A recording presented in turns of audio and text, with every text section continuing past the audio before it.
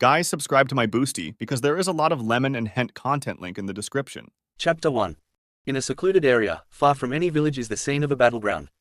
An entire valley was created from the result of this epic clash between two legendary fighters whose rivalry goes beyond just them. At the bottom of the valley were the two culprits. One of them was barely standing. He had long, straight, brown hair that reached his waist and red, battle-damaged armor. His chakra was low and he looked as if he was about to pass out any moment. This man was Senju Hashirama, the god of shinobi, and Shodime Hokage of Konohanakur no Sato, the village hidden in the leaves. The other man was laying face down on the ground. He had long spiky black hair that also went to his waist and wore similar red armor. The man appeared to be dead, but Hashirama didn't bother to check. A decision he would later regret. "It didn't have to be this way, Madara. We could have resolved this peacefully," he said to the now named Madara. "I'm sorry I had to do this." He turned and walked away, sad that he had to kill his best friend for the safety of the village that they created together. A few days later. "Cough cough, where am I?" said a very tired Madara. "Easy there, wouldn't wanna open your wands, now would we?" said a female voice. Madara looked to his right and saw a beautiful blonde-haired woman wearing a brown shirt and black pants. "You know, you're lucky I found you out there when I did. Not many people get stabbed in the chest and live to tell the tale. Anyway, who are you?" "TCH, fine. My name is Uchiha Madara, and I am the former head of the Uchiha clan and one of the strongest shinobi in the world, only matched in power by Senju Hashirama, Shodime Hokage of Konoha," Madara said with pride, as all of it was true. "Chuckles, a bit full of ourselves, aren't we?" she said. "Last I checked, looks you got your ass handed to you out there," she said in a full laugh this time, earning a glare from the Uchiha, who did the signature Uchiha, HN, in response. "Just tell me who you are and where I am so I can hurry up and leave," he said, still mad about what she said. Fine, my name is Namikaze Hanako, and as for where you are, you're in the rice country. That answer your infinite supply of questions?" she answered a bit sarcastically. "Yes, now let me leave," Madara said, about to get up to leave. "Whoa there, big guy, you're still pretty banged up, so you need to stay here and rest till your wounds heal up, okay?" she said, stopping him from making sudden movements. "Just stay here while I get some food. You need some rest, alright," she said, walking out the door. Madara sighed and lay back down on the bed, thinking about everything that happened. Maybe I just need to take a step away from the shinobi life for a second. -5 years later. Many would have thought that the great Uchiha Madara was incapable of love and born to be a cold person towards everyone. This couldn't be further from the truth. In the past 5 years, a lot has changed, and although he won't admit it, Madara had grown close to Hanako, almost treating her like a wife. He even abandoned his plans for revenge to live with her and start a new life. Maybe this is the peace I always wanted, Madara thought as he looked at the love of his life's head on his chest. Over the years he became a fisherman and left behind his shinobi life for a better one. Hanako learned all the history she could get from him, including about his clan and the village he created with his friend rival Hashirama. She got to learn of his life as a shinobi and his Kekkei Genkai, the Sharingan. Who would have thought that the great Uchiha Madara would be happy settling with a civilian lifestyle? It's ironic, since I wanted to originally die at the hands of a powerful shinobi, but at this point, oh well. He thought to himself, thinking about how he almost died against Hashirama. If this is what it takes to make Hanako happy, then I would gladly give up that past and look ahead for a new future. Madara thought as he drifted off to sleep, embracing the warmth of his lover. Another 5 years later. Another 5 years have passed and we can see Madara leaning against a tree with Hanako looking at a young boy trying to stand on water. The boy had spiky blonde hair and dark blue eyes. This boy was Namikaze Kosoku, son of Madara and Hanako. Both parents chuckled at the sight of him trying and failing to stand on the water. Although Madara had abandoned his shinobi ways, he still taught Kosoku how to be a ninja in order to protect himself and his family, should the need arise. Madara explained to him why they chose his mother's name instead of his, as the Uchiha name would likely put him in more danger otherwise. He also showed him their Kekkei Genkai, the Sharingan, and how to use it. He told him even though he's hiding his identity, he should never forget his heritage and legacy and should pass that down to his kids. A few weeks later. Madara was currently heading home after buying groceries. On the way back he felt a surge of chakra in the direction of his house. He rushed over there as fast as he could, which only took seconds, since he still kept his skills sharp just in case. As the house came to view, he saw a bleeding Hanako on the ground and his son trying to fight off a few shinobi. Without hesitation he quickly blocked a sword swing from hitting his son. He activated his Sharingan and analyzed the 4 shinobi in front of him. By the looks of their headbands, they were rogue Chunin from a Megakure. Seeing the Sharingan, the apparent leader asked, "Who are you?" "I am Madara, Uchiha Madara," he said as his hair flowed with the wind, amplifying his already intense aura. Hearing that name, the shinobi paled and took a couple steps back, not wanting to fight the legendary shinobi in front of them. Madara activated the skeleton form of his Susanoo and quickly killed the shinobi with no remorse. Looking back, he saw Kosoku passed out due to chakra exhaustion. Approaching his lover, he silently cursed at himself for not being able to protect the things that mattered most to him. Take off care of our son, said a weak Hanako. She gave one last kiss and closed her eyes, never to open them again. Madara stayed there frozen, memories of the last 10 years flooding his mind. Seeing all the happiness she gave him being taken away just like that. He looked at his son and would make a decision that would change the entire world. I was too naive to think all this would go smoothly, that I could completely forget about revenge, live happily, and to think the world changed.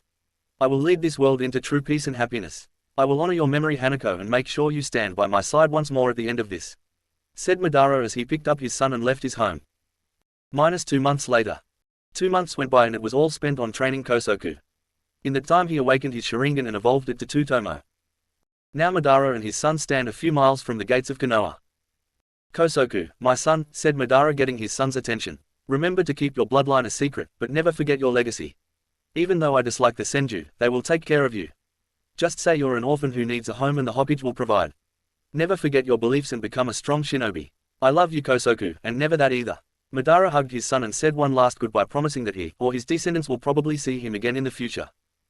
After walking away, Kosoku turned in the direction of the village and took a deep breath. Well, this is it. I will make you proud, Tsu-san, and honor your memory, Ka-san. -20 years later. Screams could be heard through the hospital walls. In a room laid a woman laying on a bed giving birth. Her husband was holding her hand the entire time, trying to calm her down as much as he could. Finally, her screams stopped and were replaced with the wails from a newborn baby. Congratulations, Karyana, it's a beautiful boy, said the nurse as she wrapped the newborn in a blanket. Hello son, said the woman on the bed. Her name was Namikaze Karyana and she was the wife of Namikaze Kosoku.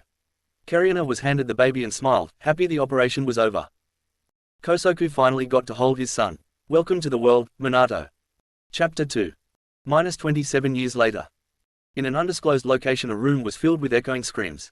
These screams belonged to a baby, more specifically, the baby of Namikaze Minato. And Namikaze Kushina. Congrats Kushina, you have a son, said a nurse, as she handed the blanket-wrapped baby to Kushina. He's beautiful, she said. Minato turned to his son and said, welcome to the family, Naruto. Rest now Kushina, you will have plenty of time to take care of him, but for now, it's time for his first bath, said an older woman. This was Biwako, the wife of the Sandaime Hokage, who was the previous leader of Konoha. How are you feeling, Kushina? Asked a concerned Minato to his wife. Just tired, she answered back. Suddenly there was an unknown voice that called out, step away from the Jinchuriki, Yondaime. A masked man said. They saw that Biwako and the nurse were on the floor with their throats slit.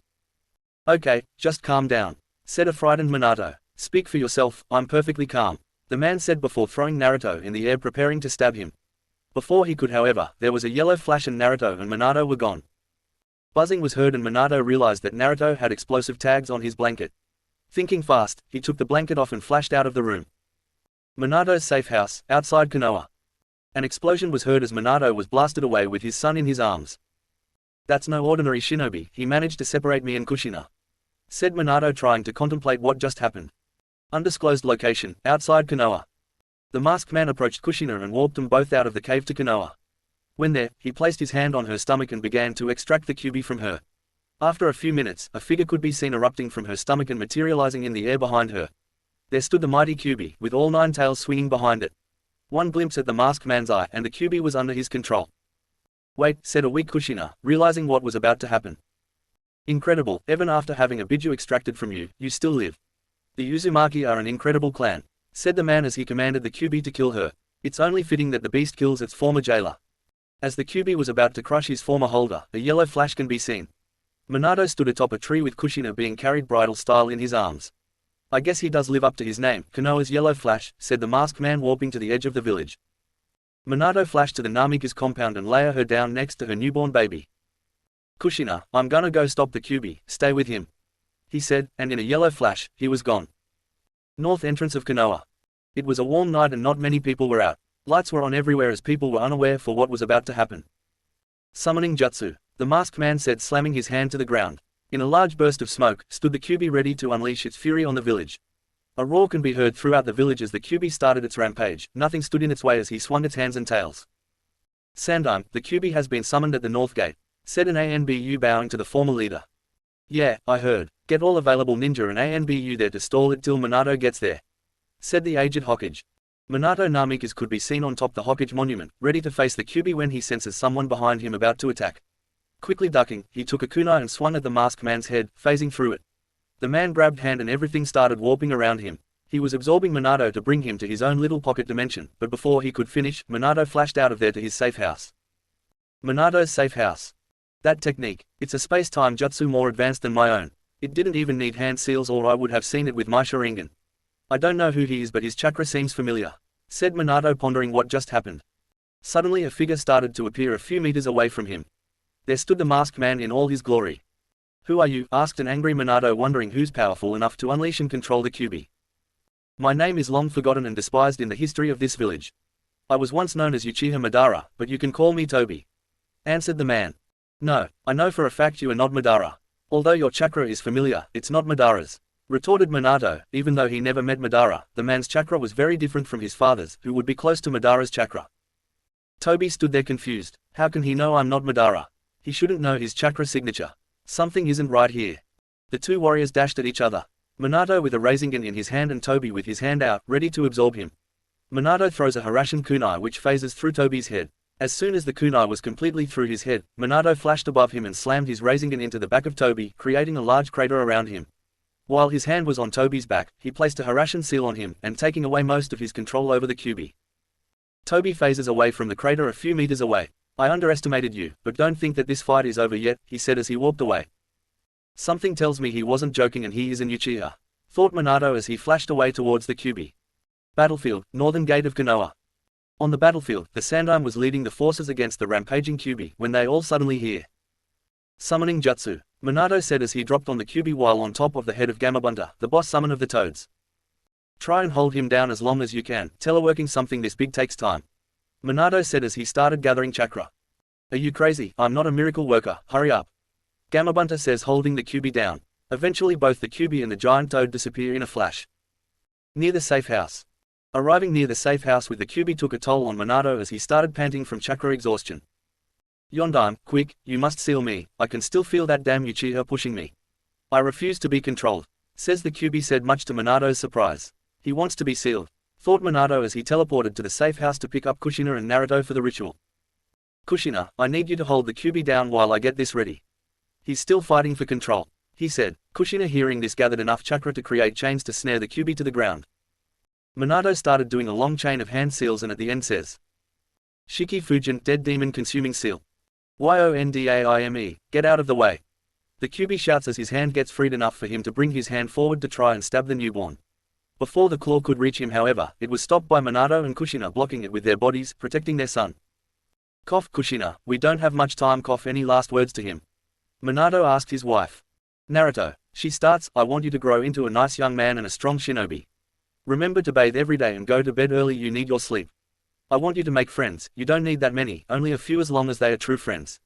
Also no drinking until you are 20, and stay away from Jiraiya. I am sorry Minato I took your time. It's fine, Kyuubi, can you look after my son, he's guaranteed to have a hard life. He asked the Kyuubi. It would be my honor. I will take care of your kid, the Kyuubi said reassuring the couple. Damn, Minato thought, need to make sure he knows of our heritage. I can't let him go to the Uchihas, not with the Kyuubi in him, he starts thinking when suddenly an idea struck his head, maybe this will work. Suddenly Minato gathers what's left of his chakra pushing it to his eyes as they start spinning and says in a weak tone, I'll see you soon, son. Minato's eyes are starting to drift off and he says, Naruto, listen to what your mother said and grow up to be a strong and brave shinobi. And with the last of his strength, he whispers, 8 trigram seal. Chapter 3. Konoha 5 years later, October 10th. It was a cool day and many were out doing their jobs, playing, or preparing for a special event. This event is for celebrating the defeat of the Kyuubi by the Yondaime Hokage. For many, this event is also for hunting down the Kyuubi reborn, and this person's name was Uzumaki Naruto. Even though it was his birthday, Naruto had to hide from the villagers even more than he usually does. When the villagers try to hunt him down, they don't just give him a slap on the wrist, they torture him to the point of near death. They don't just do this today either, this is an almost everyday occurrence, only on this day, they actively hunt him down all day and night. Naruto was once part of the orphanage but was kicked out when he was 3 due to the caretakers being ignorant, although when someone comes to check up on the place, they force him back and then throw him out again right after, saying he can take care of himself. Stores also kick him out regularly or sell him overpriced and rotten items. Because of this, he would usually eat out of trash cans and sleep in boxes with newspapers as blankets. Right now, Naruto is trying his best to hide from the villagers, hoping no shinobi would try to find him. Once he thought he was in the clear he left the alleyway and soon bumped into someone. The person looked and saw that it was Naruto. "Hey, I found the demon early, let's get him," he shouted, alerting every person in the area, including a shinobi who wanted revenge. They began their chase. Naruto soon jumped a fence to try and lose some of them, but to the shinobi, it was nothing. The ninja got tired of chasing him and took out a kunai and threw it at Naruto. "Kunai Kage Bunshin no Jutsu," he said, and the kunai multiplied to a dozen. Naruto, seeing this, unknowingly channeled a large amount chakra to his eyes, and something weird happened. Everything started to slow down and his vision turned to black and white. Naruto, taking advantage of this, grabbed the kunai and started deflecting as many kunai as he could. Naruto was doing his best deflecting them, but one of the kunai got past his defenses and hit him in the shoulder. He tried to turn and runs away, but the ninja caught up to him quickly and pinned him down. The other villagers made their way to them and started the torture session. Before any of them could land a blow, Naruto passed out due to blood loss and trauma. He awoke in a sewer-like area. "So they dumped me in a sewer, huh? Great," he said out loud.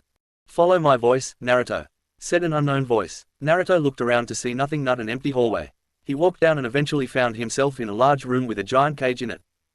"Over here, Naruto," said the voice. Naruto turned his head to see a man. He had spiky blonde hair with bangs on each side of his face. He wore standard Jonin attire with a hari over it with the kanji for Yondaime Hokage on the back, and a leaf headband wrapped around his forehead. This was Namikaze Minato. "The Yondaime, how are you here and how do you know my name?" Naruto asked, worried that he would be mad at him like the villagers say he is. "Why wouldn't I know your name? Me and my wife are the ones who named you after all," Minato answered, much to the shock of Naruto. "Wait, are you my dad? I thought Gigi didn't know who my parents were," Naruto asked. Minato got on his knee and answered, "Yes, I am. I'm Namikaze Minato, your father." Naruto's eyes widened as he said this, and he ran up and hugged him as tears started forming in his eyes. "I'm sorry that this was kept a secret from you. I asked the Sandaime to not tell you in order to protect you from my enemies," Minato said, trying to reassure his son. After he calmed down, he let go of his dad to say something. "I understand, but why and how are you here? Aren't you supposed to be dead?" "Wait, am I dead?" "No, you are not dead. Unfortunately though, I am. Right now we are in your mindscape," THW older blonde said. "My mindscape? Am I passed out or something outside?" Naruto asked. Minato, not wanting to tell him he's being tortured right now, ignored the last question. "Yes, this is your mindscape.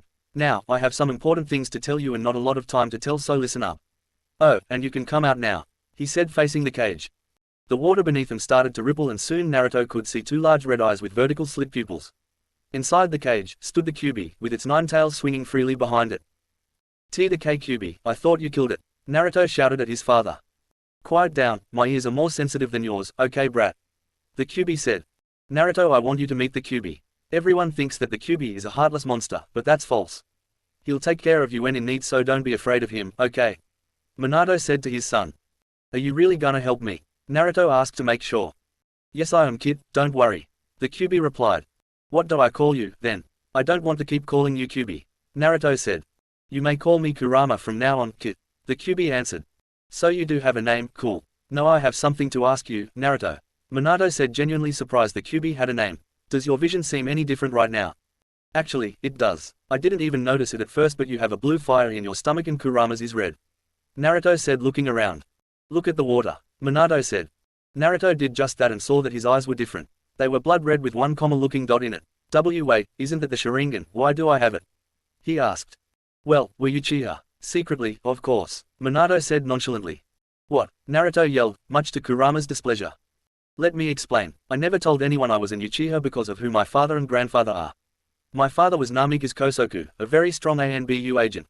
As for my grandfather, and your great-grandfather, his name was Uchiha Madara. You know who that is, right?" Minato explained. "That's a lot of info to take in, and yes, I know who Madara is. I just didn't expect me to be directly related to him," Naruto said, still shocked of his heritage is. "Listen, even though you're an Uchiha, you can't go to them, they'll just use you for the Kyuubi and I don't want that. I also don't want you to become arrogant like them and rely too much on the Sharingan. Too many Uchiha have died because of that. Do you understand?" he asked, getting a nod in return. "Good, my time is ending anyway. All of my techniques, weapons, and clan info are in the Namikaze compound. You're the only person in the world right now who can get in, so use that place wisely. Keep your heritage a secret for as long as you can until you feel you're strong enough to protect the ones you love. My enemies will stop at nothing to get revenge on me, even if that means killing you or your friends," Minato said with a bot of regret. "Do you know how to use chakra to deactivate your eyes?" he asked, getting another nod from Naruto. "I'm almost out of chakra, so I'll be fading soon. Remember Naruto, me and your mother loved you so much, and we regret not being there with you." I hoped that the village would see you as a hero, but I guess I was naive. Minato said, sadness evident in his voice. Don't worry, I got to meet you today, and now I know what I need to do to protect my home. So don't worry, I'll make you and Mum proud, Naruto said, cheering up his father, who faded away smiling. Naruto woke up in an alleyway covered in blood. He looked around to see that it was night and people were celebrating. He overheard some villagers saying that they finally killed the demon. He scoffed at them and sneaked his way to the Hokage Tower to tell what he found out. He already knew he was about to have a long talk with the old Kage. Chapter 4. Sight, this is gonna be a long talk, Naruto said. As Naruto made his way to the Hokage Tower, he hid as well as he could with all his injuries healing at the same time. By the time he made inside the tower, all of them were healed completely. He hated that this was a regular occurrence, that the villagers get off at torturing a kid to near death. He would like to fight back, but due to a law that the Hokage placed, he can't. If he were to injure a civilian, even in self-defense, he would be sent to a jail cell for a couple of days. He understood why though. If he were to injure someone, the civilian side of the council will use that evidence to try and have him executed or banished, and of course, he didn't want that. Naruto was making his way to the Hokage's office until he saw something that he didn't want to deal with right now. The secretary. I would like to speak with the Hokage, please, he said as politely as he could. The secretary looked up and immediately, her expression turned into a scowl. Why would the Hokage want to speak with a thing like you? The secretary angrily said. Careful, one wrong word and I'll tell the Hokage you called me that. You know what will happen then, Naruto said. The secretary shivered at the thought and stuttered out. The Hokage will see you know. The reason she was so afraid is because if the Hokage ever hears a civilian call Naruto a demon or monster, then he will have them executed on the spot. Naruto realized that this rule was kinda useless, since the Hokage is up in his office most of the time, and when he is out, Naruto isn't around him. Naruto knocked on the door to the office and heard a faint come in. When Hiruzen saw that it was Naruto, he smiled. Whenever he sees Naruto, his day always becomes better. Hey Gigi, Naruto happily said, I got something to ask you. But first can you tell your guards to leave? The Hokage nodded and with a wave of his hand, the ANBU in the room left. I think you forgot one, Naruto said pointing behind the shelf in the corner. The Sandaime quickly bolted out of his seat and captured the target, and quickly knocking him out. The person was wearing ANBU clothing, but on his mask however has the kanji for ROOT on the side. Damn that Danzo, you are a great sensor Naruto, even I couldn't sense him without focusing. Naruto blushed at the praise as Hiruzen summoned 2 ANBU agents. Bring him to the T&I department, he said, and the agents did just that. He checked around one more time to see if he could find anyone else but couldn't. Sitting back in his chair, he allowed Naruto to ask his question. I wanted to know if you knew who my parents are, Naruto asked. The Hokage sighed and answered, I'm sorry Naruto, but I don't know who your parents are, I've told you this before. Naruto smiled, you know you can stop lying now, I know you know who they are, he said pointing at the picture of the Yondaime Hokage. Hiren's eyes widened, how do you know, it was supposed to be a secret from you. Well, I was getting beat up by the villagers and I passed out. When I woke up in a sewer that was actually my mindscape, there I met my dad and Kurama, the Kyuubi. Naruto explained. The Hokage's eyes widened, I have several questions, but I'll start with this, why did you explain the beginning so casual? Because it's an almost everyday occurrence whenever I go out, Naruto said in a somber tone. Why didn't you come to me for help? I would have taken care of them for you, Hiruzen said, getting angrier at the villagers. Because the secretary never lets me into your office, I only got in now because I basically threatened her with you, Naruto answered. Sigh, looks like I'm getting a new secretary, Hiruzen though while pinching the bridge of his nose. Alright Naruto, I'll have ANBU around you at all times to protect you from now on. Now, onto another question, what did your father tell you? Well, a lot, but are the biggest things. 1. The Kyuubi didn't escape that night, he was forced out and controlled by an Uchiha. TGI's didn't surprise Hiruzen very much, he always thought there was foul play involved somehow.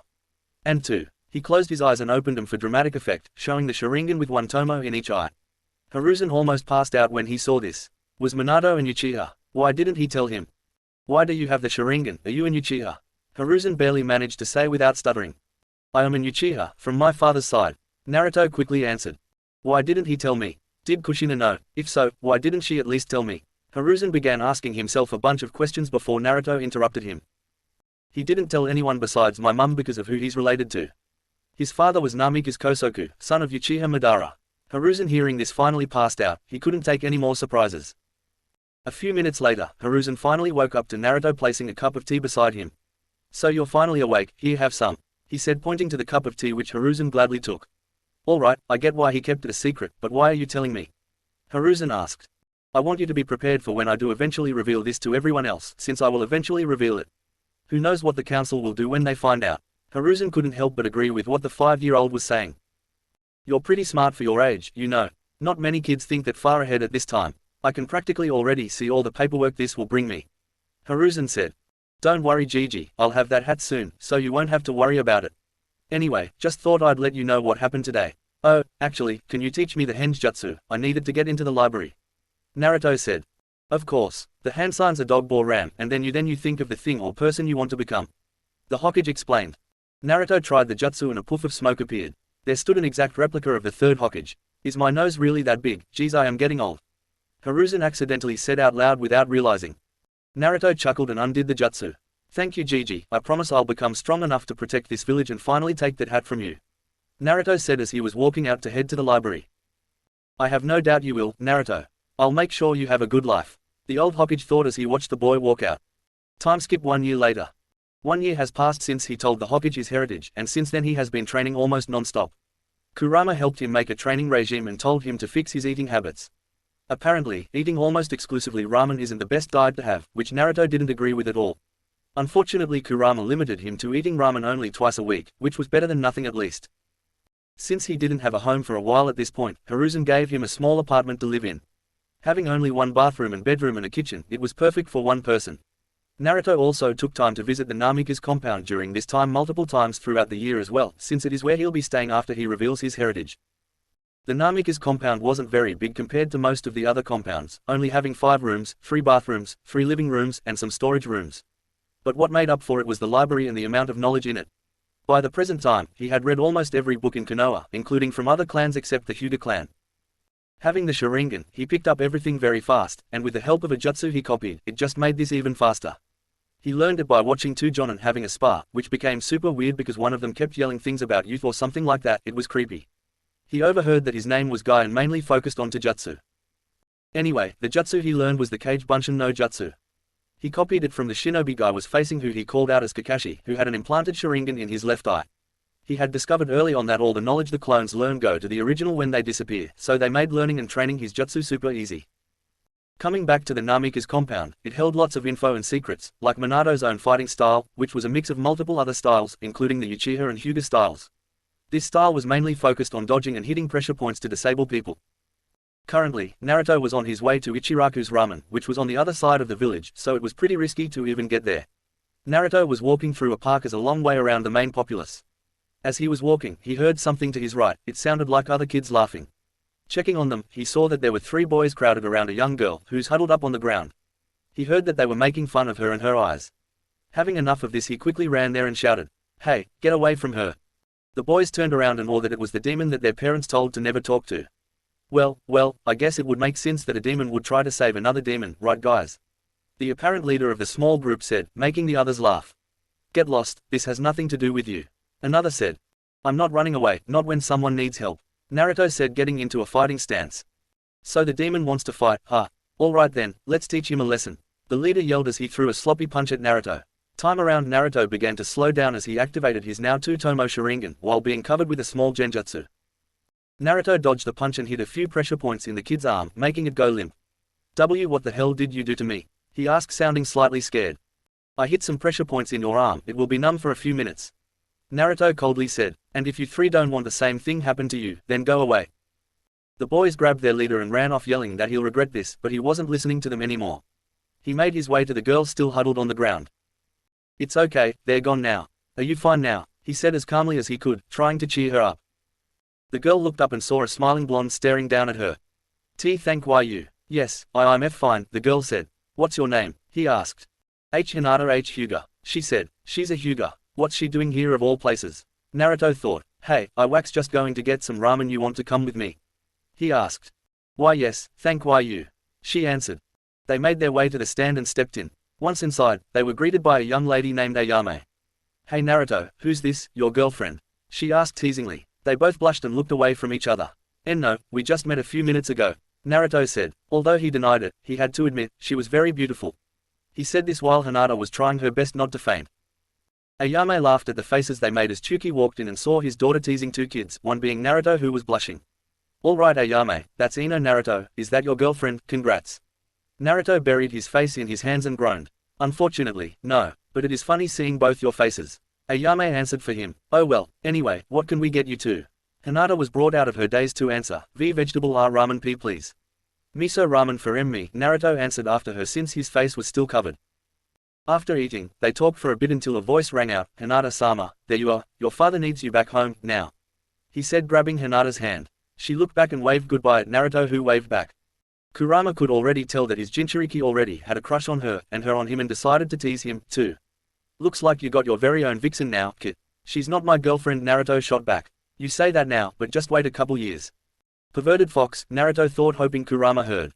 A couple weeks later, Naruto was walking to his home after a long day of working out, which was like any other day, painful. He was also training his Sharingan to get it to level up to 3 Tomo, but had no luck at it. He had heard of the Uchiha prodigy Uchiha Itachi, who fully matured his Sharingan at age 8. Naruto swore that he will mature even sooner than him, even if it means to train like hell every day to get it. While he was walking home, he noticed 2 chakra signatures running through the forest, trying to be quiet. He placed 2 fingers on the ground and focused on their chakra and found that one of them his Hinata's. Knowing this, he quickly followed them. When he got there, he saw that was a Kumo shinobi, judging from his headband, carrying a bag on his shoulder.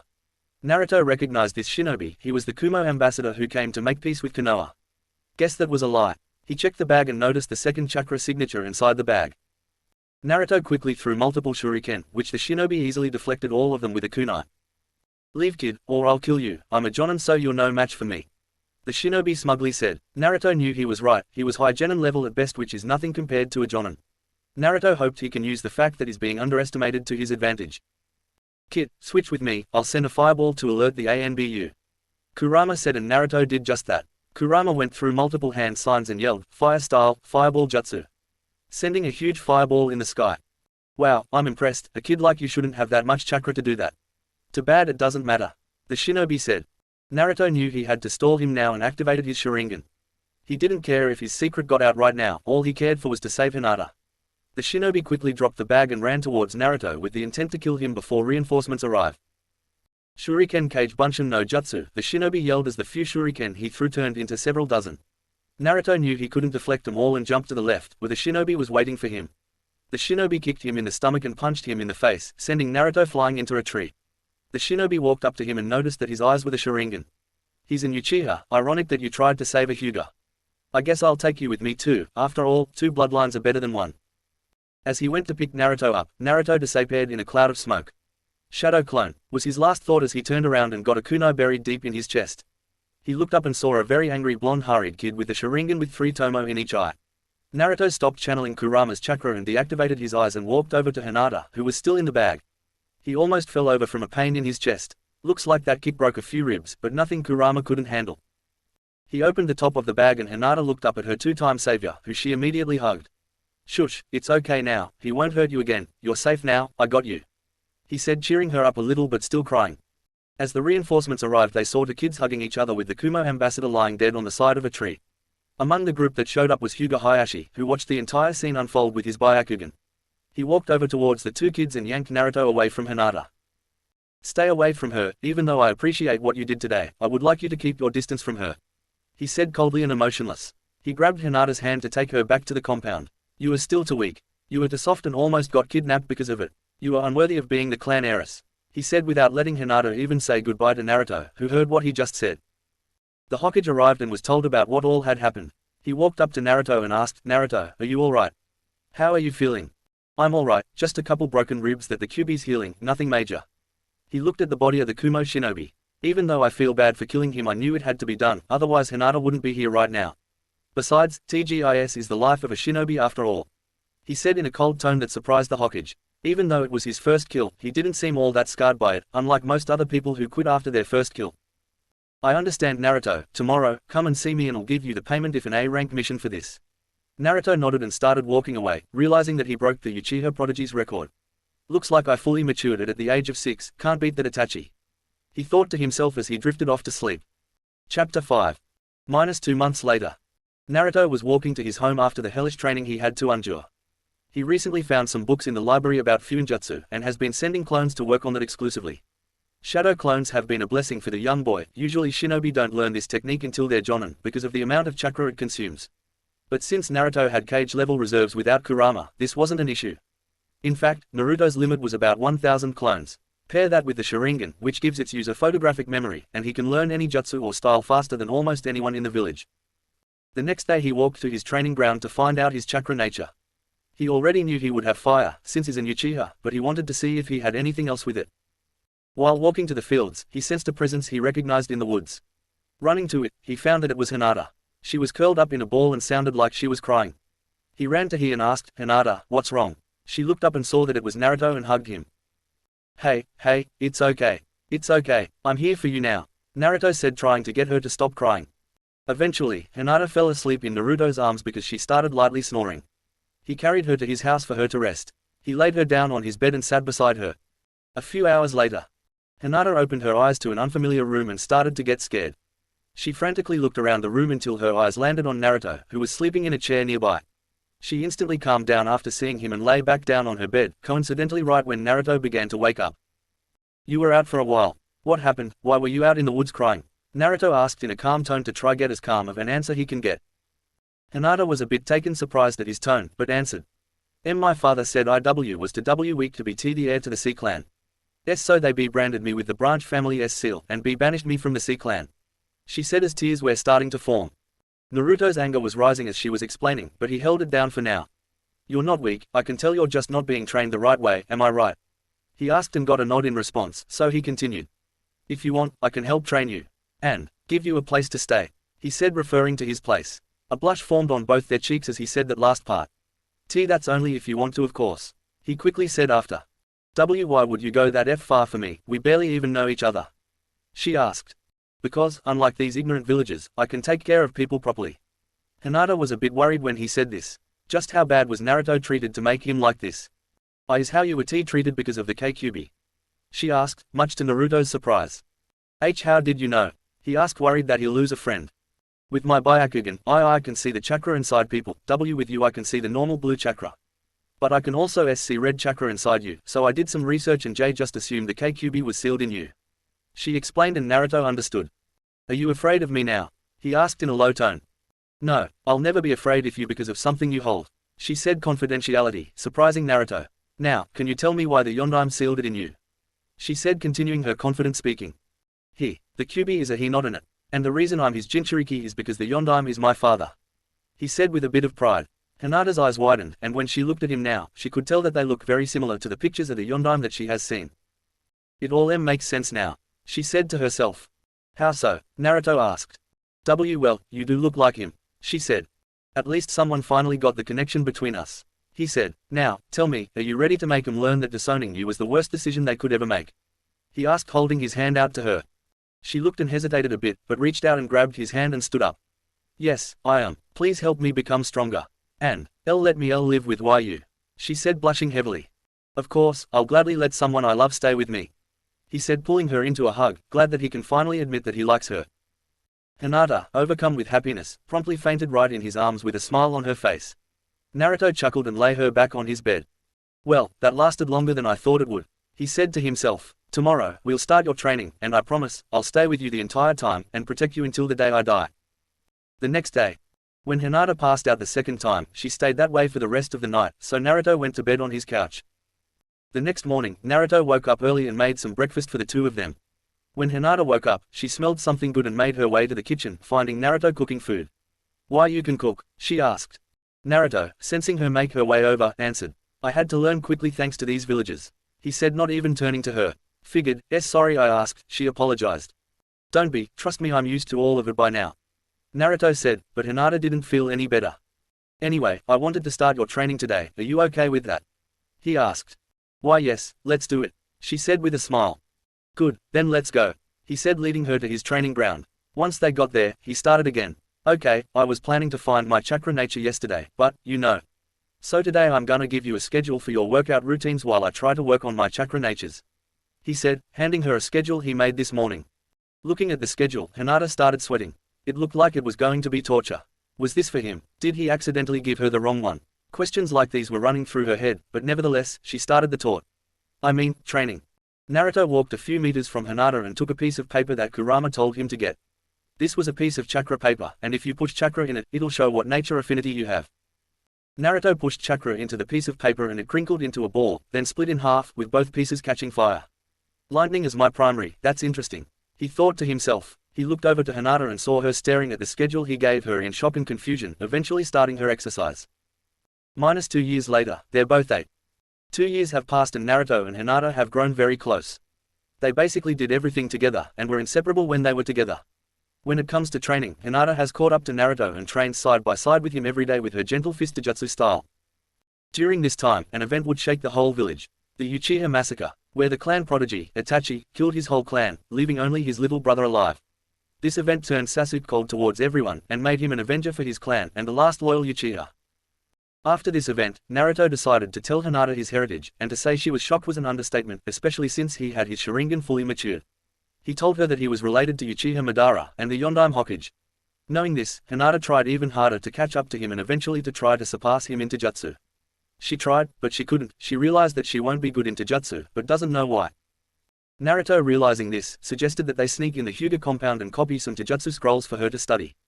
Hinata protested, but Naruto assured her by saying that he snuck in there all the time to pull pranks on them. Hinata reluctantly complied and snuck into her former compound, which was surprisingly easy with Naruto putting a genjutsu on the guards, making them think they were invisible, so that helped. When they got to the library section, they realized that only Hinata could read the scrolls since she had the Byakugan, so she copied all the scrolls about Taijutsu and gave them to him. After she was done, they got out of there and went back to their house. When reading them, Naruto discovered that the gentle fist requires an earth affinity to perfect. When they checked what affinities she had, the paper got soaked as if it was dipped in water, then split in two, with one side shrinking slightly. A water, wind and a very small lightning affinity. That's basically what I have, so training them should be easy. So let's get started, shall we? A few weeks after this, the academy started, and they were both lucky enough to be in the same class together. Unfortunately, they had to keep their relationship a secret for now to protect Hinata from any danger. They both wore masks to keep their power hidden, with Naruto being an annoying loudmouth, and Hinata, a shy and quiet girl with a crush. Their class was a very special class, as it is filled with clan heiresses. There was an Izuka Kiba, Akamaiki Choji, Nara Shikamaru, Oberame Shino, Yamanaka Ino, and Uchiha Sasuke, the last Uchiha. There were also some clanless ninja wannabes such as Haruno Sakura, daughter of the head of the civilian council, Haruno Mebuki. There were some others, but they weren't important right now. Naruto took a look at what they will all be learning while they're there, and even Kurama wondered how the Leaf was the strongest shinobi village. The jutsu they learn are the basic hench Naruto already learned, clone. He has a much better version and a substitution, which is good, but he is learning the beginnings of the Harashin. Overall, the only days they would actually be there was for Taijutsu training, otherwise, they would just send shadow clones in their place. Yes, Hinata can make shadow clones, but only one, sometimes two, but that's all she needs to learn fast. Speaking of learning, Naruto suggested they also go to the Uchiha compound to find as many jutsu as they can for both of them, and Hinata agreed. Due to the massacre, only Chunin guarded the clan library, so it was much easier than the Hyuga clan. When they got in, they found the same problem they had with the Hyuga clan scrolls, only Naruto can only read them this time. He made a bunch of clones and got to work, and in just a few minutes, every ninjutsu scroll was copied and stored. When they got home, it was already night, so they went to bed. When they woke up, they opened the scrolls and got to training after breakfast. Naruto looked at Hinata and smiled. He can remember when she was afraid of her clan and all its rules, but now she worked hard to surpass every member of that clan and achieve her dream. Flashback. Naruto was getting the food ready for Hinata. She had just agreed with staying with him a few days ago and was still a bit nervous around him. "Hey Hinata, I want to know what your dream is. I want to help you get it," he said. Well, I want to become a strong Kanoiki and get rid of the sea-caged bird seal from the clan. It makes the branch family be treated like slaves and IC can't stand it. That's why I want to get rid of it. But I feel like IC can't anymore and it just sounds naive. She answered. "You're not naive, and you're going to achieve that even if you're not in the clan right now. I'll make sure of it, I promise," he said with a wide smile, making her smile. What about you?" Hinata asked. "I'm going to be Hokage," he said, standing and pointing in the direction of the Hokage mountain even though he couldn't directly see it. "And I'll make everyone believe that even if I'm a Jinchuriki, I can still protect this village from anything. And to show that I forgive them for what they did to me," he answered. "Then I'll help you, too. I'll make sure you become Hokage," Hinata said, standing up with him. Naruto smiled and went to hug her, with her hugging back. "Thank you, let's make sure we both become the strongest shinobi here and make your clan see that getting rid of you was the worst decision they could have made," he said, giving her a kiss on the forehead at the end. Flashback end. "I'll make sure you can achieve those dreams and protect you the entire time," he thought while still looking at his girlfriend, who looked up at him and smiled. "Come on, let's go try these out now," she said excitedly. Chapter 6. -2 years later, October 10th. 2 more years have passed and both Naruto and Hinata have grown more than they thought they would in the time by far. For kids, they were around low Chunin level in skill, although by this point, they both had Cage level reserves. Naruto specifically, having 4 times the Sandime's amount, from Kurama's estimate, at least. Hinata, since she physically couldn't do the normal gentle fist, decided to create her own style using her water affinity. She used her natural flexibility to dodge attacks and hit the opponent in fast succession.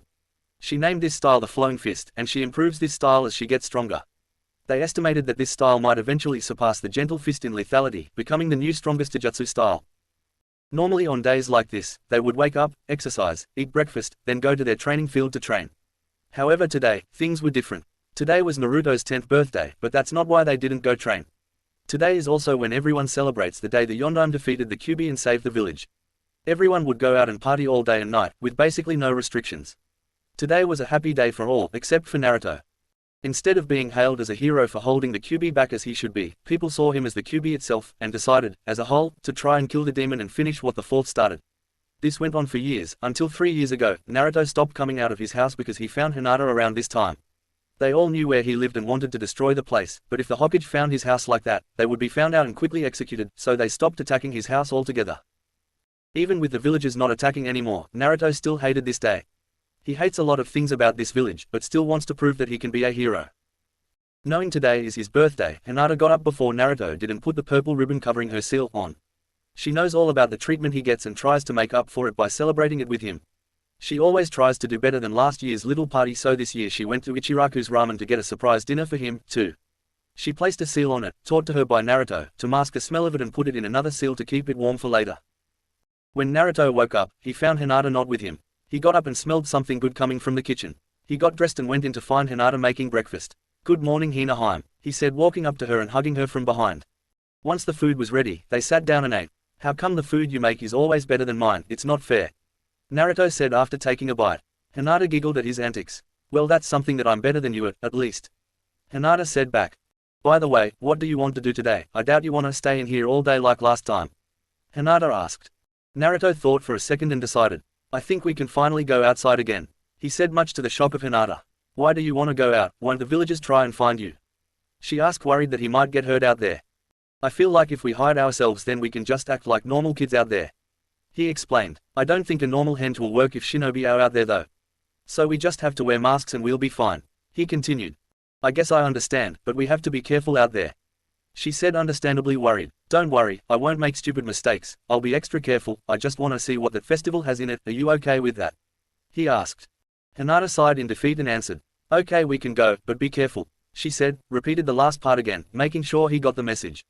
"Of course, I promise we'll make it back." Later that night. "So which attraction do you want to see first?" Hinata asked and exited Naruto. "I don't even know what's out here. Let's go to Ichiraku's to ask what they have," he said, leading her to the stand. "Is that just an excuse to get free ramen?" she asked. "No," he answered sarcastically. Hinata giggled but tried to pull him back, but he wouldn't let up. She gave up and let go, letting him turn around and start walking backwards, with his hands on his head. "There's no stopping me once I get a craving for ramen. I want some ramen, so I'm gonna get some." When he finished saying that, he accidentally bumped into someone. "Oh sorry, didn't see you there," Naruto apologized. The man he bumped into looked at the masked boy in front of him. He felt like he knew him from somewhere, the blonde hair, the blue eyes. "You mind taking your mask off for me real quick? I need to check something," the man said. No, the mask stays on," Naruto said, getting scared he might find out. That's when Naruto noticed a leaf headband around his forehead pointing to the side, so Naruto couldn't see it at first. This guy was a shinobi. Shit, he thought. He could also smell the alcohol in his breath. He was drunk, but still had cognitive functions. "Your chakra also seems familiar, but I can't put my finger on it," the shinobi said. Hinata was sweating bullets at this point. Why did it have to be a shinobi? Suddenly the shinobi had a look of horror and took a few steps back from Naruto. "Why, you're the D-demon." "Shit, guys, I found it," he yelled to a small group, who let others know. Naruto grabbed Hinata's hand and ran like his life depended on it, because it did.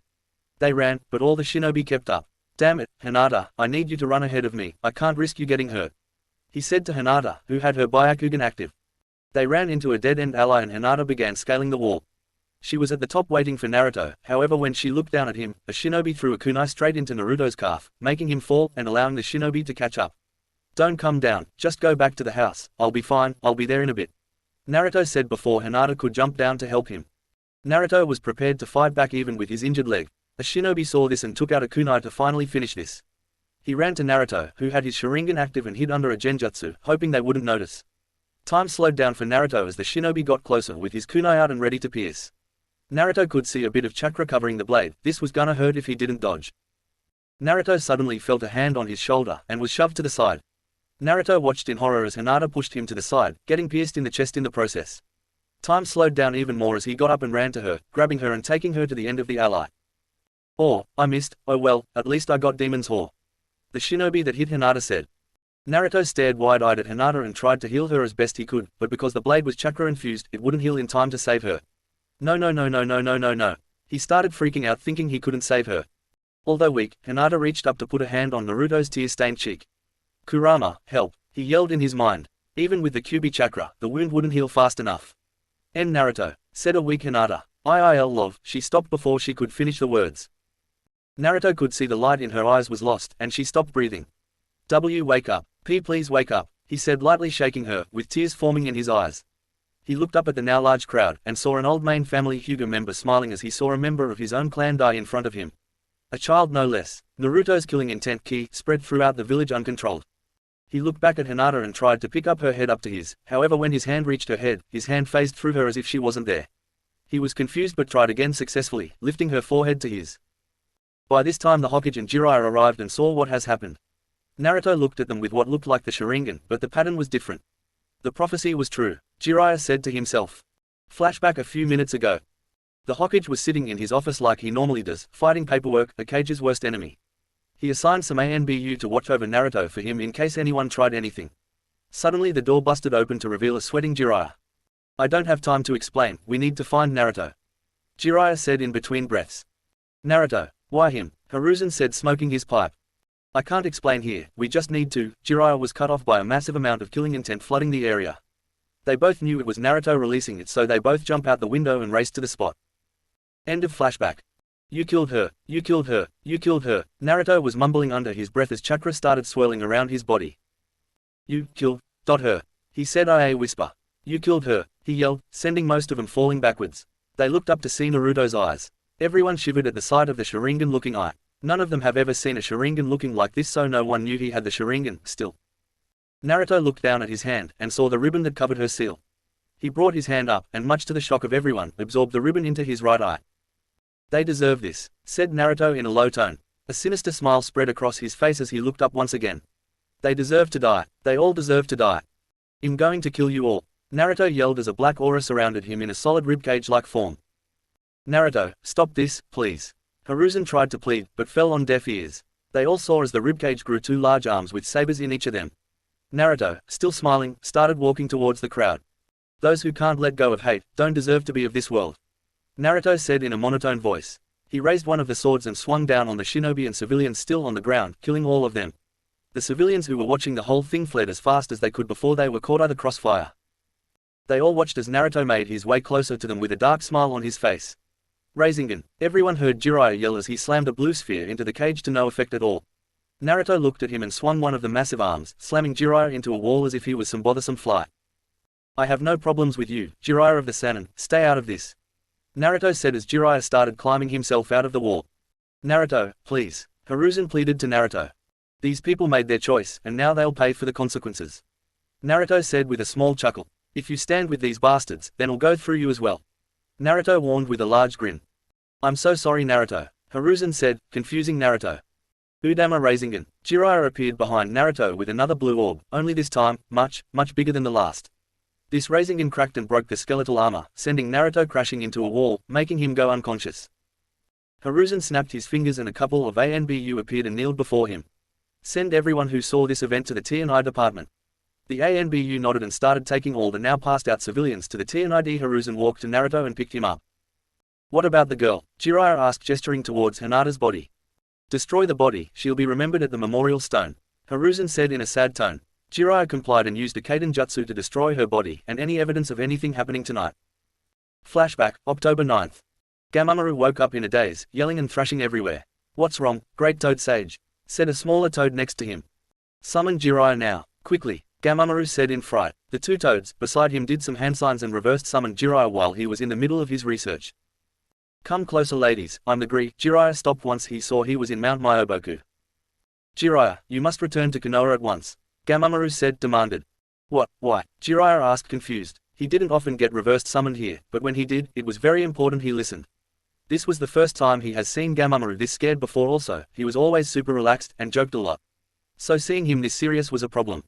You must go save Naruto, and the girl. The girl must live, Gamamaru yelled. At the mention of Naruto, Jiraiya was already doing hand signs for a reverse summon. Flashback end.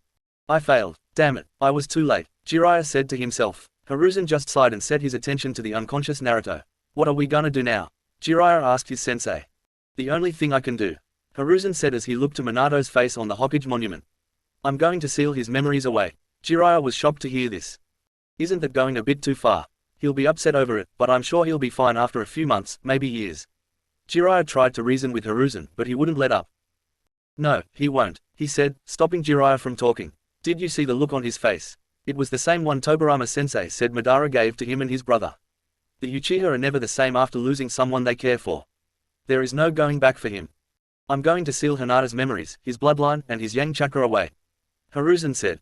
His yang chakra, too. You know that'll take away most of his potential and make him a kind and forgiving fool in a world of death, right? Jiraiya warned. There is no choice anymore. Hiruzen said, approaching Naruto. Loyalty to the village above all, right Hiruzen? Asked Naruto. Hiruzen stopped mid-step as he looked at Naruto's face, which was filled with hatred. I'm sorry Naruto, I truly didn't think it would come to this. Hiruzen apologized. Spare me that shit, Hiruzen. Naruto angrily said, I don't care for your stupid excuses. This seal will break, and when it does. Naruto paused and didn't continue, letting Hiruzen fill in the obvious blanks. Even with lots of chakra blockers covering him, Hiruzen could have swore he saw Naruto activate his Sharingan somehow. It's for the greater good. I'm sorry, Hiruzen said. You better hope to be already dead by the time I return. Naruto warned as he fell unconscious. Fuinjutsu, Yang Lock. A small seal appeared on Naruto's forehead before disappearing. Hiruzen stepped back as Naruto started to stir. Gigi, Naruto asked in a cheery tone. Hiruzen smiled sorrowfully as he went to take care of him. Chapter 7. In Naruto's mindscape. Well, I wasn't expecting company in here anytime soon, said Kurama. Naruto had just been sealed away by the Hokage and now sits in the same cage Kurama was sealed in years ago. Although Naruto wasn't a seal master yet, only a level 5 out of 10, even he could see this seal was much more unstable than the 8 trigram seal Minato used. Naruto didn't say anything and just sat there, thinking about what just happened. He began muttering things that Kurama couldn't hear. Even though Naruto's back was to him, Kurama could see that Naruto was crying, so he tried wrapping one of his tails around him to comfort him. Naruto, seeing Kurama's tail, pushed it away, then got to his feet and turned to Kurama with an angry expression. Why didn't you give me more chakra? He asked in a demanding tone, hatred filling his voice. I gave you the maximum amount of chakra without killing you. Trust me, I wanted to save her just as much as you. But I made a promise to your father that I'd protect you, and I did. Kurama answered. I don't care if I die. This life is meaningless without her. Naruto yelled as tears started falling from his face. She's dead. She's dead because of me. It wasn't your foul. It was my fault, Naruto shouted, interrupting Kurama. I wanted to go out. I wanted to see if the village has changed yet. She is dead because of me, he said, falling to his knees. After a couple minutes of uncomfortable silence, Kurama spoke. What are you going to do now? Naruto looked up at him with a cold expression on his face. I'm going to train in here until this seal breaks. I don't care how long it takes. You're going to be the one training me, too. Since I can't train my physical body in here, I'll just train my ninjutsu, genjutsu, and my new eyes. I'll train you to the best of my ability, Kurama said. I only hope that my yin half can keep my body in shape. Naruto said. Outside world. Gigi, a tired Naruto said. I'm here Naruto, the Hokage reassured. What happened? Did the villagers find me again? Naruto asked. Again, how many times has something like this happened? The Hokage asked. A bunch, I don't even know why they do this either. Do you? I need to know, please. Naruto pleaded with no luck. The Hokage, wanting to keep young Naruto sealed away for as long as possible, lied. I'm sorry Naruto, but I don't know why. I didn't even know that this was common for you. It's okay, I'll find out, and when I do, I'll become the Hokage to gain all of their respect, believe it. Naruto yelled with a smile on his face. The Hokage smiled and ruffled Naruto's hair, making the blonde giggle. For now, you just need to complete the academy and become a genin first. I believe in you, you'll become a great Hokage someday, he said, making Naruto smile widely. A few minutes later, in the Hokage's office. The Hokage finally made it to his office after a stressful day today. He was about to start fighting his eternal enemy, paperwork, when suddenly, an ANBU agent came down. Hokage-sama, the council requests your presence. The Hokage sighed, he knew exactly what this was going to be about. He made his way to the council room, and when he got there, he sat down and commenced the meeting. "May I ask what this meeting is about?" the Hokage asked, ready to answer. "Surely you felt it too, right? The massive amount of killer intent. We want to know what the hell that was," a civilian council member said. Before the Hokage could answer, Danzo answered first. "I believe that I have a theory about what it was." The Hokage looked at him curiously and allowed him to continue. "Since the only time I have ever felt ki that potent was the Kyuubi incident, I think the Kyuubi brat unleashed the Kyuubi for whatever reason, either on accident or on purpose." "I don't know about that," Nara Shikaku said, interrupting what the Hokage was about to say. "This ki was different from the Kyuubi, it was much more intense and hateful than that of the Kyuubis, if that's possible. But who, or what could have more hatred than the fucking Kyuubi? Last I checked, the thing was made from and grew stronger due to its hatred." Danzo retorted. "Besides, if I gained freedom, only for it to be immediately taken away again, I would get angrier too. It makes sense that it was the Kyuubi." All the civilians started to sway towards Danzo's argument, but the Hokage finally got to say something. "That's enough. I can assure you that whatever caused that wave is dealt with and won't be coming back. And no, it wasn't Naruto, so stop attacking him," the Hokage said in a dangerous tone. "All right, fine, but are you positive that whatever caused that is taken care of?" Danzo asked. "Positive," the Hokage plainly said. "Now, if that is all this meeting was about, then I'd like to go back to my office. There's something I need to do." Back at the Hokage's office. Once the Hokage sat in his chair, he immediately called for some ANBU, and 2 agents appeared. "I need you two to figure out what happened to the ANBU I assigned to watch Naruto. They were Boar and Badger, bring them to me if you find them." With that, the 2 new ANBU left to find them. About an hour later, the 2 ANBU returned with the original ANBU on their shoulders, unconscious. "I can already tell that this was Danzo's doing. Only his agents would know where mine hide. Thank you, bring him back to the headquarters to rest. When they wake up, try and get answers from him about what happened, understood?" the Hokage asked, receiving a nod from both the agents. They left, still carrying them on their shoulders. Sigh, I am getting too old for this shit. Time skip 4 years later. Sunlight shined through the window, hitting Naruto right in the eyes, waking him up. Naruto suddenly remembered what day it was and jumped out of bed, and put on his eyesore of a jacket on and ran to the academy. Today was a very special day for multiple people. Today was the Genin graduation day, where students take a test to see if they have what it takes to become fully fledged ninja. Although Naruto was ranked low in the class, he was actually pretty physically strong, especially for someone his age. He tried his best to keep up his strength, but he also wanted to train in ninjutsu as much as he can. Due to his massive chakra reserves, which he even finds weird, his chakra control was garbage, even when he trained in it every day. Even with bad chakra control, he can still do 2 of the 3 basic jutsu required for graduation, the henjin substitution. He picked those up very fast, but couldn't do the normal clone jutsu to save his life. When he tried to do it, he could make up to 500 clones at the minimum, which isn't helpful when he only needs 1. Speaking of learning things fast, Naruto could learn things really fast, as if he already knew all of this stuff. Everything in the academy he soaked like a sponge, he was just too lazy to actually try and do anything, kinda like a certain Nara who he became friends with because of this. Naruto finally made it to the academy doors after jumping off the rooftops for better time. When he made his way to the classroom, he sat in his usual seat beside Sasuke. He looked around the room to see that not many people were there. I must have woke up earlier than usual, that weird, Naruto thought to himself. After a few minutes, most of the class had entered. He thought everyone was here until he heard screaming from down the halls. Here they are, right before the teacher, like always. He thought, and right on cue, the door burst open to reveal Sakura and Ino, trying to enter the door at the same time. He looked over at Sasuke and saw the look in his eyes, like they were telling him to not move. Sorry Sasuke, but you're gonna have to deal with them today. Don't want anything ruining my big day, he said, getting up from his seat and moving towards the back. He could have sworn he saw a bit of fear in his eyes when the 2 banshees came up to his seat and started yelling at each other, trying to get that seat. Naruto almost felt bad for Sasuke. Almost. The door slid open once more to reveal 2 more figures. They were the senseis of the class, Iruka and Mizuki. Iruka got to the front and tried to get the class's attention, to no avail. Quiet, Iruka yelled with his famous, big head jutsu. Once everyone got quiet, Sakura was the one to sit next to Sasuke, much to the girl's delight. I just want to congratulate all those who made it this far in the year, Iruka said, but Naruto tuned out and started taking a nap. Iruka had a nasty habit of talking longer than he needs to most of the time. It's why he, Shikamaru, and Choji would always skip classes together. And with that being said, let's pass out the tests. Naruto heard and sat up in his seat. Once test got to him, he noticed something off about his test. Looking at others, he saw that his was coated with what appeared to be chakra. A genjutsu, Naruto deduced. Kai, he said in his mind, dispelling the illusion. Naruto remembered one day, when Iruka was talking about genjutsu and how to dispel it. He didn't actually teach how, but he demonstrated what you need to do if you get caught in one. When Naruto did this, the questions on the sheet changed to the correct ones. He started answering the questions with ease, and when he was done, he went to sleep. When he woke up, it was right before the last person finished. Iruka and Mizuki went to pick up the tests, but when Mizuki went to pick up Naruto's, he noticed the genjutsu he placed on his paper was gone. The hell, how did he know? Mizuki thought, looking at a perfectly answered test. After that, they were all brought outside for the next few sets of tests. Alright, now we'll be doing the shuriken and kunai throwing test. Choji, you're up first. Iruka called. Everyone did pretty good on this portion of the test, until Sasuke went up. He picked up all the kunai at once, then threw them at the target, with 9 out of 10 of them sticking to the board. He did the same with the shuriken, making all the fangirls go wild. Beat that, dope, he said, walking past Naruto. Naruto was next, so he went up and did the same thing Sasuke did, only all 10 of them stuck for each, making the fangirls say that he cheated somehow. He ignored them. You were saying, team, he said, walking up to Sasuke. What, Naruto was never good at throwing these, was he faking or something? Iruka thought. Okay, moving on to the last group portion of the test. Each of you will be fighting Mizuki for 2 minutes inside this circle.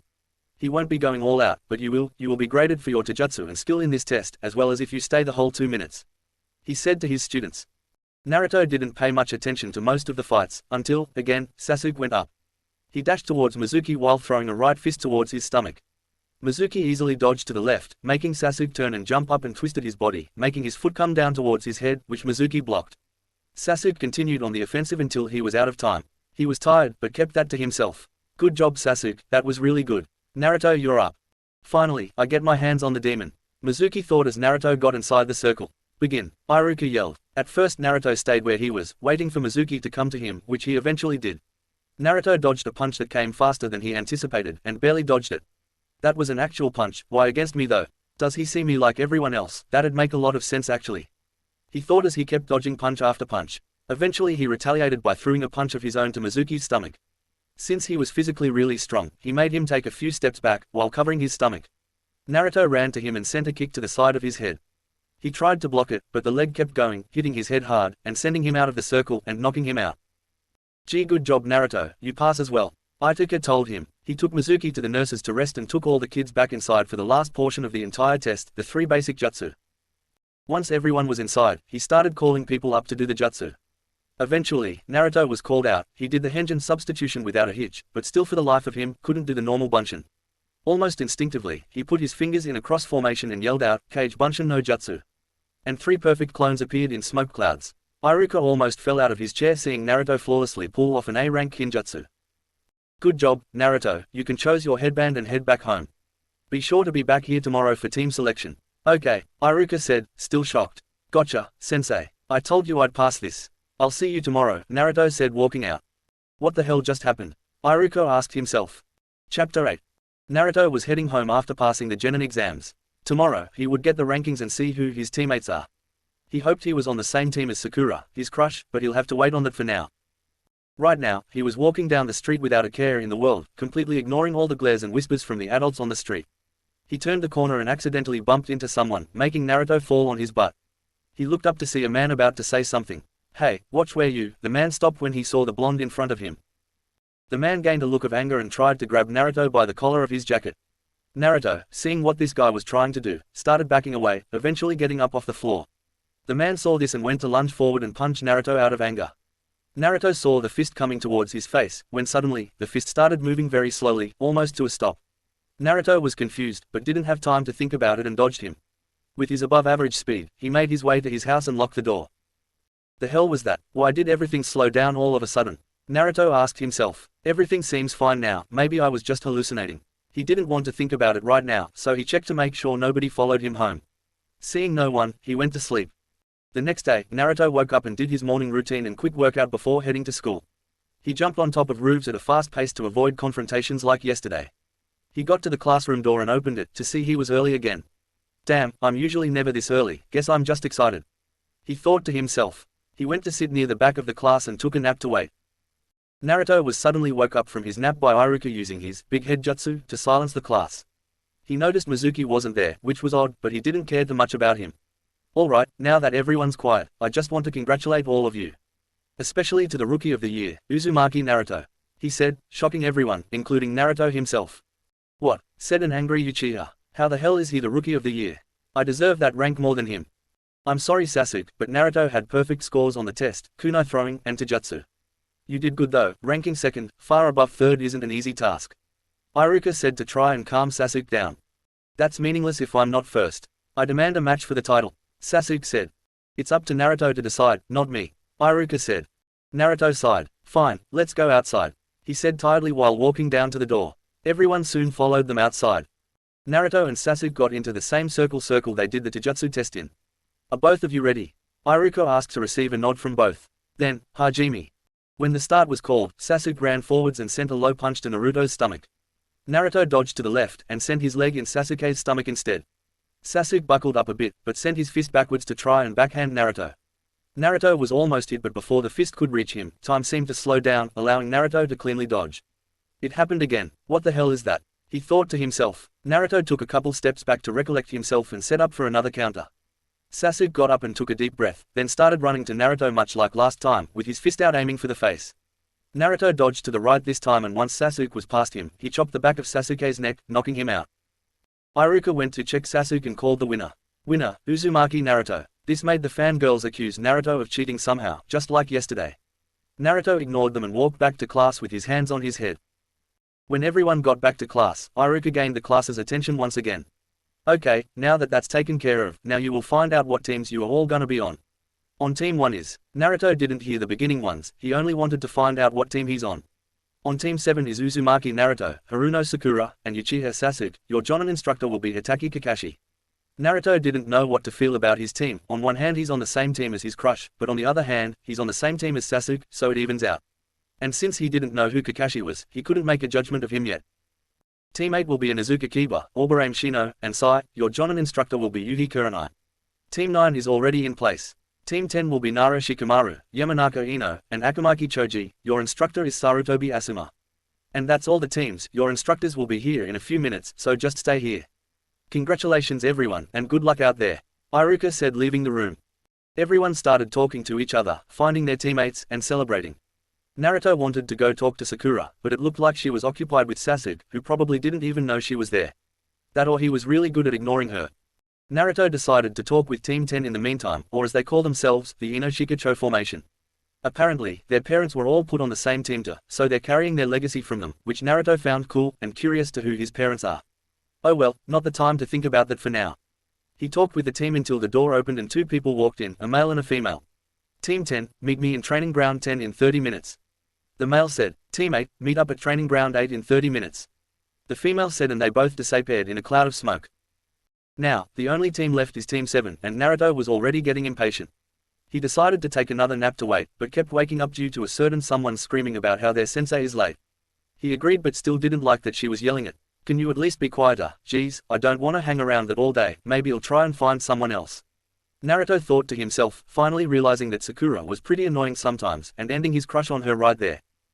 3 hours later, and still this Kakashi hadn't shown up yet. Naruto wasn't the type to get mad at much, but even he was starting to get pissed off now.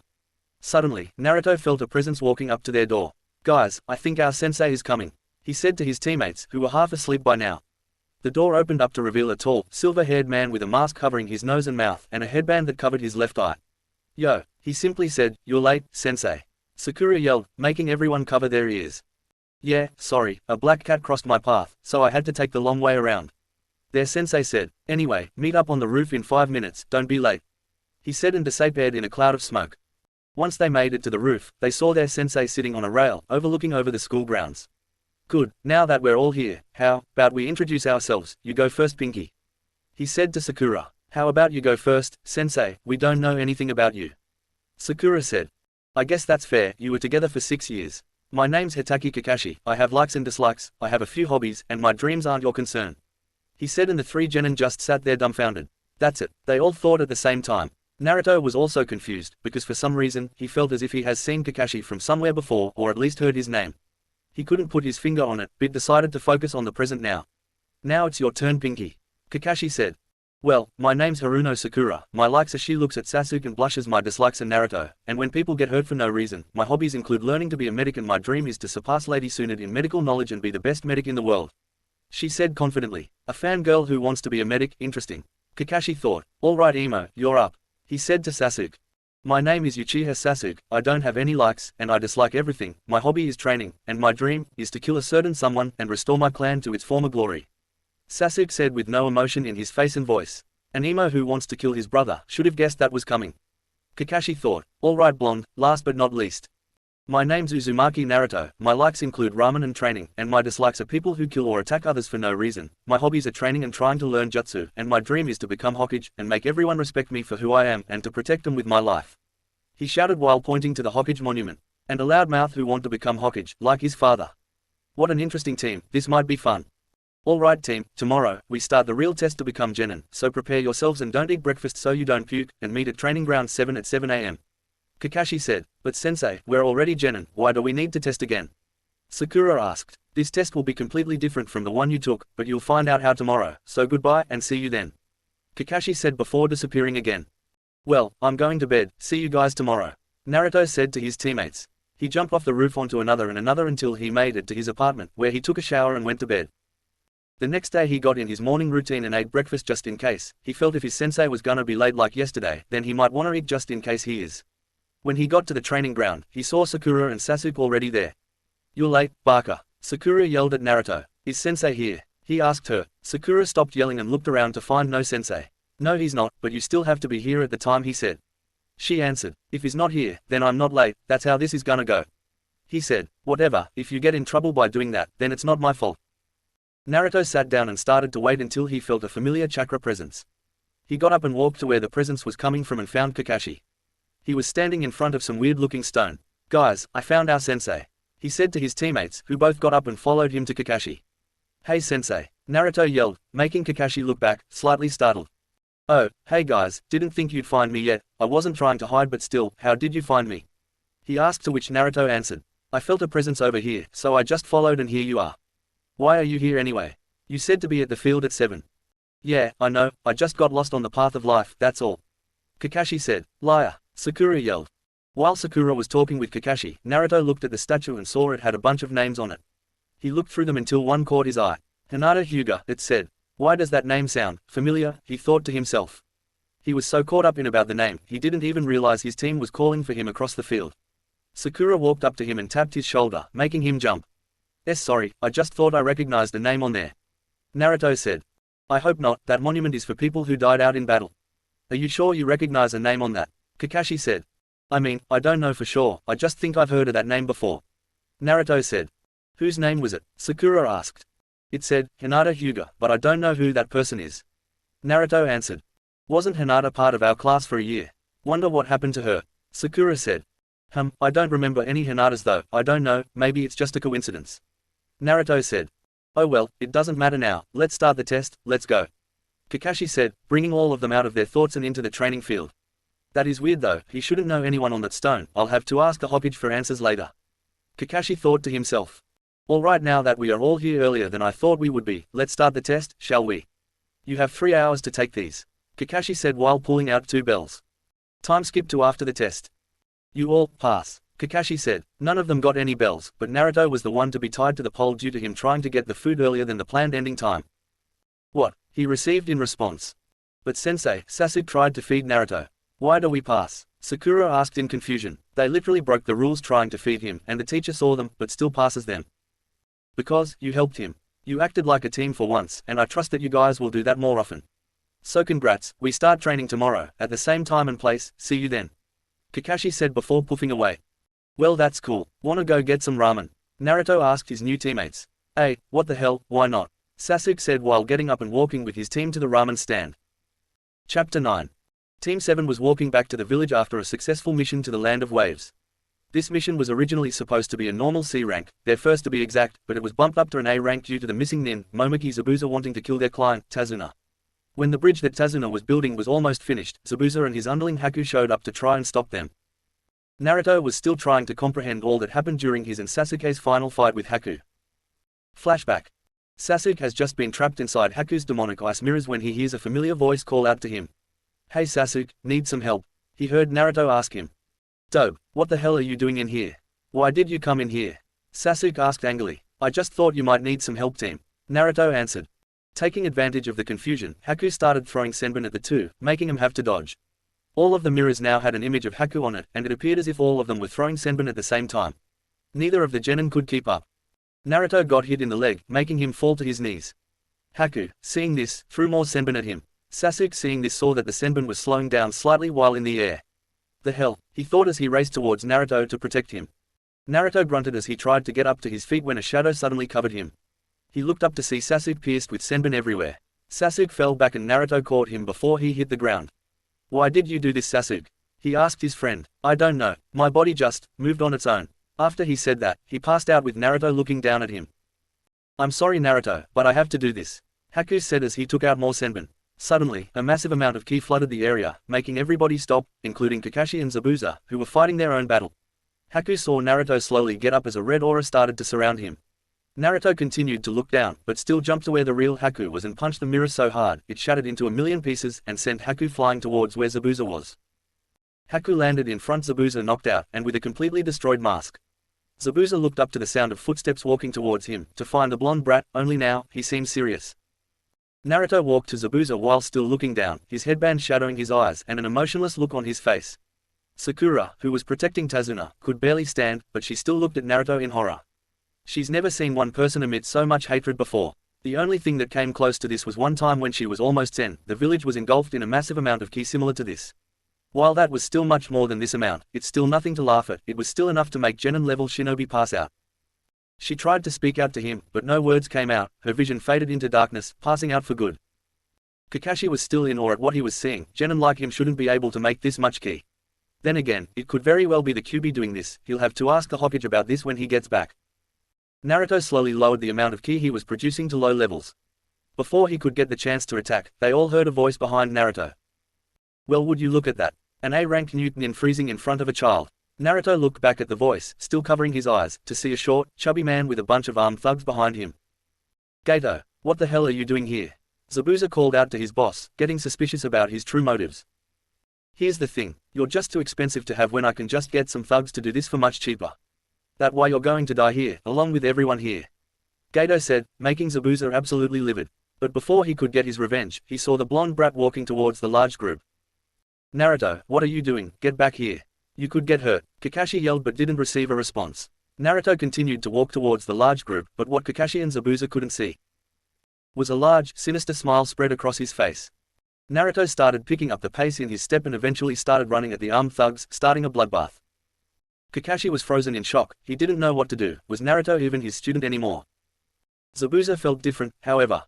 He felt something he hasn't felt in a long time, pure fear. This kid will be a monster later on down the line, and I kinda want to see that happen, he thought with a bit of pride. The screams, the blood sprays, the flying limbs, it all finally stopped just as suddenly as it began. Kakashi and Zabuza saw Naruto standing up, facing away, and looking up. He had a huge smile on his face while laughing like a maniac. They couldn't see his eyes, but they could tell that he was loving every second of this. Movement was seen by the two jonin, and they saw that it was Gato, crawling to them, apparently looking for safety. Suddenly, a hand grasped the back of his neck, and lifted him in the air. Gato looked at who it was, and saw that it was the smiling blonde. Naruto made his way to the jonin and threw Gato towards Zabuza, and walked away. After killing Gato himself, he asked Kakashi what he was going to do with him. "If you aren't going to hurt my team, then you can go. I don't know if I can fight right now, I need to find him," Kakashi said as he ran towards the direction Naruto went. It took him a while to find him, but he found him laying down in a river, probably washing all the blood off. He found Naruto's clothes neatly folded beside the river on a nearby rock. Kakashi waited for all the blood to come of his student, he dragged him out of the water and took some clothes he had in a scroll and put them on him. He took him to Tazuna's house for him to rest and went back to the bridge to help everyone else. When he got to the bridge, he found Zabuza and Haku were nowhere to be found. Must have left already. He found Sakura and Tazuna were by the edge, sleeping. Who wouldn't be? They felt what they felt. Well, Tazuna was probably already out before that, but still. He took him back to Tazuna's for all of them to rest. Flashback end. To Naruto, after Sasuke passed out, he was hit, and passed out, too. For some reason, Haku didn't finish him off, probably because Zabuza was in danger, and he needed to protect him. Luckily, after Gato came, Zabuza took care of all of them and left with Haku, wanting to do good in the world now. But that doesn't matter anymore, what matters now is that they survived. When they got to the gates, Kakashi said that he'll go report to the Hokage, and they go rest. When Kakashi entered the office, he told him everything that happened during their mission. From the Demon Brothers, to the first encounter with Zabuza, to the final fight on the bridge. And Naruto going crazy. When he heard this, the Hokage froze. That means he gained control for a moment.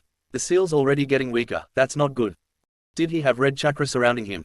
The Hokage asked, getting a nod. Then it was the Kyuubi trying to get free, or just rampaging since it won't be able to for a while. The Hokage rationalized, trying to convince Kakashi. Kakashi was skeptical. If the Kyuubi wanted to let loose, then why didn't he kill Gato, too? He decided not to ask anymore and accepted that answer, even if it didn't answer everything. Now, I know you just came back from a mission, but the Chunin exams are coming up, and I want to know if you want to enroll your team. The Hokage said, taking out some sheets of paper and giving to Kakashi, who took them. I'll ask, but I'm still worried if that will be a regular occurrence or not. I don't want him killing any other competitors. Kakashi said. I'll see what I can do with the seal his father placed on him. I'll add a new one if I have to. The Hokage reassured. Good, cause that thing wasn't the Naruto I know, and I wanted to stay like this. Kakashi sadly said before he left. Shit. I need to get him here. Raccoon, get Naruto and Inoki here now. He yelled as an ANBU went to Naruto's apartment to get him. The ANBU eventually returned with a confused Naruto and Yamanaka Inoki. Inoki, I need you to bring me into Naruto's mind, you can't enter with me. Inoki could hear the distress in his voice, so he complied, and let his leader enter Naruto's mind. In Naruto's mindscape, the Hokage opened his eyes to a sewer system with ankle-high water. He made his way down the corridors until he found what he was looking for, the cage. He looked inside and saw someone sitting in the middle of the room. It's good to see you again, Hiruzen. The figure called out. The Hokage, who was looking up at the seal on the gates, looked down to see the figure right in front of him, behind the bars. Naruto, you know why I'm here, I need to make sure you don't break out yet. The Hokage said, preparing the seal. Oh I know, but you don't need to worry, I only did that to let loose a little rage. Naruto said with a chilling, deep voice that sent shivers up the Hokage's spine. A little. From what I heard, you massacred a whole platoon of thugs in cold blood. I don't want it to happen during these exams. The Hokage said. Cold blood. They betrayed someone they hired, they're the reason the land of waves was in ruin when we got there. Ever since Zabuza killed Gato, their land has been never better. I saved that suffering country from destruction, you can't say I didn't. Naruto said, making the Hokage stop and think. I'll admit, you did. But you didn't have to do it like that, wasn't Zabuza about to do what you did? The Hokage asked. What would the difference have been if he did it? At least Konoha got the credit for it and they're thankful. I got rid of an evil that was corrupting this world, you should be thanking me for it as well. Besides, I no longer want to see Konoha dead anymore, instead I want to rid the world of the unjust, the pure evil and the ones who simply wish harm upon others. I will get rid of them all, including you, I promise that, and I always try to keep my promises. Naruto said with his temper flaring. Your goals are surprisingly good for someone who wanted revenge a few years ago. Hokage said. Like I said before, you sealed me away, those who can't let go of hatred, have no place in this world. Naruto said. I'm always surprised at your maturity. But I'm sorry, I can't risk you hurting someone, or worse to someone from another village. Hiruzen said. Naruto sighed. I guess I get where you're coming from. Need to keep the peace, right? You know that if the idiot out there uses Kurama's chakra, the seal weakens and I can take over and do what I want. It won't be long until I gain complete control, you know what happens then. Naruto said. Yes, I know, but that won't happen any time soon. The Hokage said as he tightened the seal on the cage. I can't wait to see the look on your face when I show up again, I guarantee that that idiot will call upon his chakra again, I can't guarantee anyone's safety when that happens.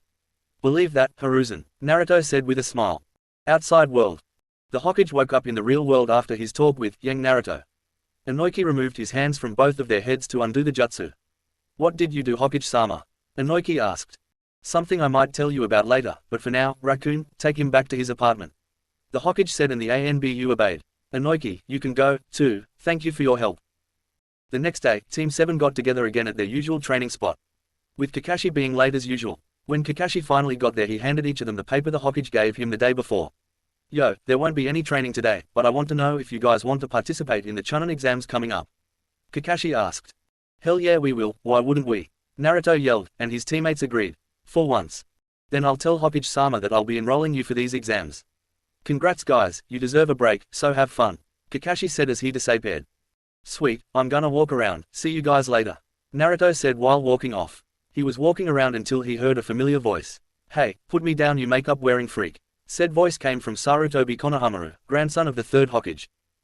The person holding him was a boy wearing a full body suit with what looked like cat ears and makeup.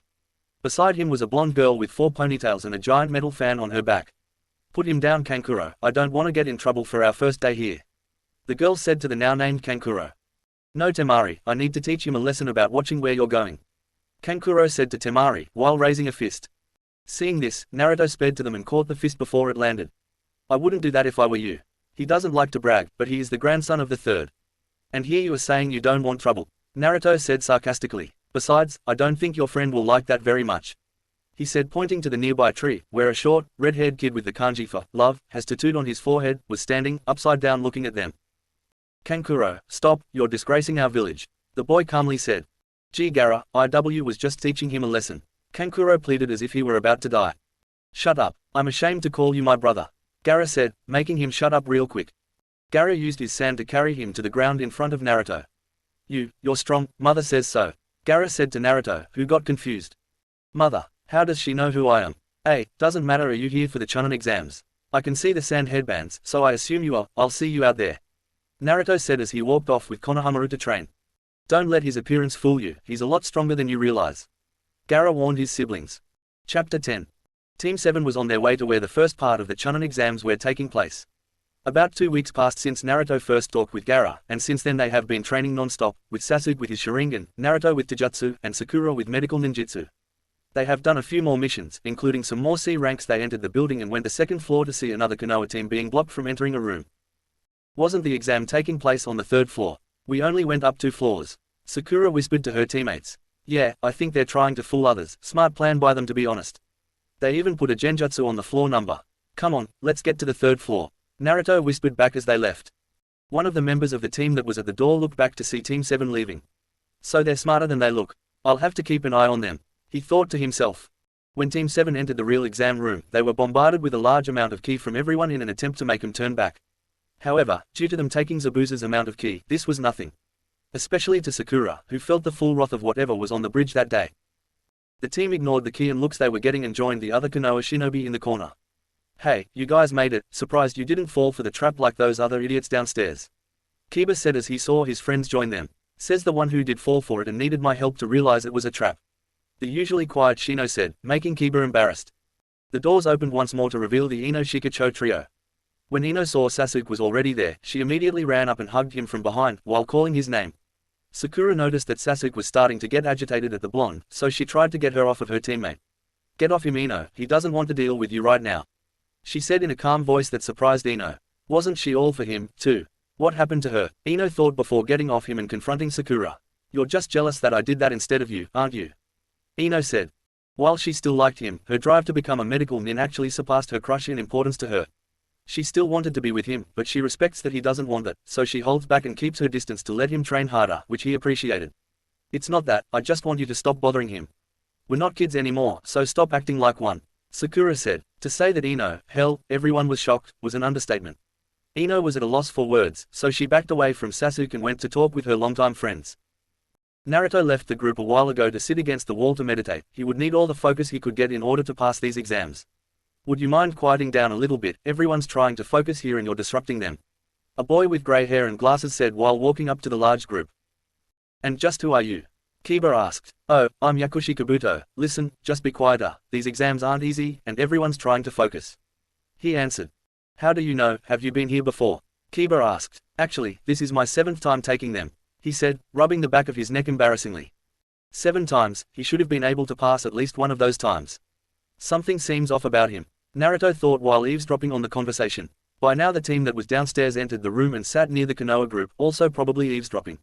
Listen, I'm probably not allowed to do this, but do you guys want some info on any other players? Kabuto asked. The genin got confused to how he was going to do this, so Kabuto elaborated. I can give you info about anyone in here if you want it. I have a deck of cards that show the info of anyone that I all want, he said while taking out a deck of cards. Gaara from the Sand Village, a voice said from behind Kabuto. They all looked to see that it was Naruto. You already know his name. Oh, that ruins the fun, oh well, Kabuto said as he put some chakra into the top card and showed him to himself. Sabuko no Gaara, on a team with his siblings, Sabuko no Temari and Kankuro. Their jonin instructor is Baki. He has 10 D ranks, 15 A ranks, and 1 B rank, and there's a note that says he returned from all missions unharmed. Looks like Konoha has some competition this year. Anyone else? He finished and waited for someone else. Uzumaki Naruto, someone said. They looked around to see. Sakura asking, I need to see if he's hiding something. I know what I saw on that bridge, Naruto. But you're on his team, why do you need to ask him that? Ino asked. Just to see if these are really true, Sakura answered. Alright, Uzumaki Naruto, he's on a team with Haruno Sakura and Uchiha Sasuke with Hitaki Kakashi as their sensei.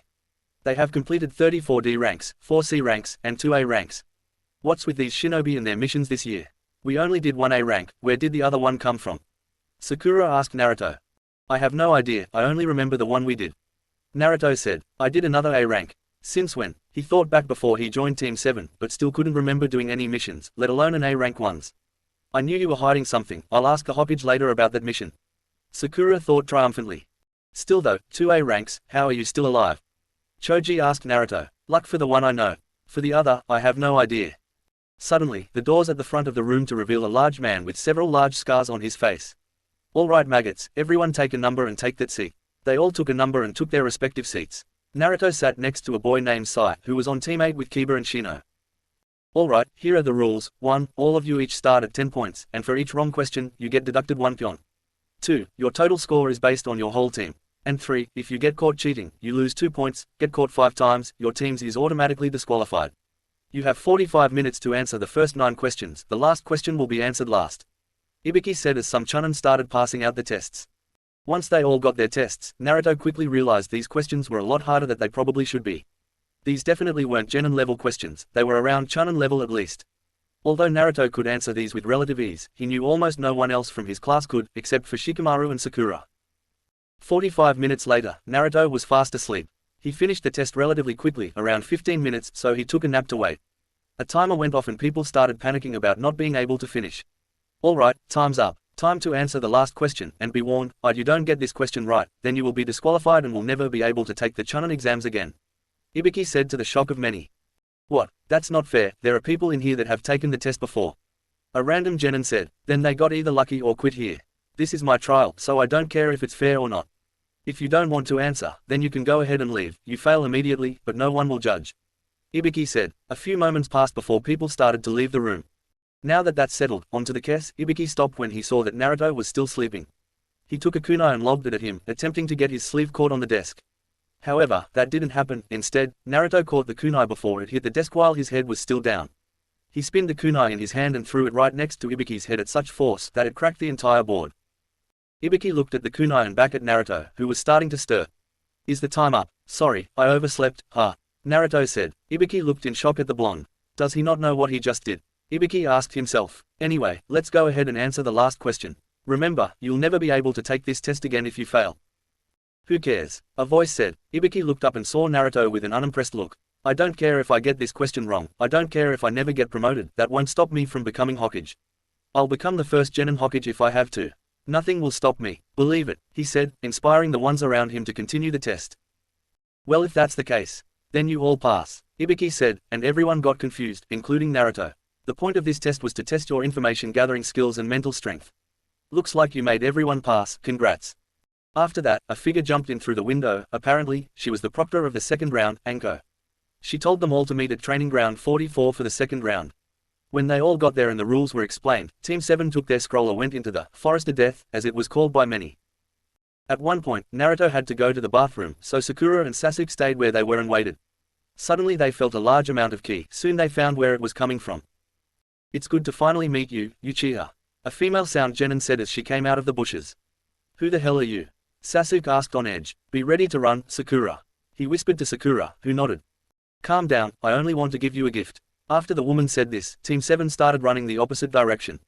While running, Sasuke felt something was coming from behind him. He looked back to see the woman's head was getting closer and closer, until her mouth was right next to his neck. She opened her mouth to reveal snake-like teeth, and bit down on his neck. Sasuke screamed in pain as he fell off the branch to the ground. Sakura heard the scream and looked back to see Sasuke falling to the ground. She instantly jumped down and caught him before he hit the ground and put him on the ground softly. She looked at the bite marks on his neck and saw that a symbol was appearing on his shoulder. She tried to use her medical knowledge to get rid of it, but it wasn't coming off. What did you do to him? Sakura asked the woman in anger.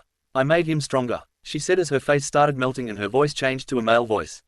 What are you? Sakura asked, now out of terror. Hey, get away from them.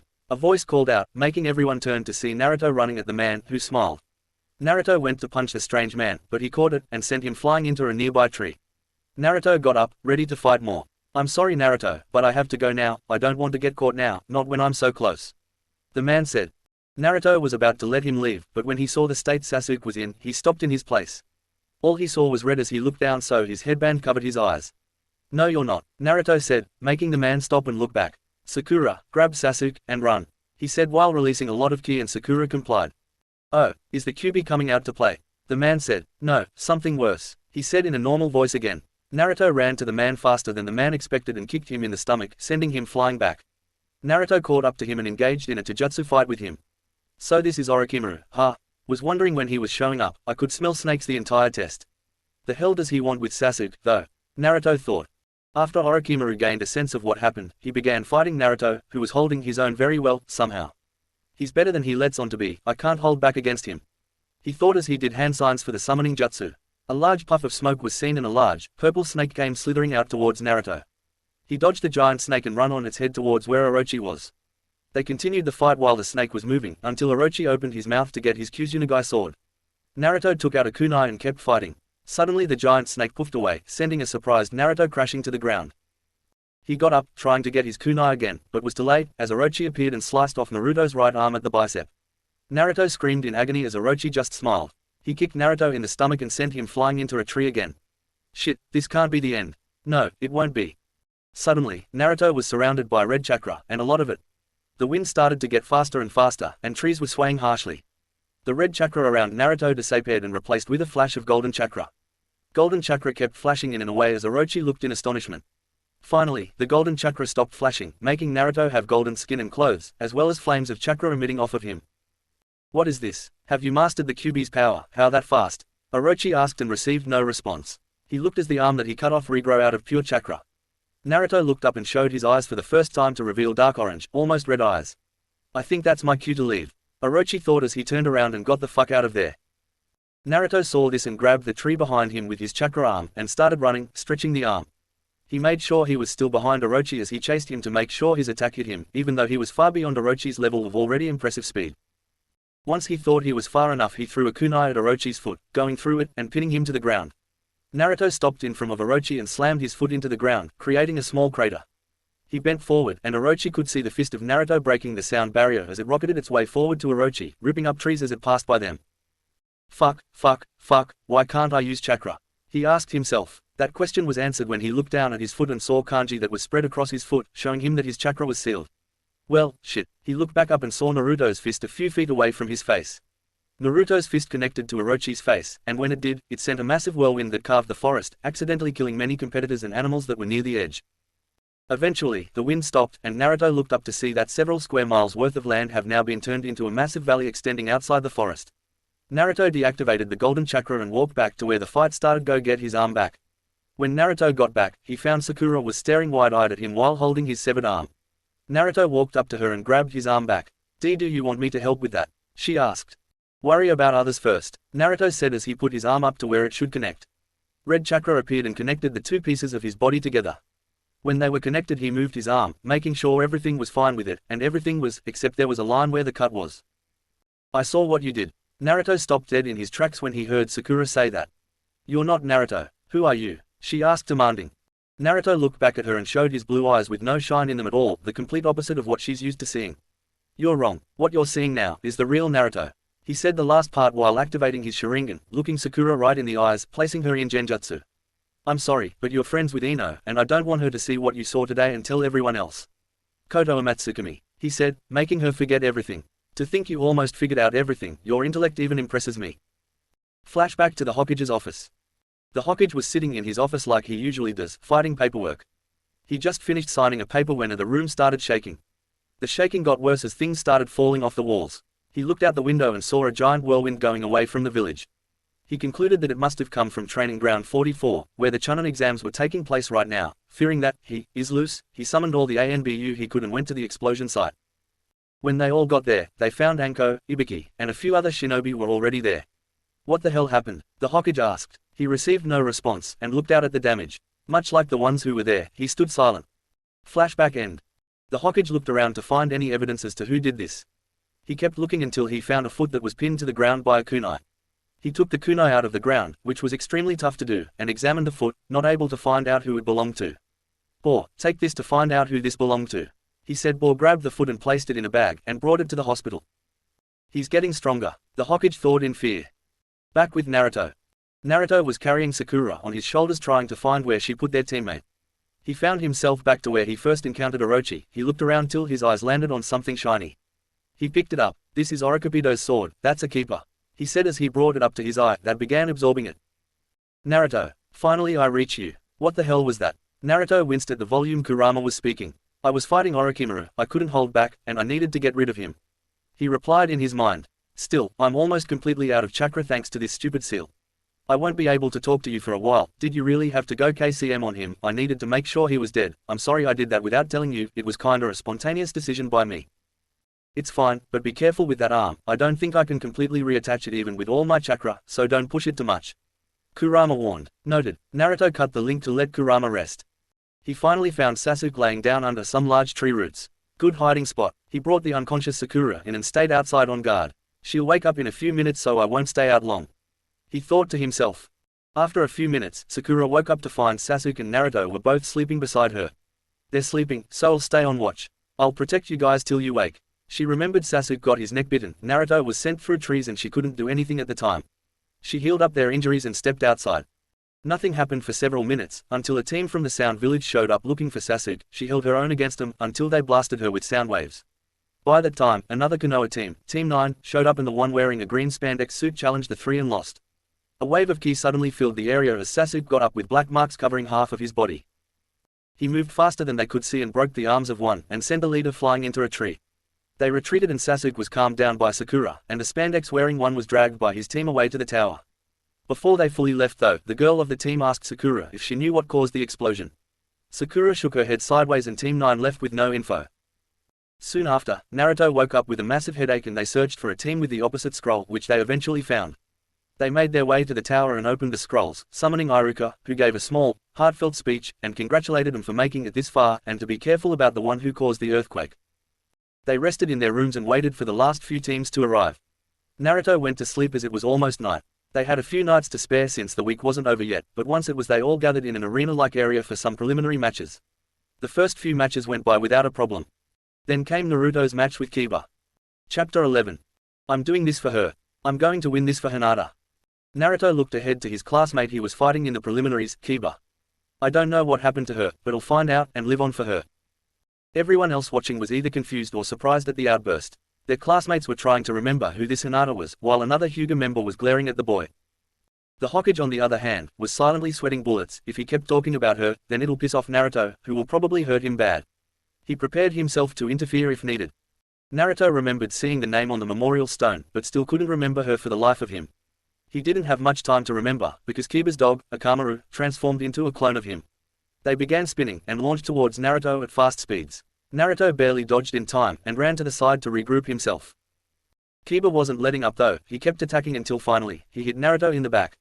Naruto fell forward, but Kiba and Akamaru attacked again, this time hitting Naruto at the exact same time. Everyone thought it was over for Naruto, but after a few seconds, Naruto got to his feet. That all you got? Show me what she means to you. Naruto got in a stance, and Kiba launched once again at Naruto. Naruto stuck his arm out and caught Kiba as he was spinning, soon catching the Kiba clone with his other hand, too. Naruto gripped their arms, and threw them to the other side of the arena. Both Kibas landed on their feet, and the real Kiba launched again. Only this time, when Naruto dodged to the side, he chopped the back of Kiba's neck, knocking him out. The other Kiba transformed back into dog form and went to his master. The winner of this match, Uzumaki Naruto. Naruto was about to leave when he heard Kiba's light crying. Naruto crouched down and started talking to Kiba. That was a good match, and a good effort, I'm sure she's proud of you right now. Now come on, you don't want to embarrass yourself in front of the other villagers now, do you? Naruto asked, holding out his hand.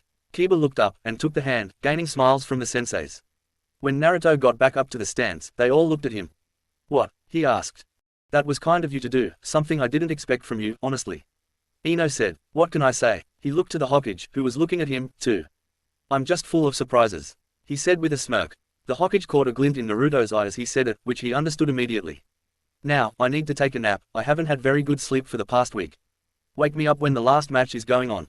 Since his match was near the beginning, it took a while for him to get woken up for the end of it, but he was woken up at one point when there was a massive shaking in the arena. Apparently, someone opened some of the 8 gates, and still lost the match somehow. Their opponent must have been strong to still win. He went ahead and stayed awake for the next 4 matches since they won't take long. Once all the matches ended, they all went to the arena to find out the brackets for the last phase of these exams. Naruto looked and saw he was fighting Hyuga Neji. A Hyuga, this might be more difficult than I thought. The next day they all went to train to prepare for the finals. Sasuke was taken by Kakashi, and Sakura went to the library. They had a month to train now, and Naruto didn't know what to do, so he went to the Hokage for any directions. He was told that someone was here to see him, and he had to go to the hot springs to find him, so he did. When he got there, he heard giggling from the roof of the building. He went up to check who it was and get him to stop. He found a man with long, spiky white hair, giggling like the pervert he was.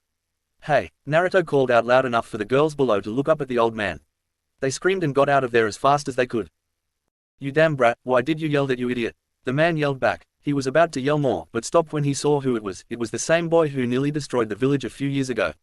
Naruto looked at the man. "Do I know you? You look familiar," he asked the man. Sensei wasn't lying when he said the seal got weaker. He shouldn't remember me at all. Some memories must be slipping through. "No, I don't know you. Who are you?" the man said, pretending to not know him. "I'm Uzumaki Naruto, the future Hokage," Naruto yelled. Just like his old man, this will be nostalgic. The man thought. "All right Naruto, nice to meet you, now what the hell do you want?" The man asked. "I think you're the one Gigi said to look for, so I want you to train me." Naruto said. Fine, but I'm not doing this because Sensei said so. Let's go somewhere else, shall we? And from now on, call me Jiraiya Sensei. Jiraiya said proudly. "Nah, I'll call you Pervy Sage from now on. Let's go," Naruto said as he ran off with Jiraiya chasing him.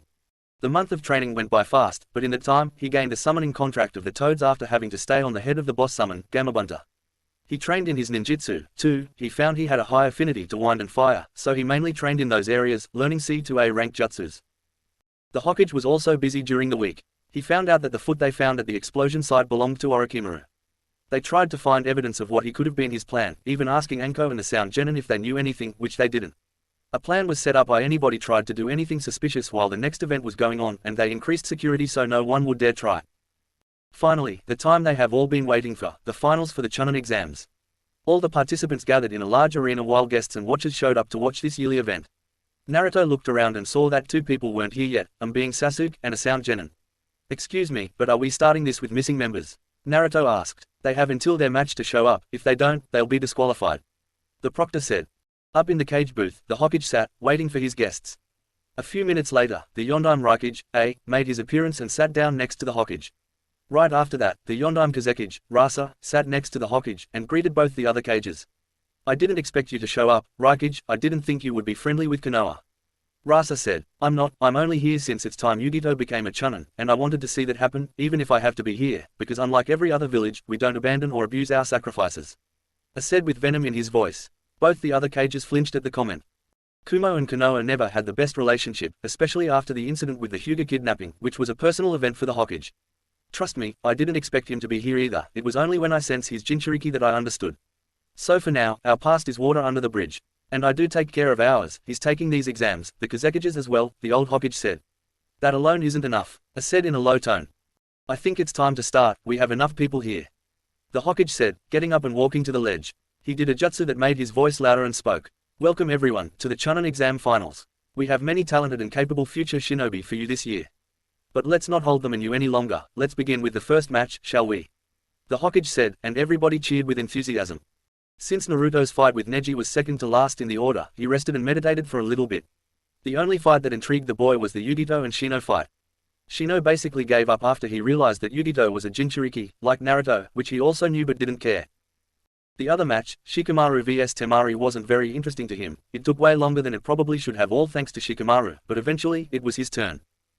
"Will Uzumaki Naruto and Hyuga Neji stay while everyone else go to the stands please?" the proctor called out, and they both made it to the center of the arena. "Are both fighters ready?" he said, receiving two nods. Then, "Hajime." Naruto ran forward, but stopped when he saw Neji not move at all. "Why aren't you moving?" he said. "Start," he asked. "I saw how you reacted when Dog Breath mentioned that failure. How do you know her?" Neji asked a confused Naruto. "What do you mean? I don't know who this Hinata is. I think I blacked out for a second and then I was back on the stands, with people saying that I won. So I don't even know how most of that match went," Naruto said, confusing Neji. "How can you win while you were blacked out? That doesn't make any sense. Stop lying, and tell me how you know that failure," Neji uncharacteristically shouted. "Why is she a failure?" Naruto simply asked. "She was destined to be a failure from the start. She could never master our Taijutsu style, never beat her younger sister in sparring matches, and never be able to become clan head. She was exiled from our clan with this seal and died out there because she wasn't strong enough to fight for herself." As Neji said this, he removed the headband covering his caged bird seal. People looked at him in shock, and Naruto's classmates looked in horror. Kiba especially. Naruto was looking down the entire time. Neji answered him, with his eyes shadowed by his headband. I know a loser like you won't understand. After all, you were destined to lose and die alongside her. When Neji finished saying that, he launched towards the still Naruto. Neji didn't make it to him, however. He felt as if a weight was holding him in place. He looked at Naruto and quickly grew worried, as Naruto released a massive wave of ki, stronger than the one they experienced last time. Damn it, Neji, you had to talk about her like that, didn't you? I need to stop this, but I can't move. He won't let me, the Hokage thought, terrified of what he may do to Neji. What is this? I knew he had the Kyuubi, but I didn't know it was this powerful. I thought as he couldn't breathe. Shukaku's ki is nothing compared to this. I guess this is the Kyuubi. Rasa thought as he couldn't move from his spot. Neji looked in pure fear as Naruto started making his way to him. He activated his Byakugan and saw that everyone was either knocked out or just couldn't move, watching the fight, though it didn't take long for them to fall, too. He also tried to move but was frozen in shock. All he could do is wait for his incoming death. Naruto got face to face with Neji and looked up, showing his full red eyes, no white or black, just red. He smiled a wide, sharp-toothed grin, and spoke. Fate's a bitch, ain't it? He reached up to grab the top of Neji's head. I'm sorry Hinata, but I don't think I have the power to hold back and change him like you wanted. I can't hold myself back. He gripped the top of Neji's head, preparing to separate it from his shoulders until someone stopped him. Yes, stop this Naruto. He looked and saw the Hokage barely being able to stand within the pressure of his ki. Why should I? He deserves it, Naruto said in a low, demonic voice. No, he can see change. The Hokage begged. Fine, then you change him, he said as he threw the unconscious Neji towards him. Naruto disappeared from the arena and with him, the ki as well. The cages looked around the arena and saw that nobody was moving, they were all passed out. Some of the jonin that managed to stay conscious the entire time got up and looked at the center in awe. In the center where Naruto was standing, there was a massive but not deep crater with cracks veining all the way to the wall. All their jaws dropped at the fact that the usually loud, but strong blonde kid could have this much hatred. How did he do this? A red-eyed Kanoki asked. I don't know, a jonin said as he took a cigarette out. Since all the contestants are knocked out, the cage decided to delay the rest of the matches for tomorrow, but before they could try and wake everybody up, a swirl of leaves appeared and soon, Kakashi and Sasuke finally arrived to see the damage. What the hell happened here? Kakashi asked. The Hokage stared at the two for a few seconds, then looked away and said. We'll talk about it later, he said somberly. The two looked around the arena and saw that the damage was far greater than they thought. They saw everybody was now starting to wake up, looking around, confused. They would have to delay the rest of the matches for tomorrow to repair all the damages and try to find Naruto, who went missing the day prior. The next day came and not as many people filled the arena like last time, it was much quieter. Most of the people were still too shaken to cheer, afraid that the monster they experienced yesterday will show up again. Still though, they showed up, ready to watch the rest of the matches, and luckily, the match that everybody was waiting for is coming up. The ones that weren't ready yet were the other genin, particularly the Konoha genin, because one of them is missing now. Luckily, he had until his match to arrive. Would Sasuke and Gaara please come to the arena? The proctor yelled. The two genin made it to the center and the proctor started the match. Sasuke at first had the upper hand as he displayed speed similar to Rock Lee's. Gaara made a shield around himself using his sand, but Sasuke used a Chidori to pierce it and make Gaara bleed. Gaara started freaking out and soon was taken over by his demon. An ANBU used this as the trigger to put everybody in a genjutsu, and soon, only some jonin and real ANBU were able to resist. That wasn't enough for what was about to happen, however. Up in the cage booth, the Hokage and Raikage, along with their bodyguards looked around, while the Kazekage jumped away from the two of them. A barrier was formed around him and the Kazekage took off his hat and mask. It's good to see you again, Sarutobi-sensei, he said. What? Orochimaru, what the hell are you doing here? The Hokage asked. Down below at the arena, Gaara is accompanied by his siblings and sensei. Go, let Gaara recover his chakra, and get back here fast. Baki said, and they ran out of the arena. Sasuke ran after him in order to defeat him at last, with Shino, Sakura, and Shinkaru joining him later on down the line. Orochimaru, what is the meaning of this? I asked, confused of what's going on. I'm sorry Raikage, but you got caught up in this, though if you join me, we could take down the strongest village together. You can become the #1 village easily, I know that's your dream. Orochimaru said while holding out his hand. Truth be told, Orochimaru didn't know if he could persuade him or not, but it was worth a shot. No thanks, I want to become the strongest myself, thank you very much. I said, walking over to where Darui, his right-hand man, the Hokage and Jiraiya were.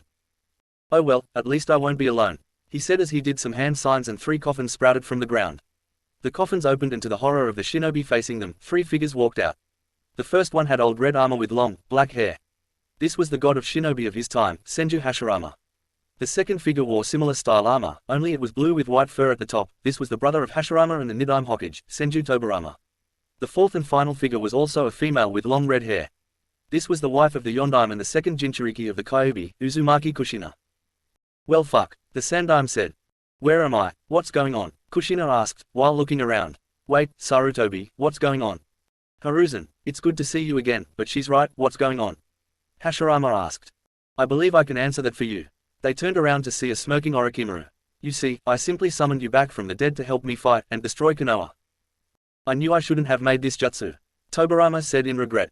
Before they could fight however, they all heard a roar. When they turned their heads, they saw Shukaku, the Aikibi, finally out of control, wreaking havoc in the distance. Kukukukuku, looks like my plan is all coming together. Why are you doing this? What did we do? Kushina asked. All I wanted was to become the Yondaime Hokage, but sensei refused. I know it might seem petty, but hearing that from someone who thought of you as a prodigy hurts. Orochimaru said. Don't worry, plenty of shinobi are going to fight him as we speak, your plan will fail, Orochimaru.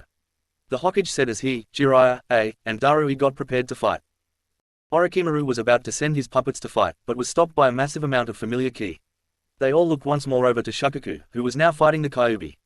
Orochimaru and the Sandaime had a look of pure terror as they saw this. He's here, they thought at the same time. Kushina, however, had a look of anger.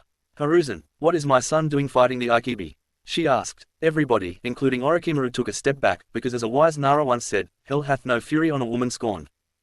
Look, I didn't know he was even here right now. The Hokage said, but immediately regretted it. You didn't know where he was. You lost him. Kushina yelled as her hair started floating and she went into one of her modes. Even the Kyuubi looked back in fear of what he felt on this roof. Shukaku actually took a step back as he saw the Kyuubi. Something about him seems different. Where did he even come from, anyway? What's going on, Kurama? The Aikibi thought. Kurama didn't let Shukaku think for very long, as he jumped forward and pinned the Aikibi in place with his tails. He grabbed the Aikibi by the head with his giant hands, without hurting Gaara, who was lodged in Shukaku's head, and with a roar, he tore off Shukaku's head, freeing Gaara and making Shukaku turn into normal sand. Everybody on the roof saw this, but before they could comment, another voice made an appearance. Beautiful, isn't it? They looked to who said that, and to the Hokage's, Jiraiya's, and Orochimaru's horror, Naruto sat on top of the roof, face shadowed by his hair that hung low. The Hokage looked to the Anbu who were watching in, and saw that they were lying on the ground with blood coming from their necks. He looked back at Naruto, and found he was smirking slightly. Orochimaru had a much less calm reaction, as he fell on his ass and started backing up. You, what the hell are you doing here? Everyone just stared at the once thought to be calm and exited Orochimaru become scarred for his life. Naruto just looked down at him, and in a monotone voice, asked. How are you still alive? Orochimaru smirked even though he was still scarred. I'm lucky to have faithful servants under me, aren't I?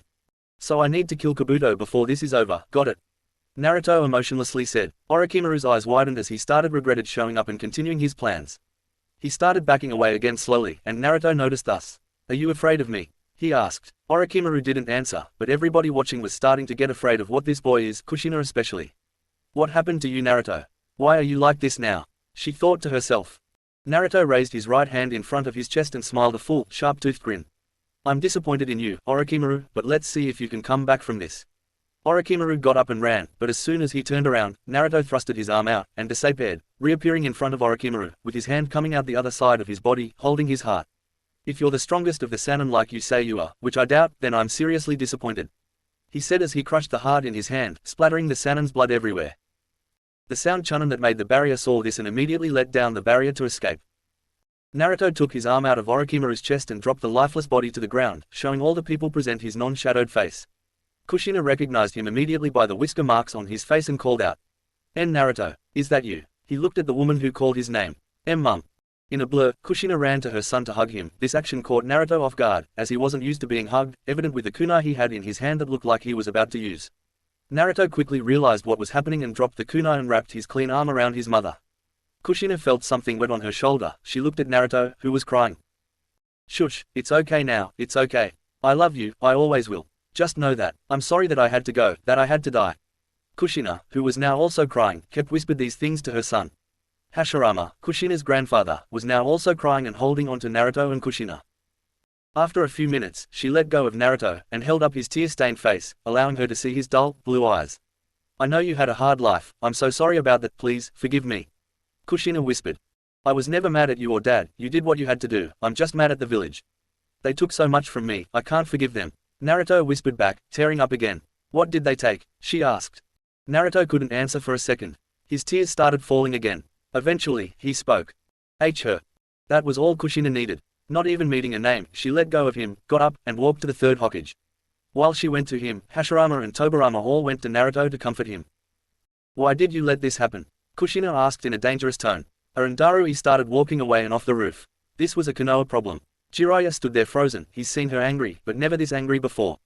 Kurama, who made his way back into Naruto's mindscape, started cowering, even though he wasn't even the target.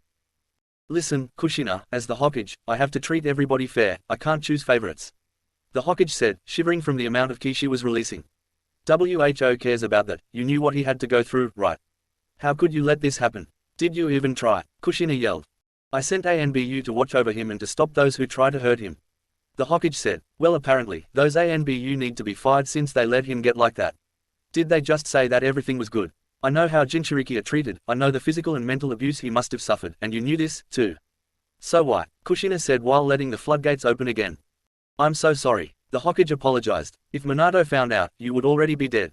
Both of you. But I don't know if I have the strength to, there's just so much going on right now. Kushina said while falling to her knees. A hand was felt on her shoulder, she looked up to see Tobirama. I'll handle this, he said. He walked up to his successor with an angry expression. I picked you because I thought you would be able to take care of everybody and everything. I guess I was wrong, because after hearing his story of who and how he lost her, this isn't the village me and my brother wanted in the slightest. He said as he took out his sword and ran to his successor at insane speeds. The Sandime barely dodged in time as his arm was deeply cut. He looked at the Senju, and saw he was crying. He didn't want to do this, but he felt he had failed, and he felt he had to fix his mistakes. I'm sorry, but with all that seems to have gone wrong with your time as Hokage, my decision seems to have been the wrong one. The Sandime simply stood there shocked, but didn't question it. He got to his knees and accepted his fate. Tobirama approached him, ready to end his life. Jiraiya, if you really don't want to become Hokage, then you know who I chose, go find her. She'll do a better job than I did. The Sandime said, wait sensei please you can't die here. What are we supposed to tell everyone? Jiraiya cried out, tell them that Orochimaru killed me and a new Hokage has already been chosen. And tell the Raikage to tell everyone that too. Hopefully, this new Hokage will be better than you. Tobirama said as he put his sword right on Hiruzen's heart and pushed, piercing it and killing him. She will be, because she's your niece and Naruto's grandmother. Jiraiya said to Tobirama, then this village can be redeemed. Kushina, do you want to say something to your son before we go? He asked, making her nod her head. She got up and walked back over to her son, who kept his head down the entire time, answering all the questions he could. He looked up at his mum and was hugged once more. I know you lost more than you ever needed, but stay strong, and know that whatever you do, me and your father will always be behind you, no matter what. I love you, more than you could ever know, she said as she kissed his forehead. I'll love you too, Mum. I promise, I'll honor your legacy and make a society with no discrimination. Believe it, he yelled making Kushina smile. I know you will, because you're an Uzumaki. Goodbye my son, Kushina said as she walked next to Tobirama, who undid the reanimation jutsu with the counter to it. All of their bodies crumbled away into ash and their souls were visible as they left this world into the next. Naruto smiled the first genuine smile he had in a long time, as his mother also smiled and waved goodbye. Naruto felt as if his time was up, so he reverted back into the seal with Kurama so the yin half of Naruto could take over once again. Jiraiya picked Naruto up, and went to the hospital to take care of Naruto just in case, even opting to stay in the room as he was being treated. After a few minutes, a surprising guest made his appearance in the room. Who stepped in was the Raikage himself. Raikage-sama, what are you doing here?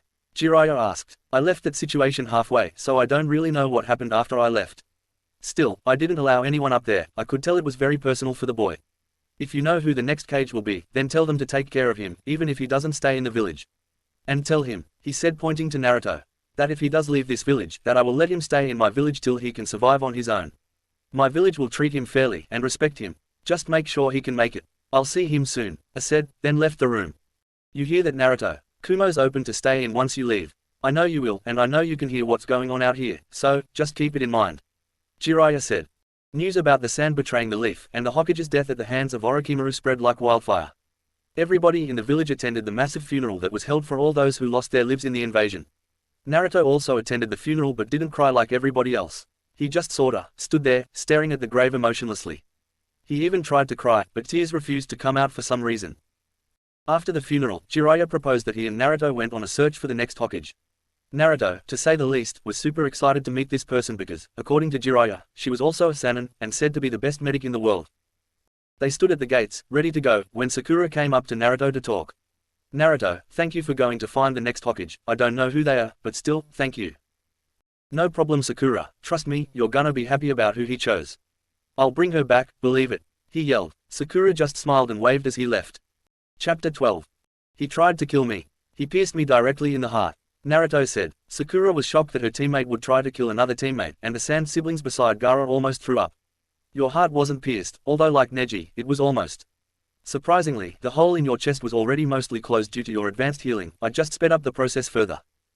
Still though, to think that you survived that, I'm surprised to see you already awake," said a voice. They all looked to the window to see Jiraiya sitting on the windowsill. "Jiraiya, you find where Sasuke is yet?" Tsunade asked her teammate. Jiraiya shook his head. "It's gonna be hard to find him, especially since Orochimaru before was already hard to find. He's gonna be even harder to find now that he has a purpose." Tsunade sighed as there was nothing she could do right now. "That's fine, I want you to stay in the village for a little bit anyway. I need to check on Neji, so you guys are free to leave," she said, referring to the Sand siblings and Sakura. She left the room and everyone else soon followed, leaving only Naruto and Jiraiya. "I know you feel like blaming yourself, kid. Tsunade told me what you said to her. Sasuke left on his own accord, you had nothing to do with, I am a reason," Naruto said, cutting off Jiraiya.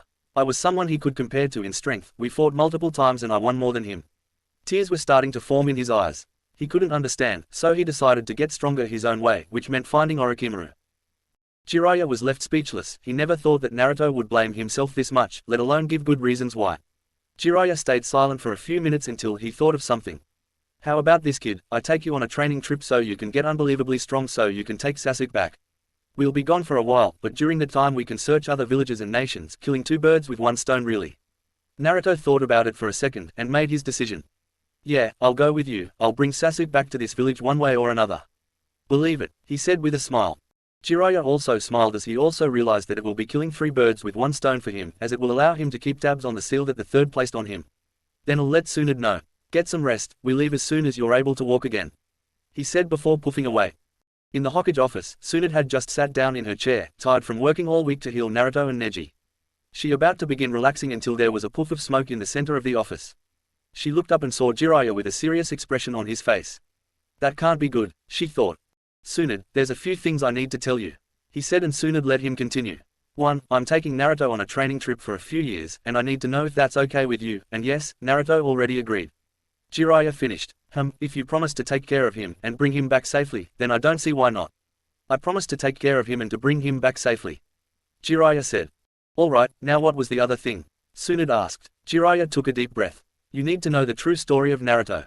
Tsunade raised an eyebrow. "What do you mean, what else is there to know?"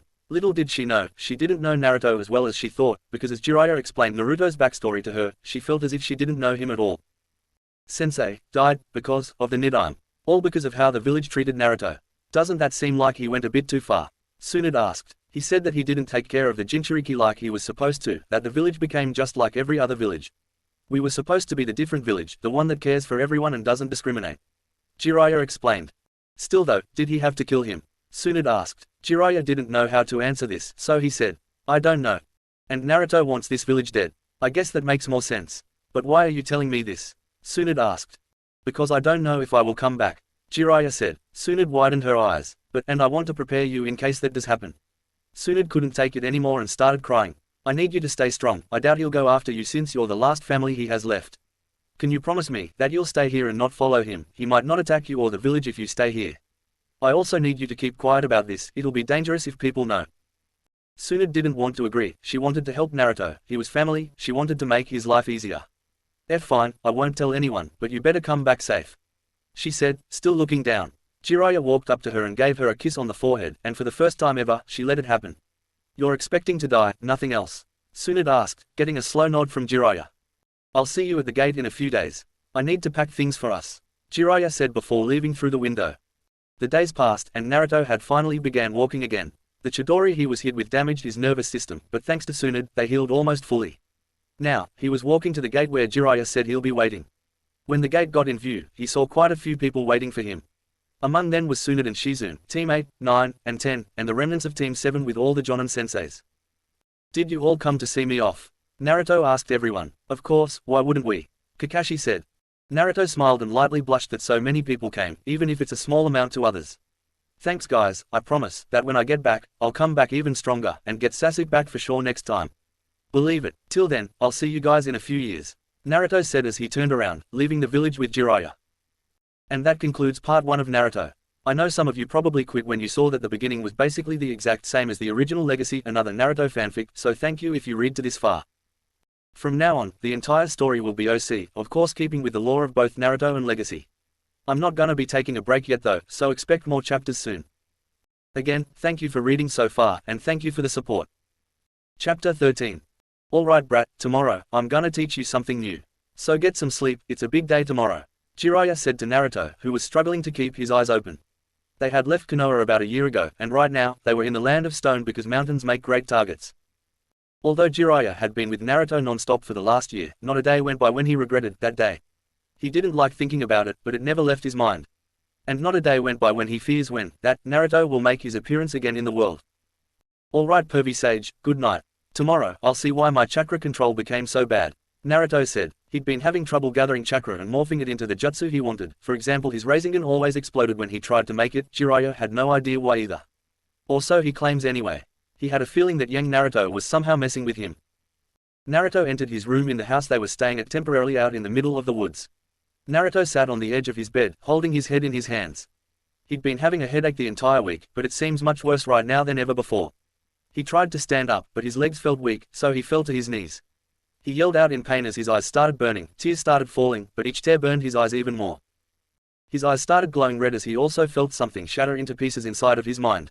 The pain in his eyes started to die down as 3 black marks appeared in his eyes. The 3 marks started morphing into a different pattern and then stopped. A few moments later, there was a rippling effect that made his eyes into a light silver color with multiple circles surrounding his pupils. When his eyes finished transforming, a large shockwave spread outwards, destroying his room. Jiraiya, who heard the screaming, tried to enter the room, but found that a large amount of ki stopped his movement. He slowly made his way to the door and pushed it, making it fall from its hinges. He looked in the room and found Naruto sitting on his knees, with his hair shadowing his eyes. Maybe I'm not too late, Jiraiya thought as he prepared to repair the seal. Jiraiya stood up, but as soon as he did, he felt a very sharp pain in his stomach. He didn't get to see what hit him, as he was sent flying out of the house and through multiple trees in the forest. Jiraiya didn't know how to stop himself, but luckily, he did stop. Abruptly, he was about to get up and race back to the house, until he felt something on the top of his head. It felt like a hand holding him down. Don't move, a familiar voice said from behind him. Naruto, how did the seal break? Jiraiya asked. The seal was supposed to last a little longer. It would have been strong enough for a few more QB outbursts. I don't know, but I suspect it has something to do with my eyes changing again, Naruto said, surprising Jiraiya. But he already had the mangakyu. What more does he need? Jiraiya questioned. He felt the hand on his head let up, but he still couldn't move. Don't bother, I put a restriction seal on you, you can't move now, Naruto said. Naruto walked in front of Jiraiya and sat down in front of him, facing him. Jiraiya could now see what he's talking about now. His eyes are different. Those eyes. How come you have the Rinnegan? Jiraiya asked. Don't know, but I'm sure Kurama knows. I'll ask him later. For now though, I have a grudge to settle, Naruto said as he got up and walked to his former sensei. I know you didn't put this seal on me, but I want to show you what I had to got through. And unfortunately for you, you can't come out temporarily like I did, he said as performed the jutsu that sealed him away all those years ago. At Konoha, the Hokage's office, a few days later. Tsunade has signing some mission reports as she usually does. She also had clones working on some other stuff to her sides. She signed the last sheet right before her student walked in. Lady Tsunade, I have a question to ask you, Sakura said. Go ahead, Tsunade said. Before Sakura could ask, there was a wind in the office. They both looked at the window and saw Jiraiya sitting there. Jiraiya, what the hell are you doing here, and where's Naruto? Tsunade asked. Jiraiya gained a confused expression and answered. What, can I not visit you sometimes? I mean, I don't know who this Naruto is, but I just wanted to stop by again and say hi. He finished. Haha, very funny, but seriously, where's Naruto? Tsunade asked, more serious this time. Look, I genuinely don't know who you're talking about. Who names their kid after a fish cake in the first place? That or someone really liked my book, Jiraiya said in a serious tone. Sakura's and Tsunade's eyes widened, but for different reasons. Sakura because her last teammate besides Kakashi is missing and or dead, and Tsunade because she knows that Naruto is back. Look, I'll set up a search for the guy if you want him back that much, but don't expect any results. Especially since I don't even know what he looks like. That okay with you? Jiraiya said, and Tsunade nodded. Jiraiya nodded and left the same way he came in, leaving the two girls shocked and scared. Lady Tsunade, what are we gonna do? If he's telling the truth, then, Sakura was cut off by Tsunade. Don't talk like that, he's not dead, I'll make sure of it. We'll find him, I'll send as many teams as I can if I need to. Trust me, we'll find him, Tsunade said, cheering up Sakura. Sakura left to tell all those who knew him, and Tsunade dropped to her knees, hyperventilating. This was much worse than Jiraiya being dead. She had to find Naruto. She had to see if this was permanent or not. A week later. A week later, and nothing has come up from the Konoha teams she sent, and nothing from Jiraiya. She won't give up though, and all the teams are starting to worry for her mental health since she's becoming obsessed with finding him again. They all still went on these missions however, still trying to find any clues to find him, but came up with nothing every time. Right now, everyone from the Konoha 12, now 10, was off on one of these missions together. A man walked down the streets of Konoha, with expressionless look on his face and a large backpack on his back. He had brown hair, green eyes, and clothes that matched what traders would wear. He continued to walk down the street until he found the building he was looking for. He walked up the stairs and to the door, opening it and entering. He took his backpack off and looked around the dirty apartment building. Finally, I can get rid of this stupid genjutsu, the man said. The genjutsu dispelled and revealed a shorter, blonde-haired, blue-eyed boy with a purple headband around his head. Now let's see what I can take with me, he said. He looked around to see if any supplies, food, and clothes survived the year he was gone. He found a few cans of food, some ninja gear, and clothes that he didn't fit him anymore. While looking in the cabinets for any food, he found a scroll in the back. I don't remember putting this here. Wonder what's in it, he thought out loud. It had a few seals on it, one for the smell and one for keeping it warm. He removed both seals and took the contents out, which appeared to be a box. He understood why it needed the seal for the smell, he could smell it across the house. He opened the box and found that it was ramen, from Ichiraku's. What's this doing here? He asked out loud. He looked around the box and found a piece of paper. He took it out and began reading. Happy birthday Naruto. I know I probably don't need to write this since I'll be right there when you read it, but whatever. Look, I know you eat ramen a lot, but I wanted to give you this for a day you don't get to eat it. Take this as a thank you for everything you've done for me. I know it's small and just food, but you still mean a lot to me, and always will, no matter what happens or where we are in the future. I love you, Naruto Hinata. As he read the note, he fell to his knees and tears started to form in his eyes. He placed a hand over his mouth and sat there for a few minutes, silently crying over his long-dead girlfriend. He gripped the note to his chest tightly and tears started falling to the floor. After a few minutes, he stopped and looked at the almost cold bowl of ramen. He heated it up and placed it back in a scroll, not wanting to eat it. After storing the scroll in his Kamui dimension, he entered his bedroom with his backpack, and began tearing the floorboards up, until he found what he was looking for. He took the scrolls from under his floor out and put them in his backpack. He then stood up and flashed out of the apartment to another building. He walked around the new building until he entered an empty office. He looked at the desk and saw a picture of his parents having fun together. He picked up the photo and put it in his backpack. He searched around and took as many weapons and scrolls as he could carry. After taking all that he wanted, he flashed out of Konoha and into a small house he was staying at momentarily. He had a long trip ahead after all. After a good sleep, he left and made his way to a large village. He told the village guards who he was and they let him in to see their leader. He entered a large building in a mountain to meet someone. He entered the office and heard a deep, booming voice call out. Ah, Naruto, welcome to Kumogakure. I appreciate you actually taking up my offer, even if it took a while. I said. I had to wait for something to happen before I left, so sorry for the long wait. Naruto said, that's alright, you're here now, aren't you? Now, I have a question to ask. Would you like to become a Kumo shinobi and work with me and my Jinchuriki? I asked. I know how you treat your Jinchuriki, and I'm grateful for this offer, but unfortunately, I'm going to have to decline. Due to the way I left the village, Konoha would go to war with you if they found out that I'm here. And the other villagers would get suspicious that you have 3 Biju with you. So as much as I would like to stay here, I can't. Naruto explained.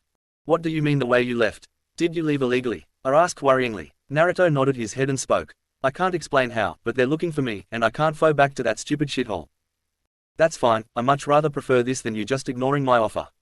Thank you for your time, and know that Kumo is always open for you, even just for a visit. Oh, by the way, where are you going to stay? I said. I don't know, a small village preferably that Konoha doesn't have a lot of influence over like the Land of Waves. Naruto said, scratching the back of his neck. How about Taki, the Land of Waterfalls? I know Konoha doesn't go there often, and they have a Jinchuriki there, too, the Nanabi. That place might be perfect for you. I said. I'll see what it's like there. Thank you, for all of this. Naruto said. Of course, I don't like Jinchuriki like you being treated like shit. You should visit sometime, I'm sure B and Yudito would love to meet you. I said with a smile.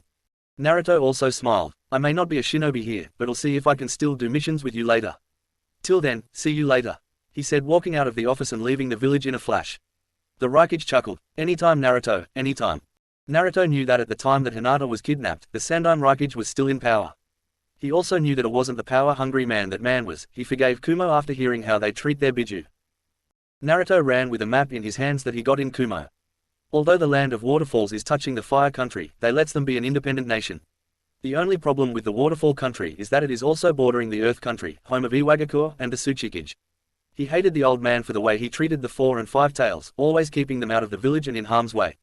He despised him. He'll have to talk with him later. But that wasn't the time for that now. For now, he stopped at a small village bordering the lightning country for some food and a place to stay. He didn't bother hiding himself since couldn't sense any shinobi there at all.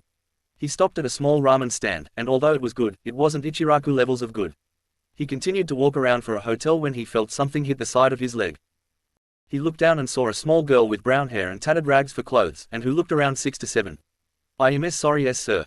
The girl stuttered out. He kneeled down and gave her a warm smile. "That's okay, but why are you running in an ally?" he asked. He could see that she slightly flinched when he asked that. He didn't turn his head, but he felt glares all around him, but not going to him. I. She tried to speak, but was interrupted. "Ah, there you are, you brat," an older man said, coming from where the girl ran from. Naruto could smell the alcohol in his breath, but tried to keep confrontations to a minimum. "Are you her caretaker?" he asked. "Yeah, you could say that, just give me her." "Sorry she hit ya, she's real clumsy," the man said. "Is that why there are bandages all around her?" Naruto said, putting the pieces together about the girl's life. "Yeah, you're not the first person she bumped into. Now if you would hand me her, she has some chores to do," the man said. Naruto didn't like how the man said chores. She was a slave to him. Disgusting, Naruto thought. Naruto looked up with his pupils changing into slits. "What are you doing to this girl?" he asked in a dark tone. "It'd be best if you just hand her over and not get involved, boy. It's hard enough having her around as it is. I don't need you making my reputation any worse than it already is," the man said, not intimidated by Naruto. The girl gripped onto Naruto's arm harder as the man kept talking. "You're new here, right? So you have nothing to do with this, just let her go and leave," the man said. Naruto didn't listen and wrapped his arms around the girl, comforting her. "Don't worry, I'm not going to let you go. He won't hurt you anymore," Naruto whispered in her ear. She expected her caretaker to start yelling at him, but she couldn't hear anything from him. Suddenly Naruto picked her up, keeping her head on his chest to keep her warm, even using Kurama's chakra to warm up his chest. Naruto took one final look at the man and turned to leave the ally, leaving the dead body of the old man to rot there with his throat slit and a shadow clone with a bloody kunai. He knew none would find the man since he used the shadow clone to seal the guy away to throw away later. He saw that everybody was now staring at him with disgust, a completely different look from the people in Konoha. He found a hotel he could stay at, so he entered and immediately got frightened looks. "What's she doing here?" the receptionist said. The girl in Naruto's arms started shaking. "We're staying here," Naruto said. "No, why you can't bring her here?" the woman said. "I said, we're staying here," Naruto said while releasing some ki out, not enough to kill somebody, but still enough to scare anyone here. The woman also started shaking. Here, just get her away from me," she said, throwing him a set of keys with a number on it. He walked to his room and entered, setting the now sleeping girl on the bed. He made sure that she didn't feel his ki and only put her to sleep with a small genjutsu. He decided to make him some food he got from the vendors here until she woke up. After a few minutes, the girl woke up to the smell of something good. She found that the man that had took her away from the bad man was using a small fire to heat up some food. Naruto looked to the girl and smiled. "Sorry about all that. You hungry? I got some extra food for us in case you were," he said in a soft tone. She didn't say anything, only looked down. "Hey, what's wrong? I'm not going to hurt you. I would never do that," he said, walking to and kneeling in front of her so his eyes are below hers. "Oh okay, I'm sorry," she said. Naruto got confused. "What for? You did nothing wrong. Come on, you can come in," he said, holding out his hand for her to take. The girl was still hesitant to trust the man. She did just meet him after all. Eventually, she did take his hand and got off the bed, walking to the table. She sat down and Naruto handed her a bowl of ramen and some chopsticks. She looked at the chopsticks with confusion, so Naruto decided to teach her. "You don't know how to use them? Then let me show." He grabbed his chopsticks and showed her how to hold them. "You want to get them in your fingers like this, that way you can open, close, and grab the food with them. Now you try," he said. The girl did what Naruto did and tried to grab some noodles, which slipped. When they slipped, she dropped the chopsticks and cowered her head under her arms. "What's wrong? You almost had it. You're doing good. You're already doing a lot better than me when I first started." Naruto laughed. "Aren't why you going to hurt me?" she asked. Naruto stopped laughing and stared in shock at the girl. "Oh damn, it's worse than I thought. No, I already said that I would never hurt you. Now let's try again. Just do what I do, and you'll be fine," Naruto said. The girl uncovered her head and stared at the smiling blonde. She took the chopsticks in hand again.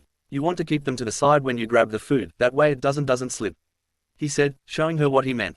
She tried to do what he did and successfully got some noodles. "Good job, you're a natural already," he said jokingly. She has hesitant about eating the food, however. "You haven't eaten this, have you?"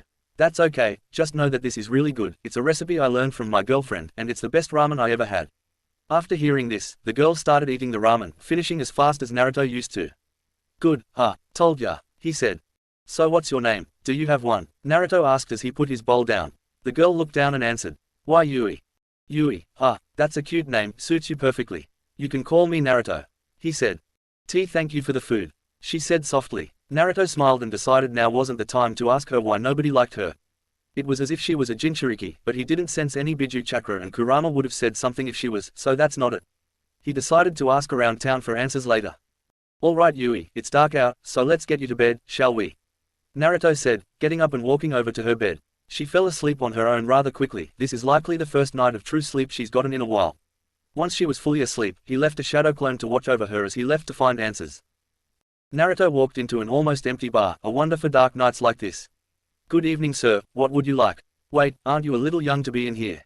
The bartender said. "Not here for drinks, I need answers." Naruto said, "Well, I don't know why you came to me, but I'll answer the best I can."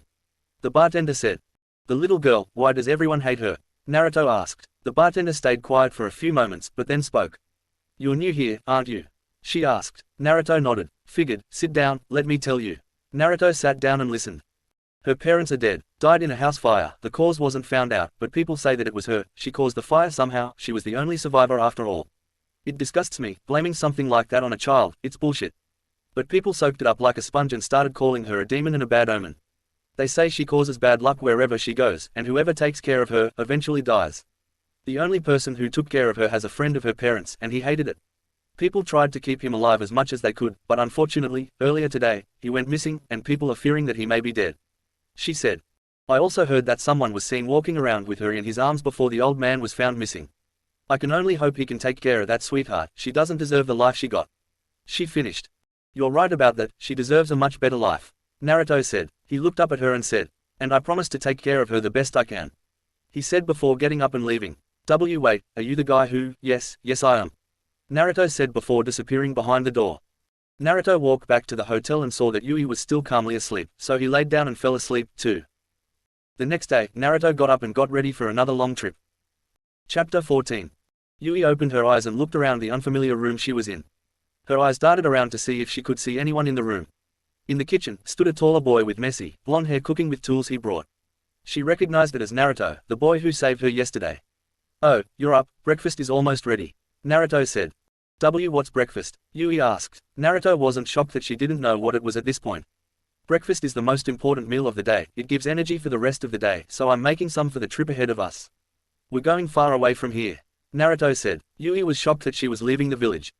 What? But where are we going? Am I even allowed to leave?" She kept asking questions, but Naruto put a hand on her shoulder to stop her. "We're going to a different village, one that will take care of the both of us. And yes, you can leave, you don't want to stay here, do you?" Naruto said. Yui shook her head. "Then will you come with me for a better life?" Yui looked up and jumped up and wrapped her arms around his neck, hugging him. "Thank you," she said. Naruto smiled and hugged her back. They stayed in the hug for a few moments until Naruto remembered that he was making breakfast, so he let go of Yui and finished it, letting Yui eat breakfast for probably the first time of her life. Naruto finished packing all that he took out and left the hotel with Yui in hand. Naruto was wearing a black shirt with orange lining, black ANBU-style pants, combat boots, and a familiar purple headband. Everyone was giving him surprised and happy looks. Naruto didn't pay attention to any of them, but he knew Yui wasn't used to them like he was, so he pulled her closer to him to protect her. Naruto started hearing murmurs among the crowd that formed behind them. He heard things like, "Is he leaving with her? And they better get the hell out. Demons, both of them, glad they're leaving." If Yui wasn't there he would have slaughtered the entire village right there, but he kept those urges down to not scare Yui. They didn't make it 10 meters outside the village when people started celebrating that she was gone. Naruto turned around to look at all the happy people and gave them a death stare, but none of them even saw it, they were too busy right now. He was about to go towards them, but was stopped by Yui tugging his hand. Let's just go. I don't want to stay here anymore." Naruto took a deep breath and turned back around, leaving the now fully celebrating village behind. "This is gonna be a long trip, if you want, I can carry you all the way there, we'll get there by the end of the day if we do it that way." "Wanna do that?" Naruto asked. Yui thought about it for a moment and answered. "Yes sure, but how fast are we going?" she asked. "It'll be fast, but it'll protect you the entire way," Naruto said, reassuring her. "Okay." Naruto picked her up bridal style and jumped to a high tree branch, then continued jumping. Yui was shocked at the level of strength that Naruto showed. Carrying all their supplies and her while jumping was impossible for the people in that little village. True to his word, they arrived a few minutes later to the gates of a larger village with waterfalls behind it. He set her down. "Do you feel dizzy at all? Wanna make sure you're okay?" he asked, and Yui shook her head. "No, but, see, can we do that again?" she asked with stars in her eyes. Naruto chuckled. Not right now, but we can do it again tomorrow if you want, that sound good? He asked, and Yui nodded. They started walking in the village, but were stopped by the village guards. Halt, state your purpose. One of the guards said. We're just here to see if we can move here. I heard that this place might be a good place to stay. Naruto answered truthfully. The guards didn't think he was lying, but they still wanted to make sure. Are you a shinobi? You landed here pretty fast. The other guard asked. I once was, but not anymore. I just want to live a normal life. Naruto once again answered truthfully. The guards were okay with that and decided to let him in. I'll show you the way to the village leader. Follow me, the same guard said. As they walked through the village, Yui kept clinging to Naruto's side. Don't be scared, Yui, this village is much better than your last one, they'll take care of us. Naruto said, trying to calm her down. The guard overheard this and lightly smiled. Don't worry, Shibuki is a great leader that cares for everyone, you guys will be treated no differently. He said, and Yui let go of Naruto and grabbed his hand, showing them that she trusted them. They entered the office that Shibuki was in and was immediately greeted. Welcome to Takigakure, a guard informed me that you would be here. You can call me Shibuki. Now can you tell me why the two of you want to stay here? Shibuki asked in a polite tone. Naruto and Yui were actually taken aback by his friendliness, neither of them were used to this. I wasn't expecting you to be this friendly, a pleasant surprise. Naruto said, getting a chuckle from Shibuki. We left our villages a while ago and need a place to stay, and I heard that this place accepts all, so me and Yui here decided to live here from now on. Shibuki got confused at the our villages part, but decided to ask him later. Well, I see no reason to turn either of you away. I'll find a place for you to stay if you want, or do you want to look for yourselves? Shibuki asked. We'll find a place ourselves, it'll help us get used to the city, thank you though. I'll see you once we find a place. Naruto said. Naruto and Yui were now walking around the town, looking at everything the village had to offer. For such a small village compared to the rest, it had a lot going for it, you could barely tell it was a shinobi village.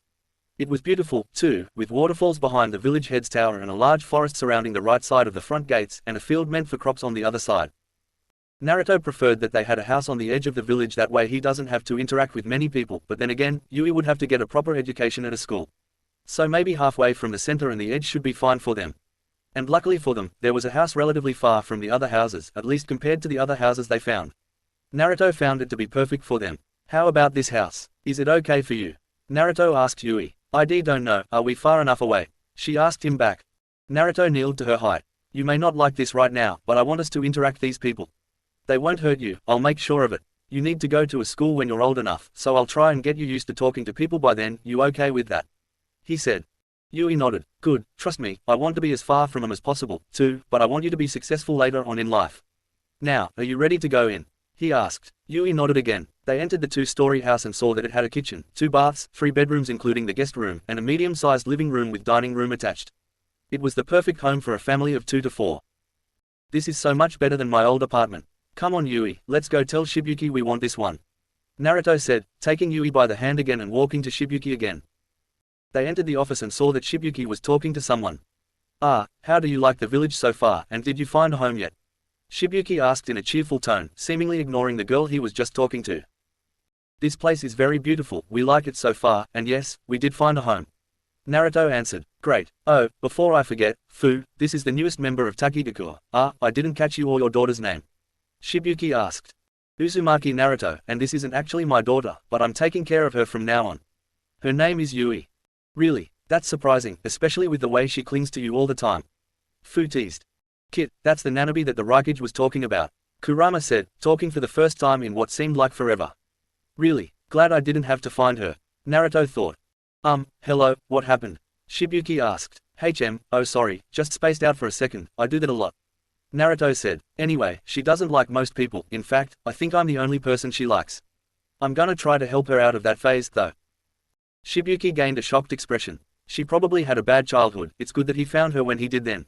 I think I understand why, I hope that this village will help her. But for now, you have a house to show me, right?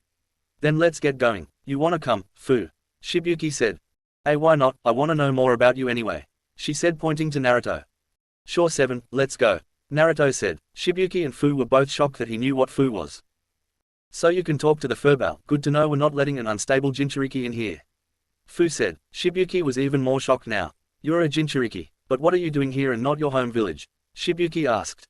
I'm not going back to my home village, ever. I left for a reason, I hope you understand. Naruto said, hoping that Shibuki would still let him in. Sai, I know that feeling. We're keeping him here, it's obvious he has nowhere else to go. Fu said. She knows what I mean. Don't tell me the village doesn't like her. Of course he's staying here. Even if he's a Jinchuriki, he'll fit right in if he hides that fact.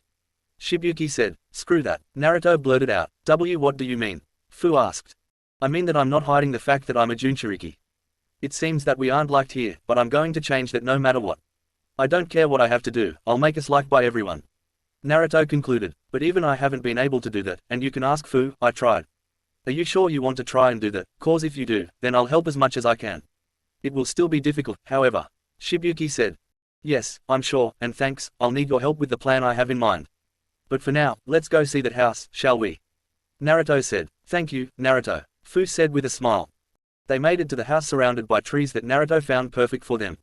Ah, this house has been vacant for a while now, I'm glad it finally found someone.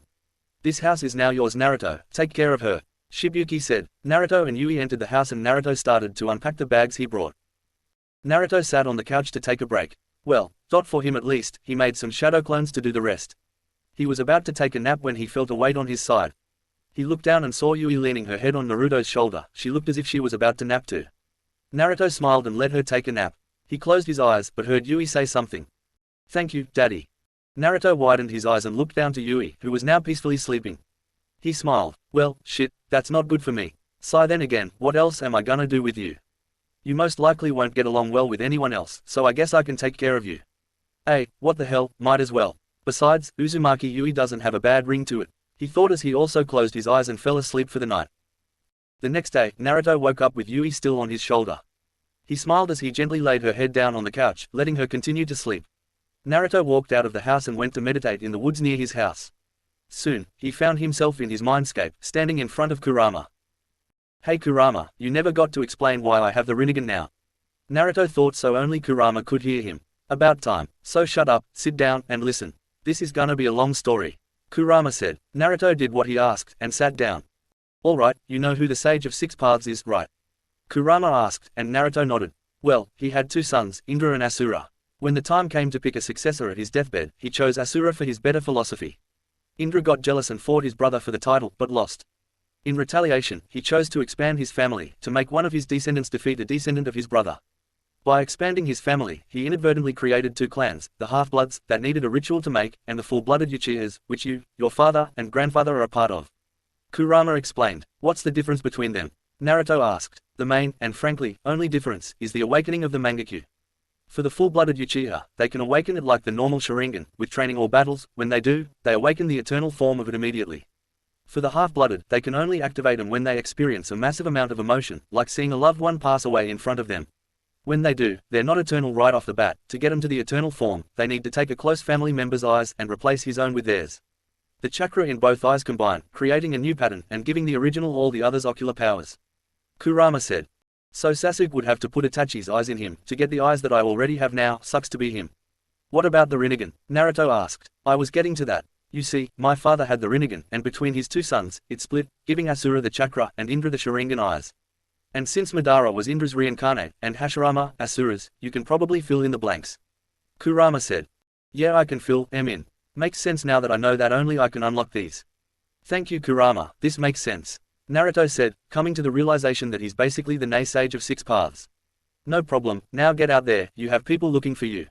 Oh, when you have time, I want to give you some things, come back when you're free. Kurama said to Naruto, who disappeared. Naruto opened his eyes to the real world. To see Kurama was right, he could sense the Nanabi near his house. He snuck in front of his house without her knowing, and watched her about to knock on his door. What are you doing here? He yelled, making Fu fall back, scared she did something wrong. She looked behind her to see Naruto laughing his ass off. It's not funny, Fu yelled at him. Naruto slowed down his laughing. Sorry, just couldn't help myself. Anyway, what do you need? Naruto asked while still giggling. Shibuki wants to know if you need anything, like food or something. Fu pouted, still red, from embarrassment. Luckily no one was around besides them.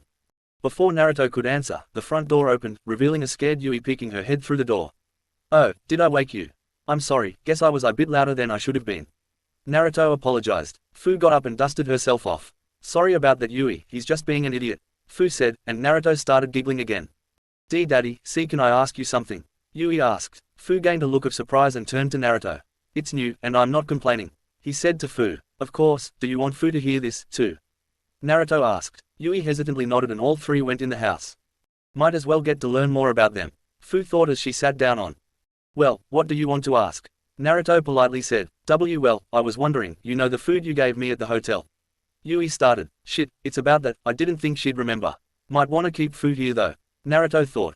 Why, you said that your G-girlfriend made the recipe. So where is she now? Did she not want to come with you?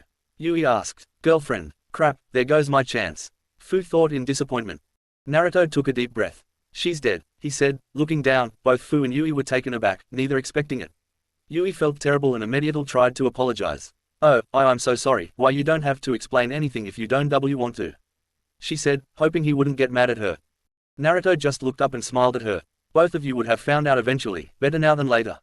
And you can tell Shibuki this if you want. He told Fu. Alright, for starters, I'm a Jinchuriki, a holder of a tailed demon who can destroy a village with a single attack. Jinchuriki like me and Fu here are supposed to be seen as heroes for keeping these demons at bay, but for most of us, we're treated less than the dirt we walk on, we're seen as the demons themselves, and it infuriates me to no end. But, back to her. Her name was Hyuga Hinata, a member of a powerful clan that was kicked out of it due to her being weak, so she understood my pain of being left behind, at least a little bit. Then, Naruto hesitated a bit. Then, on my 10th birthday, she was killed by the villagers we swore to protect, and they laughed at me, they laughed at her, a not even 10-year-old girl, just because she was with me. Naruto at this point was crying, and letting a little key out unintentionally. Fu had no idea about the pain he was hiding, he looked either bored or happy all the time, no sign of the anger that was just beneath that, if his evil feeling key was anything to go by. Yui was frozen in shock, her past in comparison wasn't even close to his. She felt terrible that she brought it back up to him. That day, I swore to all of them that I would kill them all, but now, I'm just gonna wait for karma to come to them, I can't risk losing either of you. Also because someone I like and respect is now the Hokage there and I don't want anything bad happening to her. He said, retracting his key. Yui ran up to him to hug him, which Naruto immediately returned, even Fu went to hug him, which he also returned. They stayed in that position for a few minutes, until Naruto spoke up again. I'm sorry I brought down the mood, it's just, I felt like I had to get that off my chest. And sorry for the key too, that was unintentional. That's okay, I promise, I'll become strong just like you, just like Hinata. See, can both of you train me to get it? Yui asked. Naruto and Fu looked at each other, then back to Yui. Of course. They yell at the same time. Don't worry brother, you won't be alone anymore, you have us. If you need help with anything, I'll be there, just ask. Fu said to him. Naruto looked down again, this time they both could see the tears falling to the floor. Thank you, sister, I could use your help with Yui. Fu and Yui smiled widely. Sai Shibuki's probably getting worried about me being out for so long, so I gotta go. Thank you, Naruto, for telling us, we'll all make your life better from here. Fu said as she started walking to the door. You're welcome, Fu, and don't worry, I'll make the village respect you for who you are, you'll just have to wait a little while longer. That okay? Naruto asked. I've survived this long, haven't I? I think I'll be okay till then. See you guys tomorrow, Fu said. Alright Yui, let's go walk around the village some more. Naruto said as he stood up. Alright, let me get dressed. Yui said, running to her room. She's already getting more confident. Well, around me at least, but it's a start. Naruto thought as he waited for his new daughter. She reminds me so much of you, Hinata. I guess that's why it was so easy to take her in. He thought out loud, smiling as Yui came out of her room, ready to explore the village again. Chapter 15. Nearly a year has passed since Naruto told Yui and Fu about his past, and since then, he started training both of them to be as strong as they can be. They weren't the only ones training, Naruto also got some useful things up his sleeve during that time, too. One of those things was the fox summoning contract. While Jiraiya was going back to Konoha after his memory wipe, Naruto went to Mount Myoboku in order to get his name off of the contract. It ended in a confrontation that resulted in all the toads forgetting who Naruto was. After all that, Naruto was told about a special technique by Kurama. The technique involves gathering all the nature energy around you, absorbing it, and using it to increase all of his abilities. Kurama said that this, sage mode, is something that only some summons have, and only the foxes, toads, and snakes are some of the few among them that have access to this powerful ability. Naruto, having the Rinnegan, was able to learn this much faster and easier than it would normally take for anyone else. Jiraiya, for example, didn't have perfect sage mode even though he had trained in it much longer than Naruto has. Naruto's training never stopped, and he usually sent some clones to the nearby waterfall to train in it. He didn't prioritize his training, instead he focused on Yui and Fu, since they asked for training by him. Yui learned things much faster than Naruto expected. The girl was a sponge for knowledge, whenever given a book to read, she finished it within the day. It was incredible for someone who didn't get any education growing up. The same went for Jutsu, too. Whenever they checked what chakra natures she had, the paper got soaked, crumbled in a ball, and turned to dust.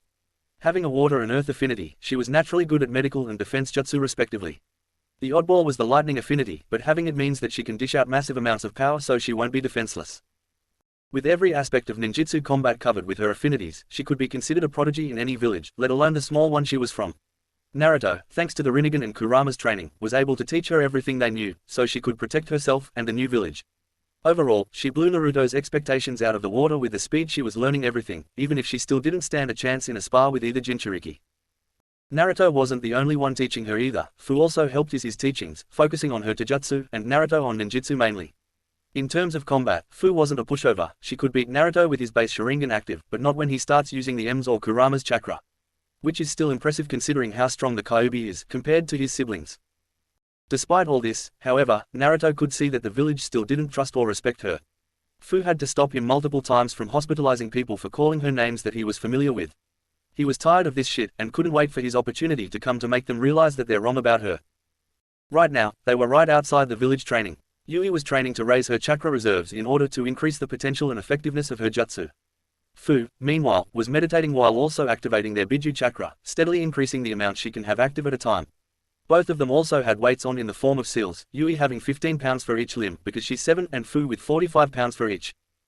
Naruto was currently sitting with Shibuki in his office, talking to him about a plan he has for making Fu get treated better by everyone. Sounds kinda risky, but if you're confident that this will work, then I guess you have my approval. Shibuki said. Thank you. Trust me, they won't stand a chance. Naruto said as he stood up and teleported to where the girls were training.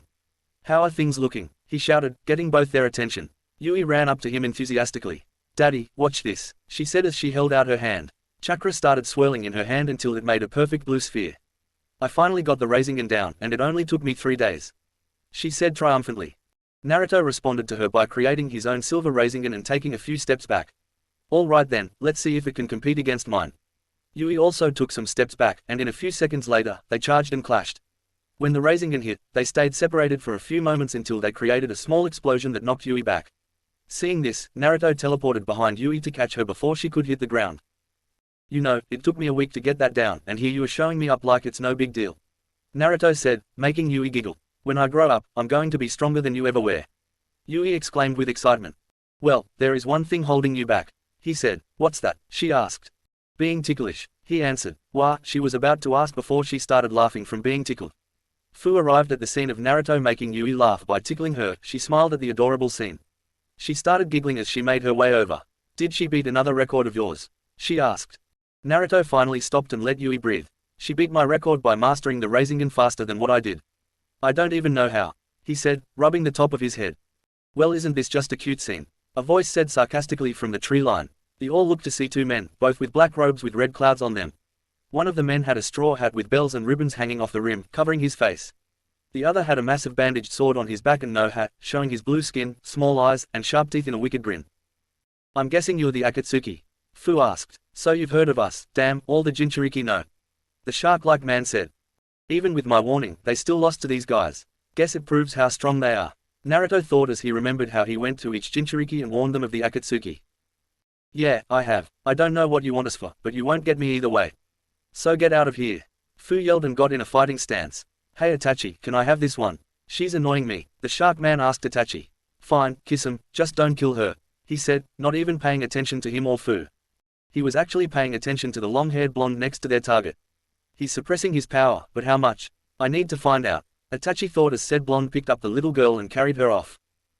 Hey, where do you think you're going? Kisum yelled at the retreating blonde. He jumped, took his sword, and swung down at him. He connected the attack and the ground cracked under the amount of pressure he was putting in it. He was smiling until he realized that the sword wasn't touching the ground. He landed on the ground and saw that the blonde was holding his sword up with one hand out. Don't. He simply said as he looked at Kisum with red, slitted eyes. Kisum was about to speak, but the blonde moved and jumped and the treetops and back into the village.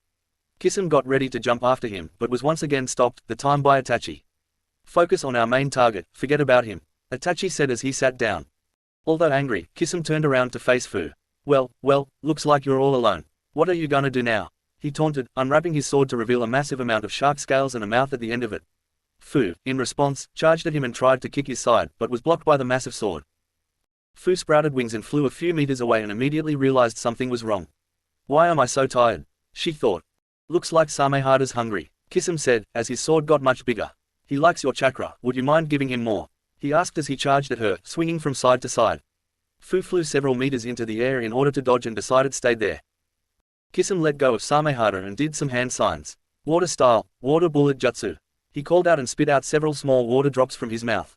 They rocketed towards Fu, but she still managed to dodge all of them in time. She saw that he didn't have his sword on him, so she did some hand signs. Wind style, fan wind jutsu. Her wings flapped forward and sent a large gust of wind towards Kisum, but before it landed, Samehada got between him and the attack. It took the hit without a scratch afterwards. That thing has a mind of its own. Oh come on, she yelled in her head. Samehada got even bigger as its teeth did as well. Kisum started to laugh. Samehada was basically built to take you Jinchuriki on. You have no chance, he shouted as he raised Samehada in the air and swung down to where Fu was. Fu dodges again. Screw it, she said to herself. Nanabi chakra started to surround her and her skin started to peel off, showing pure black and red chakra underneath. 5 tails formed behind her and she once again charged at Kisum, this time faster than he could react. She landed a solid kick right to the stomach and sent him and his sword flying back.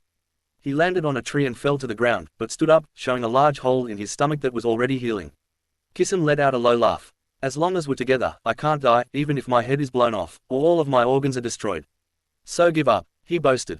Fu looked in shock. She only had one thing that could probably kill him, but the collateral damage would be massive, so she couldn't do it. She let the Biju chakra seep back into her skin, letting the transformation go. Good, now come with us and the death will be painless for you, Kisum said, trying to reason with her. Fu was mad at herself. It isn't fair. Why am I one of the ones have to hunt down? Why did I have to become a Jinchuriki? Why am I so weak compared to him? God damn it, even with his training, I'm still so weak, she said, berating herself over and over again. If you want to get stronger, stop comparing yourself to me. She looked up and saw Naruto standing in front of her. He looked back at her. You haven't been training as long as I have, so of course you're not as strong as me. Don't beat yourself up just because of that. Besides, not many people can fight 2S ranked shinobi, let alone them. So stay here and watch, he said as he turned back to Kisum. Itachi had been watching Naruto, trying to figure out how strong he was. He's obviously holding back, but how much? He asked himself. Kisum basically answered his question, because he launched himself at Naruto, who once again caught his sword with ease. You should be careful with this thing, you don't want to break it, he said as the area Naruto was touching began turning to stone, which quickly spread to the entire sword. Kisum let go of Samehada and watched as his sword turned to stone. Shit, you must be a sage, I presume, Kisum asked. Naruto closed his hand into a fist, shattering the sword into pieces. Kisum flinched as he saw this. Indeed I am. Now, I'm in a good mood, so I'll give you a choice. Leave now, or die, simple as that, Naruto said. Kisum looked at Itachi, who nodded. Very well, we'll take our leave, but first, Itachi said as he placed Naruto in his ultimate genjutsu, Tsukuyomi. Naruto looked around and saw the sky turn red, with black land. Naruto found himself unable to move, as he finally saw Itachi in front of him. Don't bother trying to break out of here, you can't. In here, I can make 3 days in here, be 3 seconds out there. In here, I'm God. He finished. Naruto didn't look scared or bothered by what he said in the slightest, instead, he just kept looking around. So this is Tsukuyomi, interesting, Naruto said. He suddenly found himself on a cross and Itachi held a sword out in front of him. You're calm for someone about to die, I respect you for that, Itachi said. I'm not going to die. If what I'm seeing is right, then there's one huge problem I can see, Naruto said calmly. Itachi raised an eyebrow. Oh, and what might that be? He asked, genuinely curious. It's the way you activate this jutsu. You have to mess with my senses and enter my mind to produce your image, but I'm not seeing things, you're just making me imagine this. In other words, you're in my mind, so in here. Naruto broke free from the cross and began floating. The genjutsu began breaking like glass, as Itachi for the first time in his life felt fear. I am God. The genjutsu broke into pieces and Itachi fell to his knee in real life. He looked up at Naruto, who had his eyes shadowed. Naruto smirked, and looked up at Itachi with red eyes similar to that of the Kyubis. Leave, now, Naruto yelled. Kisum picked up Itachi and carried him since he was too weak to move right now. No one has ever broke out of his genjutsu like that before, so he was still coping with it. Naruto turned his eyes back to his normal bright blue, and turned to Fu with a smile on his face. Well, that was fun. Go to my house and relax, I have some things to do now, he said as he started walking away. Wait, what are you gonna be doing? Fu asked. You'll see soon enough, was all Naruto said in response. Fu did what he said and went into Naruto's house. Hi auntie, Yui yelled as she ran up to Fu and hugged her. Hey Yui, you mind if I lay on the couch for a while? Fu asked. Of course you can, Yui said as she got Fu a blanket. A few hours later Fu woke up to Yui shaking her. Auntie, wake up, she was whispering. Fu was fully awake now. What is it, Yui? Fu asked sweetly. Can we go get something to eat, please? I'm hungry, she begged. Fu chuckled at her cuteness. Alright, we can go eat. Let me go to the bathroom first. They soon walked out and went exploring. Fu felt something was wrong. She looked at all the people, and instead of the usual glares, she got looks of admiration. Okay, what's going on? They never look at me like that, she was thinking. While walking, a young boy, no older than Yui, walked up to Fu. Did you really beat those two strong bandits, miss? He asked. Fu was confused. Heck yeah, she did. Fu heard behind her. She turned and saw Naruto walking up with a smile on his face. She destroyed those two. You should have seen it, he continued. The young boy looked amazed as Fu just looked confused. After some stories told by Naruto, the boy was called away by his mother. Okay, what was that? Fu demanded to know. Naruto chuckled. Get ready for a lot more where that came from, cause there's gonna be a lot, he said. The trio went to a restaurant, and as soon as they entered, all eyes were on Fu. She felt nervous, but it all went away when the owner of the restaurant came up to her. Fu-sama, please forgive us for the way we all treated you in the past, he said as he bowed down. Fu looked around and saw that everyone was now bowed down. You protected us even with our past, for that, we are grateful. Please accept our food for free from now on as the hero of the village. Fu was stunned. What did Naruto do to make him behave like this? And no, I couldn't accept something like that. Fu tried to decline, but they took it a different way. Heroic and selfless, from now on, you can eat here as much as you want for free. Take it as a thank you for keeping my restaurant in business, the owner said. Fu sighed at his persistentness and caved in. All right, I accept your offer, she said, and the entire restaurant cheered in victory. After they ate, they headed home, but not before they were stopped many more times by new fans. A normal 10-minute walk turned into a 45-minute one, because of the sheer amount of people wanting to thank her. Finally though, they made it into Naruto's house, where Fu asked him the all-important question. Okay, what did you do? She asked. I think I can actually answer that. Fu turned around and saw Shibuki sitting on a sofa. When did you get here? Fu asked. A few minutes before you. I expected to show after you got here, but our plan worked better than we thought, Shibuki said while laughing. Plan, Fu said. Naruto and me planned this. He knew those Akatsuki people would come for you, so he gave me the idea of saying that you defeated two powerful bandits and prevented them from destroying the village and taking our hero water. So to them, you're the village hero now. They're a lot more gullible than I thought they were, but oh well, he said. But I didn't do anything. I could even beat one of them, she said, looking down. Don't worry, I made sure no one from the village saw the actual fight, so to them, they think it's the truth, you just have to be sure to not spill the beans, Naruto said, cheering her up. Fu turned and hugged Naruto. Thank you, she said as tears started falling from her eyes. Naruto hugged her back. I promised when I first got here that I would change things, and although it took a while, I did it. They stayed in the hug for a few more moments. Shibuki got up and walked to the front door. Come to my office when you're finished here, Fu. There's something I need to tell you, he said as he left the house. So, what are you gonna do with your newfound fame? Naruto asked as he let go of Fu. I don't know yet. I don't think I'll change that much, she said. Good, I don't want the power to go to your head. Now get going, you have plenty of fans to talk to still. Shibuki can wait a little longer. Naruto laughed. Yeah, it'll probably be midnight by the time I get there. Thanks again, I'll see you two later, she said as she left the house. Yui yawned and began going up the stairs to her room. Good night, Daddy, she yelled from the top of the stairs. Good night, sweetie, he yelled back. Chapter 16. -4 months later, in Fire Country.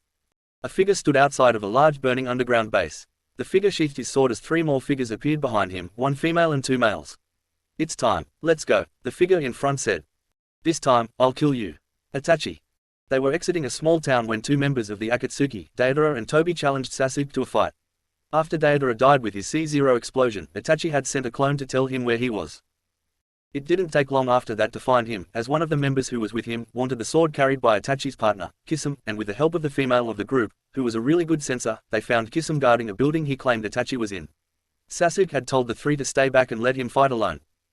Sasuke entered the building, and found that his brother was calmly sitting in a large chair.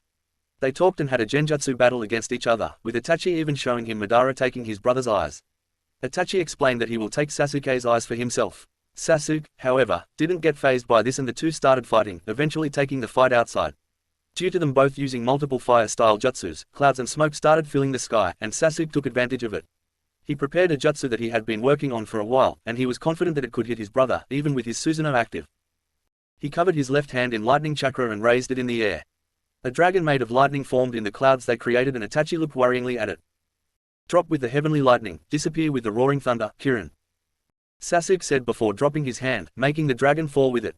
The dragon created a huge explosion that took out the entire compound they were on. Sasuke got up on his almost numb legs. He couldn't see his brother anywhere. He could finally relax.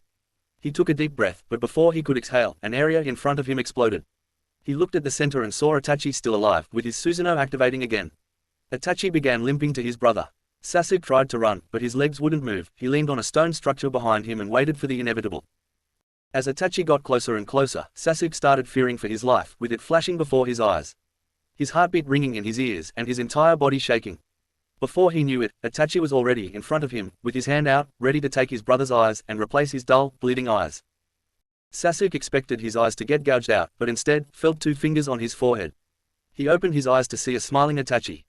"No matter what you decide from now on, I will love you forever. You don't have to forgive me, Sasuke," is what Sasuke heard before the Susanoo disappeared and his brother's fingers dropped from his head as he fell forward. He hit his head against the wall and fell to the ground, dying with a smile on his face. Sasuke stood there, frozen about what he heard. He fell forward on his face, tired from the battle and just wanting to rest now. While Sasuke was passed out, a plant-like creature coming from the ground moved towards him. "That was some fight. I didn't expect him to die like that," the creature said in a deep voice. He was about to pick him up and leave when he heard another voice. "I wouldn't do that if I were you." The creature looked up to the voice and saw a figure sitting on the wall. He couldn't make out his features, but he had back-length, blonde spiky hair, a headband he couldn't make out, and a mask similar to that of Hitaki Kakashi's. His eyes were shadowed, so it looked as if his face was completely black. The rest of his clothing was also dark, with a black haori with blue flames at the bottom, a dark blue shirt and pants, and black boots. "And just who are you?" the creature asked in more high-pitched voice than last time. The figure didn't answer, but instead jumped from the ledge, and barely making a sound when he landed. The creature could now see that the headband he was wearing wasn't a village headband, but instead, a plain purple one. "Why would I tell you? Just get the fuck out of here, and don't come after either of these two again if you know what's good for you," the figure demanded. Much to the surprise to the figure, the creature obeyed, and started sinking into the ground. "Fine, Naruto," the creature said in both voices. "He knows me, so it doesn't matter right now. I need to make sure you get to Konoha," he thought as he looked at the unconscious body of Sasuke. He looked up at the sky and then at the destroyed surrounding area. "Kirin, that'll be useful in the future," he said. The next morning, Sasuke woke up sweating. He looked around to see he was on a bed in a small cabin. He tried to find the owner of it but found nobody was near him. He got to his feet and almost fell over, but grabbed onto the bed before he hit the ground. After a few tries, he was finally able to stand straight again. He searched the house for any supplies or food, but it looked like nobody even lived there. There was nothing even hinting that someone had lived there for years. Sasuke was confused, but ignored it, instead searching for his stuff. He found it in a corner, his sword leaning on the wall with a bag of his clothes, and another bag he didn't recognize sitting next to that. He took out the now clean clothes from the first bag and put them on again. It looked like they'd been repaired by someone. He took his sword and placed on his back, the same way he had it before. Then he looked at the second bag. He picked up the bag and placed it on a small table in another corner of the small room. The bag was small and light compared to the first one. It didn't feel like anything was in it at first. He opened the bag and was horrified of the 2 eyes staring back at him. He dropped the bag and it fell over. A note fell out of it, and he carefully picked the note up without messing with the eyes. "Use them only when you are ready." Sasuke then realized that these eyes belonged to his late brother. How do they know about that? Only Uchiha should know, he thought as he looked at the eyes again. "Not yet, I need to get back to Konoha first," he said out loud. He grabbed the bag and put them in a seal on his arm that he used to carry weapons. He walked out of the cabin and looked around. It looked like he was in a forest. He looked at the cabin, and he saw it was an old one. It looked like it was about to fall, who knows how it hasn't already. While looking at the house, he noticed something to the left of him, and he saw that it was a grave. Hoping to learn who this place belonged to, he walked to the grave and read what was written on it. Uchiha Itachi. Sasuke just stared at the grave. Someone had buried his brother, but who? He didn't want to answer that, so he turned around and walked to the nearest village, which wasn't that far from where he was. He asked for a map and found that he was much closer to Konoha than he originally thought he was. After walking for a few hours, because he didn't want to use chakra to jump from tree to tree right now, he could see the giant gates of Konoha in the distance. "Almost home," he said as he started picking up the pace. He didn't pay attention to it, but he could faintly feel like he was being watched the entire time since he left the house. He didn't let it bother him and continued walking. He was right in front of the gates now. He stared into the village. Not much had changed since last time, only a new face was carved on the mountain now. He recognized it as Senju Tsunade, former teammate of Orochimaru. The guards finally noticed someone was standing at the front gates, so they did their jobs. "State your purpose for being here," Kotetsu said. "I'm Uchiha Sasuke, and I would like to come back to live in the village," he said. "Holy shit, Sasuke, come on, let's get you to the Hokage," Izumo yelled. Sasuke followed the 2 eternal guards and along the way, noticed several people staring at him, either in disbelief, shock, or happiness. Tsunade was having a good day. She didn't have as much paperwork that she or her clones had to sign, so they got done quickly. Her proto-copyright GAR copyright has once again exceeded her expectations by completing the training method she gave her in just a few days, faster than even she learned it. Overall, her day was going great. Suddenly, the door to her office swung open to reveal Izumo. Lady Tsunade. We brought someone to see you, he said while panting. Well, this is new, they never act like this, Tsunade thought. Izumo moved out of the way and Sasuke walked in the office. Tsunade widened her eyes at the sight of Sasuke. What are you doing here? She asked in a dangerous tone. Sasuke raised in arms in surrender. I don't want any problems. I killed my brother, Doton Orochimaru, he said.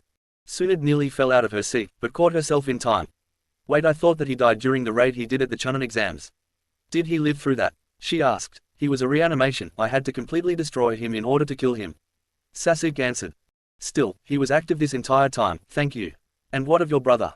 Are you sure he's dead? She asked him. Instead of answering verbally, he took the bag of Itachi's eyes and tossed them to Tsunade. Are these his? Why do you have them? His eyes were the Mangekyu, and I need mine to become Mangekyu too, before I implant them into my head in order to never go blind. I need you to keep them secure, so no one gets them. Can you? He asked her. Yes I can, but what can you do to get the Mangekyu? Before he answered, the door that was closed, swung open again, this time revealing Sakura. She saw a man standing in the middle on the office. He turned to her, and she saw the face that she hasn't seen in years. She slowly walked to him and engulfed him in a hug. I heard that you came back from the villages, thank God you're here, she said as Sasuke felt her tears fall on his chest. Sakura felt an arm wrap around her as Sasuke pulled her closer. This time, I'll stay here, he said, making both girls smile. By the way, I thought the idiot would be here by now, where is he? He asked. Sakura stepped away from him, but didn't answer. He's not here, a voice at the door said. They all looked at the door to see Kakashi standing there with a sad look in his eyes. Sasuke looked at Sakura and saw she was also crying. Then where is he, on a mission? Sasuke asked. None of them said anything, instead, they all looked down, not wanting to answer. Sasuke was now starting to get worried. Why were they acting like this? He's not dead. Sakura interrupted Kakashi. He'd never die out there, she said as she fell to her knees. Sasuke widened his eyes. What happened? Sasuke said as he helped get Sakura off the floor. He left on a training trip with Jiraiya not long after you left. Jiraiya came back halfway through with no recollection of who Naruto even is. We tried searching his memories for a clue, but Naruto wasn't even mentioned in them. It's like they disappeared for no reason, Tsunade sadly said. When was this again? Sasuke asked. Over a year ago. We gave up looking for him after several months of searching. He disappeared without a trace one day and not one village around here has seen him, Tsunade said while looking down. No, I refuse to believe he's dead. He's stronger than that, I know he is. He's not dead, I know it, Sasuke said as he fell to his knees. He gripped his head and his eyes started burning. He stated hyperventilating as his Sharingan started glowing, making a new pattern on it. Kakashi went to his side and noticed the new Sharingan. Those eyes, I guess he did care about us, Kakashi sadly thought. Lady Tsunade, get the eyes ready for the transplant, I will find him with those eyes, Sasuke said, confusing Kakashi and Sakura. Already, alright, I'll set up right away, Tsunade said as she made a clone to inform the hospital to get ready. You're acting a lot differently than before you left, Kakashi commented. Sasuke looked at him and responded. Now that my brother's dead, my original goal in life is completed, now I can focus on the other important things in life. Kakashi smiled under his mask at his answer. They soon left for the hospital.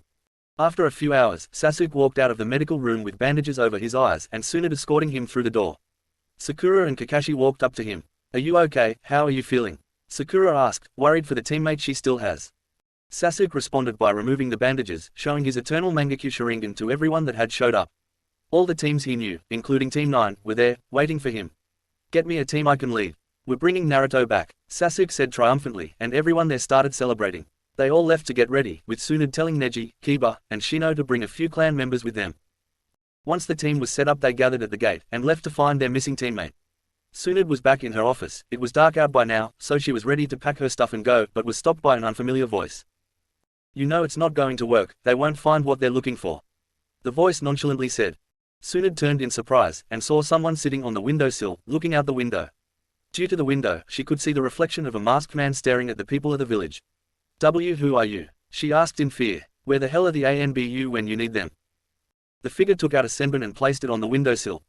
Tsunade saw it and understood what happened. Good to see you again, Tsunade, the figure said. She looked confusingly at him. Have we met before? She asked.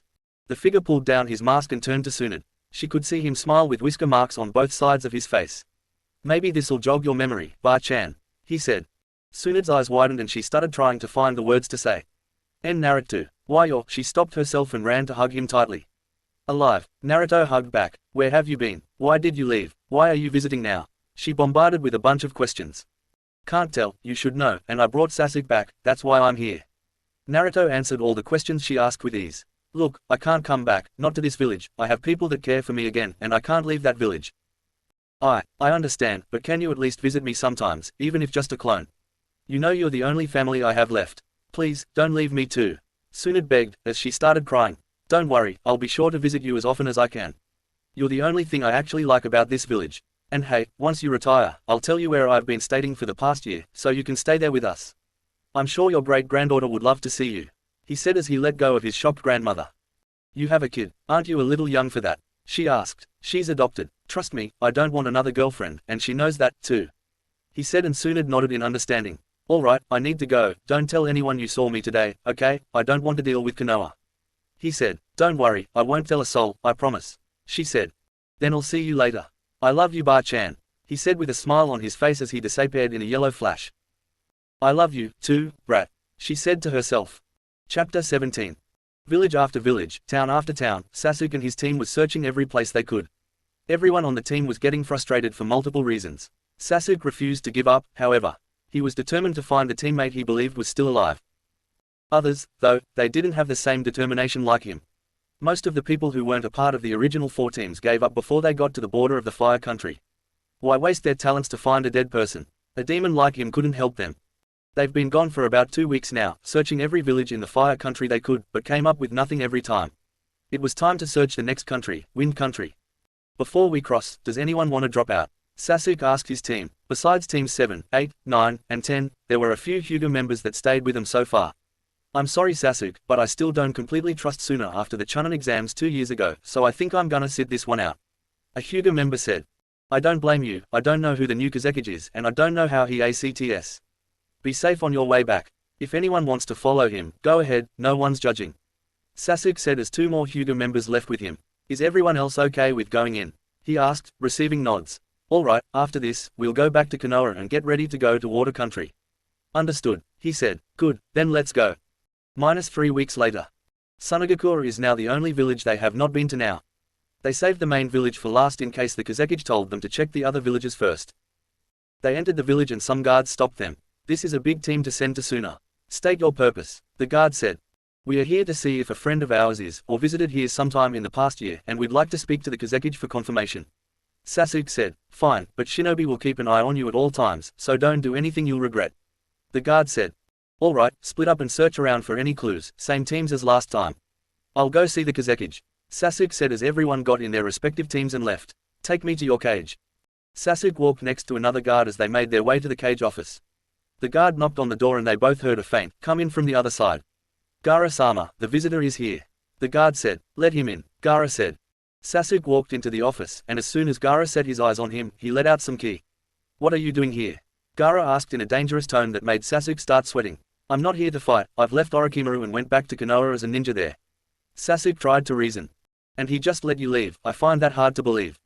Gaara said. I killed him and all his subordinates and then left. I no longer want, nor need to be associated with that man any longer. I simply wish to live in Konoha with my past behind me, and to do that, I need my friend back.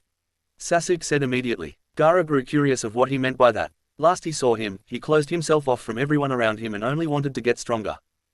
Friend, I thought you didn't have any. Gaara mocked. Sasuke sighed. When we first met, I only had one goal in mind. Recently, I completed that goal, and now I have time to do what I want. Like finding a lost ally. Sasuke said while looking down. You haven't said yet, who is this ally? Gaara said, pretending to play dumb. His name is Uzumaki Naruto, you might have saw him at the Chunin exams 2 years ago. Spiky blonde hair, whisker marks, we were about the same height, ugly orange jumpsuit. Ring any bells? Sasuke asked. Gaara knew they were looking for Naruto, he himself warned Gaara they were coming for him, but it didn't change what went through his mind at the mention of the name. All that went through was at the Chunin exams. He had went into his full Biju state, and was causing chaos everywhere. He was stopped when a massive, 9-tailed fox came from nowhere and destroyed Shukaku easily. All he remembers before passing out, were the dull, shine-less, blue eyes of Naruto as he looked at him. Gaara could see something else in them as he stared in them closer. It was a hint of sadness. He wasn't sure what it was for, but it seemed to be directed towards him. Now that you mention it, I do remember the orange jumpsuit and his blue eyes, but those Chunin exams were the last time I saw him, he has not come to Suna. Do you know when and why he disappeared? Gaara said. He went on a training trip right after I left the village. He was supposed to be gone with Jiraiya of the Sannin for 2 years, but Jiraiya returned a year later with no recollection of who Naruto even is. They searched all around the fire country until they gave up. That's when I showed up again, and I wanted to find him as well. Now my team and I are here. Sasuke explained. I see, that is weird. It's obvious that foul play is involved, but the question is if it was the Akatsuki or not. If it was, then we're in danger. Gaara said with his hand on his chin. Hopefully we're not too late then, cause I'm not going to stop looking. Why are you trying to find him so bad? Gaara asked his last question. Sasuke took a second to answer. Because I feel responsible for it. He left because he wanted to get stronger, to protect everyone, and take me back to Konoha. Then all I can say is good luck, and I hope you find him. Gaara said, thank you. We'll leave sooner, but let us know if you find anything having to do with him. Sasuke said, of course be safe on your trip back. Sasuke left the office and sent a snake summon to let everyone know the search is off. He went to the entrance of the village and waited a few minutes for his team. Once everyone arrived, he let his team know the situation. I spoke to the Kazekage, he said Naruto hasn't been here. So we're leaving. Just like that, huh? God damn it, what was the point in even coming here? Neji asked, anger evident in his voice. I thought since the Kazekage was a Jinchuriki, he'd know something, but I was wrong. Come on, let's get back to Konoha. Sasuke said, walking past them. Kazekage's office. Sasuke had just left the office, and Gaara had started signing the papers on his desk. I knew I could count on you, thank you. He jumped when he heard that behind him. He turned to see a smiling blonde leaning on the wall with his arms crossed. It's good to see you again, Naruto, and you're welcome, it's the least I could do. Looks like they're serious about this, never seen him do something like this before. It's fascinating to look at, Naruto said while looking out at the Konoha group at the edge of the village using his advanced eyes. How long do you think it'll be before they find you? Gaara asked. They wanted to check Land of Wind first, next they'll search the water, and then the lightning. I already told the Raikage that he'll be expecting him soon, and he knows what to do. They won't want to search to the waterfall, I know it, Naruto said, still facing out the window. How are you so certain it'll work? You just said how serious they were, what's the Raikage gonna say to make them give up? Gaara asked. You don't need to worry about that, just know that I told him what to say. Naruto said. Anyway, I just wanted to thank you for covering for me. See ya, Naruto said before puffing away in a cloud of smoke. Shadow clone, Gaara thought. He looked at his desk to see the large stack of papers on it. He sighed before slamming his head on his desk in realization. With Konoha team. They all made their way back home, telling others what they saw, and overall just chatting with each other, since most of them have never been to Suna. All were talking, all except one, Sasuke.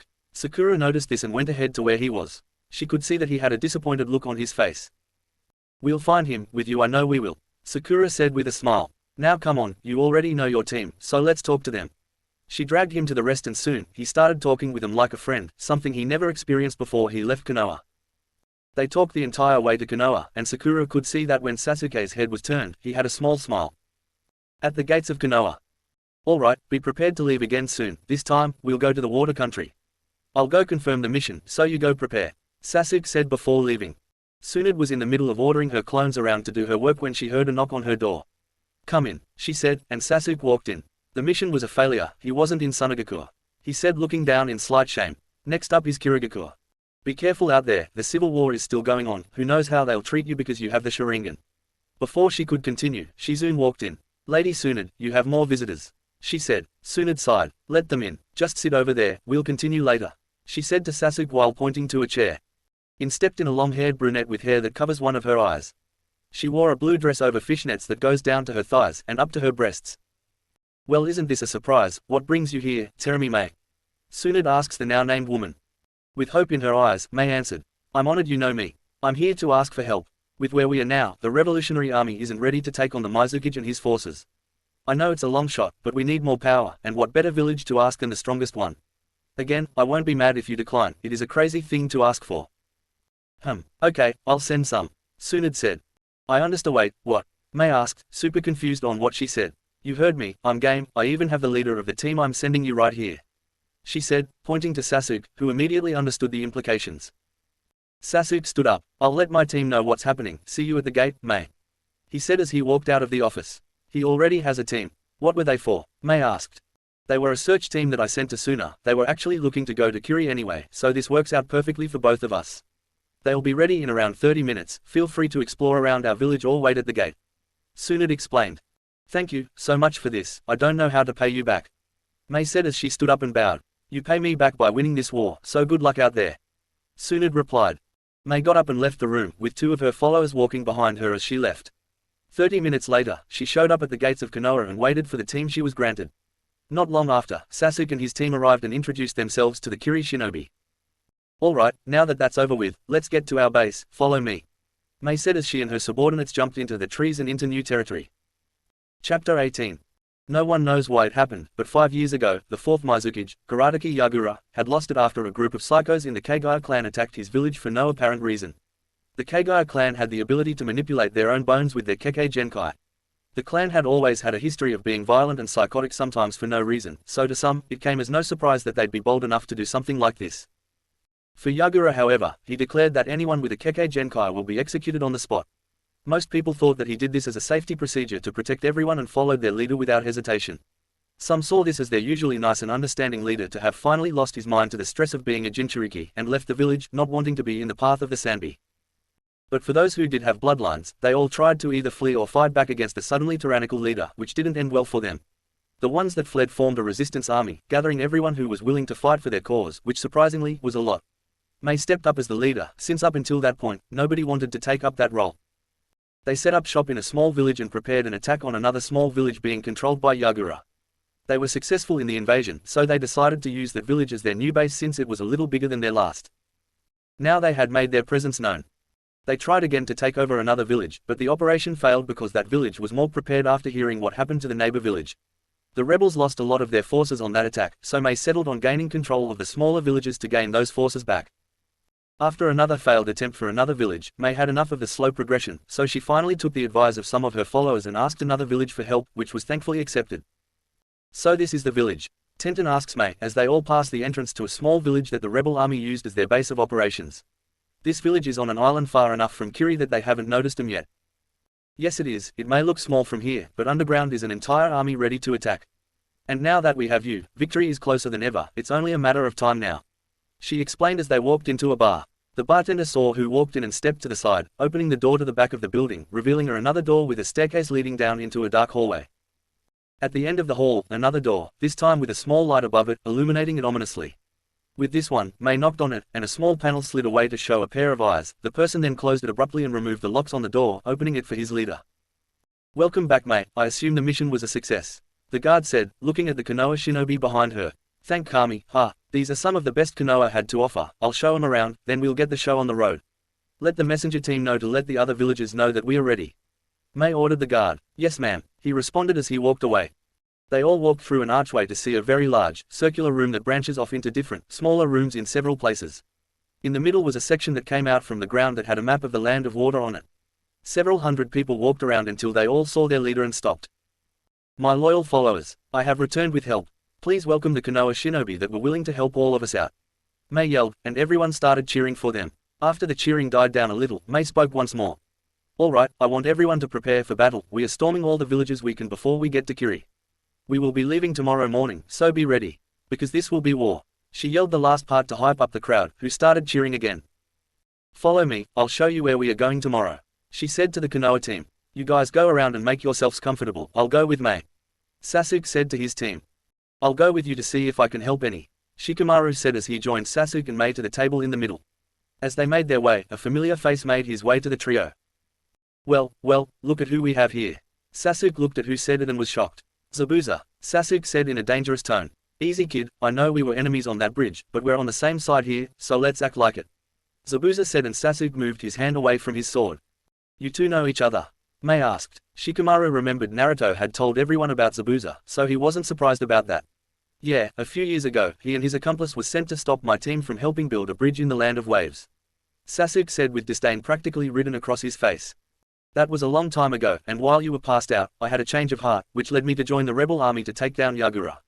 Zabuza said, recalling his fight on the bridge, well, the part he wants to remember anyway. Oh yeah, I remember Naruto telling us about Gato betraying you and you killing him. Shikamaru said. Zabuza's hand slightly twitched at the mention of Naruto's name, but he was more shocked about him not knowing about what actually happened on that bridge.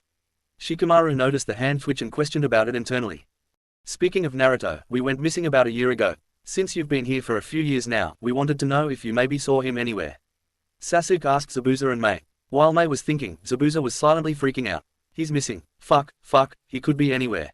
Is he here? What do I even say? Zabuza thought. By now, both of Zabuza's hands were shaking, and all three noticed this change of behavior. Okay, something definitely happened on the bridge, and apparently, it was enough to scare Zabuza. Does it involve Naruto? I need to ask him later. Shikamaru questioned to himself. Don H is not here, that's all I know, now can we move on from this conversation? Zabuza struggled to get out. I've never seen you act like this, what's up? May asked. I don't like to be exploited, so that event is hard for me to talk about. Sai, now if you'll excuse me, I need to see how Haku is doing. Zabuza said before he walked away. I've never seen him like that before, talk about protecting your pride. Alright, come on, let's go over the plan, May said as they continued to the round table. A few high-ranking officers also made their way to the table to see if they could help any. Okay, the plan we had before was to storm the smaller villages one at a time, we win them half the time, and each time, we gain new allies. May was explaining. Hang on, do you just take anyone? Do you check for spies? Shikamaru asked in a worried tone. Don't worry, our here has a Byakugan implanted in his eye, not to mention we have a T&I department, too. We have kicked out plenty of people trying to come in as spies before. May said, I guess that's fine, but always be prepared for them. Shikamaru replied. I know, now back to the plan. With the Konoha group. All the members of the Konoha team, which was now just the Konoha 11, wandered around the underground base to get familiar with all the soldiers. They found them either relaxing, playing card games, training what looks like new recruits, and overall preparing for the upcoming war. The group split up and searched for the areas they would like. Lee and Neji went to the training grounds. Kiba and Shino went to the animal care center. Ino and Sai went to play some games to relax. Choji went to the kitchen DFAC area. Sakura went to the med bay. And Tenten went to the armory and quartermaster. With Ino and Sai, they found what looked like the barracks, which had some dartboards, pool tables, and a few different kinds of card decks. She walked around and saw a bunch of games being played that she had never heard of before. She walked up to a group of 4 men and women sitting in a circle around a table with 2 stacks of cards on it. Hey guys, mind if I join after this game? Ino asked the group. One of the girls looked at her and smiled.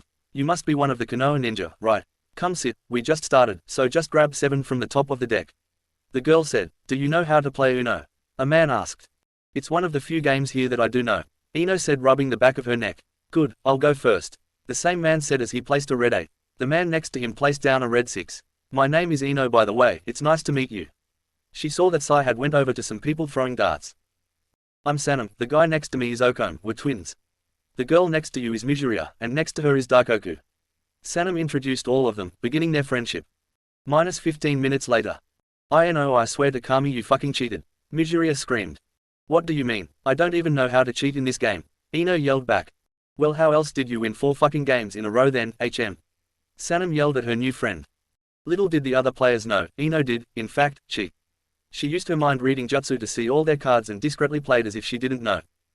First try luck, I guess. Ino simply said. They played a few more games, with Ino winning all of them. Eventually they stopped playing and they all hung out together and started telling stories and asking questions to Ino. Hey, I wanted to ask this before I forget. Have you seen or heard of someone named Uzumaki Naruto anywhere here? Ino asked. The group stopped to think but they came up with nothing. Sorry, but I don't recognize the name. Okon answered. Is he missing? What happened? Daikoku asked. He went missing about a year ago and we've all been worried sick for him and we don't even know if he's dead or not. We at least want confirmation that he's dead if he is. Ino said while looking down. Well, he may not be here, but I sincerely hope you find him. With Choji, 15 minutes earlier. The smell's getting closer, I can practically taste it now. Choji thought to himself as he tried to find the kitchen. Once in the DFAC area, he noticed that people were sitting all around, eating, chatting, and even having a few arm wrestling competitions here and there. He made his way to the people handing out the food and ordered some ramen to see how it stood to Ichiraku's. When he sat down, he was bombarded by people storming him with questions about Konoha and his team. He answered all of them the best he could, and soon the questions stopped. One came in however, that he couldn't refuse to answer. You want an eating competition? Choji saw that a fellow big-boned individual had asked him that, so being the respectful man he is, he accepted the challenge. Hey cook, we got a ramen eating comp over here.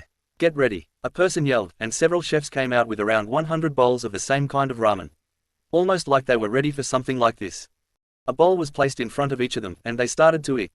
Bowl after bowl, the 2 juggernauts ate at the same pace for a while until Choji slowly took the lead. His competitor was slowly getting full, and soon, he couldn't eat anymore, and Choji finished victorious. Choji raised both hands in the air in triumph. Only one man in my entire village can beat me, and speaking of that man, I want to ask about him, Choji said, and he got the same response that Ino got. With Kiba and Shino. Do you think they have dogs here? Kiba asked Shino, who shrugged. Of course, I don't know why I asked. They found an area that housed animals they used for battle, like dogs, birds, and some summons, too. Are you two just looking around or do either of you want something? An old caretaker asked in a slightly annoyed tone. No, we're just looking to see what type of animals and summons are here, and to see if we could help you with them. Shino said. Why would we need Konoha's help to take care of some simple animals? We were doing just fine without you here, so get lost already. Kiba was just about to give him a piece of his mind when Shino blocked him with his arm. We mean no harm, and we mean no ill will towards the animals. We simply wish to help organize them and prepare them for battle. Our clans specialize in collaboration techniques with animals like dogs and insects. We can help you with training and working together with people. All we ask is for your consent to do so, Shino finished saying. The caretaker walked up to Shino until he was face to face with him. If you so much harm a hair on any of their heads, I will get your entire team out of our base. He threatened. He walked away and into a room that looked like his office and slammed the door shut. What's his problem? Kiba asked. Another caretaker of the animals heard the question and decided to elaborate for them. I'm sorry for the way he treated you, he's like that with everyone who comes in here, especially when they're from other villages. He's just very protective of his animals and will do anything to keep them out of harm's way in here. He elaborated, that makes sense I guess, is he like, the head or something in here? Kiba asked. The caretaker nodded his head. He's very passionate when it comes to animals, I can tell. Shino said while still looking at the door. We have to gain his trust somehow, come on Shino, Akamaru I have an idea how. Kiba said with excitement. With Tenten. I wonder what kind of weapons they have here. Tenten said as she walked into a room full of weapons. A man at the front desk caught her attention, so he introduced himself. Welcome to the Salty Spit, cough cough, welcome, my name's Ankaro, you're new here, right? The quartermaster said, yeah, I am, I'm Tenten. The weapon master among my group. Oh the weapon master, huh? Alright, let me quiz you real quick. Ankaro said, hit me with M. Tenten said ready. After a few minutes, Tenten had answered every question correct. You're good, I guess you weren't lying. I think you deserve a reward. Ankaro said. Oh, no, that's not necessary why. She stopped as she saw a set of twin swords with two smaller blades coming from each of them. These babies are called Kiba, and they're one of the 7 swords of the mist. And now, I want one of you to have them. I can't take it, they belong to the mist. Tenten tried to push out her urge to take them. You don't have to keep them if you don't want to, but I want you to use them for this war, please. Okay, she said and immediately took them and stored them into her scroll in record time. With Lee and Neji. Alright Lee, can you promise me that you won't act like an idiot with these guys? Neji begged Lee. No promises. Lee yelled. Neji put a finger in front of his mouth. Can you not yell, too? They entered a large training room and were immediately greeted by some enthusiastic trainers. Welcome, welcome, welcome, are you the Konoha nin that we heard about? Oh god, please just be like this in the beginning. Neji thought. Yes we are, we want to see how you train your forces and prepare them for battle. He said. Yosh, we appreciate you coming to us to help us with training. The instructor was ecstatic with them by now and Neji was getting kinda scared. You there, in the green jumpsuit, you look ready to show everyone the power of your youth. Another trainer in a blue jumpsuit similar to Guy's yelled. Yes I am, I can't wait to start working with you. Lee yelled back. Neji kept his facade through all of this, but on the inside, he was screaming. Come on, let's show all these recruits that youth is a power that will never die out within them. Yosh, let's do it. Don't worry, calm down, it's only them 3. No one else is, oh god. Neji thought as he looked to all the students ready to learn, also in blue jumpsuits. Oh god they're in on it. My name's Rock Lee by the way. He yelled with enthusiasm that matches the trainer. Sounds youthful, Lee, mine's Kumaguro, let's do our best to train the future. The trainer said as he and Lee looked onto an imaginary sunset. Oh god, they're multiplying. Come on Neji, let's show them how to do Taijutsu properly. Lee tried to convince him to join them. Yeah, no thanks, you do you. Neji said in retaliation and tried to leave the room. As he opened the door, a hand grabbed his collar and pulled him back in. Sorry Neji, but you wanted to see what they did for training, too, so come back here. Oh god, please, no, no. With Sakura. Sakura was now temporarily working as a nurse in the ER helping patch a few injuries up. She had just finished patching someone's arm up after they injured it while training. Don't put too much pressure on, and you'll be fine. It'll heal fully in about a day or so, she said to him. Thank you Miss Haruno, the patient said before walking out of the room. Before the door fully closed, another person came in. Her temporary boss. Hey Sakura, I wanted to know if you wouldn't mind teaching some of the new recruits some of the basics of medical combat. Sakura thought about it for a second, and answered. Sure, I'd love to. Fantastic, follow me, her boss said happily. They made their way to a different part of the medbay where new recruits were training to become combat medics. Sakura was excited to finally be able to help in a huge way. She was actually hoping to do something like this. 1 hour later. After the class was finished, Sakura's boss walked in again. Hey Sakura, I just wanted to say, incredible job today. I wanted to know who trained you to be this knowledgeable on medical jutsu. She asked. Oh, thank you Isuka, I appreciate it. As for who trained me, it was the Godime Hokage, Tsunade-sensei. Asuka's jaw was on the ground. The Tsunade, the slug princess. Oh man, no wonder you're so good at this. We really hit the jackpot going to Konoha for help, huh? Anyway, thank you again for all the help you and your team is giving us. Without you, we would have been severely underprepared. No problem, we were happy to help all of you. Besides, we were looking to go to the land of water anyway to look for someone anyway. So it works out for both of us that we were able to come here. Sakura said. Look for someone, Asuka asked. Oh yeah, I haven't told you yet. One of our team members, someone on my team specifically whose name is Uzumaki Naruto, went missing while on a training trip about a year ago. We don't even know when or where he went missing, because the man he went training with came back with no memory of him at all. We searched the land of wind, but he wasn't there, so we came here to search for him next. We're worried he might be dead already, and if he is, we want at least a confirmation he is, or all of this was for nothing. Sakura had tears welling up in her eyes by now. He was loud and annoying sometimes, sniff, but the village is so different without him, it's honestly uncomfortable. He was like a ray of light to us, guiding us to become better people. He always helped us no matter what, and with one of us, helping changing their entire outlook on life for the better. We just want him back, sniff, I just want him back. Sakura sat down and put her head in her hands while Asuka sat next to her and gently rubbed the crying Sakura's back. I'm sorry to say, but I don't know any Uzumakis. But I'm sure you will find him someday, I know you will. If you want to talk about it more, I'm here for you, I'll listen to whatever you have to say, I promise. Asuka said, which did make Sakura feel a lot better knowing that someone was there for her. Sakura looked up and hugged Asuka, who hugged back. Thank you, thank you. After a few minutes, Sakura stopped crying and let go of the hug. Sorry about that, I just kinda let all of that out, sorry. Sakura apologized. Don't apologize for that, you needed to release all of that pent-up emotion before it negatively affected you in the future. Sakura looked at her and smiled in gratitude. Now come on, it's getting late, we should probably get to bed now. Right after Asuka said this, a snake summon poofed into existence in front of them, startling both of them. Sasuke-sama wants all of his team to meet outside for a debrief of the plan for tomorrow. And you should probably let your staff know that we are leaving tomorrow night for a village. The snake said to them both. Understood, they said at the same time. The snake poofed from existence. So much for sleep, Asuka said jokingly and both chuckled. Let's go, I'll see you tomorrow, she said, and they both left the classroom to their respective meeting places.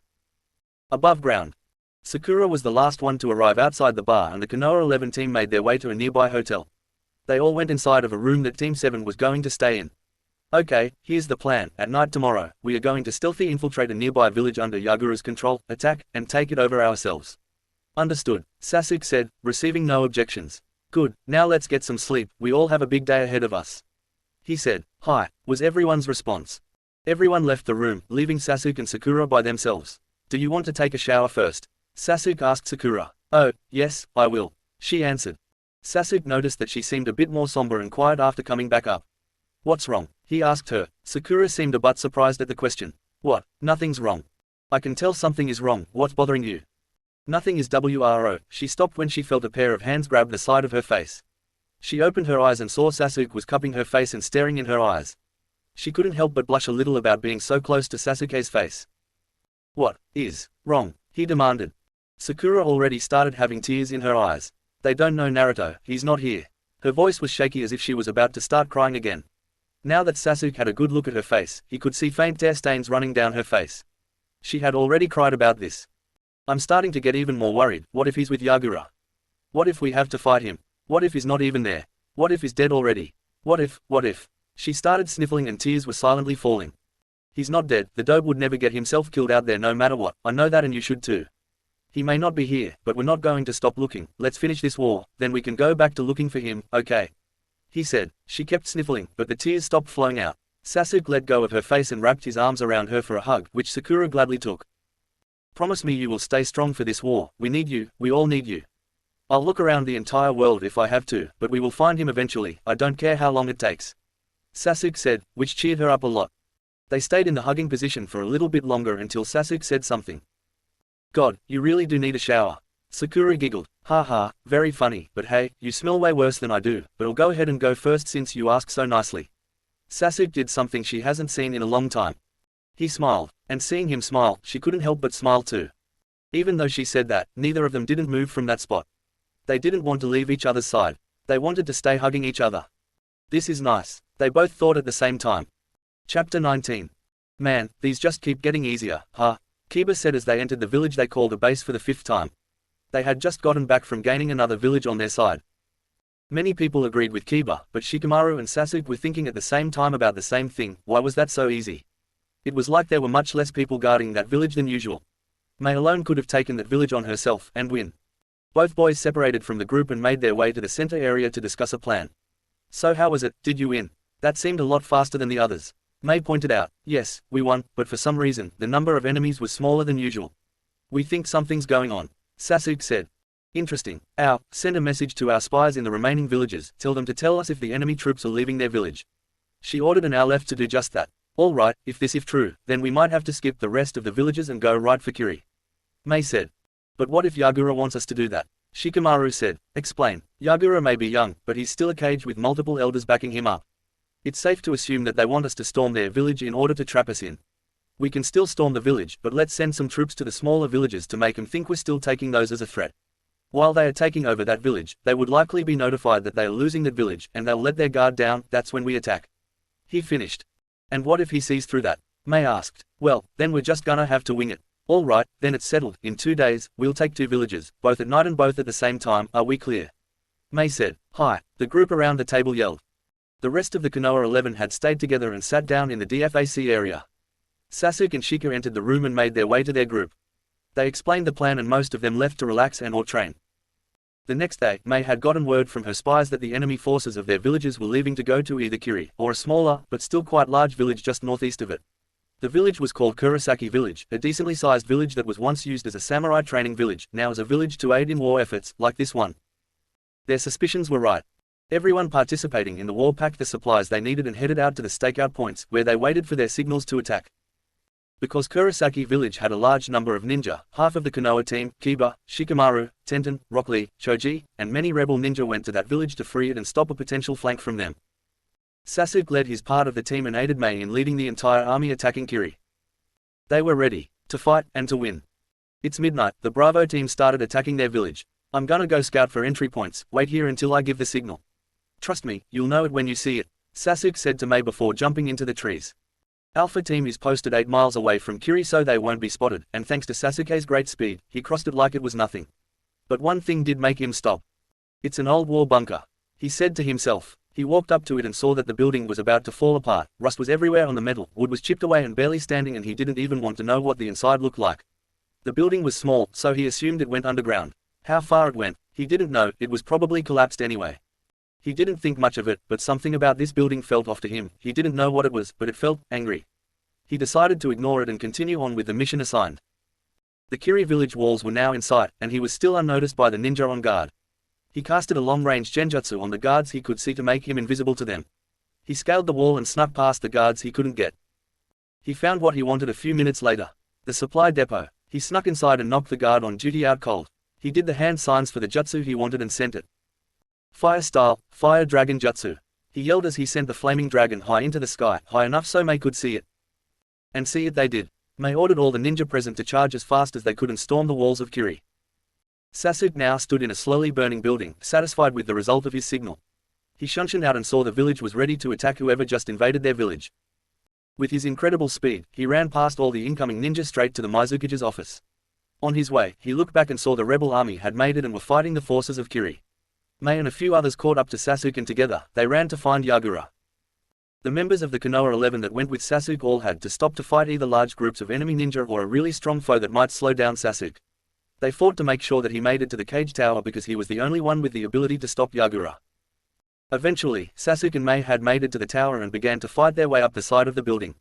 One by one, Kiri ninja jumped from the roof or the ground to try and stop the duo, but they were taken care of easily. Everything was going good for them so far, almost too good. They saw the window to the cage's office, and with a heavy punch from Sasuke, it shattered into pieces. They jumped in, and saw the room was empty. Kiri ANBU agents jumped out of nowhere and started to attack them. Where the hell is the Mizukage? Mei asked but was ignored by all of them. If they wanted answers, then they would have to fight for them. After all was said and done, most of the ANBU were on the ground either knocked out or struggling to stay awake. Mei and Sasuke stood over one to interrogate him. Now that this is over with, where is Yagura? Sasuke asked in a calm but serious tone. The ANBU stood his ground. You think I would just give up that easily? We're all loyal to Yagura until the day we die. There's nothing you can do to make us talk. Mei wasn't having any of this. Just tell us where he is or we'll. She was cut off by Sasuke raising his arm, telling her to stop. Don't worry, I got this. he said, keeping his composure. He took the ANBU's mask off and stared into his eyes. He activated his new Ms and the ANBU's world changed. The building and everybody in it disappeared while the land turned black and the sky red. He couldn't move his arms at all. He looked at him and saw that he was pinned to a cross by the arms and legs. "Welcome to my world." He heard Sasuke speak, but he didn't know where from. Suddenly, in a blast of black fire in front of him, Sasuke appeared with a sword in hand. What is this?" the ANBU asked. "This is a technique feared by all, a genjutsu that allows the user to become a god to the opponent. In here I can make 3 days be 3 seconds out in the real world. This is Tsukuyomi, and in here, I am God," Sasuke said to intimidate the ANBU, which worked. "Now, are you gonna talk, or am I going to have to torture the answer put of you?" Sasuke asked. The ANBU hesitated before answering. "What would Yagura do to me if he found out I was the one who sold him out? What if he doesn't like the answer I give him? What if he defeats Yagura? All the blame will be pushed to me." Thoughts and what-ifs ran through the ANBU's head as Sasuke was starting to get impatient. Without warning, Sasuke stuck the sword he had into the stomach of the agent. He let out a scream of agony as the sword was plunged nearly hilt deep. Suddenly, the pain stopped and 2 Sasukes were now in front of him, each with a sword in hand. "I have control of time in here, but I still want you to hurry up and spill it," both Sasukes said at the same time. The ANBU once again hesitated and both swords were jabbed in his stomach. This continued on for hours, days even. Over 200 Sasukes were now in front of lolly ANBU. He couldn't take it anymore, the pain, the resets, more pain, repeat. He finally broke. "He's not here, he's at Kurosaki village. Please just stop now, I can't take it anymore, just let me die," the poor shinobi cried out. Sasuke's eyes went wide as he took the information in. That's where half of the rebel force along with his friends are at. He instantly deactivated Tsukuyomi and told Mei that Yagura was at the second village. Luckily, only 2.5 seconds went by after he activated his Ms, so they left and told as many ninja they could to retreat and go to Kurosaki village as fast as they could to save their comrades. They ran for only 4.5 minutes, but it felt like 3 hours to Sasuke. He just made amends with Konoha. He's not going to let anyone die as long as he lives. He made it to Kurosaki village before anyone else, and saw that the village looked like a battleground. Bodies of friendly and enemy forces littered the floor. He ran past all the bodies he didn't recognize and made it to the middle of the village, where he saw Yagura holding up Shikamaru by the neck while standing on top of the unmoving bodies of his friends. "You're finally here, Sasuke. About time, your friends were making me bored fast." Chapter 20. Sasuke stood frozen as he looked at the bodies of his friends being stepped on like they're nothing. Yagura threw Shikamaru's limp body to the side and walked down to the ground, stepping on a different person every time. Sasuke's emotions were flaring, but he still couldn't move. Yagura took his hook staff and got ready to swing it, and send Sasuke flying away. The staff hit, but not Sasuke. It hit a purple ribcage-like structure that appeared out of nowhere. "His Susanoo," Yagura thought. Sasuke let out a scream as he activated his Ms and more of the Susanoo. He jumped forward, grabbing Yagura by the neck with his bare hand, and carrying him to the center of the village, which was slightly more open. He threw Yagura into the ground, which didn't affect him, since he got up without a scratch. "Are you mad at me?" Yagura asked mockingly. Sasuke just ignored him and jumped towards him, with his Susanoo now having a sword in hand. Yagura held his staff up high to block and it barely blocked it. He was sent flying back even further. Sasuke caught up to him in the blink of an eye and swung the giant sword down, crashing Yagura into the ground.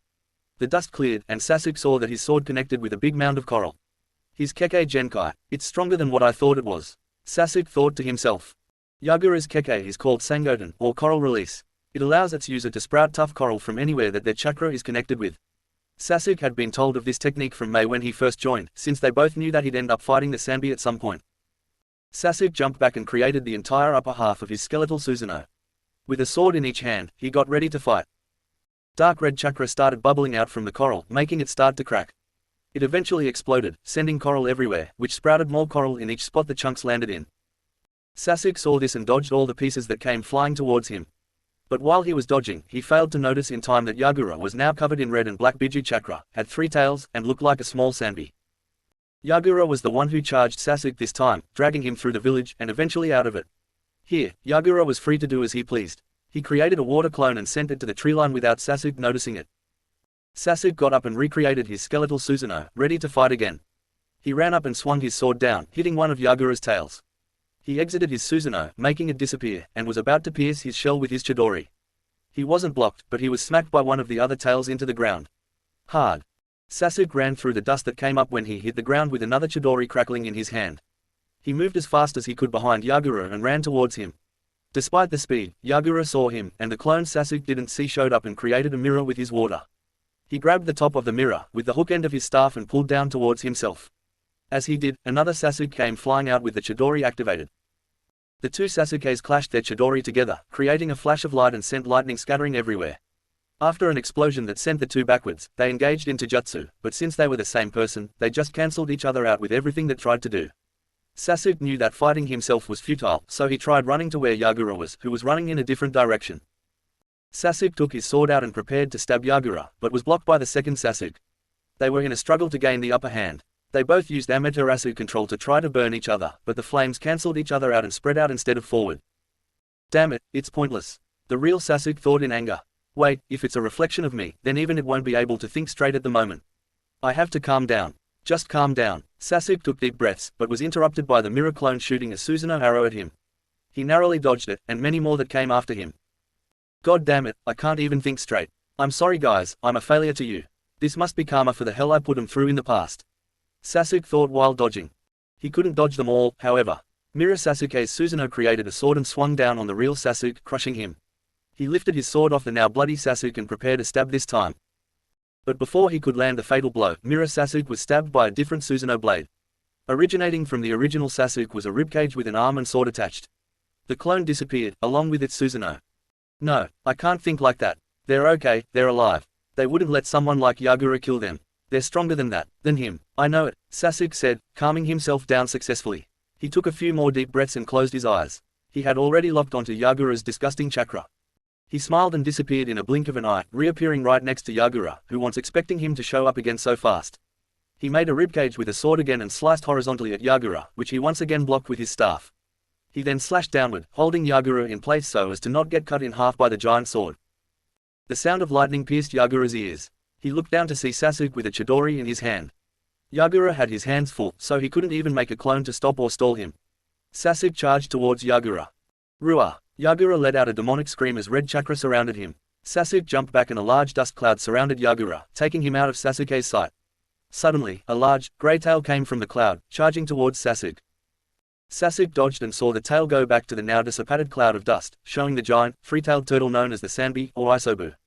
Sasuke activated his Susanoo all the way up to the armored stage in response. The Susanoo had 3 arms, one holding a sword, and the other 2 holding bow and arrow. Sasuke's eyes were burning at this point, but he didn't care, he just wanted to end this. His Susanoo was small compared to Isobu, so Yagura underestimated its power. Isobu launched one of its tails again, but was caught by a 4th arm from the Susanoo. Sasuke took the sword and sliced of the armored tail with ease, and the Sanbi let out another roar, but in pain this time. Sasuke struck down with his sword, trying to cut open the tough shell, but was blocked by a large mound of coral sprouting from the shell. Sasuke jumped back and tried to pierce the shell this time instead of slicing it, but Isobu rolled up into a ball and sped towards Sasuke. He jumped to the side to dodge and began doing hand signs. Summoning jutsu. Sasuke shouted, and Manda, the snake boss summon appeared. Why have you summoned me? Manda asked. The giant snake then looked at the giant turtle in front of him. I better get compensation for this. He said, you'll get it later, just help me out. Sasuke yelled. Manda sighed and raced to Isobu, dodging multiple tail swipes, wrapping around his body, and began constricting. Sasuke used Amaterasu on Isobu's tails to put him out of commission and jumped on Isobu's head. He looked for a gap in the armor, which was in the neck area. He covered his sword in lightning and prepared to stab the soft area to put the beast into shock. Before the sword landed, however, Isobu disappeared in a large cloud of smoke, making Manda slam his own body against himself. Sasuke was now free falling with a surprised look on his face. He had his M's activated to try and find Yagura, but the smoke wasn't ordinary smoke. It was the hidden mist jutsu, making it extremely difficult for even a Byakugan user to see through. Suddenly, Yagura flew out from the mist with his staff ready to swing at Sasuke's head. It connected to a purple ribcage again, but this time, Sasuke was sent flying into the ground. Yagura pinned Sasuke down with his staff against Sasuke's neck. Yagura was about to crush his throat, but stopped when a hand coated in lightning pierced his chest. He turned his head and saw Sasuke with his M's activated, and then looked at the ground to see a log where Sasuke used to be. How? When? Yagura stammered out. After I destroyed that mirror clone of me and attacked you. You looked directly into my eyes, something you don't want to do to an Uchiha. He said coldly. Yagura suddenly grabbed his head in pain. He looked down at the hand coming out of his chest in horror as if he didn't know it was there. Who are you? Why did you do this? Yagura asked a now confused Sasuke. He performed some hand signs and used a jutsu to release the Sanbi from his seal. With that, Karateki Yagura was dead. But Sasuke couldn't help but feel something was off. Was that a Sharingan pattern in his eyes? Genjutsu. The realization of the situation hit Sasuke like a truck. That's where I'm gonna end this. Told ya it'll take a while to get chapters out now, even if they're not that long. Also, my first long fight scene, let me know how I did on it. Chapter 21. Sasuke removed his hand from Yagura's chest, blood covering his arm down to the elbow. He watched as Yagura hit the ground, dead. He was trying to wrap his head around what he just saw. Sharingan Genjutsu are immediately released as soon as the caster dies, and he should now be the only Uchiha left in the world right now. There must be another Uchiha somewhere that Itachi missed. I have to find him, he said to himself. He looked at the body of Yagura one more time before jumping off in the direction of his team. He found his team was being healed by Mei and the rest of the Konoha team that was with him. Mei saw Sasuke coming from the woods with blood covering his arm.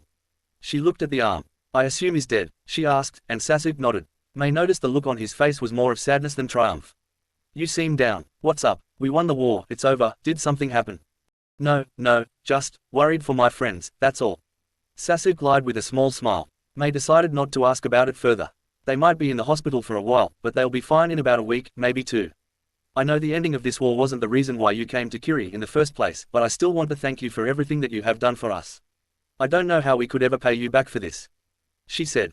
You don't have to, all we want is to rest. Sasuke said. Mei understood, and was thankful he wasn't here just to gain fame for stopping a war. Then feel free to use our hospitals for your team. You can leave when you feel like it. And just know, you are now a hero of our village, all of you are. Thank you, more than you can know, Mei said while bowing to Sasuke. Sasuke smiled in appreciation and thanked her for all of her help. They took the team to a nearby hospital, where they stayed for a few days. A ceremony for the new Mizukage was held during this time frame, and although sad he couldn't make it, he knew it was Mei. There wasn't really any other choice on the matter. After the crew had all been healed up enough to move normally, they packed their things and headed back to Konoha. They greeted the gate guards, and Sasuke and Sakura went to the Hokage's office for a report. Lady Tsunade, the mission to assist in the war for Kiri's freedom was a success. However, Naruto wasn't there either. Sakura says to her village leader. Tsunade was happy that the war was finally over and said that they could have a break from missions if they would like. Not for me. I won't rest until I bring Naruto back to us. Sasuke said confidently. That goes for me, too. We're going to bring him back. Sakura said with the same tone. Tsunade was at first surprised at their tenacity. HMPH, alright, then that leaves Kumo next, right?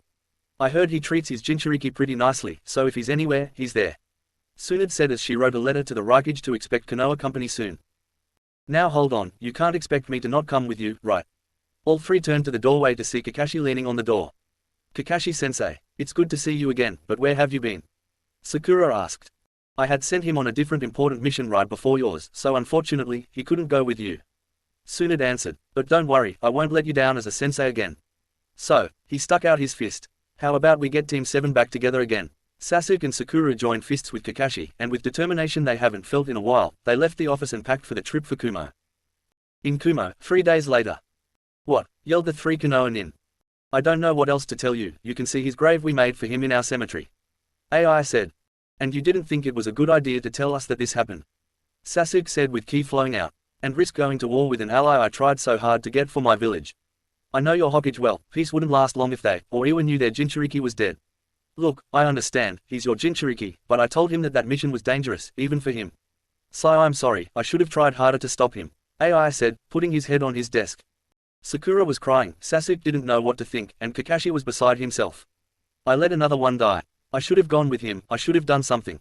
I'm sorry sensei, I'm so sorry. Kakashi thought before dropping to his knees in anguish, and tears formed in his eyes. If it makes you feel any better, he died protecting his clients all the way through to the end. He died a hero to them, to us. AI said, hoping that it would work. A little, Sasuke said. Where's his grave? On a memorial stone similar to yours. We usually don't put people from other nations on it, but this was a special case. AI answered. The team of 3 went to the memorial stone and saw all the names of the shinobi that Kumo had lost throughout the years. And sure enough, Uzumaki Naruto was embedded on the stone. That's confirmation, Sasuke said in a monotone voice. Let's just hurry up and get out of here, Sasuke said, trying his best to hold back tears. They visited AI again and told him thank you for telling them, and left the village. In the Hokage's office, 1 week later. Team 7 stayed quiet as Tsunade was trying to process the info they told her. She turned away from him and put her hand over her mouth. I need a moment, please. Team 7 understood and quickly left the room along with the hidden ANBU. She moved her hand and looked out the window. I'm sorry guys, but this is for his own good. Chapter 22. Snow was now falling, covering everything in a white blanket. Winter is now here. 3 shinobi were jumping from tree to tree, appearing to be looking for something. Are you sure it's here? One said, "Yes, I'm sure, we wouldn't be here if I didn't think so." The one in front replied. They traveled deeper into the woods until they heard the sound of running water in the distance. "You hear that, boys? Our ticket to absolute freedom," the same man in the front said. They continued forward until they hit a clearing, and in that clearing, a small lake with a waterfall endlessly dropping water into it. They approached the lake slowly in case someone was watching. This place is usually guarded really heavily, but the guards are all on break, their leader's orders. "AOI, I think I heard something behind us." They all looked back into the tree line, but saw nothing. The leader, now named AOI, put his hand on the hilt of his sword. They turned back to the waterfall and froze. There stood a figure that wasn't there before. It was turned away from them. It wore some sort of cloak with a hood over its head. It stood at least 5 feet 10, but they couldn't make out any other features. They heard a thud behind them, so they turned again and saw another figure, this time leaning against a tree and wearing the same cloak and hood. This figure stood 6 feet 3, and they could see its mouth under the shadows, but nothing else. AOI prepared to face the figure next to the water, while the two behind him took the one on the tree. AOI unsheathed his sword and coated it with lightning chakra. The trio charged their respective opponents at the same time. AOI swung his sword horizontally, hoping to cut the figure's head off for an easy victory. The figure ducked and placed both hands on the snow-covered ground, launching its foot into the air, heading straight for his head. AOI backed up in time to dodge barely, and the cloaked figure launched itself into the air, did several flips and landed its heel into the ground where AOI was standing. The kick was dodged and snow was dispersed everywhere due to the force the foot landed. AOI was fast though, so when the figure landed he immediately went for a vertical slice. The figure seemed to predict this action however, because as the blade was coming down, it diverted the blade with its hand off to the side, and sent a punch to his face that made him let go of his sword and fly into a tree. AOI struggled to get up, but eventually did. He looked around and saw that the second figure leaning on the tree had not moved from his spot. He saw the footprints of his comrades ending right in front of it. Where did they go? AOI asked the figure. Gone, he said with a male voice and a motionless tone. This infuriated AOI. He tried getting up, but the second figure punched him into the ground again. Just stay down, you can't win, it said with a female voice. This is the Nidime Hokage's sword, the Raging Oken, sword of Raging. How the hell did you get this? AOI looked at the man who was now holding the sword over where he dropped it. Why the fuck would I tell you? AOI spat back. The figure removed his hood to show his long, spiky, blonde hair, and turned to show his bright blue eyes. The other figure also removed her hood, showing her short green hair and orange eyes. Naruto channeled some chakra into the blade, and it started absorbing massive amounts of his chakra. The hell, why was my chakra being absorbed so fast? Naruto asked. AOI was shocked. He had that sword for a long time, but never once saw it act like that before. I think it reacted to your lightning affinity, AOI explained. Naruto looks back at the sword on the ground, and picked it up again and began infusing chakra into the blade again. He immediately felt his chakra get depleted insanely fast. The blade of the sword was completely surrounded by blue lightning chakra, shooting everywhere sporadically, and his arm had shrunken down to look like bone. He concentrated and used Kurama's chakra to heal his arm. His arm slowly grew back to normal size and the lightning blade became stable enough to use with no restraints. Naruto took some deep breaths to calm down and swung the sword a few times with one arm. He tried to place his other hand on the hilt, but the second he did, it became uncontrollable again. He tried to let go, but he couldn't move his hand away, it was stuck. He tried with all his might, eventually releasing the hilt, but lightning was flowing from his hand into the sword still, keeping his hand a few inches from the hilt. He pulled until his left hand was disconnected and the lightning stopped, and when it did, it made a loud cracking noise and created a small shockwave. Naruto looked at the sword in his right hand with amazement. He didn't feel it for long, but he felt stronger with both hands on the weapon. Unbelievably strong. He almost wanted more of that power. Naruto looked at AOI and said, I think I'll be keeping this sword, it could prove useful. AOI got mad and started running towards Naruto. Fu was about to stop him until she saw that Naruto had his hand up, telling her to not do it. AOI was about to send a punch at Naruto, but Naruto sidestepped easily and took the sheath of the sword off of his person and placed it on his own belt. He sheathed his sword and dodged another punch from AOI without even looking at him. He dodged several attacks until he got bored. Hey AOI, wanna make a bet? Naruto asked. AOI stopped and looked at him confused. The hell, why would I want to make a bet with you? He asked. Don't worry, the bet is simple, I'm giving you back your sword, and if you can cut me with it, you get to keep it, I'll even throw in a complimentary cup of hero water for fun. Naruto said. Fu was shocked and about to say he shouldn't do that, but Naruto beat her to it. Don't worry Fu, I know what I'm doing. Do you honestly think I'll be cut by this guy? Naruto threw the sword nest to AOI and he took it immediately. He charged at Naruto who started to dodge. Oh, almost forgot, I'll only be dodging, and you have an hour to cut me. If you can't do it, then I win, and you go to jail. Fu, may you give us some space? Naruto said, and Fu reluctantly flew into the air. The attacks continued until Naruto wanted to have a little more fun. He did a backflip to dodge and ran into the forest behind him. Aoi followed him and tried to find him, but couldn't. A game of hide and seek. Quit playing around and show yourself. Aoi yelled. He heard laughs off in the distance and ran towards it. He ran for a few minutes until he realized he getting any closer to the laughs. He got an idea and ran back to the waterfall. Naruto was busy hiding in a tree waiting for Aoi. He sent a clone to start laughing and running away so Aoi would follow it. He closed his eyes and entered his mindscape. Boy Kurama, should I have said he would get some hero water if he won?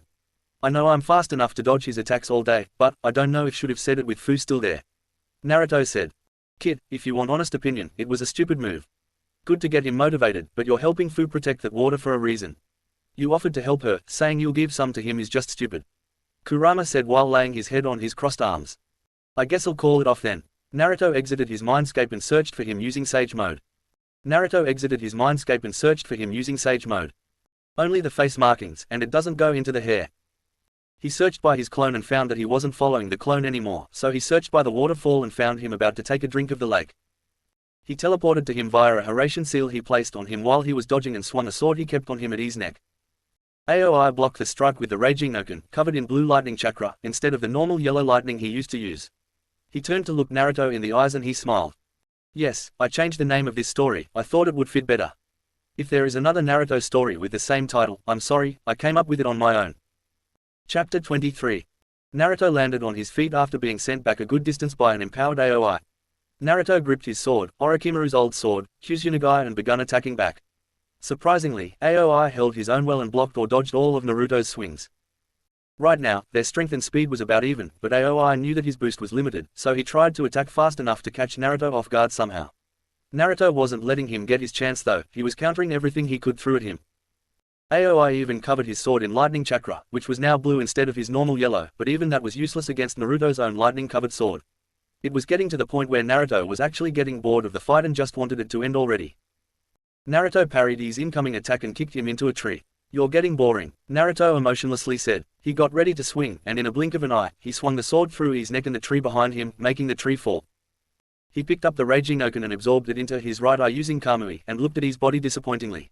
Sigh, even with the water, you didn't stand a chance. This power's a fucking curse, he said to himself.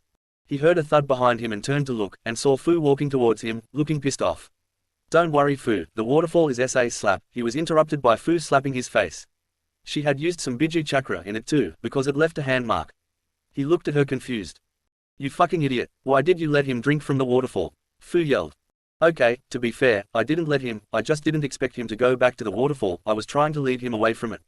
It's not like I wanted him to drink it, Naruto said calmly to try and defuse the situation. It didn't work. He still drank the hero water. She yelled. Why do you keep yelling? I stopped the guy, didn't I? It was just a little bit of water, how much harm can that much really do? He asked. It could get me and Shibuki banished. That's how much harm a little water can do.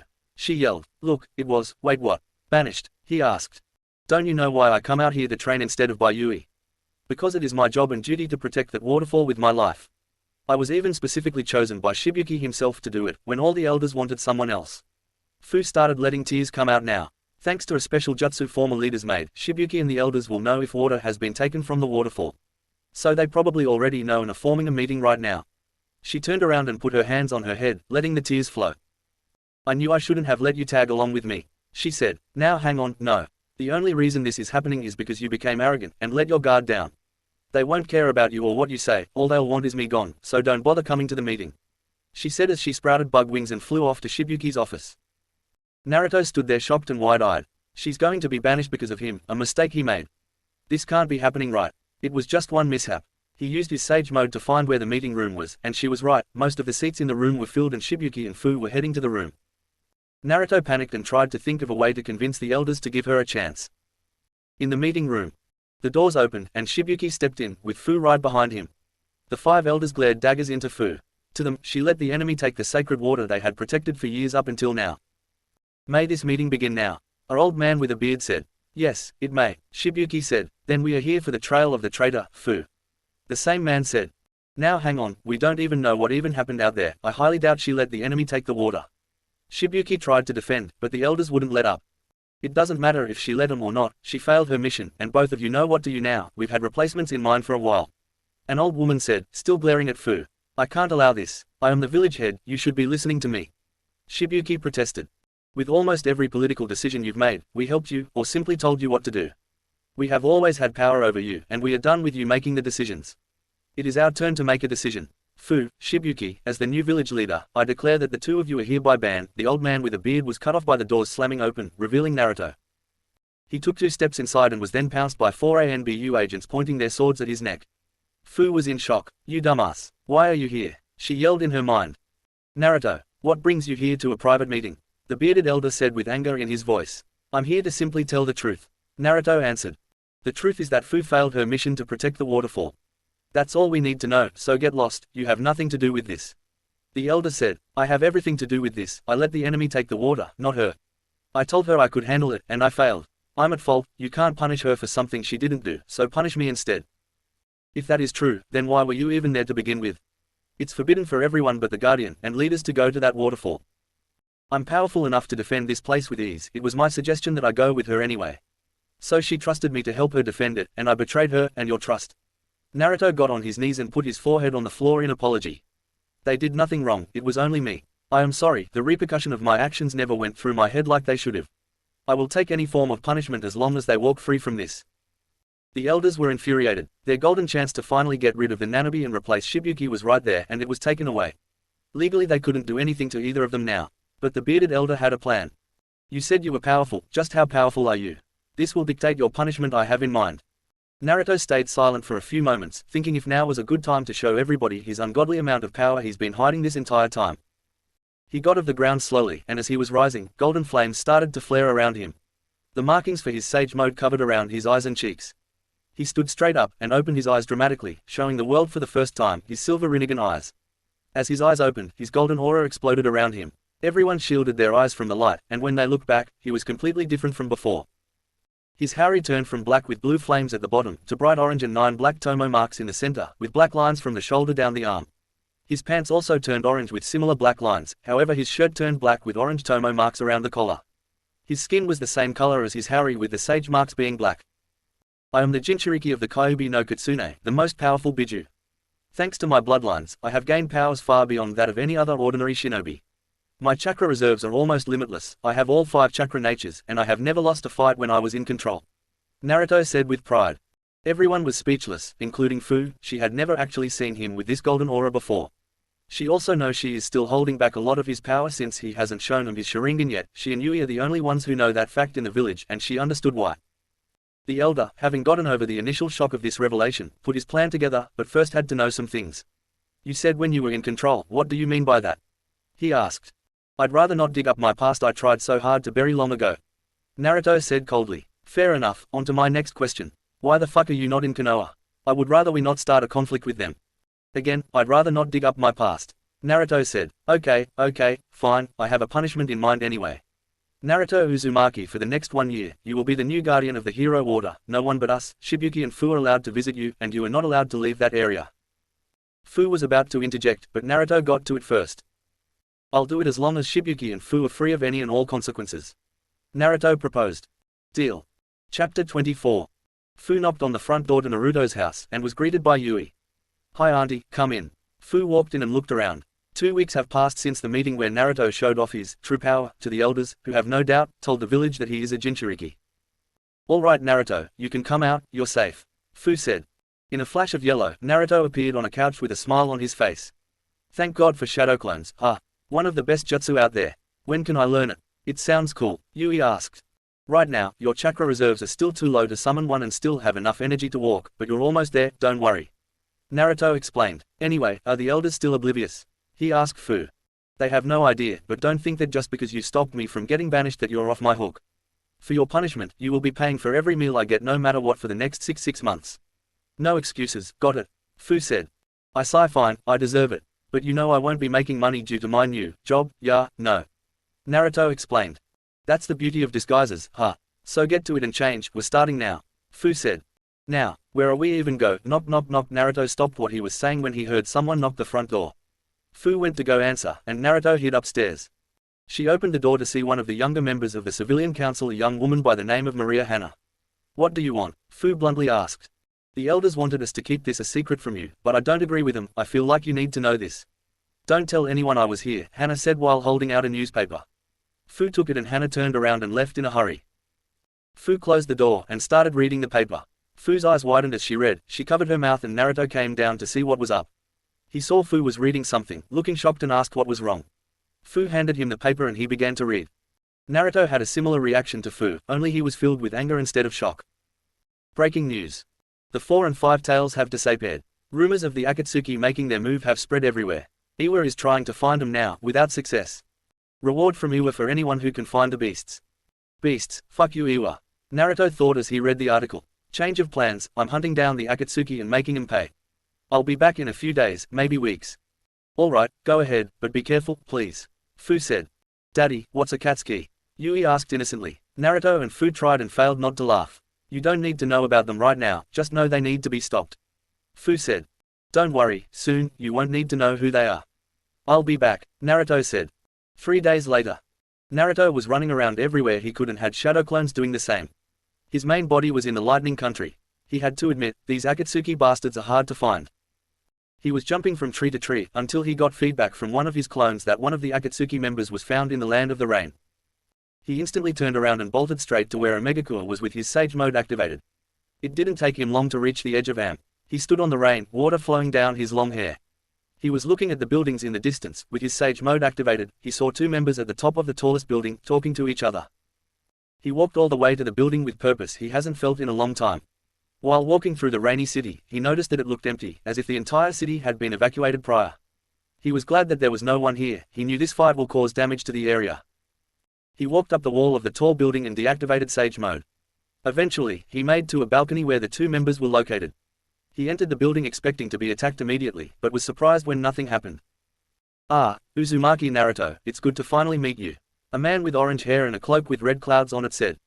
He had piercings all over his face and an Am headband with a scratch through it. But the most striking thing he noticed was the pair of purple rinnegan in his eyes. Naruto wondered how this man was able to gain this ability. He had to have several bloodlines in order for him to get them. We have been expecting you to show up for quite a while now. Let us talk, a woman next to him said. She had blue hair and orange eyes, as well as a single piercing on her bottom lip and a flower made of paper in her hair.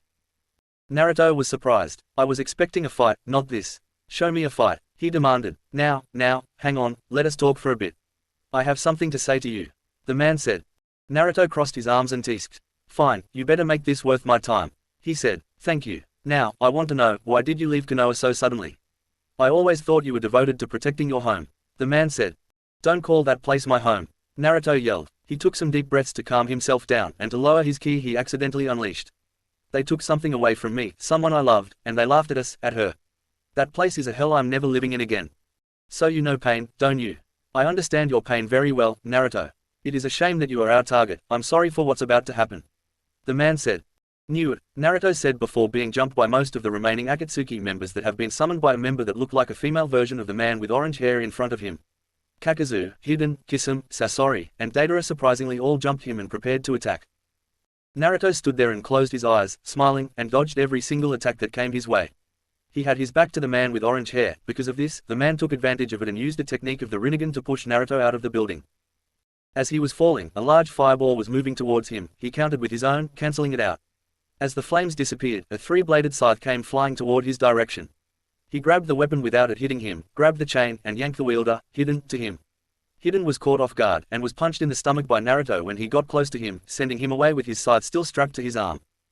Naruto tried to put his attention back on the rest of the group, but was distracted by a clay-like bird flying in his face. The bird exploded and launched him into the ground with another explosion. He got up from the crater he formed and dodged an attack from a giant, mechanical, scorpion tail that looked laced with poison. Another figure, that due to the gaps in the face, was most likely a puppet, began attacking him with more poisoned weapons. He dodged all the attacks easily, but was double and eventually triple-teamed by the puppet, Kakazu, and Kisame. Ah Kisame, glad to see you're still alive and kicking. Naruto nonchalantly said while dodging tons of attacks toward him. So you were the 9-tailed brat after all, I had a feeling. A shame Itachi isn't here then, he would have had fun killing you. Looks like I'm gonna have to do it for him. Kisame replies. Oh, but it seems your main weapon is. Naruto teleported right in front of Kisame. Destroyed. Naruto activated Sage Mode and punched him in the stomach, digging into the flesh, embedding it in.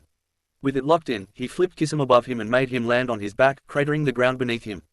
Kisame coughed up blood and nearly passed out. Naruto removed his fist from his opponent and looked up at the Akatsuki with a sadistic smile on his face. Who's next? Chapter 25. A 5-on-1 fight isn't what Naruto was expecting when he woke up today. But he'll be damned if he let them get the upper hand even for a moment. He even challenged himself to not use clones and try and do this on his own, using only Sage Mode. All to make this a challenge. Naruto dodged more attacks from Kakazu and several of Sasori's puppets. He threw a puppet into a few others, destroying them. Kakazu jumped back and did some hand signs to send several earth spikes in Naruto's direction. In retaliation, Naruto activated the Chidori and rushed Kakazu while destroying some spikes, who tried to strengthen his skin using another earth jutsu. It wasn't enough to stop the Chidori, and Naruto pierced Kakazu's heart with no remorse. He removed his hand from Kakazu's chest and felt something hit his left shoulder. He looked and saw a wide bug-like creature just staring at him. Katsu, Naruto heard above him. Suddenly the bug started swelling and blew up, creating a much larger explosion that Naruto was expecting. The blast sent him flying through a building and landing inside another large room. Naruto tried to stand up, but fell to one knee. His skin was mostly fine thanks to him coating it with a thin layer of chakra, but it couldn't stop his shoulder from being dislodged from its socket. Naruto pulled a 3-pronged kunai from his hip pouch and put the handle in his mouth to bite down on. He took a few deep breaths and grabbed his limp shoulder, and with a grunt, painfully forced his shoulder back into place. After a few seconds, the pins and needles feeling from his arm went away as blood entered his arm again. Being able to move his arm again, he grabbed the kunai from his mouth, but as he opened his jaw, the kunai fell to the ground with the handle in pieces. He grunted in annoyance. He then heard a loud noise that sounded like something was summoned nearby. Right after, he heard giant footsteps getting louder and louder, coming right toward him. The walls busted down, showing a giant, charging rhino. He jumped on the horn and got in between its eyes as it crashed through the opposite wall. The rhino started swinging its head from side to side to try to get Naruto off, unsuccessfully. Naruto punched the rhino's head so his fist was piercing the skin. Insta-Rasengan, Naruto whispered, creating a Rasengan so fast, it disintegrated everything within a spherical area, and moved everything else out of the way. In other words, the inside of the rhino's skull exploded, making blood come out of its eyes and ears. It fell over, disappearing in a cloud of smoke as it landed. Naruto calmly walked out from the smoke and looked around for enemies, and was disappointed when he didn't see anyone. He was about to use Sage Mode but was interrupted by 3 missiles coming right towards him. He jumped away and started running around the city quickly, faster than the missiles could fly. He looked behind him and saw a figure standing on one of the buildings, with the missiles coming from him, but couldn't make out any features. He continued to run around, until he was stopped by a scythe swinging towards him. Hidden was back up, and ready to fight again. They started to brawl, but Hidden quickly realized he was clearly outmatched by Naruto's quick movements and counterattacks. He swung the scythe one more time, but when the blade was about to hit, Hidden noticed Naruto had thrown a kunai towards his neck. Right before the scythe blades were about to hit Naruto's neck, he teleported in a yellow flash right behind Hidden. He grabbed the kunai he threw midair and jammed it into Hidden's neck, making him fall to his knees. He rearranged his grip on the kunai and sliced off Hidden's neck like butter. Hidden's head hit the ground and rolled a few feet away. "You bitch," Hidden yelled out, much to Naruto's surprise. "The hell, how are you still talking?" Naruto asked the head. "Ha, Jashin-sama would never let his most valuable ally die. You can try to kill me, but I'll always come back," Hidden warned. Naruto looked at Hidden's unmoving body lying on the ground, and back at Hidden's head. "Yeah, sure buddy," Naruto said sarcastically. He walked up to the head and crushed it under his black boot, coating it in a deep shade of red. He was about to see his surroundings but was once again interrupted, only this time he was put in a full Nelson by a large man with rods coming out of his arms. Naruto tried resisting, but felt his chakra and energy being sucked away rapidly. The man he met up in the tower landed in front of him and punched him in the stomach and then another in the face. Naruto spit some blood at the man's feet. "You failed to understand why we do this," the man said. "I don't give a single fuck about the why. You killed my brothers and sisters, that's reason enough for me to get revenge on you pieces of shit." Naruto spat out. Naruto got tired of getting his chakra taken and decided to test something. He activated Sage Mode and allowed the man behind him to absorb that instead. And it worked. The man started turning to stone, allowing Naruto to break through his arms and attack the man in front of him. As soon as he broke out, the man jumped back and 4 more people that also had orange hair and the Rinnegan landed in front of him. Still with Sage Mode activated, he rushed the only bald one in the front, but the man's hand suddenly turned into a buzzsaw, so he had to avoid it.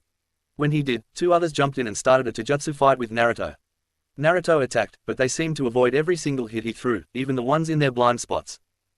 "Kurama, do you think their Rinnegan are connected somehow? They shouldn't know where some of these attacks are coming from," Naruto asked the demon inside. "Maybe, I don't know all of the abilities of the Rinnegan, but it could be something about all the piercings that have on their bodies. And if that's the case, then there's a chance that all these people are being controlled by someone, somewhere else. Just a hunch though," Kurama explained. "Puppets, I didn't know you could use those rods like that. Good to know, thanks." Naruto thanked Kurama for the info. On the outside, Naruto's body was basically on autopilot, dodging all the attacks coming at him. He even noticed Kisame and Kakazu, somehow, returned to fight. They both sent a punch at Naruto from opposite directions, and Naruto caught them both. He slammed them both together and punched through Kisam's head, killing him instantly. Kakazu was a harder foe to end however. I punched you through the heart, how are you still alive? He asked the other masked man. Who said I had only one? Kakazu said. Is he really that stupid? Why would he tell me that? Naruto thought to himself. Suddenly, Kakazu's body was breaking into pieces held together by black wires. His mask fell and wires sprouted from his mouth and back with 4 masks in the midst of the black mass behind him. And here I thought you couldn't get any uglier, I guess even I can be wrong sometimes. Naruto said in a mocking tone. All the masks opened their mouths and one of each of the elements, minus earth, shot from the masks. Naruto dodged all the shots and started preparing a Rasen Shuriken to destroy him. Once again though, he was interrupted, this time by a giant spiral-built bird. What's with these animals? It suddenly came to him, he realized that one of the abilities of the Rinnegan allows you to summon several different kinds of creatures to fight for you. Where's that bitch at? Naruto asked himself as he stood on top of the bird. He looked down and saw an orange-haired girl on a roof who looked like they just summoned something. He jumped off the bird in the direction of the woman and made a rasengan. He slammed it into the building and the woman, caving in the roof and making the woman fall to the ground. He stood on the wall watching the debris fall and jumped out of the hollow building to see his surroundings. He saw the bird was now gone, thank God, and Kakazu was moving towards the building at incredible speed. Naruto got busy making the Rasen Shuriken and ran down the outside of the building, looking to meet Kakazu on the way. Kakazu was running up the wall and opened the masks again for a similar attack. Naruto finished the Rasen Shuriken and thrusted it forward at the same time the masks fired off a dragon made of each element, except earth again, up at Naruto. Naruto threw the Rasen Shuriken down and it cut through all the dragons with ease, which Kakazu wasn't expecting. The attack hit Kakazu and sent him into the ground, creating a dome of pure wind and chakra, slicing everything that the dome came in contact with down to the cellular level. Kakazu was no more. The resulting damage made the building Naruto was on fall over, making it crash into another building. Naruto jumped off and started searching for the rest of the orange-haired enemies using Sage Mode. But instead, he found Deidara flying above him on a giant, white dragon. Naruto threw a 3-pronged kunai up to the dragon and teleported onto the underside of it. He surprised Deidara by smashing through the dragon with a Chidori and cutting Deidara's body. Since the dragon was an earth jutsu, the lightning disabled it and made it freefall to the ground. Naruto jumped off right before it landed and went back to the crash site, where he found Deidara paralyzed from the lightning. Katsu! Deidara yelled weakly, but nothing exploded. He yelled it again, and again, but nothing was happening. My art, you ruined my art. Deidara yelled at Naruto. Art? Naruto asked. Yes, art. Art is an explosion, but you prevented that from happening. You ruined the art I tried so hard to make. Deidara said. Geez, sounds like you're about to cry about it. Wait, hang on, didn't you commit suicide to try to kill Sasuke? Naruto asked. I realized quickly that my art was useless against his chakra nature, like yours. So I made a clay clone that could perform my magnum opus. Deidara explained. And then you ran. Well I. Quote. Like a bitch. Naruto took a kunai and cut off his head in one swift motion. With the last of the weak ones out of the way, he activated Sage Mode again and started searching for the orange-haired people. He found them all in a group a few blocks away. One of them looked like he was trying to heal the one he turned to stone. Naruto guessed the one who was doing the healing was the Naruto path and was healing the Predator path of the Rinnegan. He was familiar with those two Rinnegan paths. Before the Naruto path could summon the King of Hell to heal, it was killed with a rasengan to the chest. He looked at the remaining paths and saw the surprised looks on their faces. Always go for the healer first, it's common knowledge, Naruto said. It was now a 3-on-1. Naruto guessed that the remaining paths were the human path, which posed no threat to him. The Asura path, which was the bald one who looked robotic. And the Deva path, who looked like the leader of the group. He rushed the human path to get rid of the nuisance quickly. The Asura path joined the fight and the Deva path stayed back and looked at him going at it, giving the others info. Naruto pulled out the Raging Noken from his Kamui dimension, shocking the Rinnegan users. He covered the sword with lightning, which spread from the sword to his body, giving him a large speed boost. Even with the Deva watching the fight, he wasn't able to easily track Naruto, so the human path was easily taken out within seconds, even with Naruto one-handing the sword the entire time. The Asura path's head opened, confirming to Naruto that he was a cyborg, and it created a bright flash of light, successfully blinding Naruto. He took the opportunity and transformed his arm into a laser cannon to shoot a hole through the blonde. Or so he thought, because Naruto doesn't need his eyes to see, all he needs is his Sage Mode and he'll have complete spatial awareness and always have the upper hand. Naruto dodged the incoming laser with a backflip, landing low. He jumped to the side and sped towards the cyborg, cutting its head off. The blinding effect wore off enough to where he could see again, and he faced the Deva path. You're all alone now, you bastard, Naruto said while breathing heavily. He hasn't used very many jutsu, but having a large chunk of chakra stolen as well as his body being pushed more than it has since the seal broke, tired him more than he was expecting. I have a name, the Deva path said. Oh, may I know it so I can tell everybody who exactly I killed to stop the Akatsuki? Naruto smugly asked. TCH, fine, if you must know. I go by Pain, Pain said. Naruto stood there for a few seconds. Quote. You serious? Pain, the hell kind of a name is that? Naruto asked, genuinely confused. Yes, Pain, Pain said angrily. Explain, Naruto demanded, pointing the sword towards him. Fine, but I doubt this knowledge would change anything at all. First of all, my dream is to fulfill the dream that even Jiraiya-sensei couldn't achieve. Pain started. Wait, you were Jiraiya's student? Naruto asked, and Pain nodded. I am. His dream was to create peace and a better world. So that's what I intend to do, to ensure peace and create justice for those who deserve it. Pain said. Alright, stop right there, I want to talk to you in person, because speaking through a puppet doesn't make you sound serious enough. Naruto interrupted. Why would I do ta? Pain was interrupted by Naruto cutting his head off with his sword. He took out one of the rods in Pain's skin and stabbed himself in the hand with it while his sage mode was active. With it, he was able to find the puppeteer outside of the village, so he ran to that spot and found a small hidden cave. He entered the cave and was immediately held at point by the blue-haired woman he saw in the tower with a paper sword aimed at his neck. Naruto was ready to fight but was stopped. Conan, that is enough, said a demanding voice from the end of the cave. There stood, in a mechanism with 4 legs, a shriveled-up person with red hair. His arms were in braces pointing down, and his lower half was inside the machine. Several poles stuck out of his back and into the wall behind him. But Nagato, he might kill us both, Conan pleaded, but Nagato refused. He wants to know my pain, besides, he has some pain we can relate to, let us talk. Nagato said. Conan reluctantly pulled the sword down and let Naruto walk in front of Nagato. Goddamn, I was excited to write this chapter, I hope you enjoyed my best fight scene so far. And thanks for reading. Chapter 26. I know you are curious Naruto, but just let me explain why I started the Akatsuki in the first place, I'm sure you can relate to it. Nagato said. Naruto was still a bit tired from the huge fight he just had, but he still had the energy to listen, so he let him continue. My homeland is the land you are in right now. Due to wars, this land has been ravaged and destroyed by every other major nation. I was born a few years before the Third Great War, and during it, my parents were killed in front of me by Leaf Shinobi. It was the first time I used my Rinnegan's abilities to kill. Nagato explained. So they were always like that? Sigh, of course they were, Naruto said disappointingly. Naruto took a good look at Nagato's Rinnegan and noticed that they were still purple, unlike his silver ones. He originally thought the Path's Rinnegan were purple because they were just puppets, but no, even the originals was purple. Naruto figured that because of his ancestors, he was the new Sage of 6 Paths because he had the original Sage's chakra in him, something Nagato didn't have. He wondered if there was a power difference with them, but it's something he'll have to test out later. Unfortunately they were. You said that you lost your love, right? Was it by a shinobi? Nagato asked, and Naruto nodded in confirmation. Shinobi are always looking to kill something, they are trained at a young age to show no emotion when in the act, and fight in wars for their pride, their love. But through that love, hate builds up, and they take it out on those who they see fit. The innocent victims suffer, and the tormentors prosper, while they preach about peace and justice as if what they were doing was right. Konoha is notorious for this very act, for they forced their own feudal clans to wage war against each other, and they profited from it.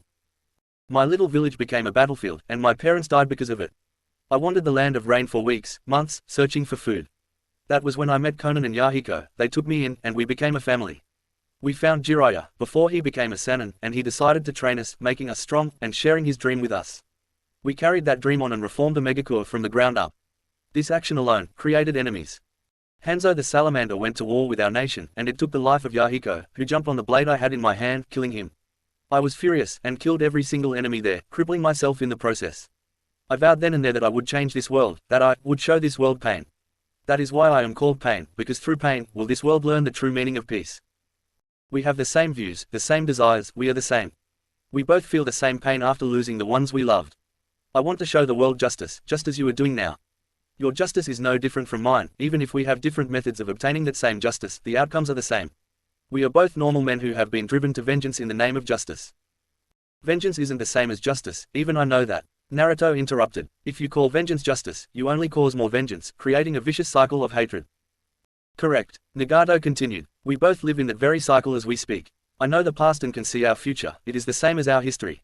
Human beings simply cannot understand each other, and they never will. Our world is ruled by hatred and hatred alone. But Naruto, how would you confront this hatred in order to create peace? Nagato ended with a question that Naruto wasn't ready for. Naruto stood silent. He wanted to change the world for the better, but he had no idea how he would do it or where to even begin. Or even if he even wanted it to begin with. Quote. I don't know. Lately, I've been too preoccupied to think about that, so I decided to just let the world run on its own. I had no desire to change anything. I think deep down I knew that nothing could get rid of the hatred in people's hearts. Nagato was about to speak, but was interrupted. Besides, children who never grew up with peace have different values than the ones who grew up without war. You say that you will create justice, but that's already guaranteed to you, because justice will come from the victor's views, even if they are wrong. The victor will rewrite the definition of right and wrong to how they see fit. That's just how the world works, and nothing you do will ever change that. You know the future because you're the one who's going to write it. Winners will always define the meaning of the word justice. That is why I do nothing, because no matter what happens, the losers will never know true peace, for their meaning of justice is their own. And even if they do get that peace, they wouldn't know what to do with it. They would most likely waste it and ruin the peace of others and themselves. Peace by justice is an impossible goal to reach for, even for the strongest. People are just too unpredictable to keep peace, for very long at least. Naruto said, shocking both Nagato and Conan. So that's it, you give up on striving for peace because you can't understand people. I don't understand people either, and I'm still trying my best, while you aren't trying at all. My will hasn't been broken, and yours broke with a single death. You may best me physically, but who is really the stronger of us two? Nagato was speaking in an angry tone that Naruto wasn't expecting. All I want is to protect the family I have now. If I fail, then I'll give up on the world. I'm not just doing nothing out of laziness, I'm doing this out of love, out of the drive to protect my family. It's pointless to try and change this world like that, because people can't accept change to their daily lives of fear. Give them war, and they relish in it. Give them peace, and they fear it. They waste it by creating conflict out of their own selfish desires, and with it comes a cost to the people they don't know. But do they care? No, they don't. They don't give a shit about innocence as long as they achieve their goals in the end. You are only putting others at risk of being hurt by your actions, even if you don't realize it. Not to mention, they won't listen to your sense of justice anyway. I can't allow you to hurt anyone else, Nagato. Naruto finished his speech and started walking to Nagato. Do you really think people can't change? Nagato asked, and Naruto once again nodded yes. Very well, then I surrender, Naruto. Naruto stopped walking and looked at Nagato. What? He asked. I knew I was going to hurt people, but I thought they would at least learn from the pain. You have changed my view of the people of this world, so I will stop my plan. Thank you, Uzumaki Naruto, for making me see the truth in people. I apologize for taking your brothers and sisters away from you. I hope you can forgive me. Nagato said, and once again, Naruto was shocked. Now that I know what your original goals were, and that you really were trying to create peace, I forgive you. Mostly, at least. You still can't bring back those you killed so long ago. And I did say that I would kill you. Naruto said. Nagato understood what he meant by this, and so did Conan. Conan, you have a new mission. It's to rebuild and protect the people of this village.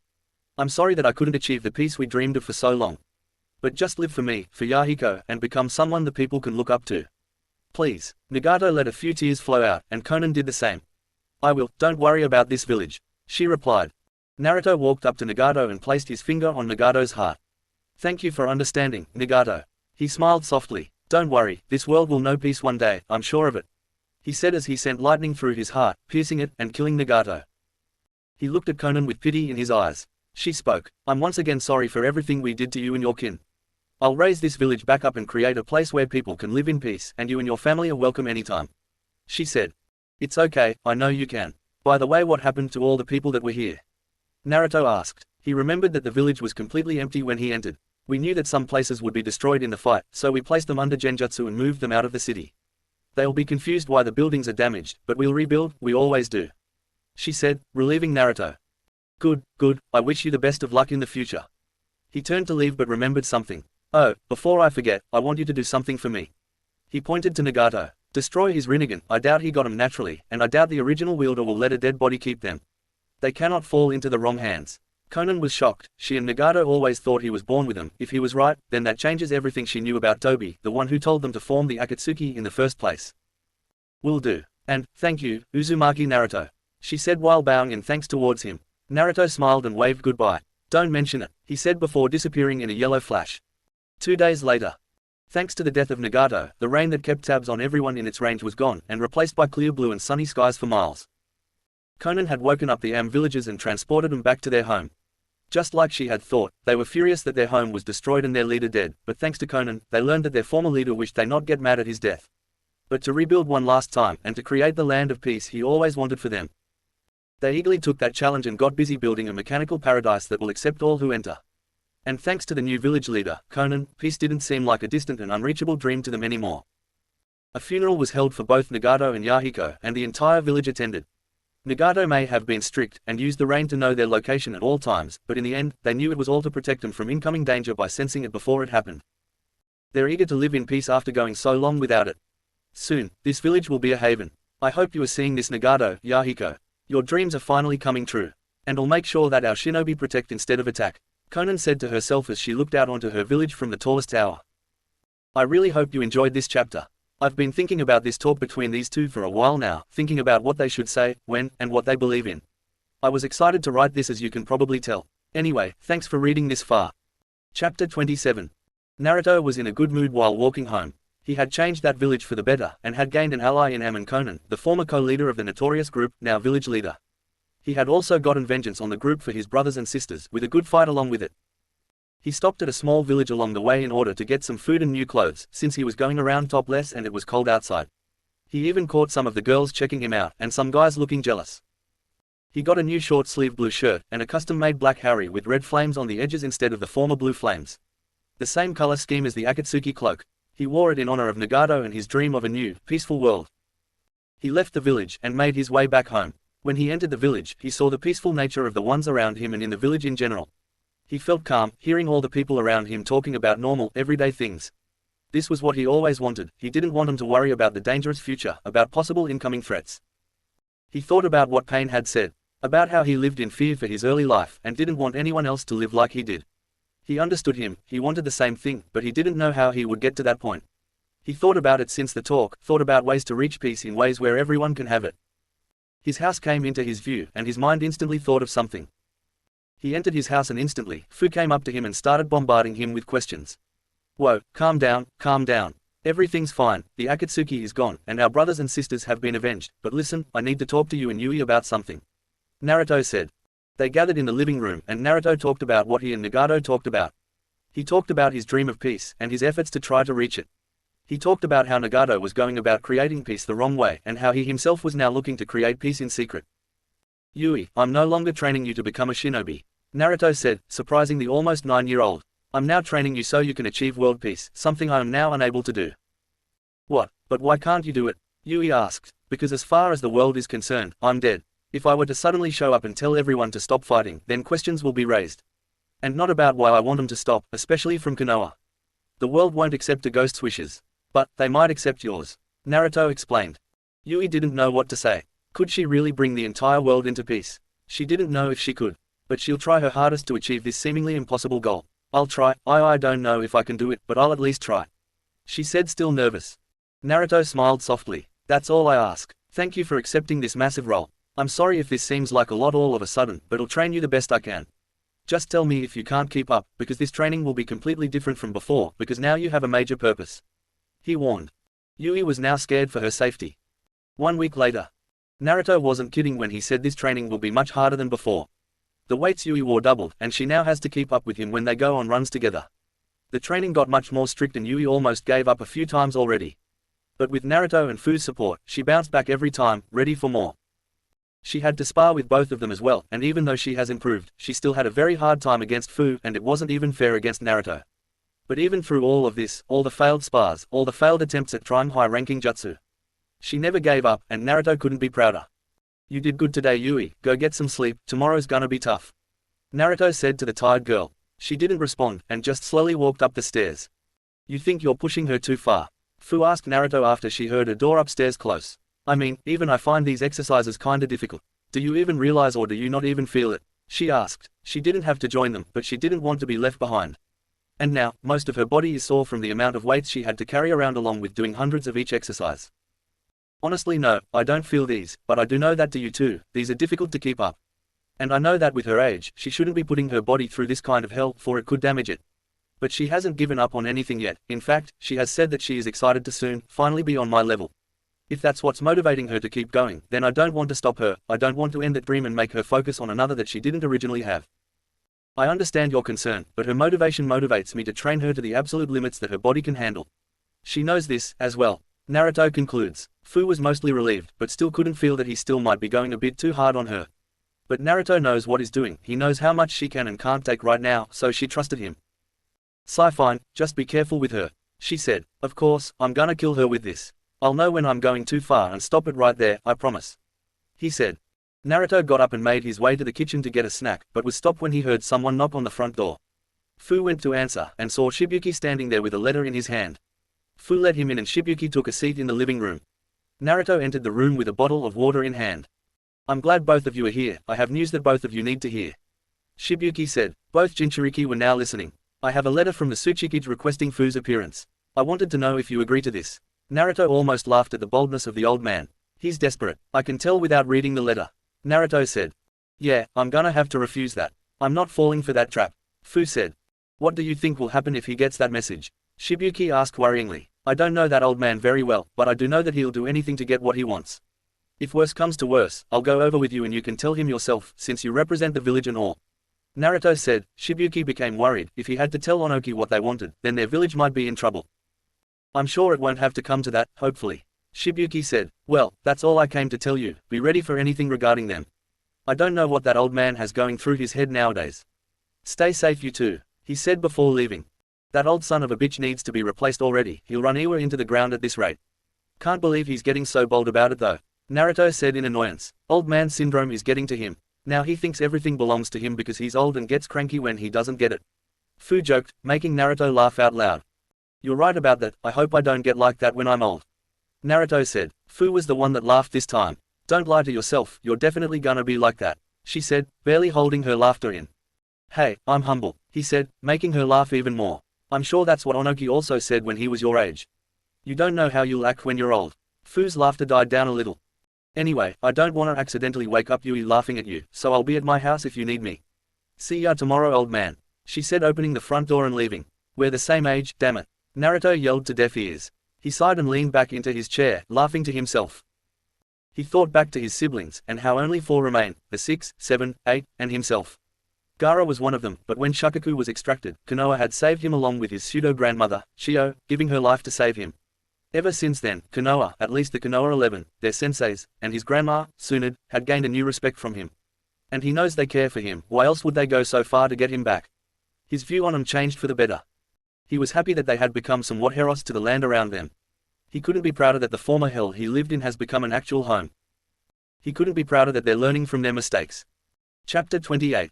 13 days later. Almost 2 weeks have passed since the letter Shibuki had received, and since then, Yui had been in even more hellish training. And today was going to be no different. She woke up at 0600, put her weights on, and got ready to go down at 0615. She and Naruto started basic body weight exercises like push-ups, sit-ups, running, and core.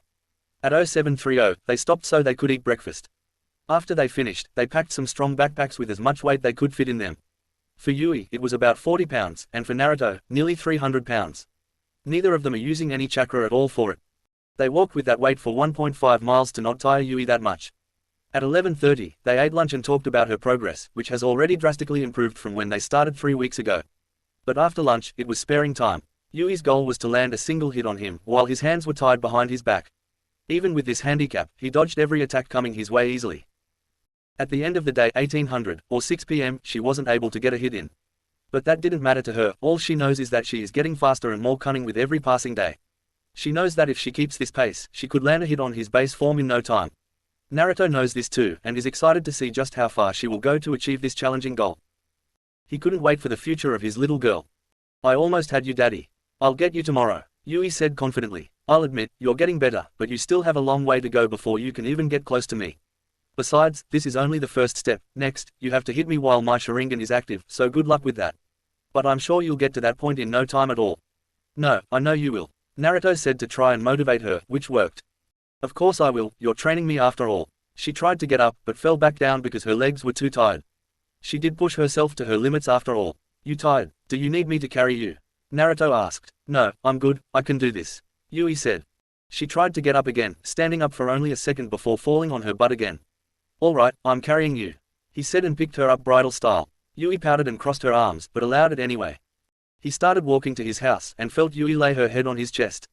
Her eyelids started to drop and she soon fell asleep in his arms, and started lightly snoring. He chuckled to himself and slowed his pace to let her sleep a little longer. He entered his house and slowly went up the stairs, making as little noise as he could possibly make. He set her down in her bed and kissed her forehead. Good night, sweetheart, he whispered. He turned around and without his knowledge, Yui smiled. He left his house and was instantly greeted by Fu walking up to his house. Hey Whiskers, how ya doing? She asked. TCH, I thought I told you to stop calling me that. He said. Oh calm down crybaby, you know I'm just joking. Besides, it's just so easy to clown on you, she said in a slightly mocking tone. Naruto, instead of retaliating, just took some deep breaths to calm down. Anyway, I see you're done training Yui for the day, so I was wondering if you wanted to eat with me. She said the last part with a light blush dawning her cheeks. Naruto appeared oblivious to that however. I guess that's fine, it's your turn to pick, right? Lead the way, he said to her, and she led him to a fancy restaurant that neither of them ate at a lot. Why here? Naruto asked. No reason, I just felt like it, she replied. They walked in and Fu asked for a table for two. They were taken near the back where few people were, perfect for Naruto in his eyes. They took their seats and sat in awkward silence for a few seconds. Fu was trying to cover her face with her hands to hide her blush in a natural way. You know, I can tell something's up with you. What's going on? Naruto said. Fu blushed even more and started stuttering. No reason in particular, I just wanted to talk. That's it. Naruto slightly raised an eyebrow. Listen, she took some deep breaths, letting the blush she had fade a bit. I just wanted to thank you. Sincerely, you don't even realize how just much you've both helped me in this village. This subpar thank you doesn't even do it justice. The blush returns in full effect. I just think that, you're incredible. Your strength, intellect, how much you care for others even though you don't show it very much. It all amazes me that you don't brag about anything, and that's not even mentioning what you did stopping me from getting banished. Now you're giving me too much praise I don't deserve, Naruto said.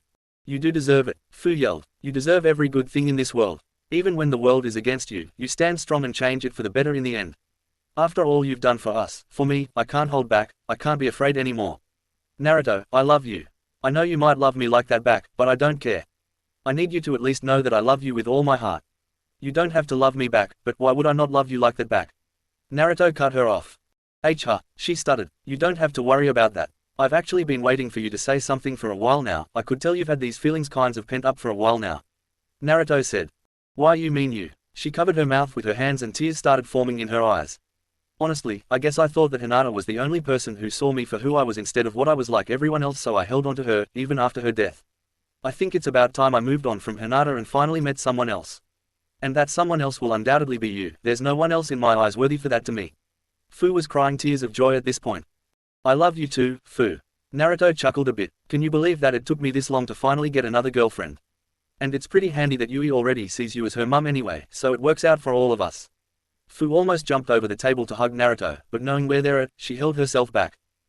Soon a waiter came and got their orders, almost as if he was waiting for them to finish their important conversation. Naruto ordered a large bowl of ramen, and Fu got a fancy steak.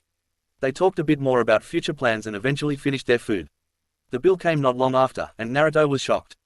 Holy shit, that's a lot. And for 2 meals, he asked himself while laughing. He looked up and saw Fu smiling at him mischievously. What are you smiling for? Then, realization dawned on him. God damn it, I completely forgot about our bet. Is that why you brought us here of all places? Naruto asked. I'll be honest, I remembered the bet when the bill came, I forgot about it too. Fu started laughing like a maniac while Naruto took out his wallet, muttering something about troublesome girlfriends. Is this how our relationship is going to go, you tricking me into buying you everything? He asks. Mime. Fu dragged her answer in a playful manner. Naruto started muttering again, this time about how he'll get her back for this. He paid and they got up to leave, with Naruto holding out his hand for Fu to grab, which she gladly took. They left the restaurant, and started just walking around the village to find something to do, all the while catching the attention of many jealous people. It was now almost midnight, but due to the winter season, many people were still out partying, and many places were still open for them to explore. At 02:02 AM, they finally made their way back to Naruto's house, but Naruto stopped suddenly. What's wrong? Fu asks. Naruto doesn't answer but instead starts to sniff the air. Naruto's eyes widen as he looks towards the direction of his house. Or more specifically, the large of amount smoke and light coming from that direction. Naruto let go of Fu's hand and raced towards the house, with Fu right behind him. Chapter 29. Fu stood outside the burning house that was once Naruto's. She was shocked to say the least. She was sure that Naruto was careful enough to not let this happen. Naruto had already busted through the door and ran through the house looking for Yui. A crowd had gathered around the burning building, including Shibuki. Fu, what happened to the house? Shibuki yelled. I have no idea. Me and Naruto were walking out of a building across town and he saw smoke from this direction. Neither of us know when it started. Do you know? She was interrupted when all of the fire in and around the house was completely extinguished instantly. A small shockwave erupted from the house, knocking people back a few meters. Fu stood still, hearing nothing coming from the burned house. She snapped out of her stunned state and ran inside and upstairs to try and find her new boyfriend. She froze when she found him on his knees outside of Yui's room. He appeared unconscious, with his head leaned back, mouth slightly open and eyes completely white, as if rolled back. She ran to him, and started asking him questions to try and find what's wrong, getting no answer from him. She got her answers when she looked in Yui's room. Or rather, at the small charred arm poking out of some rubble in the middle of the room. Outside, Shibuki was trying to keep control of the crowd who wanted to go in and potentially save the inhabitants inside. The commotion finally stopped when an ear-piercing scream from inside echoed across the village, followed by crying. People started assuming the worst had happened. They know exactly who lived in this house after all, even if the two tried not to draw too much attention to themselves. Shinobi ran in despite what Shibuki was doing and grabbed the unconscious Naruto as well as Fu, who was beside herself. Some of them saw what had shocked the two Jinchuriki, and almost puked, while some others did. When Fu was outside, she hugged Shibuki for some kind of comfort. It didn't work, and she cried on his shoulder for a few minutes as Naruto was taken to a hospital. The next morning, Naruto slowly opened his eyes to a white ceiling. Am I finally dead? He asked himself mentally. No, you're in a hospital. He heard Kurama in his mind say. He looked around the room and saw Fu sitting in a chair while resting her head on the bed. She held his hand as she slept. He noticed the area of the blanket around her eyes were wet. She cried herself to sleep. He thought. He looked back up to the ceiling and just began staring at it. For the first time in his life, he didn't know what to do anymore. Nothing he thought of could make it better. He knew of the reanimation jutsu that Orochimaru used back at the Chunin exams, but he didn't know how to do it because he wasn't there to copy it in time. Other than that, he didn't know of anything else that could potentially bring her back. Kid, I'm so sorry, Kurama said. He also didn't know what to do. Naruto didn't respond. He squeezed Fu's hand slightly, and she started to wake up. She wiped the drool coming from her mouth off and looked at Naruto, who was still staring at the ceiling with no emotion showing. She practically jumped on him when she went in for a hug. She kept telling him she was so sorry for what happened. If only I hadn't dragged you out of the house to begin with, she said in between sobs. Naruto looked at her sternly. Don't think like that, it isn't and never was your fault. Hell, it isn't even mine. You don't need to be sorry for this, he said in a tired but cold voice. Fu didn't let go of her hug, but she did start crying a little less. They were interrupted when there was a knock on the door. Come in, Fu yelled. In walked Shibuki and a nurse. The nurse spoke first. Uzumaki Naruto, you're free to go whenever you feel. If you need to stay a little longer, or need additional help, we are here to help the best we can, she said. Shibuki looked at her. Actually, if it's okay with him, I'll be taking these two somewhere safe. For some reason, I have a feeling that this wasn't an accident, he said. The nurse looked worried and bowed to Shibuki. Yes, Shibuki-sama, whatever will keep him safe. With that, she turned to leave. Somewhere safe. Where exactly is that? Fu asked. Unfortunately, I can't disclose that detail. You're going to have to trust me on this, but I can assure you, you will be safe from outside dangers, Shibuki said. Naruto looked away from the ceiling for the first time and stared Shibuki in the eyes. Fine, I don't care anymore at this point, just do what you want, he said in the same tone he used with Fu. It will take a while to get there, so pack some food and water for the trip, Shibuki said. 2 days later, Naruto, Fu and Shibuki were all packed up with their supplies in a horse-drawn carriage. One typically only used to transport Shibuki or other important figures great distances since they weren't shinobi. They got in the carriage and Shibuki was the one up front, leading the horses. It took another 4 days to get close enough to the destination. Naruto had basically sat still the entire time with his head facing the ground, only moving to eat or go to the bathroom. Fu on the other hand was nervous. She wondered just where Shibuki was taking them. They might not be going very fast, but they're still going a great distance if it still took 4 days to get there. After the 4 days went by, the cart slowed down to a stop, and Shibuki said that they were there. The two passengers hopped out of the cart and looked in front of the horses. Iwagakure. Fu froze as she saw the village she and Naruto hated the most.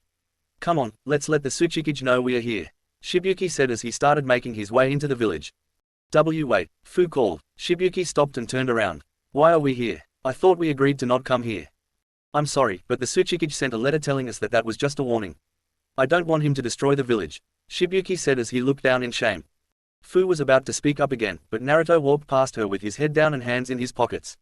She followed after him. They walked through the village, catching the attention of many villagers and shinobi alike. They started whispering to each other, but Fu couldn't hear them. After a 15-minute walk, they finally reached the base of the Tsuchikage Tower. They walked up the stairs and into the office of the man himself, Onoki. Ah, you made it, it's good to finally meet you three, Onoki said, receiving no response from either Jinchuriki. The three of them sat down in front of the old man's desk.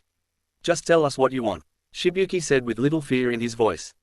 What I want, is for you to stop acting, he said pointing to Shibuki. Oh thank Kami, I was about to lose it if I kept that up, Shibuki uncharacteristically said. Fu was surprised to see this, and Naruto didn't even react to it. What do you mean I act? Why you're just joking, right. All of this is just a prank. Yui's gonna pop out of one of these corners, right. Tears flooded out of her eyes as she said this. She began looking around the room, hoping to Kami that what she said was true. Unfortunately, that isn't the case. Shibuki coldly said with even a slight smile on his face. So you can stop looking around the room now. Fu did just that and stared at Shibuki in disbelief. No, that isn't true, it can't be. Fu cried out. Shibuki gained a sinister smile on his face. All this time, no one from that stupid village had any idea who I was, not the civilians, not the elders, and not even you. I have been working with Iwa since the beginning, since I entered that stupid village and even before that. Like I've said before, the people of that village are more gullible than I expected. Ever since you entered the village, Naruto, Onoki-sama has known that I had 2 Jinchuriki ready for the taking if the other 2 were to ever die. I've sent him everything I know about both of you, while you were none the wiser. I tried to take you here peacefully, but you refused, so I had to take matters into my own hands. In other words, Shibuki leaned next to Naruto's ear and whispered loud enough so Fu can hear also. I was the one who burned down the house. I was the one who killed little Yui. No, I'm not bringing Yui back from the dead, so don't ask. I'm pretending that Rinnegan ability doesn't exist for now, and you should, too. Chapter 30. Silence. Naruto, for the first time since entering the office, looked up at Shibuki. His eyes were almost completely white with only a tiny black dot in each eye. You what? He softly said, his voice sounded like it would break at any moment. Shibuki smiled. It pained me to do it, killing her. I genuinely didn't want to do it, but you left me no choice. I knew that I could not force you to come with my own strength, so I had to break you mentally. And this was the best way I could absolutely demolish you. Shibuki said happily as if he had just won a game. Fu was crying again at this point, and Naruto didn't move a muscle. The room was once again quiet. Suddenly all Fu could hear was Chome yelling at her. Fu, you need to get out of here as fast as you can. Kurama says that Naruto isn't mentally stable right now, you might get caught in his rage. You need to leave, now. Fu looked towards Naruto, and saw that he was now slightly shaking, his eyes now fully white, and his breathing becoming ragged. She took that as a sign to listen to her biju, and busted through the walls and out of the side of the building as fast as she could. She sprouted wings and started flying towards Taki. You killed her, Naruto said at a low volume. You took away the only thing keeping me grounded to reality. Why? He sounded like he was about to start crying. Kill them, he heard in his head, but it didn't sound like Kurama, this was something else. He grabbed his head in pain. If you can't, then I will. Make it painful, Naruto mentally said while smiling on the outside. A dark aura surrounded Naruto menacingly. It was different from the Kyuubi, this was almost pure black instead of Kurama's normal red. He stood up slowly as the aura danced around his body. They could feel the ki he was giving off, it no longer felt like normal ki, this was bloodlust, and it spread everywhere fast. Like an ocean wave, bloodlust leaked from Naruto and quickly engulfed Iwa in a second, breaking all the windows in the city. Konoha. Tsunade was sitting in her office like every other day. She signed a mission report when the room slowly started turning red. She was confused and looked out the window, and saw a red, wave-like attack of some sort. The wave hit the building she was in and immediately, she felt weak, she couldn't move her legs, and she started shaking in fear. It felt like ki of some sort, but more aggressive somehow, she didn't know how to explain it. Back in Iwa. Fu was flying out of Iwa fast, and was high above Iwa at this point, until she heard something behind her. She looked, and saw that a shockwave of red aura blasted out of the room she was just in. When the shockwave reached her, her wings stopped flapping. She felt heavier than before, and started falling faster than the normal falling speed, or that's what it felt like at least. She saw the ground approaching fast. Naruto, stop this, I know you're mad, but please, just, stop. She weakly thought, since she couldn't speak under the weight of this aura. She hit the ground with a loud crash, creating a crater under her. Her body ached as she felt weighted to the ground. Her arm was hurting badly, so she looked at it to see the problem, and saw that her elbow and forearm were bent the wrong way. Tears escaped as she silently lay there, waiting for hopefully all of this to end. In Onoki's office. Onoki looked on in terror, all he saw was red. Not only because of the aura Naruto was giving off, but also the blood all over the walls and floor. Naruto stood in the center of the room with his head down and arms dangling in front of his body, then basically drenched in blood that wasn't his own. Onoki was frozen until he heard something that chilled him to the bone. Naruto had started chuckling, eventually going into a full-blown psychotic laugh. Shibuki's head was laying in front of Naruto, a look of permanent fear plastered on it for his final moments. Naruto took the opportunity to crush it with his boot, sending blood everywhere. His laughing slowed a little as he looked up to Onoki with bright blue eyes and a smile, showing he was in full control. Break my spirit, huh? I know exactly what to do to break yours as well, Naruto said before turning around and walking to the windows looking out to the village. He placed his hand on a piece of wall and it began cracking around the hand, eventually exploding outward into the village. His skin started to burn, peeling off, and showing just black underneath. All his skin peeled off and Naruto lifted his head, showing completely red eyes and a red mouth with sharp teeth. He opened his mouth and spit out more black substance that morphed into clones of the original monster. Hundreds of clones appeared and ran into the city. Onoki started crawling towards the edge, trying to see the carnage that was going on, since he could only hear the screams. Here, let me help you. Naruto said. The black Arua faded and Naruto grabbed the back of Onoki's head. He lifted the old man to allow him to see what was going on down below. He saw people dying, women, children, they didn't care, all of them were dying. Naruto, please stop this. I beg of you, let him live. Onoki pleaded. So now you care about others. Or is it just Jinchuriki that you discriminate, you racist son of a bitch? Look at what your own hatred for us got you. A cage's worst nightmare, right? Their village being destroyed in front of them with them not being able to do anything to stop it. You hate this, don't you? Naruto said. Onoki was the one crying now. But it didn't last long when he was thrown off the balcony and into the blood-stained streets. He landed with a wet thud, a chakra seal placed on his head stopping him from floating. He got to his knees and looked around him. Bodies lay everywhere, arms and legs detached and in spots they shouldn't be. He froze again, since there was nothing else he could do. Naruto jumped down and landed on his feet in a puddle of blood, splashing it everywhere. Onoki heard Light laughing behind him and was scared to turn around to see the source. Don't worry, you'll get to see them again soon, Naruto said sadistically as he grabbed the back of the stunned Onoki's head. Insta rasengan, Naruto casually said. Onoki's head exploded, with a silver ball of chakra in its place. The small body fell, and Naruto started to laugh maniacally. His laughter blocked all the screams from the civilians and shinobi alike from his ears. Daddy, I'm scared, he heard a small, feminine, disembodied voice say behind him. Naruto instantly stopped laughing and turned around to find the source, finding nobody there. That was weird, I could have sworn it was. Tch, just ignore it. He said to himself. The key he was unconsciously releasing ceased. He turned and started walking to the gate with his hands in his pockets. He paid no attention to the carnage around him since the screaming had mostly stopped by now. It was deadly quiet, almost uncomfortable for a village so big. Suddenly, a flash appeared in his head. It was a first-person view of himself killing a small family mercilessly. Naruto fell to his knees, breathing heavily. The vision went by fast, but was followed up by a similar vision of him stabbing multiple people. He didn't know what was going on. Then it hit him, these were the memories of his clones. They kept coming and Naruto started freaking out. He didn't even know when he sent any clones out, he blacked out when he thought he let Kurama take control. Did Kurama do this? Kurama, what the hell is happening? He asked the demon. I thought you knew, did you not do this? I'm just as lost as yo. You said to make it hurt, did you not? You're becoming soft, Yin. I thought you would have liked this. Naruto and Kurama looked to see who said this, and found a second Naruto standing not too far from them. What? Who are you? Naruto asked. Oh, do you not recognize me? I guess it makes sense, the last time you saw me was in your fight with the half-blood after all. You see, you're the yin half of us, and I'm your yang half, your dark side if you will. We were together ever since the seal broke, but we managed to split again after we learned the truth of Yui's, you know. So for now, I'll sit back, but don't expect me to sit idle for long. Yang Naruto said before disappearing into the darkness of the sewers. Naruto woke up to the real world and saw that the visions had stopped, but now, all he sees are the dead bodies everywhere. He started hyperventilating and began to run towards the main gate. He had almost made it, BYT was stopped by one more clone memory. It made him trip over a body and fall face first into some blood. He was about to get up again, but was stopped dead in his tracks when he heard something, the first thing since waking up. A baby's cry. He looked to his right and saw a bloody stroller. Memories entered his mind and he saw that the clone was about to kill it, but hesitated and popped before he could commit the atrocity. The cries got louder and echoed in his head. He wanted to go to the baby and try to take it with him, but he couldn't do it. He ran, leaving the baby here to die. Tears began falling because he knew what he was doing was wrong, but he couldn't do it, he couldn't take another child. Especially after killing the nice parents and the rest of the village. He ran past the gate and made it outside, still hyperventilating. He looked back at the village and saw a red hue coming from all the blood in the air. He turned back and started making his way home, slowly. He began realizing what he had done to this village. In fact, everything that had happened today began flooding his mind, and at the forefront was Shibuki's betrayal. The man he trusted the most broke him, and he didn't even sound sad about it. Yui was gone because of Shibuki. Yui was gone, because of himself. Naruto couldn't help but start blaming himself for everything. He stopped running and began to just walk. He had made it to a forest area, and sat against a tree, beginning to cry. He sat there for a long time, he didn't feel like moving. Eventually, he got up and began walking again. He heard running water ahead, and made his way to it.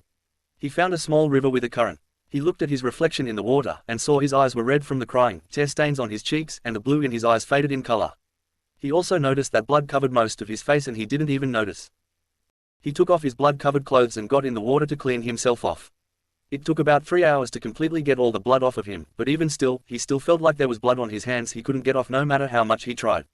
He gave up and moved to his clothes, taking another 2 hours. It was almost night by the time he was finished. He dried his clothes with a small fire jutsu and put them back on. He walked around for a bit until he found a large tree with roots big enough for him to sleep under. He tried falling asleep, but couldn't. He felt tired, but his eyes won't shut. He was afraid of what he would see. He was afraid of having nightmares again. He had only stopped having nightmares of Hinata dying when he began taking care of Yui like a daughter full time. But now that she's also dead, he was worried that they would get even worse. He wasn't risking it, and stayed up all night, now straight up and refusing to sleep. He felt cold the entire time, shivering even at the slightest breeze. I'm sorry, I'm so sorry. I never wanted any of this to happen. Yui, please, forgive me for what I've done. I beg of you to, please, please. He cried and repeated similar phrases all night until he saw the sun rise. He slowly got up, and walked all the way to Taki, not wanting to see any of their faces yet. He was afraid of what they might do to him. He assumed Fu had made it out in time and ran to Taki by now. Chapter 31. News spreads fast in this world, fast enough for every other major nation in the world to know of Iwa's destruction the same day after it happened. Every village sent several teams to try and find out what and why this happened. The team Konoha sent consisted of Sasuke, Sakura, Kakashi, Kiba, Shino, Neji, and Ino. It was a long trip, but they made it there in 3 days since they were in a rush.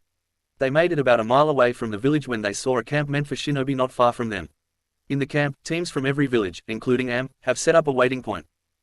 What's going on here? Kakashi had asked, gaining the attention of shinobi gathered around a campfire of some sort. Ah, Konoha, you're finally here. Good, we were waiting for you. A large Kumo shinobi with small black glasses and several swords strapped to his back had said.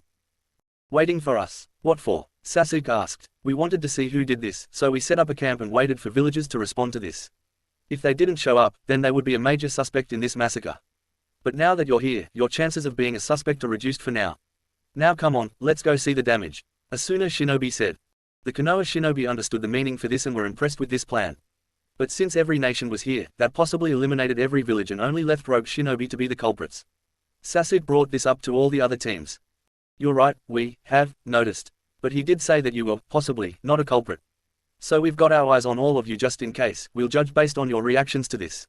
Akiri Shinobi said this time. Seems fair, Sasuke responded, and everyone else agreed. They entered the village reluctantly. They could already see the bodies and the blood everywhere. Kiba had to cover his nose and mouth to keep himself from puking, his advanced senses of smell and taste proving a disadvantage. The smell was unbearable enough to make him sit out of this, so he went back to the camp.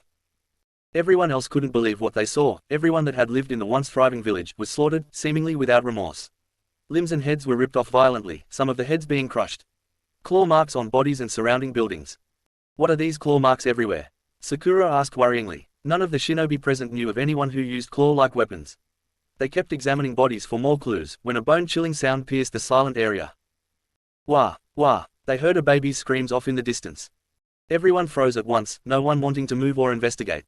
When suddenly, Sakura had started moving toward the sound. Sakura, stop, what are you doing? Kakashi asked his student. What if it's an actual child that's alive? We need to help it, she said as she gathered up all of her courage and ran towards the cries. She found a baby stroller with a hood over it. She shoved the hood out of the way and saw a blood-covered baby. Sakura could tell that the blood wasn't the baby's own, which calmed her down a little bit. She picked the baby up and started rocking him back and forth to calm him down. Kakashi-sensei, we need to get this baby to the campsite, he needs food and water, now. Sakura said. Kakashi led her back to the site and they made a makeshift bottle with water to feed the poor baby. Sakura saw the parents as she picked up the baby from the stroller. They were killed mercilessly, with both of their heads ripped off and holes in their chests, not to mention the claw marks as if it wasn't enough. She felt horrible for the newborn, who she could tell that the baby was only 2 weeks old based on the size of the little guy. We have to take him back with us. No matter what they say. Sakura said matter-of-factly. I know, don't worry, I'll make sure this kid gets a home. Kakashi reassured. The two stayed together at the site until nightfall. By then, all the search teams had returned from the village, finding nothing to reveal the culprit of this attack. Only bodies and more unexplained claw marks. How's the baby? Sasuke asked his teammate. He's fine, he just needed some food. He stopped crying a few hours ago. That's good, but what are we going to do with him? Sasuke asked. Kakashi was the one who answered this time. We're taking him back with us, what else? Sasuke and everyone else were surprised by this. What, but who's gonna take care of him? Sasuke asked. Everyone from Konoha paused at the question. None of them wanted a kid this early in life. Well, except one. I'll do it, I'll take care of him. They looked at Sakura with shock. What? They all yelled. Sakura looked unfazed by the sudden outbursts of her team. They wanted the baby to live, but if one of them took care of him, then they couldn't be a shinobi for a while. Sakura, you know that with the baby being that young, you need to devote your entire time to him or put him in an orphanage. I refuse to put him in an orphanage. Sakura yelled immediately. You know Naruto was in an orphanage, right? I don't want him to be alone like he was. He needs parents, and I'll go ahead and fill in for a mother for him. None of you can take this away from me. Sakura said with confidence. Kakashi already knew this is what she wanted and was proud to see his student growing up so fast, so he looked back at the rest of Konoha to see their response. No one wanted to talk back, she was serious about this. Sasuke took a deep breath, and with a blush so faint, Kakashi could barely see it with his Sharingan, he walked up to Sakura and knelt down to look at the baby. Well, if you're going to take care of him, I'll help you. Even if no one else does, he said. Sakura was surprised, given what she said about being a mother. Sasuke had basically just agreed to be a father. Kakashi, we need to talk. Kakashi looked to see Asuna Shinobi. All right, he said in a curious tone. They walked and Kakashi saw that a member of every village had gathered in a small group. All right, I'm just gonna say it. I don't think any of you are guilty, said a female Kumo Shinobi. I agree, said an older Suna Jonin. Then we're all in agreement. Bout you copy ninja, the Kumo ninja said. I might not have been here for some of it, but even I can tell that no other village would want to try and wage a war with Iwa. Let alone win that war in a single night without anyone else knowing, and so brutally, too. Whoever did this obviously had a grudge, and even if none of us liked Iwa, I doubt we would hate him this much. The Cyclops explained. Then I'm not the only one. I'll admit, I never did agree with what Iwa was doing, but seeing those bodies, I wouldn't wish that on any enemy. The Suna Shinobi Kakashi recognized as Baki from the Chunin exams held in Konoha years ago. Amen to that, so, I guess we can agree that it wasn't one of us. The Shinobi said, getting nods from everyone else. Then we need to find you did this, and fast. This could be the strongest enemy we have ever faced if it could take out Iwa in a single night. Granted without their Jinchuriki. Even with their Jinchuriki, you saw the Tsuchikage, right? His head apparently exploded, since we couldn't find it in one piece, like everyone else. He may have been old, but he was still powerful. The female shinobi that Kakashi also recognized, as Samui, from Kumo. Either way, our villagers need to team up and fight this enemy. If we do that, then we'll know immediately who the enemy is if it is one of us. All in favor, Kakashi said as he raised his hand. Everyone raised their hand. Then it's settled, there's probably a cage summit already being set up, so we'll discuss it more there, but for now, I'll see some of you there. He said as he turned and left with his team back to their home village. They stopped in a small village nearby to get some baby food and milk. The journey took about a week to not upset the baby too much. Once they finally reached Konoha, the members of Team 7 went to Tsunad's office for the mission report. To say Tsunad was surprised was an understatement. Never did she think that her top student would take in a child, let alone one from a dead village. Are you sure you are ready for this? I never got to take care of my kid, so I can't give very many pointers. Tsunad asked her student. Wait, you had a kid? I never knew that, Sakura said. Yeah, but we were separated soon after she was born, and I had no idea if she was still alive or not. Tsunad sadly said, reminiscing over her long-lost daughter. She was born in a separate village called Uzushiogaku. Tsunad said, surprising the trio. Uzushiogaku. I think I remember reading about them in the library. I think it was the home of the Uzumaki clan. Wait, wasn't Naruto an Uzumaki? If he was, then there was one left before him. That could have been your daughter. Sakura yelled in realization. Does anyone know who his parents were? She asked. Kakashi stood silent for a few seconds. He looked at Tsunad, who nodded. Listen to me very carefully. What I'm about to tell you is an S-rank secret punishable by death if you spill it to anyone. Do you promise to not tell anyone? Kakashi said in a stern tone. Both nodded at the same time, so Kakashi continued. Naruto's parents, Dotto Uzumaki Kushina and my sensei, Namikaze Minato, the fourth Hokage. Kakashi said. Chapter 32. 2 weeks. That's how long Naruto has been missing now. Some shinobi wanted to go try and find him, but Fu was there to stop him every time. She didn't know if he was safe to be around yet, and Chomei couldn't contact Kurama right now for some reason. Naruto's house was now torn down fully, with nothing but dead grass where it stood. That, and a grave site. The grave didn't have a headstone right now, but it will soon. Fu looked at the site in front of her. She couldn't stop thinking about what Shibuki had said about not wanting to kill Yui. For some reason, she doubted it. She walked away from the area and went to the front gate. The guards always ask if she's okay, and what happened at Iwa, but Fu froze every time, not wanting to bring those memories up. The guards remembered when she first arrived back at Taki. She had a makeshift splint on her arm and was extremely tired, so they took her to a hospital. Ever since then, she sat at the gates whenever she wasn't helping those around the village. Fu sat and waited with the gate guards most of the time she was free. Since she was helping those around the village, she didn't have a whole lot of free time, but when she did, this is where she would spend it. She has sat in that same spot, right on the edge of the gate every day, waiting for him to return. Around this time was when people started getting upset about not having any leadership in charge right now. They wondered where Shibuki was right now. This was also a reason Fu stayed away, so she didn't have to hear them talking about Shibuki. Now the 2 weeks have gone by without anything special happening. She didn't want to give up though, surely he would at least send something, a messenger fox at least. But so far, nothing. Her head was laying on her knees when she heard footsteps from the distance. She looked up, and her heart almost stopped. Walking up to the village gates was Naruto. His clothes were ragged, and holes were everywhere. His arm swayed lifelessly as he took each step. His walking was slow and he had dark bags under his eyes. It looked like he hadn't slept in days. His eyes, you couldn't even tell they were blue anymore. Naruto stopped several meters in front of Fu, just staring at her. His vision became blurry and he passed out right there. Luckily, Fu caught him before he hit the snow-covered ground. Next morning, Naruto opened his eyes slowly and all he saw was white, a familiar sight. I hope I'm dead this time, he thought to himself. His wish was denied when he looked around and saw he was just in a hospital room and the only one in there this time. God damn it, Naruto wanted to cry, but his tears had run out on his way to Taki. He heard the door slowly open and saw that Fu walked in. She froze as she saw that Naruto's eyes were open. She was instantly by his side, only letting a few tears fall. Naruto didn't respond to this, but he eventually spoke. Did I do the right thing? I know Onoki and Shibuki deserved it, but did the rest? He asked. Fu looked up at him and hesitated to answer. Their blood's on my hands now and I can't wash it off. What I did, I regret. He squeezed her hand in his, but his face remained emotionless. I can't stomach the fact that I killed so many women and children. All of whom didn't deserve their lives to be taken away like that. And that brutally, too. I can't sleep without having nightmares. I understand if you're afraid of me. I'm not, nothing will make me afraid of you, I'm not leaving you. Fu said, are you okay with being with a monster? You're not a monster. You want to know how I know you're not a monster? Follow me, she said, almost dragging him out of bed. They walked through the city and Naruto noticed the people looking at him, but not like the people of Konoha. These were looks of pity and sadness.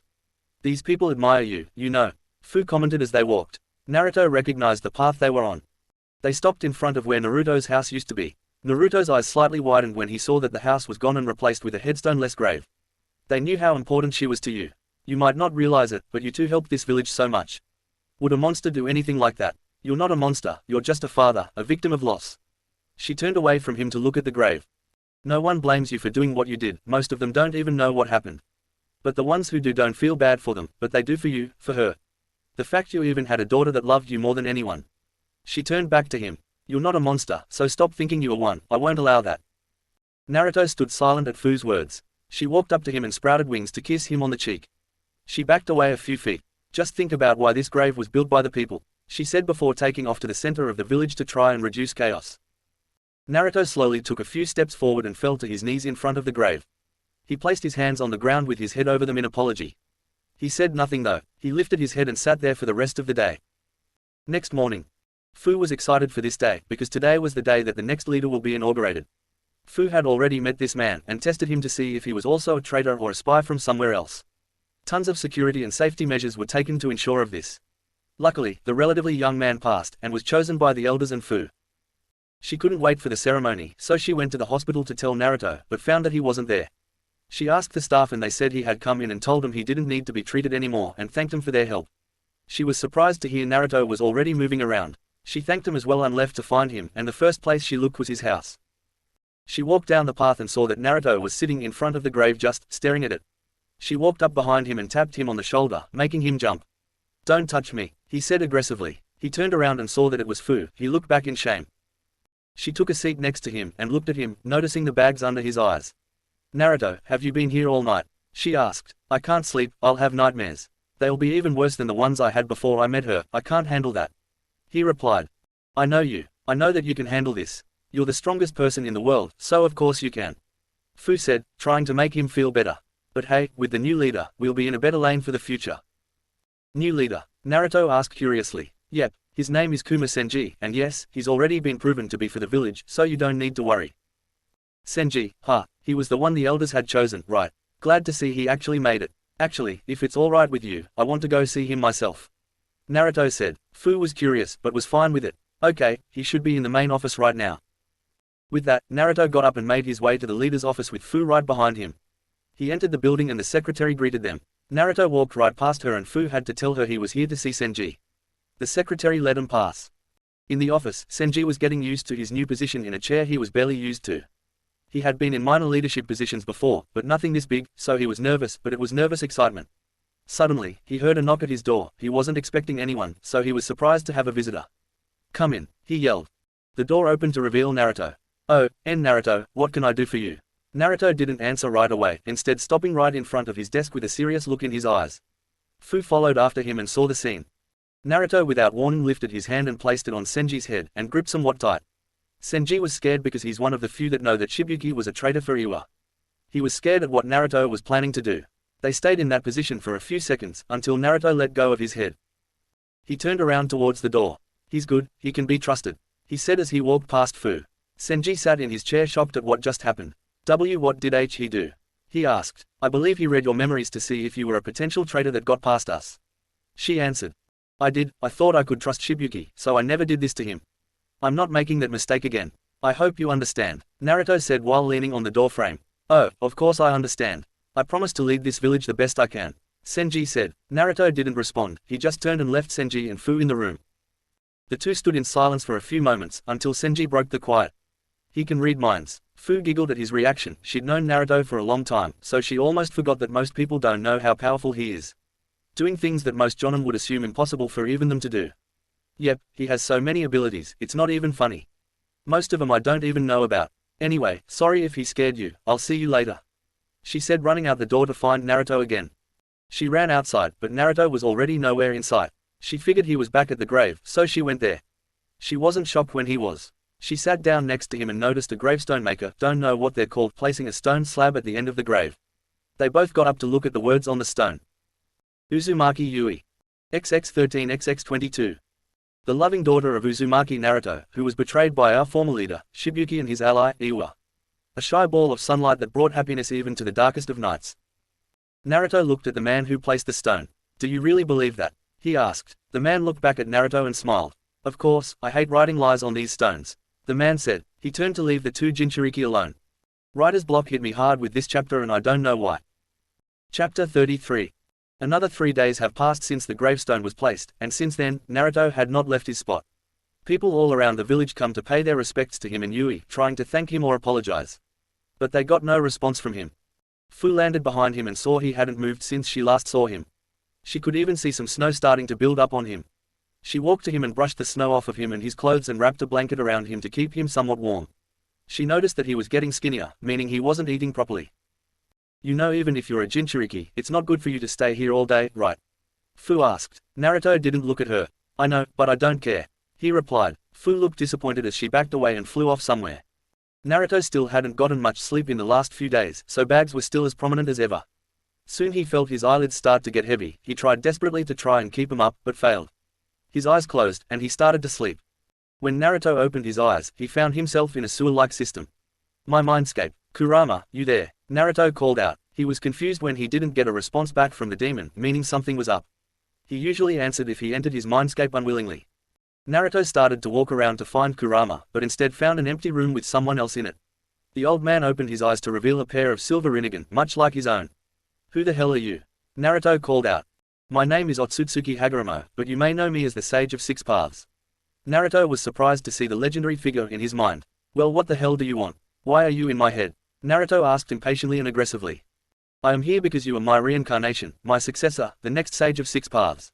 The child chosen by fate to—" "Shut up." Hagoromo was interrupted by Naruto. What? I said shut up. Do you know what the hell I've gone through, or are your all-seeing Rinnegan eyes faulty? What makes you think I would want this?" Naruto asked the demigod. Hagoromo was speechless to this. He wasn't expecting his successor to respond like this. I thought that you would accept this fact. I take it you don't want the power to change this world." Naruto looked at him as if he had just insulted him. "You came here just to give me more useless power. You really don't know me at all." "Actually, I do. I've seen all of your memories, so I know what I'm talking about. But I figured that you had enough of the way this world runs, so I thought you would want to change it for the better. That's why I contacted you at your lowest point, so you can make your triumphant return and save this world." Quote. "Fuck this world. If these dumbass people want to destroy themselves, then let them. I don't give a shit anymore. As long as Fu isn't entangled in any of it at least," Naruto said with no emotion. "And what would you do if she was involved?" Hagoromo asked nervously. Naruto slightly smiled a sadistic smile. "Then I'm burning this whole world to the ground. And trust me when I say, I don't need your stupid power to do it." Hagoromo stared with wide eyes. "Then I'm sorry. For what?" Naruto asked. As soon as he asked this, he felt energy enter his body. He recoiled at first and got down to one knee. "What the hell is happening? I said I don't want your power." "I'm sorry Naruto, but I only came here in the first place to let you know you will be receiving my chakra, whether you wanted it or not. This chakra now belongs to you." He was interrupted by Naruto punching him straight in the face, sending the water around them away in the shockwave. Hagoromo himself went flying back into a wall, cracking it. The sage fell to the ground and struggled to get back up. He lifted his head and saw Naruto standing there, looking at his hand he just used to punch him. Naruto extended his arm out and opened his hand, palm facing down. The staff that Hagoromo used flew from the ground and into the open hand. He took a second to admire the staff in his hand. On one end, it had a ring with part of it cut out, and the other end had a full ring with 6 smaller rings loosely hanging from the large one. I guess I have no choice now, but I'm still not gonna use this power, you know, he said. But, why don't you want to try and fix this world? With my chakra, you're essentially a god to them, Hagoromo said. He had no idea of just how broken he was. He thought he could help him with a confidence boost, but it obviously failed. Because there's no point. I'm sure you're smart enough to remember why, right? I really don't want to explain again. Look, I'm tired, so just get out of my head so I can try and go to sleep. Naruto demanded. Hagoromo had no choice but to listen to him, so he began to fade from existence. Naruto jolted awake in the real world and saw that he was floating a few feet from the ground. Under him were 9 black orbs also hovering in midair. He didn't notice at first, but he had the sage's staff in his hand, as if he dragged it out with him. He looked at his left hand and felt the sage's chakra flow freely through his body, but he also noticed something on his palm. It was a black crescent moon mark. He looked at his other hand, and saw a white circle he assumed represented the sun. He wondered what these were for, but at the same time, didn't care. He made the orbs and staff disappear into the inside of his Harry to hide them. He realized he was still in the air, so he tried to stop his floating ability. With his Rinnegan, he could push himself off the ground with the Deva path, but he had to focus on it. This was different. He seemed to float unconsciously, so he tried to turn off the ability by thinking about it, but failed. He tried to just relax. He took deep breaths to calm himself down, and it worked. He slowly lowered to the ground and stood there in awe. He looked at the grave one more time before leaving. A few minutes later, he arrived in front of a small house, perfect size for a family of 3. He knocked on the door and waited for a response. The door opened to reveal Fu on the other side. "Hey, Naruto, you finally left the grave, that's good. Please, come in," she said while moving out of the way for him to enter. Naruto entered quickly. He needed a place to fall and sleep. He felt he wasn't going to stay awake much longer. Excluding short naps here and there, he hasn't had proper sleep in nearly 3 weeks. Fu went to get a snack from her kitchen, but when she got back, she found him laying on her couch, already sleeping. She smiled and set the sandwich she made on a nearby table and kneeled down in front of his head. It was then she noticed that he was shivering and his breathing was heavy. Fu became worried and started to slightly panic. She placed her hand on his forehead to try and calm him down a little at least. And it worked. His breathing started to slow and his shivering stopped almost instantly. His breathing became a normal speed and his eyes started to flicker open. Fu panicked again.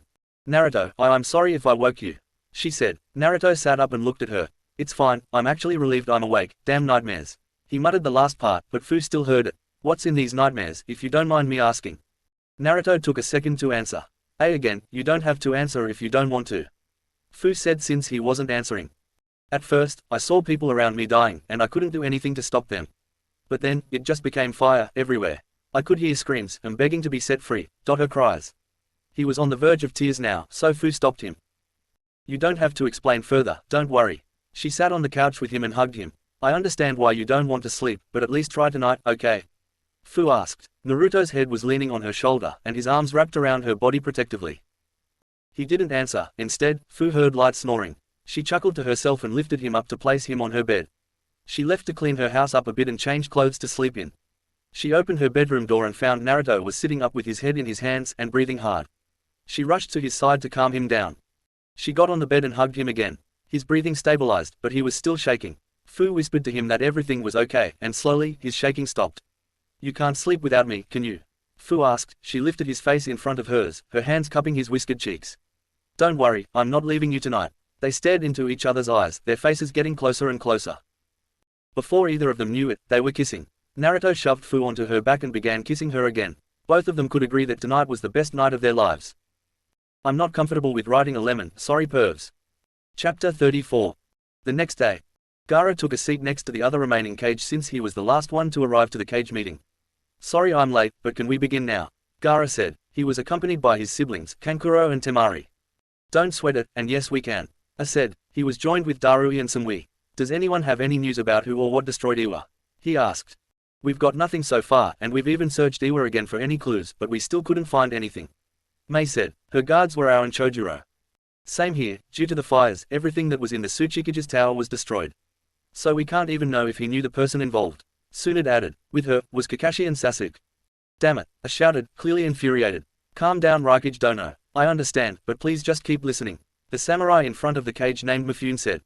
Now listen, he started. It's obvious that the thing responsible is strong enough to easily take out an entire village in a single night. So in order to defeat this thing, we all needed to make an alliance, and that's what we did last time.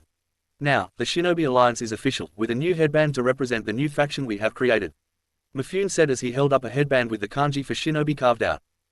Isn't that cute? A voice was heard. The cage looked around and saw that above them on a ledge was a figure wearing an orange mask and an Akatsuki robe.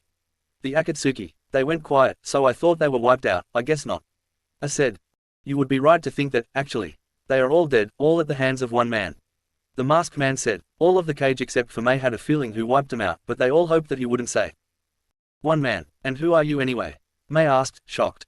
I used to go by Toby, but you can call Uchiha Madara. Madara said. The cage started to get nervous. As for who took out the Akatsuki, that would be the same person who wiped out Iwa. Now most of the cage were confused. They had a feeling Naruto beat the Akatsuki, but he wouldn't destroy Iwa, right? Uzumaki Naruto. Madara said, making those who thought him dead aggravated. That's impossible. He died a few years ago. Sasuke said, anger clearly evident in his voice. Oh how gullible you are, Sasuke. Raikage, why don't you enlighten them? He said, making all eyes fall on him. Speaking of eyes, Sasuke had his Sharingan active, and Kakashi was about to pull up his headband in case he needed to step in to stop his student. Well, the cat's already out of the bag, so I might as well. He thought to himself as he turned to face the others. He asked me help fake his own death. I respected him enough to help him in his time of need. Although, I didn't know he was the one who destroyed Iwa. I knew he didn't like them, but he must have had a reason to. Sasuke didn't know what to say. Many emotions were in his mind now. Anger, relief, sadness, he didn't know what to feel right now. Kakashi on the other hand was both relieved and confused. His student was alive after all, but he wanted to know why he left. That was when he looked at his Hokage, who should have looked more shocked than she does now. Are you not happy, Lady Tsunade? Kakashi asked. She didn't answer for a few seconds. I already knew he was alive. He used to visit me every so often, in fact. But hearing that he was the one that, oh god. Like Raikage Dono said, he must have had a reason. He wouldn't do something like that for no reason. Gaara said.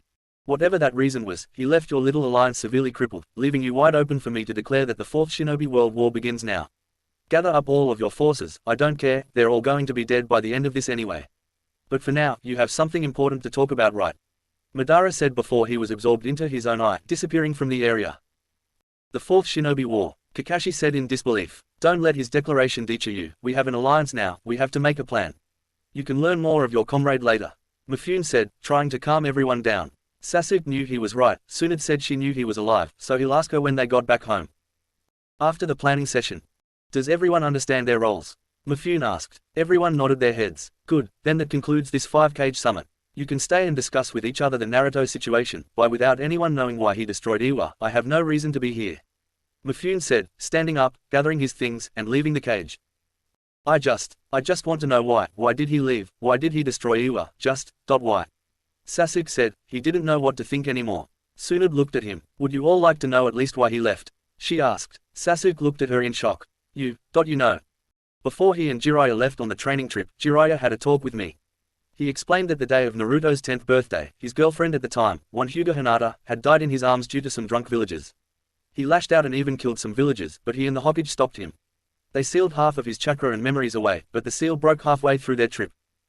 Wait, you said Hinata, right? Kakashi, didn't Naruto also say her name, the first day we trained together, at the stone? Sasuke asked his sensei. You're right, I guess that seal was weaker than I thought.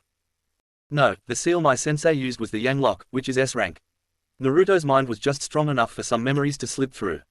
In fact, the seal would normally be active until he dies, but he was only sealed for about 6 years instead. Tsunade said, leaving everyone in amazement. I guess now the only question is why did he destroy Iwa? I said, but like I said, he must have a reason. Whatever it was enough to make him snap. He wouldn't kill for no reason, let alone a whole village. Gaara said. Sasuke looked at him. Did you know too? He asked while pointing at him. Even after my Biju was extracted, he still considered me his brother. He saw all Jinchuriki as family, actually. That's good to know, at least he didn't completely disappear. Now I just want to know where he is. He probably still doesn't want to come back to Konoha, so I won't force him. Sasuke said. Listen Sasuke, he might not even want to see anyone right now. Especially if he was the one who destroyed Iwa. Let's leave him alone for now, don't push your luck for now. Kakashi said. I stayed quiet through this conversation. He had a feeling of where he might be, but he wasn't 100% sure or not. I know, for now I'll focus on this war, but I will find Naruto afterwards, and I will prove his innocence. Sasuke declared. Kakashi I smiled and the meeting was over. Chapter 35. Yeah, I'm not dead, but I'm sorry that it's taken so long to put a chapter out. I recently moved again and started work, so I've been focusing mainly on the army. I hope you understand. Also, this chapter has some sensitive material in the beginning, you've been warned. Konoha, a shell of what it used to be, scrambling to keep itself together since there are almost no shinobi in the village right now thanks to the war. Or at least, that's what Naruto thought about it as he stood on top of the mountain with the stone faces overlooking the village that he once lived in. At least this view hasn't changed, Naruto said to himself, looking at the admittedly beautiful village at night. But even after all this time, you people also haven't changed. He jumped down from the ledge and used his rinnegan to slowly lower himself to the ground once he got close. And I wonder if they are the same. He made his way through the city, making no effort to hide himself from anyone. He didn't care anymore. He walked for several minutes until he stumbled on a scene in an alleyway, unseen from everyone else. A man was moving towards a young girl. Naruto could already smell the alcohol in the man's breath. Come on sweetie, quit being a little shit and come here. The man said in an aggressive tone. He reached out his hand to grab onto the girl's hair, but was stopped when a hand grabbed his own arm instead. He looked at the new face that interrupted them, seeing a young, blonde-haired man with a furious-looking face. Let go of me kid, this has nothing to do with you. The man said. As much as Naruto wanted to make a comeback, he couldn't bring himself to do it, he couldn't bear to take another life like this. So not knowing what to do now, he followed the order, letting his wrist go and walked away. You got a good head on your shoulders boy. Now where were we? The man said. Daddy, please stop. The girl yelled, making Naruto stop in his tracks. He turned his head slowly to the pair. She's your daughter? He asked lightly, but still with a dangerous tone. TCH, you were doing just fine leaving, so I suggest you get back to it. The man yelled to the stranger. He turned around to show the man that he wasn't scared of the blonde, but was instantly knocked to the ground with a hand over his face, silencing his threats. With his hand making contact with the man's head, he began ruffling through his memories, finding that the girl was indeed his daughter. A little after she was born, the mother died, sending the man into an alcohol-fueled depression. Taking his anger out on his daughter, who was now 10. The more he saw of their home life, the tighter the grip on his head was. The pain was getting unbearable. Naruto was about to let go and start beating the man himself, but stopped when he found some more memories. He looked, and saw the daughter being raped by her father. Not only did he take out his anger on her, but also his sexual frustrations on her since it was all he had. Naruto also found out that he was planning to do it again if she hadn't escaped from him. Naruto left the man's mind and began squeezing his hand more, stepping on one of his arms and grabbing the other with his free hand. He squeezed tighter, the man's eye popping out of its socket, and blood spilling out from his covered mouth and nose. Naruto squeezed even tighter, and tighter, and tighter, until the man's head popped, sending blood all over him and the girl. He opened his now clenched fist, pieces of the skull and flesh falling to the ground with a splat. He sat there for a moment, almost proud of his accomplishment. His blue eyes turned red and he felt himself about to start laughing, but was stopped when he heard soft cries coming from the girl in front of him. She looked petrified, with her father's blood now covering her from head to toe. It was a miracle she wasn't screaming. Even if he was the worst, he was still the only thing she had taking care of her. Naruto also froze. He realized what he just did, and is horrified at himself, horrified that he's become that again. He looked at his trembling, blood-soaked hand and fell backwards on his butt, knocking over a trash can, which created a noise. It was then that he recognized the alley he was in. He could still see the scorch marks on the ground next to him. Naruto instantly got out of the alley by getting on the roofs, but he didn't have much time, as 3 ANBU appeared and surrounded him. That's enough, we saw the whole thing. Come with us quietly and we won't make a scene. We're not going to hurt you. An ANBU wearing a mouse mask said. I didn't know there was still ANBU here, I thought you would all be fighting in the war. Naruto said, trying to still sound intimidating, but just sounding unstable. The ANBU caught on that he's not mentally there, so they slowly started making their way over to him in the hopes of catching him. But Naruto knew what they were doing, so he ran and jumped off the roof onto another. The only other times he was at Konoha, he was in the Hokage's office, unable to explore since many of his friends could see through transformations. But even then, he still ran through the village as if he never left. The layout of Konoha burned into his memory thanks to the amount of times he had to run from people like this. Naruto saw a large house in the distance and dove into the roof, phasing inside using his Kamui. He ran through the corridors and into a small office-like area, concealing his chakra presence and hiding in the shadows. The ANBU made their way in and searched the house thoroughly, but when one of them entered the room Naruto was in, he stopped, looked at the desk in the middle, bowed down to it, and left the room without a word. The hell, why did? He trailed off as he made his way towards the desk to see if he could find out who once sat there. He didn't have to wonder long however, as he saw a picture frame on the desk, and on it, a young Sandime Hokage with his 3 students, the Sannin.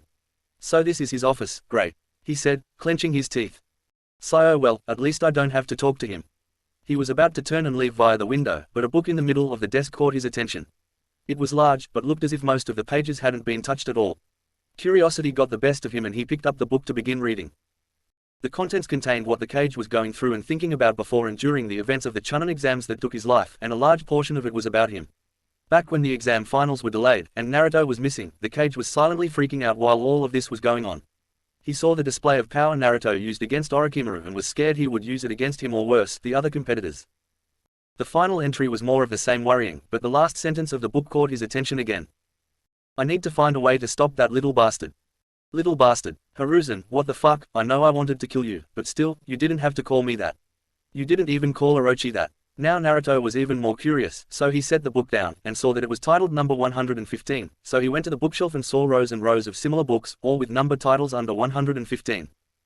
He picked up number 90, and saw that it was about his time a little after he had originally stepped down as Hokage for his father, Minato, who just found out that he was going to be a father.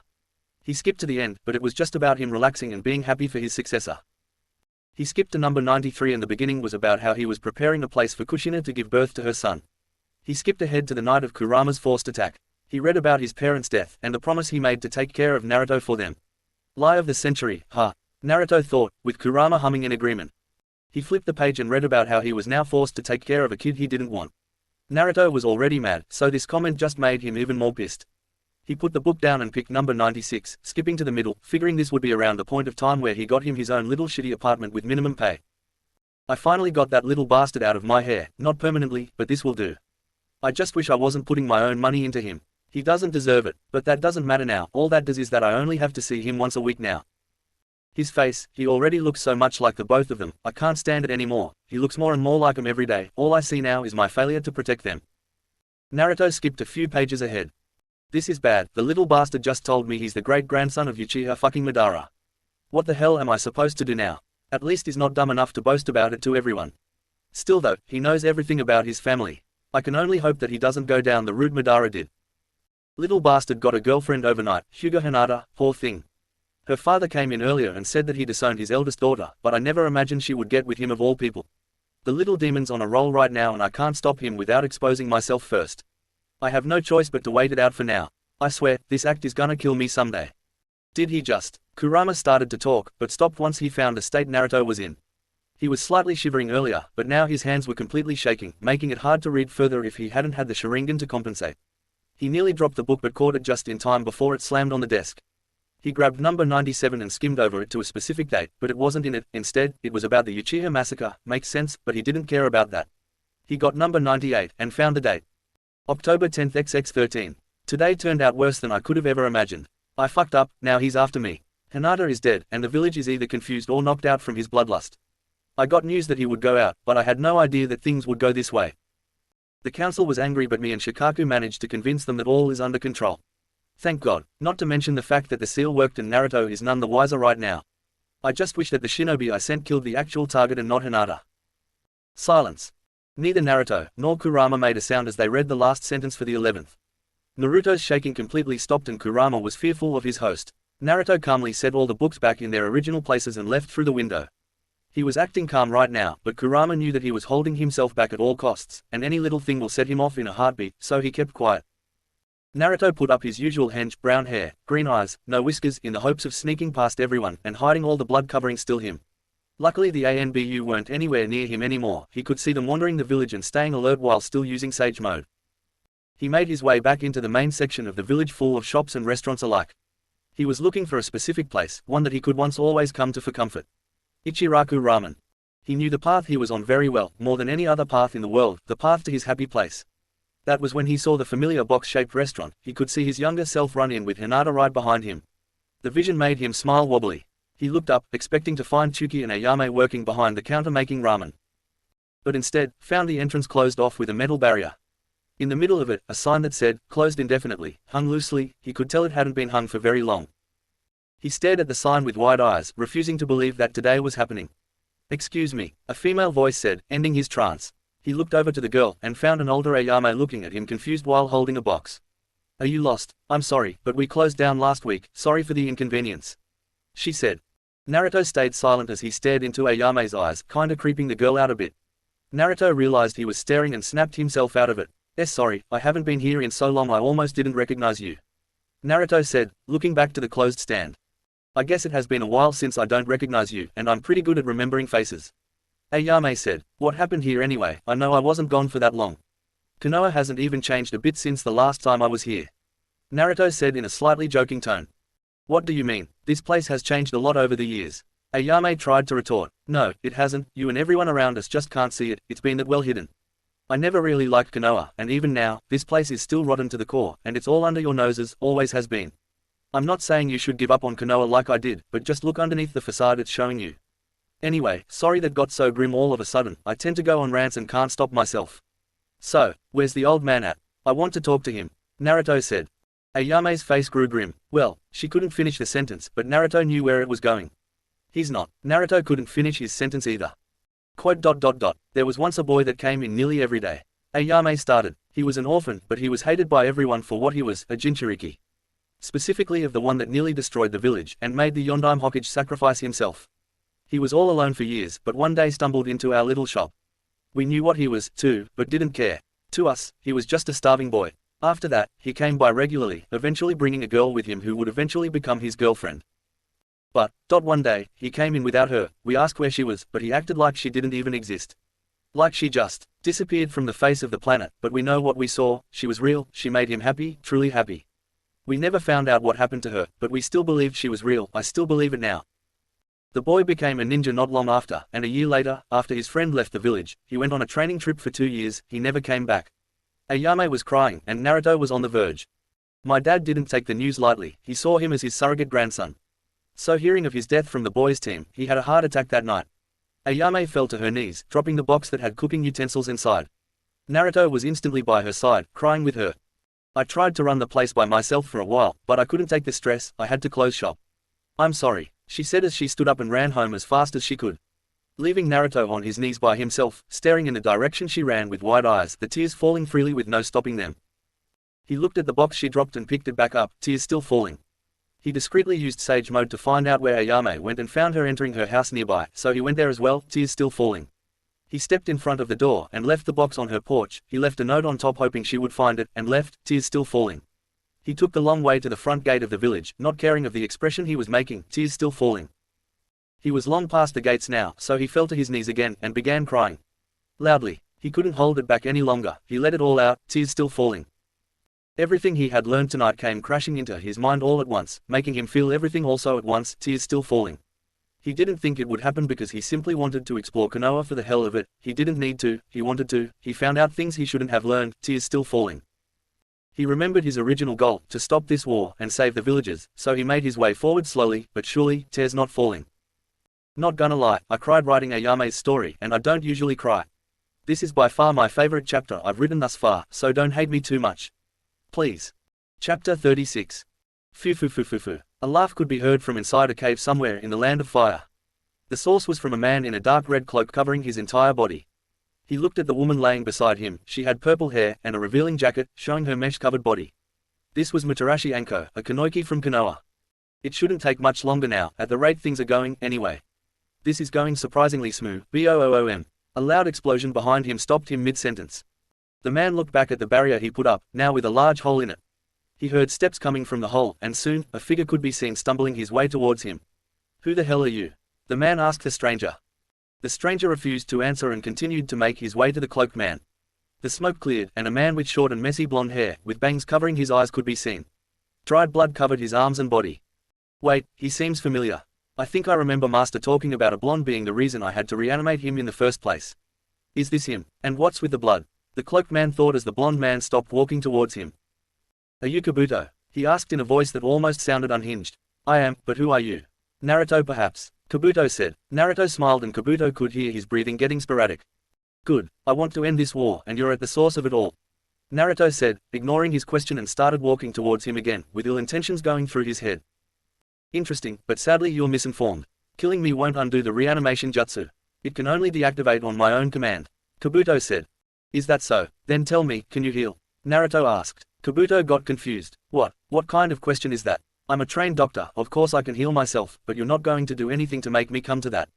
Kabuto removed his cloak and Naruto could see that he was in some kind of sage mode based on the chakra he could feel emitting from him. Kabuto went for an attack but in a flash, he was sent to the side of the cave, cratering the side. He tried to yell, but a hand was covering his mouth. "Really? That's good to hear, so it doesn't matter what I do to you, right?" Perfect, Naruto said sadistically. Minus 15 minutes later, with Sasuke. It's over, Sasuke. You can't win against me. The masked Madara yelled at a tired Sasuke. In front of him were the reanimations of the two-tailed Jinchuriki all the way up to the six tails. All of them having Sharingan eyes instead of their normal ones. Sasuke tried to calm down, but deep down he knew it was true. His M's countered some of their techniques, but the numbers overwhelmed him quickly. Suddenly, all of the reanimations stopped what they were doing, looked up, and dissipated, leaving a dead body where they once stood. What? Madara said in shock, with Sasuke just as confused as him. Kabuto, what the fuck are you doing? He asked himself. Back in the cave, same time. Is that it? Are they dispelled? A cold voice echoed through the cave. Naruto looked down at the defeated man below him. Kabuto didn't answer, instead Naruto got feedback from a few of his clones he sent out just in case, showing that he obeyed. Good boy, now time for your reward, Naruto said with a sadistic smile spreading across his face. Kabuto looked on in fear with one eye, the other being gouged out, leaving an empty socket. He tried to scream, but with his throat crushed, making it difficult to even breathe, he couldn't. The snake that protruded from his stomach was nowhere to be seen within the cave. The only things that seemed to be untouched were his arms and hands, only so that he could reverse the jutsu. Don't worry, you're gonna get something to eat now, Naruto said. Faster than Kabuto could react, an arm went through his chest, carrying his heart with it. He drug it back out, still carrying the heart, and with his free hand, he grabbed Kabuto's lower jaw, crushing it and exposing the inside of his mouth. Naruto smiled a wide toothy grin, and Kabuto gave up, accepting his fate. A few minutes later, Anko woke up in a daze. She examined herself for injuries and found she was covered in blood. Though it didn't take long for her to realize that it wasn't her blood that she was covered in. She looked around the cave for her captor, only to find him drowning in a pool of his own blood. She got up and looked at the broken man closer. She's seen a lot of dead bodies, but this was gruesome, even by her standards. She held her mouth with her hand to hold back throwing up. She saw enough, and left the cave in a rush. The smell was starting to get unbearable. With Sasuke and his team. TCH, it doesn't matter, I'll still destroy all of you anyway, Madara said as he readied a large scythe by his side, both his eyes glowing red through his white mask. Sasuke, along with Kakashi and Guy-sensei, gained a new bout of confidence, and also got ready to attack. Stay alert, he still has his phasing ability, and even though he doesn't have his fan right now, he can't be underestimated. Kakashi told everyone, I know, but I still want to find out what's under his mask. Sasuke said, we'll find out in due time. First, we focus on countering his phasing, Kakashi said, coating his kunai in lightning. Guy went in for an attack, wielding nunchucks with impressive skill. Kakashi and Sasuke saw this as an opening, so Kakashi threw his lightning-coated kunai forward. Wanting to test something, he absorbed it into his Kamui dimension, and when Guy went for a kick to Madara's head, his foot phased through. They gained some distance from each other, and after a few seconds, a scratch mark appeared on Madara's mask. I knew it, his phasing ability is connected to my own Kamui. Wait, they're connected. Well, connected, Kakashi said to Sasuke, and then himself. Focus sensei, if you're connected, then deal with it later. For now, we need that ability to win. Sasuke said. Kakashi took a few breaths to calm down. Yeah, you're right, I'm sorry, let's do this. That's what I like to hear from my eternal rival, Guy yelled as he stood next to his friend. How much time do we need in order for the summoning? Kakashi asked Sasuke. Not much longer, and I'm sure by then, that mask will be off. Sasuke responded. Minus 10 minutes later. You all put up a good fight. It's actually been pretty fun, but it's foolish of you to think you can beat me, Madara said as he looked down at the bodies under him. Now, to end this. He lifted his scythe, ready to strike down on Sasuke. Before he could, however, he felt a gust of wind coming from behind him. He turned around to find no one there. He turned back and saw the three he had beaten were now much further away from him initially. Along with them, a new face was with them, tending to their wounds. Sorry to keep you waiting. I had some business to take care of, the new figure said to the downed body of Sasuke. Sasuke opened his eyes and saw the face of a ghost, a blonde-haired, blue-eyed face with whiskers on it. Naruto, Sasuke said in disbelief. Naruto stood up, his black hair with red flames on the bottom flowing through the wind. Naruto turned to Madara with an empty expression on his face. Uzumaki Naruto, I didn't think you'd show up this early, he said. Naruto stayed silent as the three behind him started to get back up. Naruto, be careful attacking him. He can phase through yo, I'm aware. Naruto cut into Sasuke's warning. Chapter 37. And I don't care. What? No, you need to be careful. I said I don't care. His ability isn't perfect, it can be worked around pretty easily, Naruto said confidently while crossing his arms. You seem overly confident, Madara said to the new challenger. He got into a fighting stance with his scythe by his side. Allow me to fix that. Madara rushed to Naruto, swinging his scythe to his left, which Naruto jumped to avoid. Naruto spun and sent a kick to Madara's head, but it phased through it. Naruto landed on his hands and pushed himself away towards the Konoha team. Madara rushed towards him again, this time swinging from the other side. Naruto this time dodged and poked Madara's mask for fun, moving around him and getting behind him all in one move. Madara covered the mask with his hand and started to slightly panic. Madara looked back to see Naruto smile innocently. He's toying with me. You're just as obnoxious as you were when you were younger. You never know when to take things seriously, do you? That'll be your downfall, Madara said with malice in his voice. But why should I take you seriously? In the blink of an eye, Naruto was now inches from Madara's face. Quote. When I don't see any serious threats. Naruto punched Madara in the stomach, sending him back several meters. I couldn't react in time, even with my Sharingan active. His speed is on another level. I have to focus. I'll admit, you're definitely the Yellow Flash's son, Madara said. Oh stop, you're making me blush. Naruto sarcastically said. Seems like he already knows. Sasuke said to Kakashi and Guy, who both nodded in agreement. Madara was getting angrier and angrier. Take this seriously, damn it. He yelled. He went for more attacks that were effortlessly dodged by Naruto. Naruto charged at Madara, who let him phase through. Madara turned around and swung down, and Naruto stood there looking up until the blade was almost touching his nose. Naruto smiled and teleported out of the way, and right in front of him with his fist cooked back. In a flash, his fist made contact with Madara's chest, knocking the wind out of him, and sending him flying back another several meters. Naruto smiled and turned to the Konoha team. See what I mean? If you know how his ability works, then you can exploit it pretty easily, given you're fast enough. Naruto said. Speaking of speed, it looked like you teleported for that attack, did you? Kakashi asked his lost student. Naruto responded by pulling out a three-pronged kunai that once belonged to his father. Kakashi smiled under his mask. It's good to see you've been doing well without us. Naruto lost his smile and looked away. I guess. Before they could ask what he meant, Madara got up and rushed behind Naruto and swung the tip of the scythe into the side of Naruto's neck. Instead of going through, however, the blade stopped midway, leading to the rest of the blade shattering into a million pieces due to the momentum of the swing. Madara landed on his feet and turned to look at Naruto, who roared in pain. The Konoha team was by his side in an instant, attempting to treat his wound, but Naruto stopped them. Naruto reached into the cut and grabbed the large shard of metal that was lodged into his neck. A slicing sound could be heard as he pulled it out, and Guy tried with everything in his power to not throw up. Naruto dropped the metal shard and placed his hands over his neck wound, and instantly, smoke poured from underneath his hands. At the same time, red bubbly chakra seeped from his neck and landed on the ground, accumulating into a small puddle which quickly evaporated. Naruto removed his hands to show a closed-up wound that only left a dark scar. He gasped for breath as if he was holding it to not cause more damage. Nobody could believe it. In just under a minute, he completely healed a normally fatal injury that would have killed anyone else in the world.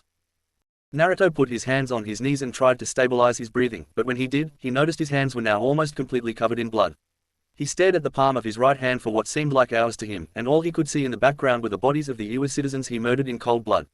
He drowned out any other noise, but the screams of the people he killed rang in his ears like a bell. He started to hyperventilate, but stopped himself short by shutting his eyes tightly, and covering his ears to stop the screaming. He opened his eyes to see a worried trio and a shocked Madara. He turned to Madara and stared for a few seconds. The five were silent for a few moments. Do you know how long it's been since I've even seen my own blood? He said in between deep breaths. Madara didn't have time to answer, as his face was punched so hard that the mask shattered instantly and he was flung hundreds of meters away. The Konoha trio could see fragments of the white mask scattered everywhere now. They would have cared more if not for Naruto's condition. His breathing was deep, and he was sweating buckets. Sasuke tried to go next to him to see if he could help, but his arm was pulled back by both Kakashi and Guy. Not yet, he might be suffering from some sort of PTSD attack and isn't mentally stable right now. Believe me, I know how that feels. Give him some space, Kakashi said. Sasuke wanted to argue and go to his friend, but just then, Naruto rushed at insane speeds towards where he sent Madara. Did you see how his face looked before he ran off? Sasuke asked. He looked so, mad. Like he had a vendetta against him or something. I've never seen him look at someone like that before. What do you think happened to him while he was gone? I don't know, but don't ask him about it yet. I don't think he'll answer to it anyway, Kakashi said. Without him even knowing, Naruto had made his way back to them with an unconscious Madara on his shoulder, who he dropped to the ground, alerting the trio of his presence. I already knew he wasn't Madara. You can probably identify him better than I can, Naruto said. He spoke in a slow speed and his sweating and breathing hadn't stopped yet. Nevertheless, he picked Madara up by his cloak and tossed him to the trio, making him land face up. Kakashi and Guy froze. They definitely knew who this man was, even with scars covering half his face. Oh Obito, Kakashi said in disbelief. He had thought that his former teammate had died protecting him under a boulder. He was the one who gave him his left Sharingan eye. But here he was, alive and taking revenge on the world in the name of Madara. What happened to you, Obito? Kakashi asked himself. Naruto at this point had stopped sweating and his breathing became more normal than before. He was about to start walking to the trio but stopped when he sensed something behind him. He turned his head and found no one there. He got a little confused and turned all the way around, continuing to look for the thing he sensed. Right when he was about to turn around, out of the corner of his eye, he saw a flash of blue and was sent flying away to his right. He landed on his feet and looked to the culprit. The man that stood there was wearing classic red battle armor similar to Hashirama's. He had long black hair that covered half of his face. The most striking thing, however, were the cracks on his skin and armor, and the white in his eyes was a dark gray instead of white, signatures of the reanimation jutsu. Uchiha Madara, Naruto said with a slight smile. You've been a real pain in ass for the past few months, you know that. Madara said, guilty as charged. Naruto said, but I have a question. How the fuck are you even here? Who summoned you? Naruto asked. I honestly don't know. I was summoned in a random location about 30 minutes ago and no one was there to tell me anything. I even had a meeting with 4 of the 5 Kage and unfortunately, they were no help, so I'm just as confused as you are. Madara kindly explained. Kabuto probably summoned him as he ended the jutsu as a last resort. Fucking prick. Oh well, doesn't matter now, you're here to fight me, right? Let's get this over with. Naruto said as he got into a taijutsu stance. I would like to, but unfortunately I don't have my gun by Ukiwa fan with me right now and I'm at my strongest with it. I can tell by the look in your eyes that you want a good fight, just like me. So if you want to fight, give me my fan, I know you have it. Madara said in a threatening voice, but still leaving Naruto unfazed. Oh, you want your little toy back? He put his hand over his right eye, and when he pulled it away, the fan appeared out of thin air, surprising everyone. I knew it, he already looked like him, I just needed to make sure he was. Madara thought to himself. Here, have it, Naruto said as he threw the fan towards Madara, who caught it with ease. Naruto pulled his sleeve up slightly and put 2 fingers on his wrist. Smoke appeared and out of it came out a sword in a sheath. He placed the sword on his hip and took a different stance with a hand over the grip of the sword. The 2 powerhouses stood still, waiting for the other to make a move. The Konoha trio noticed the tension in the air and backed up far away from them. They could feel the ki both of them were emitting for each other. That sword. That looks like Tobirama's old sword. Of course he would have it. Even still though, this should be fun. Madara thought before rushing to Naruto at blinding speeds. He went for an attack for Naruto's legs, but as the fan got close, it was deflected with ease. Madara landed behind him and saw that Naruto still had his blade in its sheath, but his hand was now firmly holding the grip. He blocked it and immediately sheathed it back in. And I barely saw it happen. He's good. Naruto turned his head towards Madara and looked him in the eyes menacingly. You're slower than I thought you were. Don't tell me the legends about you are exaggerated. Naruto said with a cold gaze. I can see why Obito lost. You can get under people's skin easily, but that's not going to work on me. Madara said, didn't think it would. Naruto responded. In a flash, both of them disappeared and rushed towards each other, clashing their respective weapons together, causing sparks to fly everywhere. They backed away from each other and went back in for another attack. He's fighting him with no fear or hesitation at all, Sasuke said, astonished at the strength of his long-lost teammate. Even still, prepare for the summoning, we might need it. Kakashi reminded him. Madara and Naruto were swinging at each other much faster than the normal eye could see. Madara swung the fan with 2 hands while adding wind chakra to enhance the strike, and Naruto swung with just as much if not more force without even adding any chakra to the blade, all with 1 hand. He's strong but he's also deflecting my attacks easily, with 1 hand no less. You're just as skilled as I hoped you would be. Madara thought. You're incredible, kid. Madara started while still attacking. But I know you're holding back on me. Why don't you attack me with both hands? Because I don't want to end the fight early, like you said, I want a fun fight. Besides, even I can barely control that kind of power. Naruto said, still fighting at the same speed and focus. Fine then, whatever you say. But at least show me what element you use with it. TCH. Fine. Both fighters paused and Naruto pushed his chakra into the blade, coating it in blue lightning. He jumped towards Madara with the sword above him ready to swing downward. He swung, and Madara blocked it using the fan, the ground beneath him cratering from the force of the impact. Madara pushed him off and they both started attacking each other again, only this time, somehow faster than before. After about a minute of fighting, they both came to the same conclusion that they were about equal in terms of weapons. So they jumped back and performed hand signs. Fire style, fire dragon jutsu. Lightning style, lightning dragon jutsu. Madara and Naruto yelled at the same time. The 2 dragons collided and created a small tornado of pure fire and lightning, scorching the area and creating a large smoke cloud. Madara was preparing another jutsu, but was interrupted by a large blue ball made of chakra with wind blades making it look like a shuriken flew out of the smoke and right towards Madara. Madara could barely react due to how fast the projectile was moving, but he activated his Rinnegan just in time to absorb the jutsu. Too much energy, he said. Once most of the smoke cleared, Naruto saw what happened and instantly saw the purple Rinnegan Madara now showed. Purple again. I thought he should have the silver since he's a pure blood Uchiha. Naruto wondered, maybe because he's a reanimation so he's not at full power. Kurama said, that or he didn't naturally get them. Either way, his Rinnegan's weaker than mine. Naruto looked back up at Madara, but was punched in the face by him, sending him flying back towards the Konoha trio. He landed on his feet after spinning for a bit. He looked up, but when did, Madara had done a single hand sign. Fire style, great flame annihilation. The gigantic ball of fire sped towards Naruto. He was about to retaliate and block the fire for him and the trio, but froze from what he saw inside the fire. A charred corpse was stumbling its way towards him at speeds it shouldn't be moving. The flames were getting closer, and more corpses were appearing, screaming at him to stop, and he froze completely still. The screaming was now louder than before, but one stood out from the rest. "Daddy, save me," the only words Naruto heard that rang louder than any of the screaming. Along with it, a smaller charred skeleton rose above some of the others. He knew exactly who he was seeing. His knees went weak and he nearly fell over and let the flames consume him if it weren't for Kakashi saving him at the last moment, grabbing him and ducking behind a small wall he and Sasuke made to protect the four of them and Obito. The fire roared past, but Naruto was still shaken from what saw and heard. His eyes went blank, and his mouth hung open as he looked up, seemingly passed out. The trio tried to wake him up, but to no avail, he was out cold. "Sasuke, do the summoning," Kakashi demanded as he stared into the completely white eyes of his lost student. "On it." Sasuke left from behind the wall and did some hand signs. "Summoning jutsu," he yelled as he bit into his thumb and slammed his hand on the ground. Black kanji spread from the hand to all around him. Suddenly, a large puff of smoke appeared behind him in the small wall. "You said you wanted a fun fight, right? We'll give you one," Sasuke said as the smoke dissipated and showed the entire Shinobi Alliance ready for battle. Alright, I'll play your little game." Chapter 38. Alright, I'll play your little game. With that, Sasuke lifted his hand in the air, and brought it down to point to Madara, and the entire alliance ran forward in unison to fight the reanimated Uchiha. However, the rest of the Konoha 11 stopped when they saw Kakashi and Guy was sitting behind a wall with a blonde-haired man that seemed to be passed out. "Kakashi-sensei, what happened? Who is—" Sakura stopped herself mid-sentence when she saw that the blonde man had whisker marks on his face. "Wait, is that Naruto?" Lee asked. Holy shit, it's actually Naruto. But, what happened to him?" Kiba asked. Sasuke made his way back right as Kiba asked this. "We don't fully know yet, but he might be out for a while." Sasuke said. He looked around for something for a bit until he found him. "I'll be back." He ran off in a direction and came back with a man that everyone there recognized. "Jiraiya-sama," Kakashi said.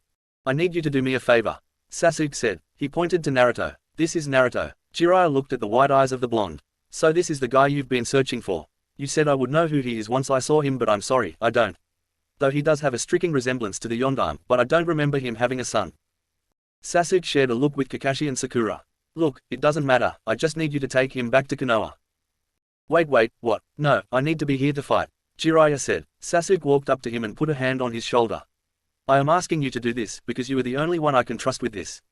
And even if you don't know him, he will know you. Please, we need him to be safe." "Fine," Jiraiya said as he picked Naruto up and put him on his shoulder, and ran off in the direction of Konoha. "Thank you." Sasuke turned to where Madara was fighting the army, although it didn't look like he was having much trouble. "Alright, let's do this," Sasuke said, hyping everyone up. With Jiraiya. Jiraiya was running through the woods with Naruto on his shoulder, already having several miles in between him and the war. Since he had some time, he tried to remember this kid, since apparently everyone says that he trained him. But he's never met this kid before, so what gives? That was when his mind went to a student he could remember, Minato. He and this kid had an almost uncanny resemblance after all. He tried to remember if he had said anything about having a kid, and that was when he finally noticed something about his memories he never noticed before. After a certain point, his memories with Minato just stopped soon after he became Hokage. This was when he finally realized that something was up. He wouldn't forget things like that. Then it's definitely possible that I trained him. Someone must have messed with my memories if that's the case, he said to himself. He looked at the face of Naruto and continued to run to the village.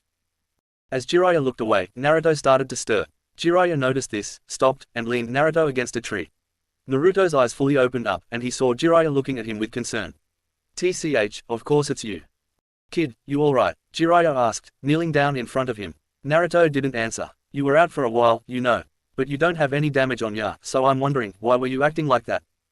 "Why would I tell you that?" Naruto coldly said. "Come on, kid, throw me a bone here. I think my memories about you have been tampered with, since I'm apparently supposed to remember you. I was told you might know me, so I'll use that to help find who corrupted my memories." Naruto was confused for a second, but then remembered why he forgot him. "Oh yeah, let me fix that. You can go ahead and have them back," he said before snapping his fingers, unsealing Jiraiya's memories, flooding his mind with memories he didn't know he had. Naruto took this chance to try and get up and get back to the battlefield, but for some reason, his body refused to move. "Have you been getting enough sleep lately?" Naruto heard the question from Jiraiya out of nowhere. Why the hell do you care? And why is that the first thing you ask?" Naruto asked, confused. "I'm no doctor, that's Tsunade's job, but those bags under your eyes look really bad. How much sleep have you gotten lately?" Jiraiya said. Naruto had to think about this. Well, I think in the last month, I've had one good full night of sleep, and even then, I think it was about 6 or 7 hours. And that was 2 nights ago. Naruto answered. Jiraiya was shocked at this. Normal people without a week of sleep would collapse if they tried to even walk straight. But here Naruto is fighting in a war without a month of sleep on par with the Alliance. Then again, his genetics give him ungodly amounts of stamina and chakra, and that's not even including the Kyuubi. Still. 1 night, that isn't anywhere near enough time. Look kid, I care about you and want the best for you. You need some food and you need some sleep no matter how much you think you don't need it. Please, just let the Alliance take care of Madara. Jiraiya said while holding his hand out for Naruto to take. Do you seriously think those low-lifes have what it takes to defeat Madara? You're stupid if you think that. Naruto insulted with a grin, but Jiraiya didn't mind. I know you don't trust a lot of people right now, but people are still putting their lives at stake to end this war, and if that means going up against Madara, then so be it. We're all fighting for a better world for our future, and we will lay down our lives so our children, our future, will prosper. Jiraiya explained. Naruto forced his legs to move and stood up. Then let me tell you this, Jiraiya, if you really want to stop this war and any future wars, then end the shinobi era and start a new one with no ninja. And that's only the first step, I'll let you figure out the rest. Naruto said before jumping back in the direction of the fight. Jiraiya sat there contemplating these words. On one hand, he was right, removing shinobi from the world would help with achieving peace. But on the other, at this point in time, removing shinobi from the world is basically impossible since they're so embedded in this world. He couldn't keep thinking of this though, as his godson was running at uncatchable speed. With Naruto. He didn't want to admit it, but he really did need sleep. He's running on fumes and is forcing his body to move. He doesn't know what kind of consequences this might have on his body in the future, but he doesn't care right now, he just needs to end this stupid war so he can get back with Fu. Jiraiya might have taken him far from Madara, but it didn't take long for him to get back to the carnage. And carnage it was. Most of the Alliance was already down for the count if not dead already. He found it almost funny how weak they were compared to Madara. He stopped running and just walked the rest of the way, hands in pockets and eyes closed. He didn't want to see the bodies on the ground, dead or not. That was until he heard someone call his name.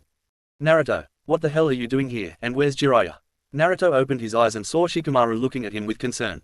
It was the first time Shikamaru got a good look at him and in his blood-covered clothes. His looks nowhere near what he looked like years ago. He's on his way, so don't worry about him. And I'm here to finish this war. Naruto casually said. And you think you can make a difference? Another voice called out. Naruto didn't even need to look to see who it was to know that it was Kiba. He could smell his dog breath from a mile away. Good to see you again, too, Kiba. Naruto sarcastically said. Didn't you already lose against him? What are you gonna do this time? Kiba kept asking, ignoring his comment. Naruto ignored him and walked past him to get to Sasuke and Kakashi. Hey, you can't keep ignoring us, you know. You leave Konoha for years and you think you can just show up again like nothing happened. We all thought you were dead. Kiba shouted. Naruto sighed and turned around. And it would have been better if it stayed like that. I'm not here for any of you, and frankly, I don't give a shit if any of you die or not. Just don't get in my way, and everything will be fine. Needless to say, they took the threat and backed off, letting Naruto continue. Naruto walked away, but what they didn't see was the look of sadness and regret in his eyes. He closed his eyes for a second and when he opened them up, Sasuke was a few meters in front of him sitting by a wounded shinobi. It didn't look like he was noticed yet, so he just walked straight past him. Sasuke froze at the sight of Naruto up again. Naruto, what are? Shut up, sit back, and call everyone back. Naruto commanded. Look, I have full confidence that you can beat Madara, but give the Alliance a chance. Please, Sasuke said. Naruto looked back at him with a stern glare. So you're just gonna let all these idiots die? Wake up you dumbass. These people don't need to die for this if I'm here. Naruto kneeled in front Sasuke so their eyes were level. I know what it's like to have unneeded blood on my hands. Please, I don't want you to know that feeling. Thanks to my time with Orochimaru, I already have that feeling, and this isn't something I can just end anyway. They all want to fight, and will die for the end of this war, no matter how little they may contribute. Alright, I'll just do it myself. Naruto said, confusing Sasuke. Naruto stood up and took a few steps forward. He stuck out his hands so his palms faced the battle and said 2 words. Bansho Tenon, Universal Pull. At these words, every single person that was in front of him was sent flying back behind him.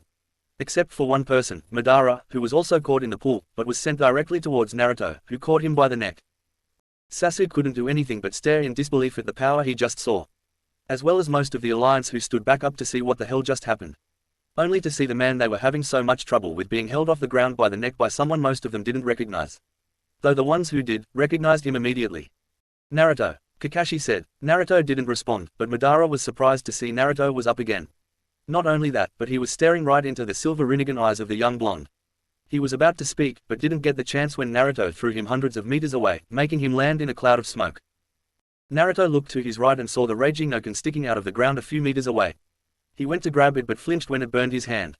I must have dropped it in the fire right before Kakashi grabbed me, Naruto thought. He pushed chakra into his hand and grabbed the sword again, this time with no pain. He looked back to Madara and saw that he was activating his perfect Susanoo. He wants to end this quick if he's using that, Naruto thought while completely calm. How about we show him what we can do? Kurama said, making Naruto smile. Funny, I was just about to ask the same thing. Naruto sheathed his sword and closed his eyes in concentration, and suddenly, he yelled out, and unleashed Kurama's chakra to its utmost extent to create an explosion of pure Aruan chakra. The people behind him had to push chakra into their feet in order to not fly back due to the pressure and force of the power-up. The dust cleared, and Sasuke got a good view of the new Naruto. The black hari he wore was now orange with 9 black tomo on the back and black lines running down the arms. His pants, undershirt, and boots all stayed black, but now had an orange circle on the stomach with lines running from it down the legs. His skin and hair also changed from their normal color to bright orange like his hari, his whisker marks became thicker, and 2 tufts of hair became longer than the rest, making it look like he had horns. The only thing that wasn't either orange or black was a headband that Sasuke didn't notice before. It didn't have a symbol in it, so he still couldn't make out where he lived. Naruto confidently smirked, "Let's do this. Let's do this." Naruto and Kurama yelled at the same time. And in another flash of orange, a pillar of chakra shot up into the sky, with Naruto floating up into the middle of it. The pillar then started to morph around Naruto, creating a shape of a giant fox. Madara looked on in surprise as the Kyuubi made himself known as an avatar that Naruto could use. And the alliance just stared at the once-in-a-lifetime moment this was. The ghost of the Uchiha and the ghost of Konoha were ready to fight. Chapter 39.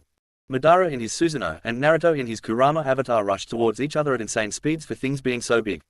They both sent a punch towards each other, and both punched each other in the face, creating a shockwave, but neither of them moved from it. With Shikamaru. To say everyone was left speechless would be an understatement. Nobody knew what to even think about what they were seeing. Except for one person, Shikamaru. I knew he was a Jinchuriki, but was he a perfect one? What is this form, and why doesn't any other Jinchuriki have something like that? Is it just because the Kyuubi is so much stronger, or something else? As rounds of questions were firing off in his head, he received a signal from his father. What the hell is going on over there? Shikaku asked. Well, Naruto's alive and is fighting Madara right now, Shikamaru explained. Wait, he is. I knew it, but is he using the Kyuubi's power right now, or is Madara doing something big right now? Shikaku asked in a slightly worried tone. Yeah, you could say that. Madara is using his Susanoo and Naruto. I don't even know. I think he might be a perfect Jinchuriki because he's using the Kyuubi's power without losing control at all. Why do you ask though? I guess that explains it, because we're getting a reading that a massive power just appeared, and I want to know who or what it might be and if it's friendly or not. Shikaku said. He got this reading by using a device that uses multiple sensory ninja to create a model of the world out of water that detects chakra levels and showcases them in bubbles and ripples. The larger the bubble, the larger the power level someone has. And in this case, the model was showing a bubble that was 1/4 the size of the Earth. The ratio of how much of it Naruto and Madara were each contributing to it they didn't know. But if Shikaku was a betting man, he would bet that the majority of it was from Naruto. I don't know if that's how it exactly worked in the anime and manga, but that's how I'm gonna make it work here. That makes sense, especially if Naruto really is a perfect Jinchuriki. I'll keep you updated on who's winning, Shikamaru said. As he said this, the Kyuubi avatar sent an uppercut into the Susanoo's stomach, sending Madara flying upward. But I'm confident that Naruto has this in the bag. Back to the fight. As Madara was in the air, all of his limbs were grabbed by Kurama's tails, keeping him there. Naruto held Madara up right above him as he charged up a Biju bomb. Madara saw this and jumped from his Susanoo, making it dissipate, and fell towards where Naruto was. Madara pulled out the Uchiha fan and swung down towards Kurama's head, sending a large gust of wind slicing through it. Naruto jumped from inside Kurama's head while dodging the attack, and created a rasengan. He shot his palm forward and the rasengan clashed with Madara's fan, creating another shockwave in the process. Madara quickly realized that his defense with the fan meant nothing to Naruto, so he leaned back with the momentum of the attack, letting Naruto pass him. While Naruto was above Madara now, he changed his rasengan to the Rasen Shuriken and threw it at Madara at full speed, sending Madara to the ground several times faster than sound. When the attack hit the ground, the Rasen Shuriken expanded and created a dome of pure wind that sliced up anything in its radius, including Madara. Naruto landed a few meters from the edge of the dome, still covered in the chakra cloak. A few seconds later, the dome dissipated, and Naruto looked at the damage. He saw the fan was still intact and mostly undamaged, but Madara was a different story. Only pieces of him remained and were scattered everywhere within the crater. Naruto knew this wouldn't last long, he would regenerate shortly, so he waited till then. Naruto, is it over? He heard Sasuke ask behind him. No, it's not, Naruto blankly said. Then what are you waiting for? Is he not dead? Sasuke asked. No, he'll regenerate because he's a reanimation. And reanimations don't die that easy. But as Naruto said this, a giant blue sword came out from the ground, stabbing straight through Naruto's body and lifted him up in the air. The orange cloak surrounding Naruto disappeared immediately. The crowd behind him watched in horror as Naruto spit up a lot of blood, covering the sword. Madara, in a skeletal Susanoo, emerged from the ground with a pissed-off look on his face. No, fuck no, I didn't come all this way for every single plan I had to be ruined this easily. Especially all by a brat like you. I was sorry for you at first, because I think you had a PTSD attack. But no, you just had to ruin everything all over again, didn't you? Madara yelled while releasing large amounts of ki. Naruto, however, wasn't paying attention to him. Hell, he wasn't even paying attention to the sword or his wound. He was focusing on the blood running down the sword. His blood. His vision went red, and he reached for the blue sword and grabbed it. Madara noticed above him that Naruto was still moving. But that didn't stop Naruto, because he gripped the sword tighter, cracking the sword around his fingers. With his other hand, he made a fist, and punched the sword in half. Madara jumped back so Naruto didn't land on him, and saw Naruto land on his feet in a crouching manner with his back towards Madara, and facing the alliance. All with the sword still going through his body. Naruto stood up slowly, even stumbling a bit as he did. Sakura desperately wanted to go and heal him immediately, but was stopped by Kakashi, who had a look of what looked like fear to her. She was confused until she heard Naruto breathe. No, he was laughing, softly. Naruto then started to shove the tip of the blade out through his body, going so far as to stick his hand inside of his wound to get the blade completely out. The giant blade hit the ground behind him, and Naruto painstakingly pulled his fingers out of his wound with a pained grunt. A pool of blood formed under Naruto's feet, and he leaned his head down so no one could see his face. Suddenly, steam covered Naruto's entire body as the wound started to slowly heal. After it was, the orange chakra cloak emerged again, as if nothing happened. Madara got into a ready stance, but Naruto started to turn his head towards Madara. And all Madara could see was the blood-red eye of Naruto staring daggers straight into Madara's soul, sending shivers down Madara's spine. They didn't have the same pressure that the Kyuubi had. No, these eyes were much more serious than before. Before Madara even knew it, Naruto's fist was plunged straight into his stomach faster than he could react. If Madara wasn't a reanimation, he would have coughed up a lot of blood. Naruto removed his fist from Madara's body and grabbed him by the throat, lifting him in the air again. Madara looked down at Naruto's face and saw one thing: pure sadistic excitement. Madara was thrown again, but this time into the air away from Naruto. Madara used this as an opportunity to get the upper hand and sent a massive fireball in Naruto's direction. Naruto got ready to catch and redirect it, when suddenly, the fireball disappeared in a split second. Naruto and Madara looked at each other with confused expressions until Madara finally landed on the ground again. Soon after, a three-pronged kunai landed on the ground a few feet in front of Naruto. In a flash, someone appeared before him with their back turned to Naruto, giving Naruto a good view of the kanji that read down his white hari. Yondaime Hokage. Am I late? Naruto heard the man say. The man stood up, and turned his head to meet the eyes of Naruto, his son. Look at you, all grown up and beating Madara's ass like I thought you would be able to. You make me proud, son. Namikaze Minato said, shocking those who didn't know. At these words, Naruto's orange cloak vanished, and he almost wanted to cry like he did when he saw his mum. He was about to ask how he was even here, but was cut short when he heard an unfamiliar voice behind him. You're impressive, Minato. You've mastered that jutsu better than even I did. The praise came from Senju Tobirama, the Nidaime. Naruto wanted to turn around, but was afraid that if he did, he would see him again. I guess you know how to pick your successor, Hiruzen. Tobirama said. Once again, Naruto froze, and he refused to look back. He refused to face him again. As for everyone else, they were freaking out that the first four Hokage had made an appearance. And for Madara, he was even more pissed off than before, seeing his original rival, Hashirama. They're fucking ignoring me now, aren't they? Madara thought in anger. Now no one felt as much danger as before. Even when Naruto was fighting, there was this looming threat of failure. But now, they felt safe in the arms of the Kages. Even though, ironically, the only one who didn't feel safe was the Sandaime. The first two Kage walked in front of Naruto, but looked back at the third, who stayed behind Naruto. Naruto, the third said, I know you're probably still mad at me. But we can talk after, so just let us take care of this fight. The Konoha shinobi were now confused. What did Hiruzen do that angered Naruto? Was it why he left? Questions like these entered all their minds. Hiruzen was walking past Naruto until he heard him say something. You could have picked a better nickname for me, you know. Hiruzen turned his head in confusion. Nickname? What nickname? He asked. Naruto's eyes stayed covered, but he formed a grin and his breathing became slightly more unstable. Oh, you know. The ones from those fucking journals. Naruto sounded unhinged. JJ journals. Hiruzen asked nervously, which Naruto caught. Hiruzen knew exactly what he was actually referring to now. Naruto knows he was wanted dead. So you did write them. Naruto said, and instantly he grabbed Hiruzen's face and launched himself forward into a mountain hundreds of meters away. Even from where they were, the cage and the Alliance could still see the small explosion where Naruto landed on the mountain. Right after they landed, an orange aura covered the area and grew to form the Kyuubi avatar again. Immediately, the Kyuubi started forming a Biju bomb and aimed his head down, shooting a solid beam of pure chakra directly into the earth where everyone assumed the Sandime was. After the Biju bomb ended and the smoke cloud cleared, all everyone could see was the Kyuubi. No mountain, just a crater where it once was. The Kyuubi looked into the crater for a few seconds, as if it was contemplating what it had just done. What did Hiruzen do to him? Minato asked. Tobirama wanted to answer what he knew, but even he felt it wasn't enough to justify him murdering the Sandime in cold blood. Something we don't know. Naruto said something about journals and a nickname, but I don't know what that has to do anything. Guys, I don't think that's what we need to worry about right now. Hashirama said. Everyone was confused for a second until they saw Naruto now looking at them. The Kyuubi lifted his clawed hand up and a giant rasengan the same size as the Kyuubi's head formed in the giant hand. Hashirama acted instantly and rose a giant wood golem from the ground to defend everyone. Naruto, seeing this, jumped hundreds of feet into the air and went to slam the rasengan into the golem to crush it, but the golem caught the attack in his hands, pushing it back. Using the arms of the golem as leverage, Kurama swung himself and kicked the side of the golem head, knocking it and Hashirama to the side like it was a toy. Kurama landed on his feet and faced the Alliance, all of his tails swinging wildly behind him. Now the Alliance could see Naruto in the head of the Kyuubi, and the first thing Minato saw was Naruto's face. His eyes were completely white, and he had a massive smile on his face. Shikamaru was staring at his former friend in disbelief until he received another signal. Son, the power shrunk but is growing rapidly again, what's going on? Shikamaru didn't know how to answer, as he, much like everyone else, realized what was about to happen. Dad, Shikamaru started. Yeah son. I think we might be dead soon.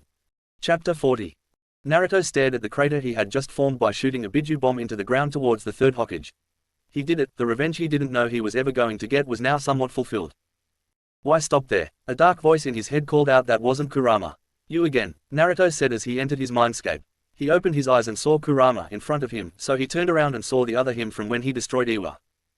Told you I would be back. But what are you going to do now? Yang Naruto asked. TCH, I'm not giving you control if that's what you're asking. You're not killing anyone else. Yin Naruto said. Oh don't worry, I don't want to do that. No, I want you to do that. Yang said, pointing to Yin. What the fuck are you on? Yin said, careful kid, don't indulge him. Kurama said to get Yin's attention away from his manifested dark side. Kinda hard to do when he can talk to me in my head at any time. Oh don't be like that. I just want to show this fool the truth. Yang said. What truth don't I already know? The truth of how you feel for everyone outside. What do you mean? I know you don't want to save them. You said it yourself. You fucking idiot, I was bluffing to keep them from looking for me after this war. I didn't actually mean it. I want them safe. Do you, though? I am literally you, I know your exact thoughts, and I know deep down, that you weren't bluffing. Shut up. I know you don't care for them. Shut up, Yin said a bit louder. I know you just wanted to let go and start killing them yourself. It's just your nature to kill what you hate. Shut up, I'm not you. And I know you're not doing this to protect Fu. I said shut up. Yin went in to blindly punch Yang, but was redirected into the ground. Yin tried to get up, but his face was slammed into the ground, the ankle-deep water doing nothing to stop his momentum.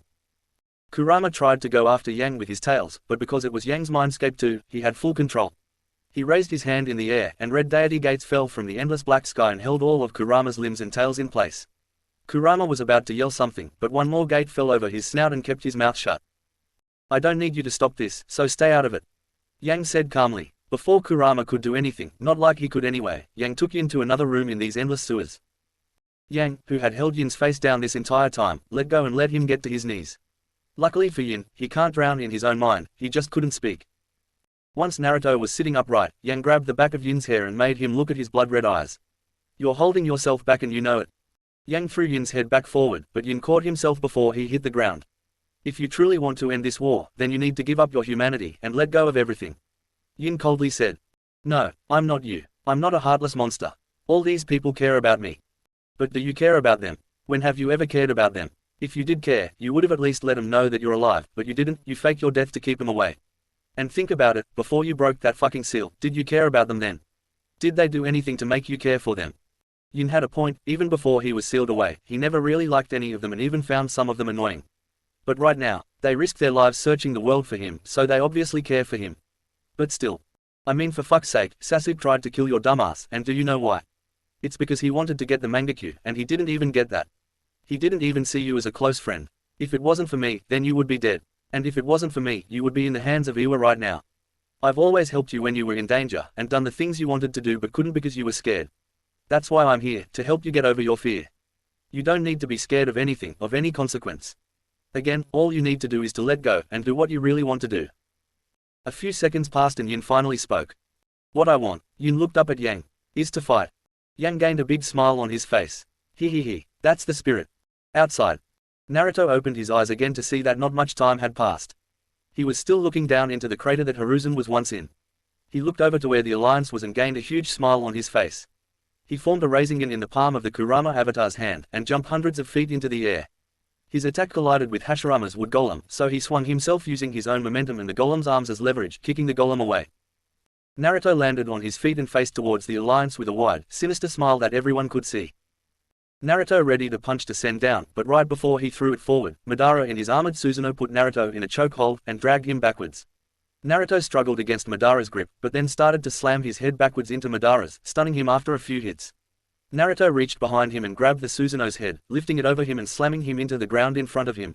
He finished him off with a stomp to the head, making the rest of the body disappear. The alliance looked on in fear at the new foe, when suddenly the Kyuubi avatar also disappeared, and Naruto landed on his feet. He started walking towards the alliance with the sinister look still on his face. After a few steps, the chakra cloak also disappeared, showing everyone his Sharingan eyes to the world for the first time in what seemed like forever. Man, it seems like years since I've actually used these. I never relied on them like you wanted, Dad. Aren't you proud? Naruto snapped his fingers, and Sasuke and Sakura suddenly recoiled in pain as memories were unsealed after years of being so. Memories of the times they met the real Naruto during the Sasuke retrieval mission and Chunin exams respectively. Everyone, fall back. Retreat, retreat. Tobirama screamed out to the alliance. Most of them complied, but a few stayed behind to try and reason with him, even though they knew they probably couldn't.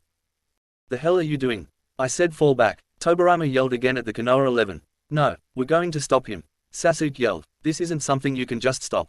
He's gone mad and will kill anything that moves. Or, you don't have to talk about me right in front of me, you know. Tobirama turned to look at Naruto, but as he did, Naruto grabbed his throat and threw him away behind him like an old toy. Naruto, Sasuke called out while pulling out his sword, gaining his attention. Naruto looked at Sasuke with a small smile on his face. I want you to answer this truthfully. Were you the one who destroyed Iwa?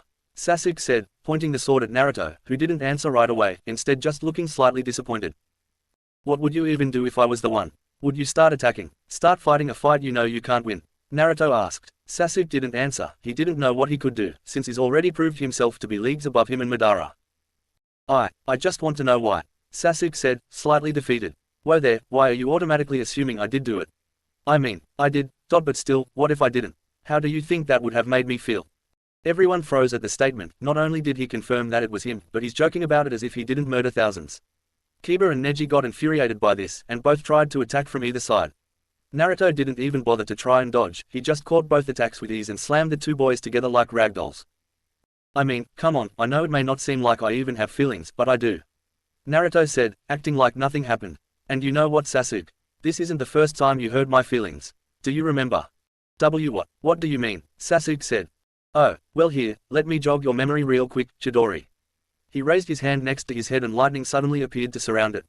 And in an instant, he rushed forward and plunged his hand straight through Sasuke's chest in the exact spot Sasuke struck him so many years ago. Sasuke! Everyone yelled at once. Naruto pulled his arm out of Sasuke's chest and punched him in the face, sending him flying backwards. Sakura was instantly by his side trying to heal his wounds.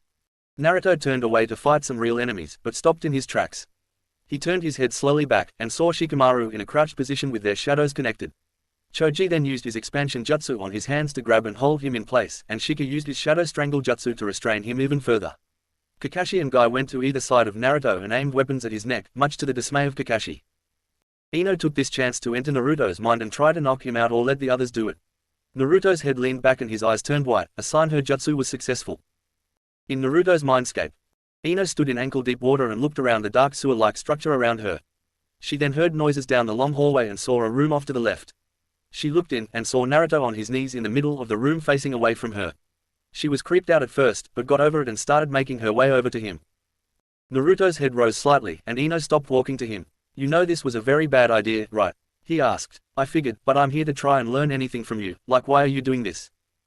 Naruto started to lightly giggle, progressively got louder, and eventually turned to a psychotic laugh, creeping Ino out even more. You know, you're taking Sasuke's probable death really well. I thought you were head over heels for him. What happened? Naruto asked. He's with Sakura, and I respect that. Besides, I have a new man in mind, and I have full trust in Sakura. But that's besides the point. Why did you try to kill him in the first place? And why did you change so drastically? What happened to you? Ino yelled the last part, really wanting answers. Naruto started to stand up, still lightly laughing. Oh, you wanna know? Okay. He turned his head to her, showing her a half-corrupted face with one side covered in black smoke, and a red eye and wide mouth showing sharp teeth. He looks like a devil, Ino commented in her head. Ino blinked, and Naruto was now right in front of her now, but before she could react, the sides of her head were grabbed by Naruto. She tried to resist, but suddenly, foreign memories started to flood into her mind, and what she saw, was everything he had to endure through his life. Ino fell to her knees, and blacked out, waking up in the outside world once again. The others were focusing on trying to keep Naruto at bay, when they were stopped by Ino screaming bloody murder at the top of her lungs. Everyone but the ones keeping Naruto still went to her aid and tried to calm her down to no avail. At the same time as this, Naruto's head fell down, and he regained consciousness. Choji then heard something from Naruto. He was laughing again. Choji, Naruto started, if you want to keep your hands, then I suggest letting go of me. Choji started to get intimidated, but Shika was there to keep him in the fight. Don't listen to him, Choji. You need to keep that grip on him, Shika said. No, seriously, I will rip your hands off. I might not even stop there. Naruto warned. We won't let that happen. Come on, sensei. We need you to help us. Kakashi said. Minato was standing a few meters in front of Naruto with a face of regret. Hokage-sama, I know you don't want to fight your son, but at least help us keep him here. Guy said. I don't know if I can do this. Minato said while looking down in shame. You're right, Dad, you can't and won't. So just stay there, okay? I'll be there shortly. And Choji, this is your final warning, let go, or I will make you. Naruto coldly said. Choji, in a burst of courage, responded. No, I can't let you go, not after what you did to our friend. He yelled. Ha ha ha ha ha ha, good, Naruto said in an unhinged tone. Kakashi and Guy got ready for him to attack, but it never came, so they got confused. That was until Kakashi heard a small and quick slicing sound. He looked at Choji's hands, but didn't see any blood. That was until Choji started to back away slowly, without his hands. At Choji's wrists, a clean cut formed and blood spilled out of his wrists like a waterfall. Choji did the only thing he could do. He screamed in pain. Everyone looked at the now handless Choji and went to aid him as well. Shikamaru desperately wanted to go to his friend as well, but if he did, then the shadow strangle would disappear as well, so he reluctantly stayed. Only to then hear what sounded like stone breaking in front of him. He looked ahead and saw that the shadow connecting to Naruto was turning to stone and making its way towards him rapidly. He had no choice but to jump back right before the stone touched him, deactivating the jutsu, now leaving Kakashi and Guy as the only lines of defense, who were immediately taken out by Naruto unleashing a powerful spike of aura and sage energy, pushing the two back and turning the still giant hands of Choji into a red mist. Naruto slowly turned around, revealing the black sage mode marks on his face and the red eyes of the Kyuubi. A demented grin appeared on his face. I'm gonna feel kinda bad for killing you like this, but oh well. Naruto said, but before he could even take a step, Hashirama suddenly appeared next to him and punched Naruto in the stomach, sending him flying back. I won't let that happen, Hashirama yelled. Suddenly, Madara landed next to him. You know you can't take him on alone, right? I hate that I have to say this, but we have to work together to beat him. You okay with that? Madara asked his former friend. Hashirama smiled. About time we finally see eye to eye on something. Let's do this. The two powerhouses stood next to each other, staring down at their enemy, who was getting back up like nothing happened. All three of them started to release ki so potent, it nearly knocked out Kakashi. Naruto rushed towards the duo, and the duo did the same, with Madara jumping up to attack from above, and Hashi readying an uppercut at the same time. Naruto started to get real excited now. Chapter 41. Madara and Hashirama were rushing towards Naruto, each preparing an attack. Madara from above, and Hashi, an uppercut. Right when they were about to connect, Naruto caught Hashi's punch and sent Madara flying past him. Madara landed and turned back to Naruto, but when he did, Hashi was sent flying into him thanks to Naruto throwing him. After Madara stopped sliding backwards, he looked back up and saw Naruto right in front of the two of them. Before either of them could react, Naruto sent a punch into Hashi's stomach, sending the both of them flying back and separating from each other when they landed. Both got to their feet and looked at the slowly approaching Naruto, who had an ever-sinister grin plastered on his face still. When was the last time we worked together like this? Do you remember? Madara asked Hashi. I believe it was when we formed Konoha, was the last time we last saw eye to eye on something. Hashi responded. HMPH, I never thought that I would end up fighting side by side with you once more after that. Let alone against an enemy that's most likely stronger than both of us combined. At least try to keep up with me, Madara said while activating the ribcage to the Susanoo, creating a blue aura around himself. He activated his Rinnegan and pulled his Ukiwa fan back to his hand. I should be telling you that. Wasn't I the one who won that final battle? Hashi asked. You didn't kill me, so no, you didn't. Madara confidently said. Damn, oh well, at least I can redeem myself. Hashi said as he activated his Sage mode, making a green aura appear around him. You finally done. About time, Naruto said, annoyed. You could have attacked us at any time, you know. Madara said, I just wanted you to say your final words to each other first. At this, Naruto surrounded himself in a dark red bubbly aura that grew long, fox-like ears and 3 tails behind him. Also activating his Rinnegan, he recalled the raging Noken into his hand, and swung it down, cracking the earth open without the sword without it even touching the ground. Without being intimidated by his strength, Madara and Hashi rushed to their mutual enemy, and Naruto did the same. They all clashed and engaged in Kenjutsu combat. With Minato looking on at the fight between his son and 2 legendary figures, obviously, he was worried for him, but at the same time, he felt a very different emotion, pride. His son, who had unlocked the Sharingan at just 5 years old, was now fighting the 2 most legendary and powerful people to ever live. And he wasn't even using his full power to do it. Minato could sense it, and he knew Madara and Hashi could too. They were being toyed with. Sensei, Minato heard behind him. He turned to see Kakashi walking up next to him. Quote. Again, I know he's your son, but we need your power to stop him and make him come to his senses again. He has the Sharingan, and I'm assuming he got them from you. Kakashi said. Minato stayed quiet for a few moments. You're right, he did get them from me. But I don't know if I can fight him. I can't help but blame myself for all of this. If I had just been stronger, been faster, I could have saved myself and Kushina and raised him like a normal kid. Minato had tears falling from his eyes now. Sensei, don't beat yourself up over this, we'll figure out why he's doing this, I promise. But in order to do that, we need to calm him down first, and you're the only person I can think of that can do that, since it looks like he still respects you. Kakashi explained. He hated seeing the man he idolized the most so broken like this. He knew he shouldn't bring up Obito right now, so he had already gotten someone to take him away as far as possible since he'll be out for a while longer. I know, I just don't know if I have the willpower to fight him. Minato said, looking down.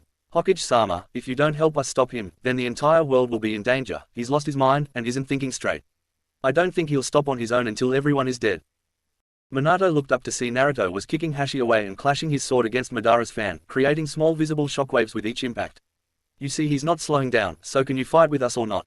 Kakashi asked. After a few moments, Minato answered. Just give me some time. I need to mentally prepare. With Madara. Although he was somewhat holding his own against Naruto right now, Madara knew that he didn't stand a single chance if Naruto started to go all out. He could barely react to Naruto's sword swings now, even with his Rinnegan. After a few more clashes, Naruto's overwhelming strength became very apparent, sending Madara rolling back. He got up and barely blocked Naruto's attack from above, which pushed Madara's feet into the ground. Naruto didn't relent, and kept attacking Madara's fan with vicious strike after strike. After a few of these, Naruto winded up one more and struck the fan with all his might, even activating Sage mode to increase his strength even further. The strike landed on the side of the fan, cutting about an inch into the fan, something Madara thought to be impossible. Minato and Hashi also noticed the fact that the once thought to be indestructible Ukiwa fan was now breaking under the pressure. Naruto, however, didn't let up and continued his assault on the gunbai, which was chipping away more and more with each strike.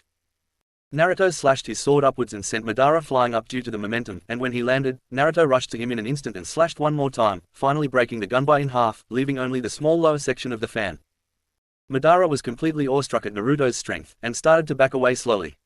Even as a reanimation, he was still fearing the worst. It wasn't until Hashi appeared and started to fight Naruto himself that he felt confident again, so he went to back up his former friend. Madara threw what was left of his weapon aside, and activated the upper body skeleton of his Susanoo and made a saber in each hand. Hashi saw this and jumped into the Susanoo with Madara and put his hand on Madara's back.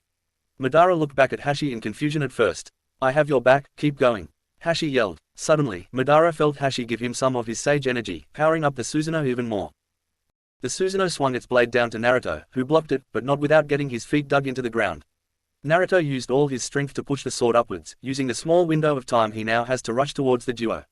Hashi, anticipating this attack, jumped forward, sent a punch forward, ready to block Naruto's incoming sword strike. To make the encounter easier, Madara reacted and released part of the ribs to allow Hashi to attack with full force, without anything blocking his way. The two attacks collided, and most of the skeleton was destroyed from the shockwave of the impact, and the raging Noken was knocked out of Naruto's hand and sent flying away. Naruto was still moving towards Hashi, so he twisted his body and kicked Hashi in the chest, sending Hashi into Madara and himself backwards to gain some distance. Let me fight him, I want to see what I can do. Hashi said to Madara. Was the wise Uchiha's response. At this, Hashi ran forward with blinding speeds and went to punch Naruto in the face. Naruto avoided it by ducking, but this made his face fly into the incoming knee of the veteran. As Naruto's head was recoiling from the hit, Hashi grabbed the sides of his head and slammed it into the same knee again. Hashi ended the little combo by finally punching him in the face, making him fly backwards. Hashi performed hand signs and yelled one of his signature jutsu. Secret wood-style jutsu, deep forest emergence. Right after this, he slammed his hands on the ground and several dozens of trees emerged from the ground. Naruto dodged all the branches and trees, and after it settled down, he stood still to try and find Hashi. However, due to the sheer quantity of trees, he couldn't see anything. The trees grew flowers that released pollen that clouded his sense of smell, and since the trees had Hashi's chakra running through them, his sensory abilities were obscured and hindered. In other words, Naruto was basically completely blind in this artificial forest, and Hashirama's plan was a success. Naruto was looking around the misty forest he was now stuck in, trying to find where Hashi was hiding. He turned around when he heard a twig snap behind him, but after he turned, the back of his head was grabbed, and his face was shoved into the trunk of a tree, sending him through it. Naruto quickly recovered and turned again to see nothing behind him. He could feel the blood gushing out of his nose now. "This is getting annoying," Naruto said out loud, right before getting punched in the face again, sending him through another tree. "Alright, that's it." Naruto created a small ball of lightning in his palm and shot it up into the cloudy sky. It was already partly cloudy out, but thanks to the amount of destructive jutsu that were used, the sky was now covered in clouds. Thunder was heard by everyone, and they looked up to see that the ball that was shot into the sky was attracting lightning from all the clouds into one spot. Soon, a dragon made of lightning stuck its head out the clouds and readied itself to strike on its master's command. What was it that Sasuke said? "Oh yeah, I remember. Drop with the heavenly lightning, and disappear with the roaring thunder." He lifted his left hand in the air, and covered it in lightning. Kirin. He dropped his hand, and within a millisecond, the dragon launched towards the middle of the forest and crashed into the ground and uprooting almost every tree within its blast. After the smoke cleared, Naruto stood in a massive crater, still covered in the red bubbly chakra, completely unharmed. Hashi meanwhile, was pushed out of his own forest and back near Madara due to the shockwave of the blast. Didn't know he had something like that up his sleeve. Almost had him there too. He couldn't sense where I was in there, but I don't think he'll fall for a trick like that again. Got any plans? Yeah, hopefully this'll work. Create a wood golem quickly. Madara said. Without question, Hashi performed some hand signs and slammed his hands on the ground again. This time, a giant, wood, humanoid creature burst from the ground right under the duo. Now on top of the golem, Madara activated phase 2 of his plan, coating the golem with his perfect Susanoo. It was the same trick he used with Kurama to fight Hashirama all those years ago, ironically. Naruto stared at the armored golem with a blank expression. He absorbed the red chakra back into his body, and a few seconds later, exploded in orange light, activating his Kurama chakra mode again. Only this time, he's stacking his Fox Sage mode on top of that. Naruto jumped up above the golem itself, and created Kurama's avatar as he did so. His avatar sent a punch downward, and the golem did the same, clashing each other's fists, and creating a shockwave so powerful, it seemed to shake the very earth itself. The golem then grabbed the avatar's arm and began twirl around, swinging the avatar around as if it was weightless. Eventually, it threw the avatar hundreds, if not thousands of meters away. The avatar had to drag his claws through the ground in order to stop his momentum. The Kurama avatar used the gained distance to his advantage and started to create a Biju bomb to fire. Hashi noticed this and sent 2 wood dragons into the ground to try and stop that from happening. The dragons made their way to Naruto and wrapped themselves around the avatar, constricting its movements and stopping the attack prematurely. The golem started to run to the avatar at impressive speeds and grabbed the avatar's neck, slamming him into the ground. What the duo didn't know was that they didn't stop the Biju bomb from being formed. This was made evident when the Kurama avatar opened its mouth and showed a light that was about to be fired. The golem moved its free hand in the way as fast as it could to somewhat block it. The avatar fired a beam of pure chakra towards the head of the golem, or more specifically, the 2 people standing on top of it. The blast hit the hand of the golem, and it let go of Kurama's neck, allowing him to get back up, still shooting the beam at the golem's face. Suddenly he stopped the beam, and immediately went to claw the golem's hand away, allowing him to punch it in the face with nothing in the way. He followed up with a combo of stomach and chest shots, ending it with a vicious uppercut that sent the golem flying through air. When the golem landed, Madara and Hashi both fell out of the little chamber that the Susanoo provided, thus deactivating the Susanoo and the golem without anyone to control it. Before Hashi could get to it, Kurama grabbed the golem's legs with his tails and dragged it towards himself. He then wrapped the rest of his tails around the golem, grabbing different body parts, and each began to pull in separate directions. With one final pull, every limb and the head were pulled of the body in brutal fashion, with Kurama roaring as he did so just to show dominance. Hashi and Madara were running out of options, so Hashi did the last thing he could. He performed one more set of hand sign and slammed the ground one last time. The ground beneath him began to shake and crumble violently, and something started to come out of the ground again, only it was much, much bigger than the golem was. All Naruto could see in front of him were giant hands around a giant Buddha statue. This was the legendary Sage Art Wood release, true several thousand hands. It easily towered over Kurama's avatar, dwarfing it in size. Madara didn't want Hashi to get all the fun though, he felt he had enough time. Naruto could see giant blue wings appear and flap downward so he can fly higher than the hands of the wood statue, showing Naruto his perfect Susanoo that was still smaller than the Buddha statue, but just as dangerous. Naruto started to smile again. Finally, Madara started by making his Susanoo fire a great flame annihilation from the mouth of the Susanoo, making it much bigger than the one he shot before. Hashirama followed up by sending dozens of fists through the fire, coating each of them in fire and towards Kurama. Naruto jumped out of the avatar, still with KCM2 activated, and landed on top of one of the incoming flaming arms, jumping from one arm to the next. Hashi thought he was being targeted, so he defended himself by putting a few wood hands in front of him. He kept them up until he saw Naruto jump through the fire Madara sent and start making his way up to the one who cast the fire out. Madara saw that Naruto was getting closer to him, so he prepared to slash him with one of the Susanoo's blades. Naruto saw this and took out a kunai he had on his thigh. He then looked down to see where his sword was, and once he found it, he used a special Rinnegan technique to switch the places of the sword and the kunai, putting the sword in his hand. Naruto grabbed the sword with both hands, and pushed his chakra into the blade, creating lightning, and increasing his speed and power massively. Madara unsheathed his saber and swung towards Naruto, who swung his sword downward and clashed with the saber. The shockwave from this attack was so strong it split the clouds in the sky apart. Madara thought that he was about to struggle against Naruto's sword, but then his saber started to move forward without pushing Naruto with it. Naruto had sliced through the Susanoo's saber cleanly, and looked up at Madara with a smug look in his eyes. Naruto then kicked the air beneath him so fast, it launched him upwards at blinding speeds towards Madara, all without a foothold. Madara didn't see this coming, and before he knew it, Naruto was right in front of the face of the Susanoo. Naruto, who still had both hands on the Rasengan, then sliced vertically upwards. Madara thought that he was fine for a few seconds, until he looked down at himself and his Susanoo. What he saw was that both his entire Susanoo and himself were completely and perfectly cut in half vertically. His Susanoo disappeared immediately, and he fell to the ground in two pieces. Before Naruto could celebrate in any way, a wood hand appeared and smacked him back in front of the Buddha statue. Naruto landed and looked up at the towering statue and gained an idea of something he could potentially use. He couldn't do it right now though, because Hashi sent hundreds of fists towards him at incredible speeds. Naruto did his best to dodge all of the incoming attacks, but eventually got overwhelmed and was hit by one, sending him into the ground. The attack was followed up by more and more fists after that, crushing him more and more with each hit. After about 30 seconds of constant attacking, Hashi let up to look at the damage. He saw Naruto was now in a giant hole covered head to toe in blood, but was still breathing, somehow. Hashi let out a sigh of relief, thankful that the fight was finally over. Poof! Hashi looked back down into the hole and saw a cloud of smoke where Naruto once lay. A shadow clone, Hashi thought. He started to slightly panic and look around frantically. He then saw a small blue light a good distance away from him. He looked closer using Sage Mode and saw that Naruto had a small blue, spinning orb in his hand. A second Naruto then poofed into existence next to the original and covered his hand in lightning.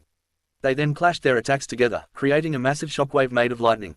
Neither attacks dispelled, however, rather, the clone who had the Chidori stuck his lightning-covered hand into the Rasengan, piercing the blue orb. Quickly, he pulled his hand out of the Rasengan and an arc of lightning exploded from the Rasengan. The clone dispelled, and the original Naruto stood there with a jutsu the world had never seen before. The orb in his hand wasn't spinning regular chakra like it did before, instead, pure lightning was spinning inside the chakra shell. Lightning was arcing down his arm and shredding the sleeve of his hari due to the sheer amount of lightning condensed into one singular area. As if he was lightning himself, Naruto started running towards Hashi at speeds he could barely track, even in Sage Mode. Hashi started to blindly punch the area, hoping at least one would hit the incoming threat. His hopes were crushed though, as he looked up when he heard the sound of chirping birds above him, and saw Naruto with his hand holding the ball of lightning behind him, ready to bring down on his target.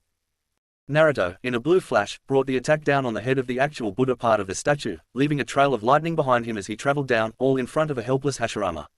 The attack pierced the skin of the Buddha and Naruto called out the attack. Reijo Bakuden. A few seconds later, the point of contact exploded in lightning and spread down the entire inside of the statue, using the water in the wood to carry itself and destroy the whole statue into millions to billions of little pieces. Hashi fell to the ground into a huge pile of wood chips that used to be his ultimate jutsu. A jutsu that was capable of fighting a Susanoo-covered Kurama and win, was completely destroyed by a single, well-aimed attack. Hashi looked around for his enemy, but he was blindsided by Naruto, who violently rammed his shoulder into Hashi's chest, sending him towards the group that stayed behind. Hashi landed on his back, but when he tried to get back up, Naruto appeared in his base form and grabbed Hashi's throat, holding him down. With his other hand, he raised it up and created a silver Rasengan. All Hashi could see was the demonic-looking face of Naruto with pure red eyes and a toothy grin with sharp canines. "I'll admit, that was fun as hell, but this is over," Naruto said. Hashi braced himself for impact, but instead of him getting hit, Naruto was kicked off. Naruto skipped on the ground a few times before fixing himself, sliding across the ground to do so. He looked back up and saw who had just hit him. "So you finally grew a pair, huh?" Naruto insulted. The assailant put his leg down to let Naruto see his face, revealing that it was Minato, his father, who kicked him away. Naruto started to walk towards his father with no fear in his eyes. Suddenly, out of nowhere, he jumped back and landed in a fighting stance, getting rid of the calm and laid-back look in his eyes and replaced it with a serious one. I was about to get attacked if I didn't move back. He's serious about this, Naruto thought. Before he could think any further, Minato took a few steps forward to get in between Naruto and Hashi. A small yellow aura started to surround him as he stood there, letting it grow until the aura completely covered his body. Suddenly, the aura expanded and yellow armor started to cover his body, and 2 yellow wings sprouted from his back. Minato's perfect Susanoo was just armor for his immediate body. The Susanoo had a sleek design. It didn't look like the samurai-looking armor that Madara, for example, had. Instead, he had a more shinobi-like appearance, even his wings were smaller compared to the ones Madara had. Minato took a kunai from his pouch, but when he held it out, a yellow blade emerged from the kunai's handle, turning the kunai into a small tanto. In response to his father's power-up, he activated his KCM2 to try to match the aura he was giving off. Even Hashirama, who had faced down Madara, had never seen something like this before. A Susanoo wrapped around the casters' bodies like normal armor wasn't something he thought you could do with it. Naruto and Minato had a stare down between each other, waiting for the other to make the first move. I hope I was able to give Madara and Hashirama justice by giving him a good fight. Hope you enjoyed. Chapter 42. That's his Susanoo. Naruto thought to himself. Oh, I see. He traded his Susanoo's strength and defense for speed. Fitting if nothing else. Naruto blinked and suddenly, Minato was nowhere to be found. He barely had time to start looking around, because Minato, in teleportation-like speeds, appeared next to Naruto and grabbed the right side of his head, pushing him to the side, and slamming his head into the ground. Minato didn't stop his momentum, and dragged Naruto's head through the earth, pushing him through thousands of meters of rock nearly instantly.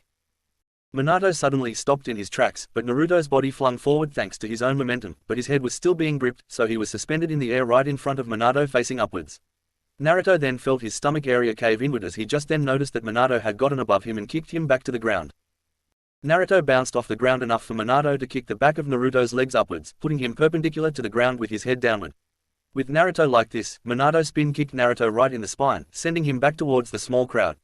After bouncing off the ground a few times, Naruto caught the ground and started to slowly stop himself, leaving divots in the ground as he slid.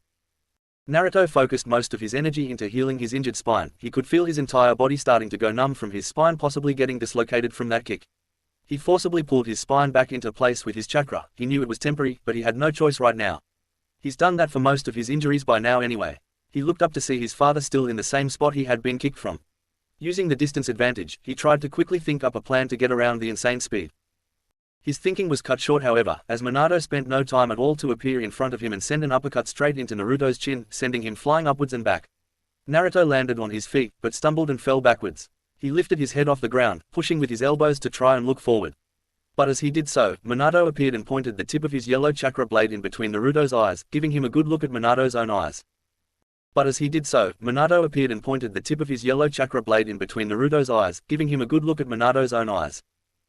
Minato's M's. Not my picture. Naruto noticed how cold Minato's eyes looked. They looked regretful, but full of determination at the same time. Naruto also noticed that he had orange rings around his eyes, and thus finally noticing the nature energy flowing into his body. So he's also a sage. Of the toads I'm guessing, since he's Jiraiya's student. Interesting. Naruto sadistically smiled as he activated his Fox Sage mode to get back into the fight. Minato noticed the black lines appearing on Naruto's face, deducing that he had just activated some kind of Sage mode.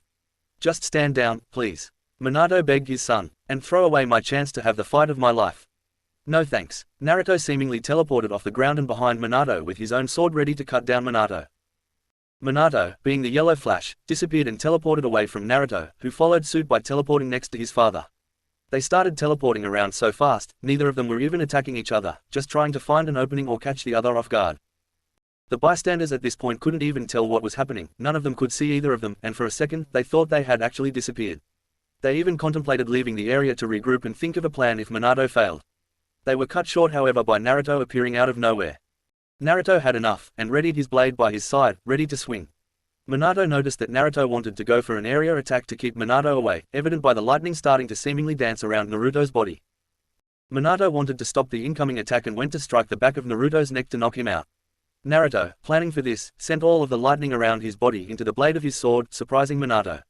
With speeds faster than Minato anticipated, Naruto turned and swung his sword around and towards Minato's neck. Minato was barely able to teleport away from the blade, and even though he was able to, he still sustained a cut across his neck, even going through his Susanoo armor.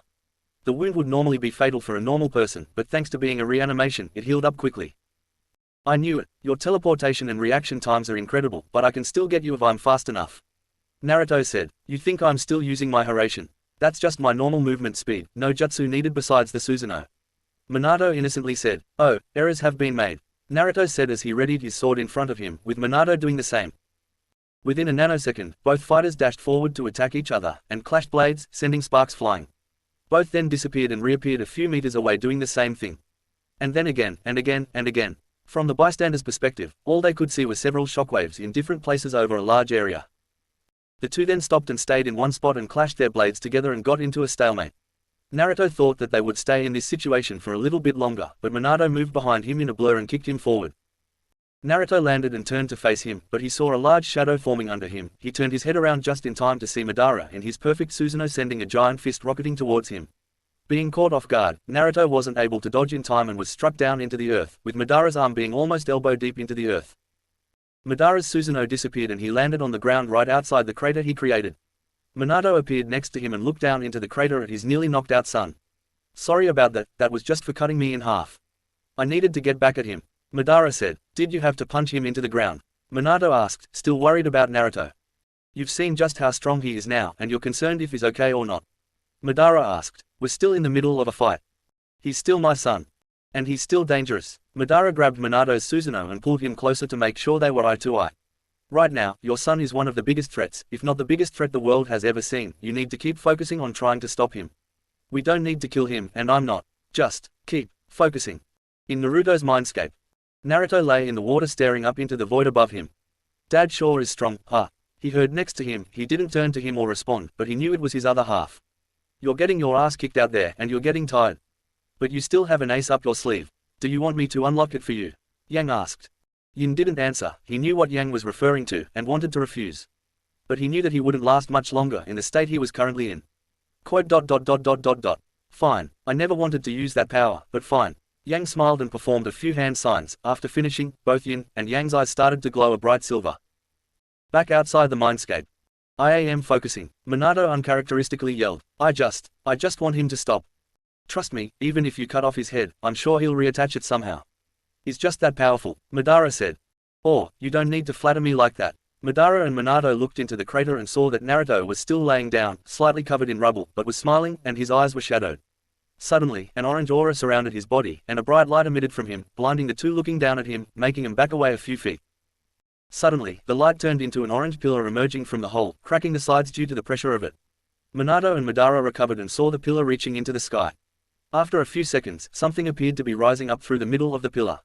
The figure turned out to be Naruto, who had one foot in front of the other and his arms out to the side with his hands open and his head looking up. Looks like Frieza's pose, but with his head facing up. After rising for a few seconds, he stopped midair and the pillar disappeared, releasing in a shockwave with Naruto being in the center, showing Naruto with a slightly different look to him. His cloak and boots turned to more of a yellow color instead of the orange it was before, and his shirt and pants turned completely black with a single yellow circle over his belly and tomo on his collar. Before, his skin was the same color as his cloak, but now, his skin was its normal skin tone even though he was covered in an aura. The whisker marks on his face stayed thicker, but the sage mode marks around his eyes disappeared, leaving his bright silver eyes shining like the moon behind him. But the most striking thing about his new appearance were the 9 black orbs hovering behind him. To the people below him, he looked almost angelic. Alright, what's happening now? Shikamaru heard from his father in his head. He wanted to answer, but even his thoughts were frozen at what he was seeing. Shikamaru, talk to me. I need to know what's going on out there. Shikaku wanted answers, because the reader that was showing bubbles that represented people's power. And the bubble that he was now seeing dwarfed the original bubble that it sprouted from, which represented the entire Earth. The bigger bubble was about 1.5 times bigger than the bubble representing Earth. I think, Shikamaru started. Shikaku, and everyone in the room that was able to listen, did so. Single quote. I think, that, we're about to die. Shikamaru harrowing lie said. What do you mean? Shikaku asked. Shikamaru didn't answer. Instead, he stared at the godly figure that loomed above him, who looked down at him as if he were just an ant. He knew he wasn't only one thinking that either. He looked around at the other stunned faces of his friends, every one of them speechless at the face of a true terror. Madara looked on in similar shock, but as he was reaching for his scythe, he looked to his right and saw Naruto there with a finger pointed directly at his face. He could see Naruto's emotionless eyes staring into his eyes disappointingly. Before anyone even knew he was there, including Minato, who was standing right next to him, Naruto completely obliterated the entire upper portion of Madara's body from the waist up. Minato finally figured out that Naruto had gotten past him and taken out Madara, but as he looked, Naruto started to turn away from his father, facing the small remaining crowd. Minato took this opportunity and jumped in the air behind Naruto and prepared a chop to the back of the neck in an attempt to knock him out. He swung towards his neck, but his hand didn't even touch Naruto, it just swung past it. He was confused, but then he noticed that he wasn't falling anymore, so he looked down and his eyes widened. Naruto had his arm through Minato's chest, keeping him there effortlessly. Naruto didn't even bother to look back at him. Minato, while in a stunned state, released his Susanoo, and fell forward, hanging onto Naruto's arm.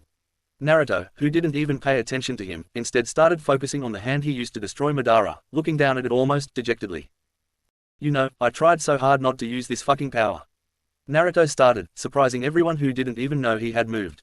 Hell, I didn't even want this power, the Sage of Six Paths just gave it to me when I was at a low point in my life, thinking that it'll make me feel better. It fucking didn't. I sealed this useless chakra away, hoping to never use a power I didn't earn myself. I never wanted to use this. I never wanted any of this. But this world is so fucked up that I had to do something to change it. Unfortunately, this world just refuses to accept that it needs to change from the corrupt system it has in place. It refused to accept the fact I didn't want to fight, but here we are. Life always finds a way to make my life as miserable as possible. I find the first person who truly saw me for who I was. She dies. I find a place to settle down and live a normal life, having nothing to do with being a shinobi. I'm forced to be in a fucking war. I want to raise a child I adopted from her abusive village as my daughter like she was my own flesh and blood. No, she had to die. I had to lose these things for no other reason but because life said, fuck you in particular. Naruto's face was still emotionless, but tears were streaming down his face, and his voice started to crack halfway through. I know I've killed a lot of people who didn't deserve it, destroyed an entire village of 60,000 people in a blind rage. But Onoki ordered for my daughter's life to be taken, I couldn't help myself. I know you may see me as a villain right now, but that's just because I don't know what to do anymore. I'm tired of letting this world fuck me over for no reason, and I won't just sit back and wait for everything to blow over. I'm taking action, and I don't care if it's a good one or a bad one. If I am seen as a hero or villain after this, I don't fucking give a shit anymore. Through pain and sorrow, I will change this world. Through death and consequence, I will destroy everything that this fucked up world built up, because this world obviously wants me to be what I am now. Hey. Neji was right at the Chunin exams, fate is real, and this is what I was destined to do. Hey, fate's a bitch, ain't it? I know some of you were probably wondering when this chapter was coming out, and I'm sorry for keeping you waiting. I've been busy with work, I hope you understand. Thanks for somehow enjoying this book. Chapter 43. Why you had AD daughter? Minato asked his son, tears streaming down his face as well. Naruto looked back at him for the first time since he impaled him with his arm. Look, I know how you feel right now. But you don't know, so don't say you do. Naruto cut him off. You were the one that died that day, not me. I still lost you, though. Minato weakly said, and I regret everything that day. If only I had used my powers, I could have saved us. I could have raised you normally if I hadn't tried to keep my power a secret. Naruto was silent, and he removed his arm from Minato's chest, letting him hit the ground. One of the black orbs surrounding him flew into his hand and shrunk, fitting into his closed palm, and he held a fist over Minato's head. Minato looked up at the fist, and without warning, the orb expanded into a staff, going straight into the top of Minato's head, but not coming out from the bottom. The end of the staff suddenly and instantly took shape into an incomplete circle, thus destroying Minato's head into pieces. The staff of the Sage of Six Paths was now in his hand. Everyone was even more shocked than before somehow, but their fears were slightly alleviated when Minato's body puffed away in a cloud of smoke, and the real body appeared in front of them with a hole still in his chest. Wait Naruto. You don't need to kill anyone. Kakashi yelled in desperation. Then how would everyone truly learn from their mistakes? If given the option, people would rather refuse to change themselves because it's easier for them. Simply telling them to change won't do anything, you need to force people's eyes open to see the truth. Naruto said. There are other ways to do that besides killing everyone though. Tobirama yelled. I'm well aware of that, but nothing will get the point across faster. You all saw what did to Iwa, right? You remember how fast everyone reacted to that? How fast they all united to fight the threat that eliminated them. I'm doing the same thing just on a larger scale this time. They'll see just what this world created with their hatred, Naruto said with an eerily calm smile on his face. I won't let that happen. Everyone heard from behind the group. They looked back to see Sasuke was back up with the hole that was in his chest patched up with a large scar where it once was. Everyone was shocked that he was up, hell, they were shocked that he was alive. Sasuke, this is a surprise, I didn't expect you to be up so soon. I mean it took me a week and a half to heal from the same injury, and that was with Kurama healing me too. Naruto said without a care in the world. Something is different about him though. Wait, this chakra I'm feeling from him, is that, Six Paths chakra? He thought as he focused on his former team member. Hey, it doesn't really matter, you're all gonna die anyway. Naruto said as his sword appeared in his hand out of nowhere. He rushed past everyone to get to Sasuke in a low stance, ready to swing his sword upwards and diagonally. He got within a few feet of Sasuke until he looked up at his black eyes and noticed that Sasuke was looking directly at him the entire time, tracking his every move. Naruto swung his sword up, but Sasuke dodged by jumping in the air to get above and behind him.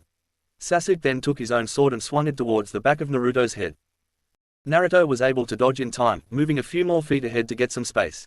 He looked back at Sasuke, who had just landed with his head down but his body facing him. Sasuke slowly started to look up at Naruto, showing him his new eyes. A pair of silver rinnegan. Okay, how the fuck? Naruto yelled in confusion. Sasuke didn't give him a lot of time to think, because he dashed forward at impressive speeds and clashed his blade with Naruto's. They continued to try and attack each other, but every swing Sasuke threw was getting parried or blocked by Naruto with ease. Sasuke knew that he was severely outmatched in this fight. He had only just gotten these powers after all. And he didn't know how long Naruto has had these powers, even if he hasn't had these for very long either. But Sasuke didn't know that, all he knew was what he was told. -5 minutes earlier, with Sakura. Sakura had her hands full right now. Sasuke had a hole in his chest, Choji's hands were missing, and Ino had only just now stopped crying. Sai and Kiba both helped with carrying them out of the area, but neither of them knew any medical ninjutsu, so it was all up to Sakura to get them stable again. In Sasuke's mindscape, Sasuke slowly opened his eyes to unfamiliar walls that surrounded him. He got up and noticed that he didn't have a hole in his chest right now and wondered if Sakura had healed him that quickly. He looked at the foreign square room he was in, but due to it being so dark, he could barely make out the features on the walls. He started to turn his head, but when he looked back at a wall he had looked at before, he saw that it was gone and replaced with a long, dark hallway. He started to make his way down the new hall and saw that somewhere down the hall, a door opened, spilling a light blue light into the nearly pitch black hallway. It took about a minute, but he made it to the doorway and looked inside, shielding his eyes from the light inside. He looked in and saw a much larger room than the one he had started in.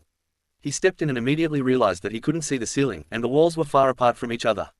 Even still, light blue light illuminated the floor. He figured the light might have been coming from the floor itself somehow. "This is the guy," Sasuke heard a disembodied voice ask. "Yeah, this is him. He is the one who can defeat him," said a different voice. Sasuke looked around the once thought to be empty room until his eyes met another pair a few meters from him. It was a man with long, spiky, brown hair tied into a ponytail, and with 2 tufts of hair wrapped in a white ribbon on either side of his face. He wore a white robe with several black tomo along the collar, and a black sash around his waist. Around the man's eyes was blue eyeshadow, which highlighted his red Sharingan eyes. "Who are you? As a matter of fact, where the hell am I?" Sasuke asked the man. "Right now, we are in your mindscape. As for who I am, my name is Otsutsuki Indra, first son of Otsutsuki Hagoromo, the Sage of 6 Paths, as you know him." Indra finished his introduction. "The son of the sage. Why are you in my head then?" Sasuke asked. "Because we believe that you are the only one who can stop your friend." Another voice rang through the large room's walls. Sasuke looked to the right slightly and saw another figure. The second figure donned a similar white robe with a black sash around his stomach. The only difference between the two was their hair. The new figure had short, brown hair with the same wrapped up tufts on both sides of his face. Unlike Indra, the second didn't have the blue markings around his eyes either. "And you are?" Sasuke asked. "I'm Otsutsuki Asura, this big brump's younger brother," Asura said while pointing at Indra, who rolled his eyes in response. "Okay, how about my other question then, why are you in my head?" Sasuke said. "As I said, we think you are the only one capable of defeating your friend." Asura said. "Friend is one hell of a word to use right now. He literally put a hole in his friend's chest," Indra said to his brother. "Even still, I want to help him. He's doing this for a reason, I can tell. He was helping us before the cages arrived, but something about seeing the third set him off. I just need to find out why he's doing this," Sasuke said. "And that's exactly why we're here. You see, for the first time, both of us have the same reincarnation, you. Normally, we would be separate people. In fact, our last reincarnates were Hashirama for me and Madara for him," Asura explained with a small smile. "Both of you have been reincarnated before?" Sasuke asked. "Yep, we've both been reincarnated, what, 4 times now?" Asura turned to Indra, who nodded. "So what makes me any different?" Sasuke asked, still confused. "Well honestly, you shouldn't have been either of our reincarnations. Because you are not a full-blood Uchiha," Indra said. "Wait, what? How?" Sasuke asked, now more confused than ever. "Survive and I'll tell you. Just know that we have always reincarnated into different people for a reason, but now," Indra said, looking to Asura to let him finish his sentence. Asura's face grew serious. "We don't know what your friend went through to turn out like this, but we know for a fact that father would never want something like this to happen. Both of us agree on that wholeheartedly." "Then what can I do to help?" Sasuke asked with determination. Both brothers smiled at this. "All you need to do is accept our power," Indra said as he raised his left hand up with the palm towards Sasuke. "With it, you will have the power to stop this war," Asura said as he raised his right hand in the same position. "Do you accept?" he asked. Sasuke instantly knew what to do and placed his left hand on Indris and his right hand on Azurus respectively. Instantly, he felt a wave of power and chakra flow through his body. Outside with Sakura. Sakura had been doing her best to try and stop the bleeding coming from Sasuke's chest. She reached into her bag for some more towels to wipe the blood. But as she grabbed it, Sasuke's body started to slightly twitch, and lightning then started to dance around his body. The hole in his chest then started to close up, and in seconds, it was, leaving a large scar where it once was. Sasuke opened his eyes and saw an awestruck Sakura next to him. "I'll explain later, but I need to go fight. Take care of the others," he said as he looked at the people also on the ground injured. He dashed off back the way he was carried from at incredible speeds. He could see the crowd he was once with ahead of him. He could also see Naruto standing in front of them in a new form he hadn't seen yet. "They'll see just what this world created with their hatred," he heard Naruto say. He couldn't quite hear what he said before, but it was still all he needed to hear. "I won't let that happen," Sasuke yelled, gaining everyone's attention. "Sasuke, this is a surprise. I didn't expect you to be up so soon. I mean, it took me a week and a half to heal from the same injury, and that was with Kurama healing me too," Naruto said without a care in the world. "Hey, it doesn't really matter, you're all gonna die anyway." Naruto rushed to Sasuke, but thanks to his new abilities, Sasuke was able to keep track of Naruto the entire way without even activating his Sharingan. Naruto swung his sword upwards and diagonally, but since Sasuke could see it coming, he dodged by jumping over it to get behind Naruto.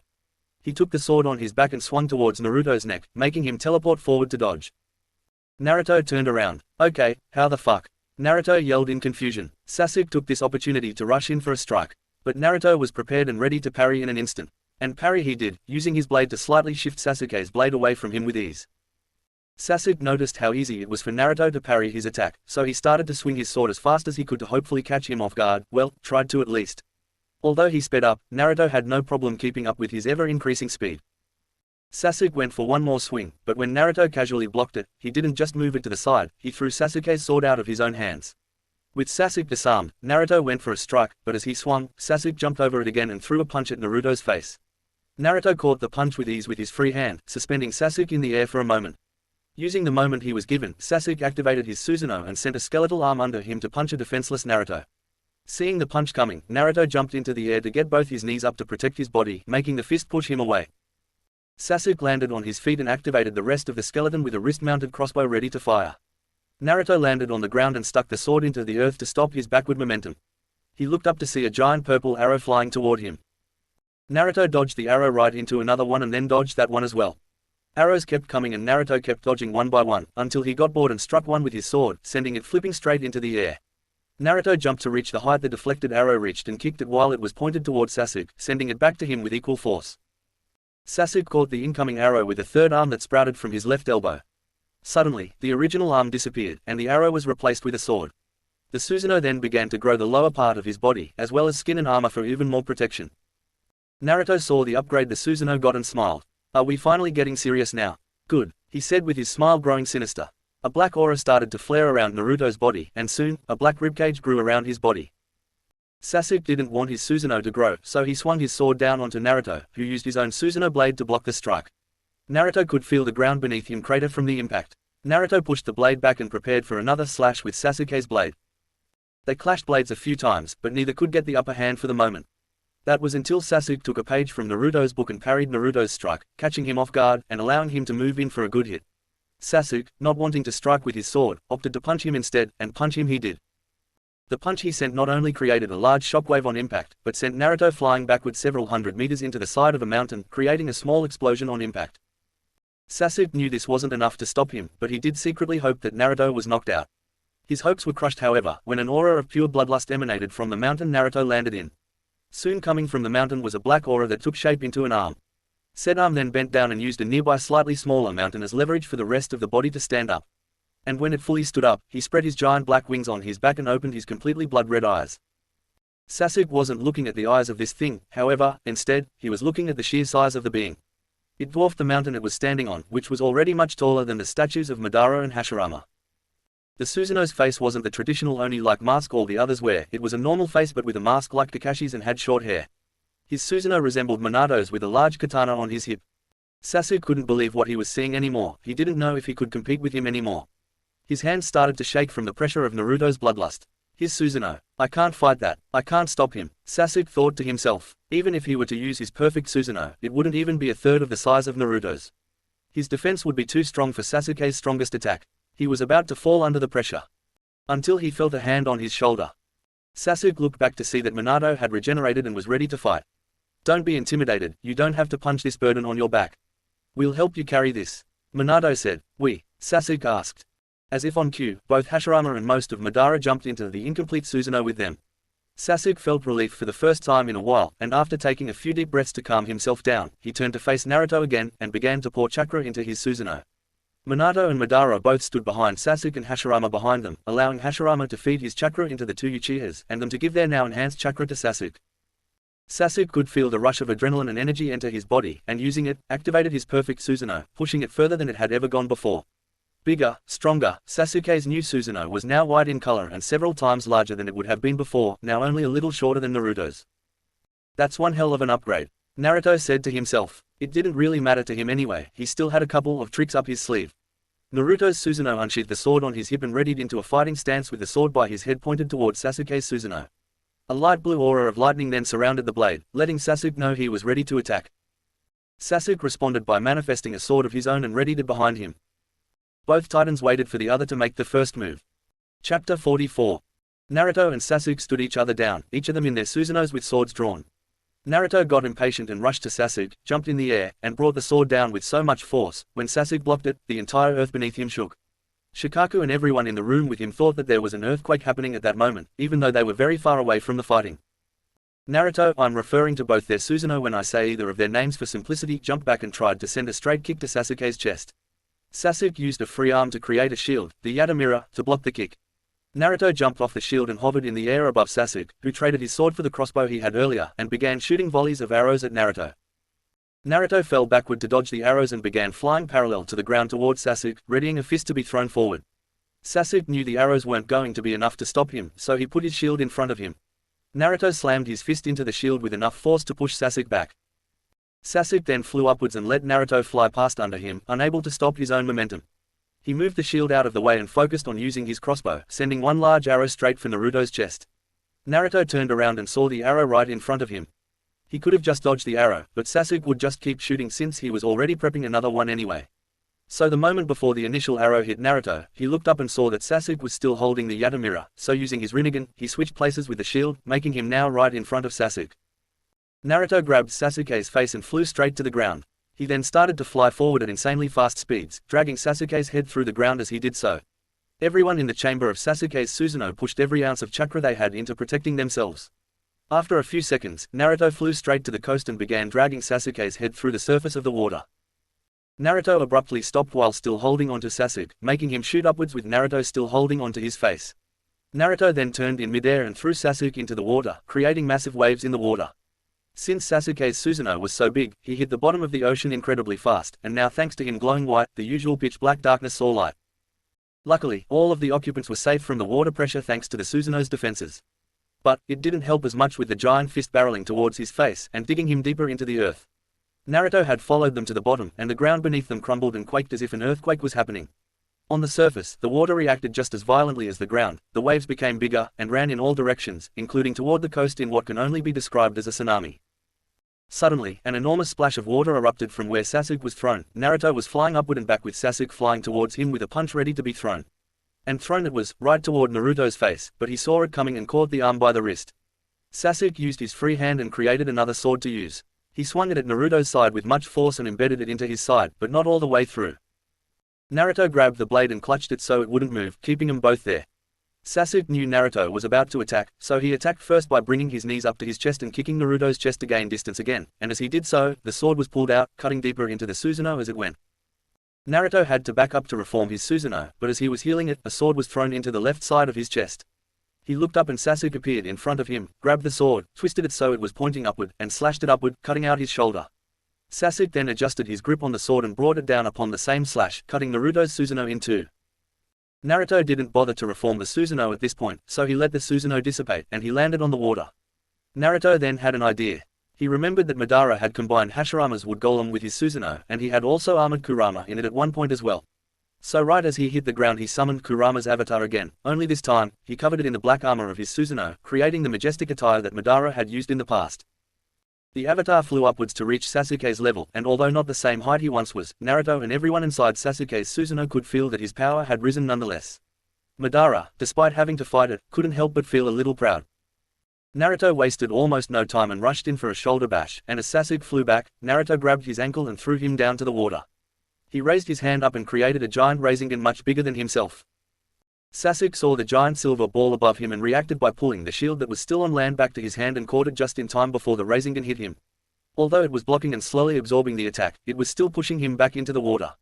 Sasuke knew that Naruto was still on the other side of the silver sphere, so he kept hold of the shield in one hand, and with his right, he created a sharp sword that he held upward toward the ball. Sasuke then threw and pierced the sword through the rasengan, almost cutting through Naruto's body again, if he hadn't dodged in time. Naruto flew out of the way of the sword and let the rasengan disappear, letting Sasuke fly out of the water with another sword already ready.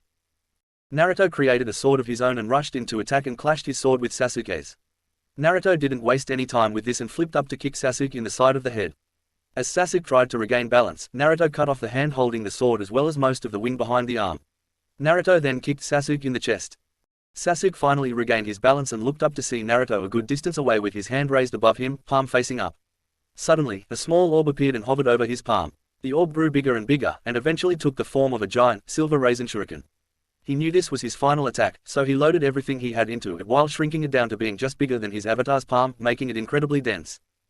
Sasuke could tell he was going for one last big attack, so he prepared his as well. He lifted his intact hand in front of him and created a longbow made of lightning. He reached forward with his other hand as it was reforming and pulled back a string of lightning, creating the arrow. The arrowhead then grew several times bigger to accommodate all the energy being poured into it. Naruto moved his arm back and got ready to throw the Rasen shuriken like a baseball. With a yell, he threw the attack with so much force, his avatar did a full front flip in the air. While he was getting ready to throw, Sasuke pulled the giant arrow back as far as he could and released it as Naruto threw his attack. Everything seemed to be in slow-mo to everyone as they watched the attack move toward each other within nanoseconds, but as soon as the attacks collided, time resumed at its normal pace.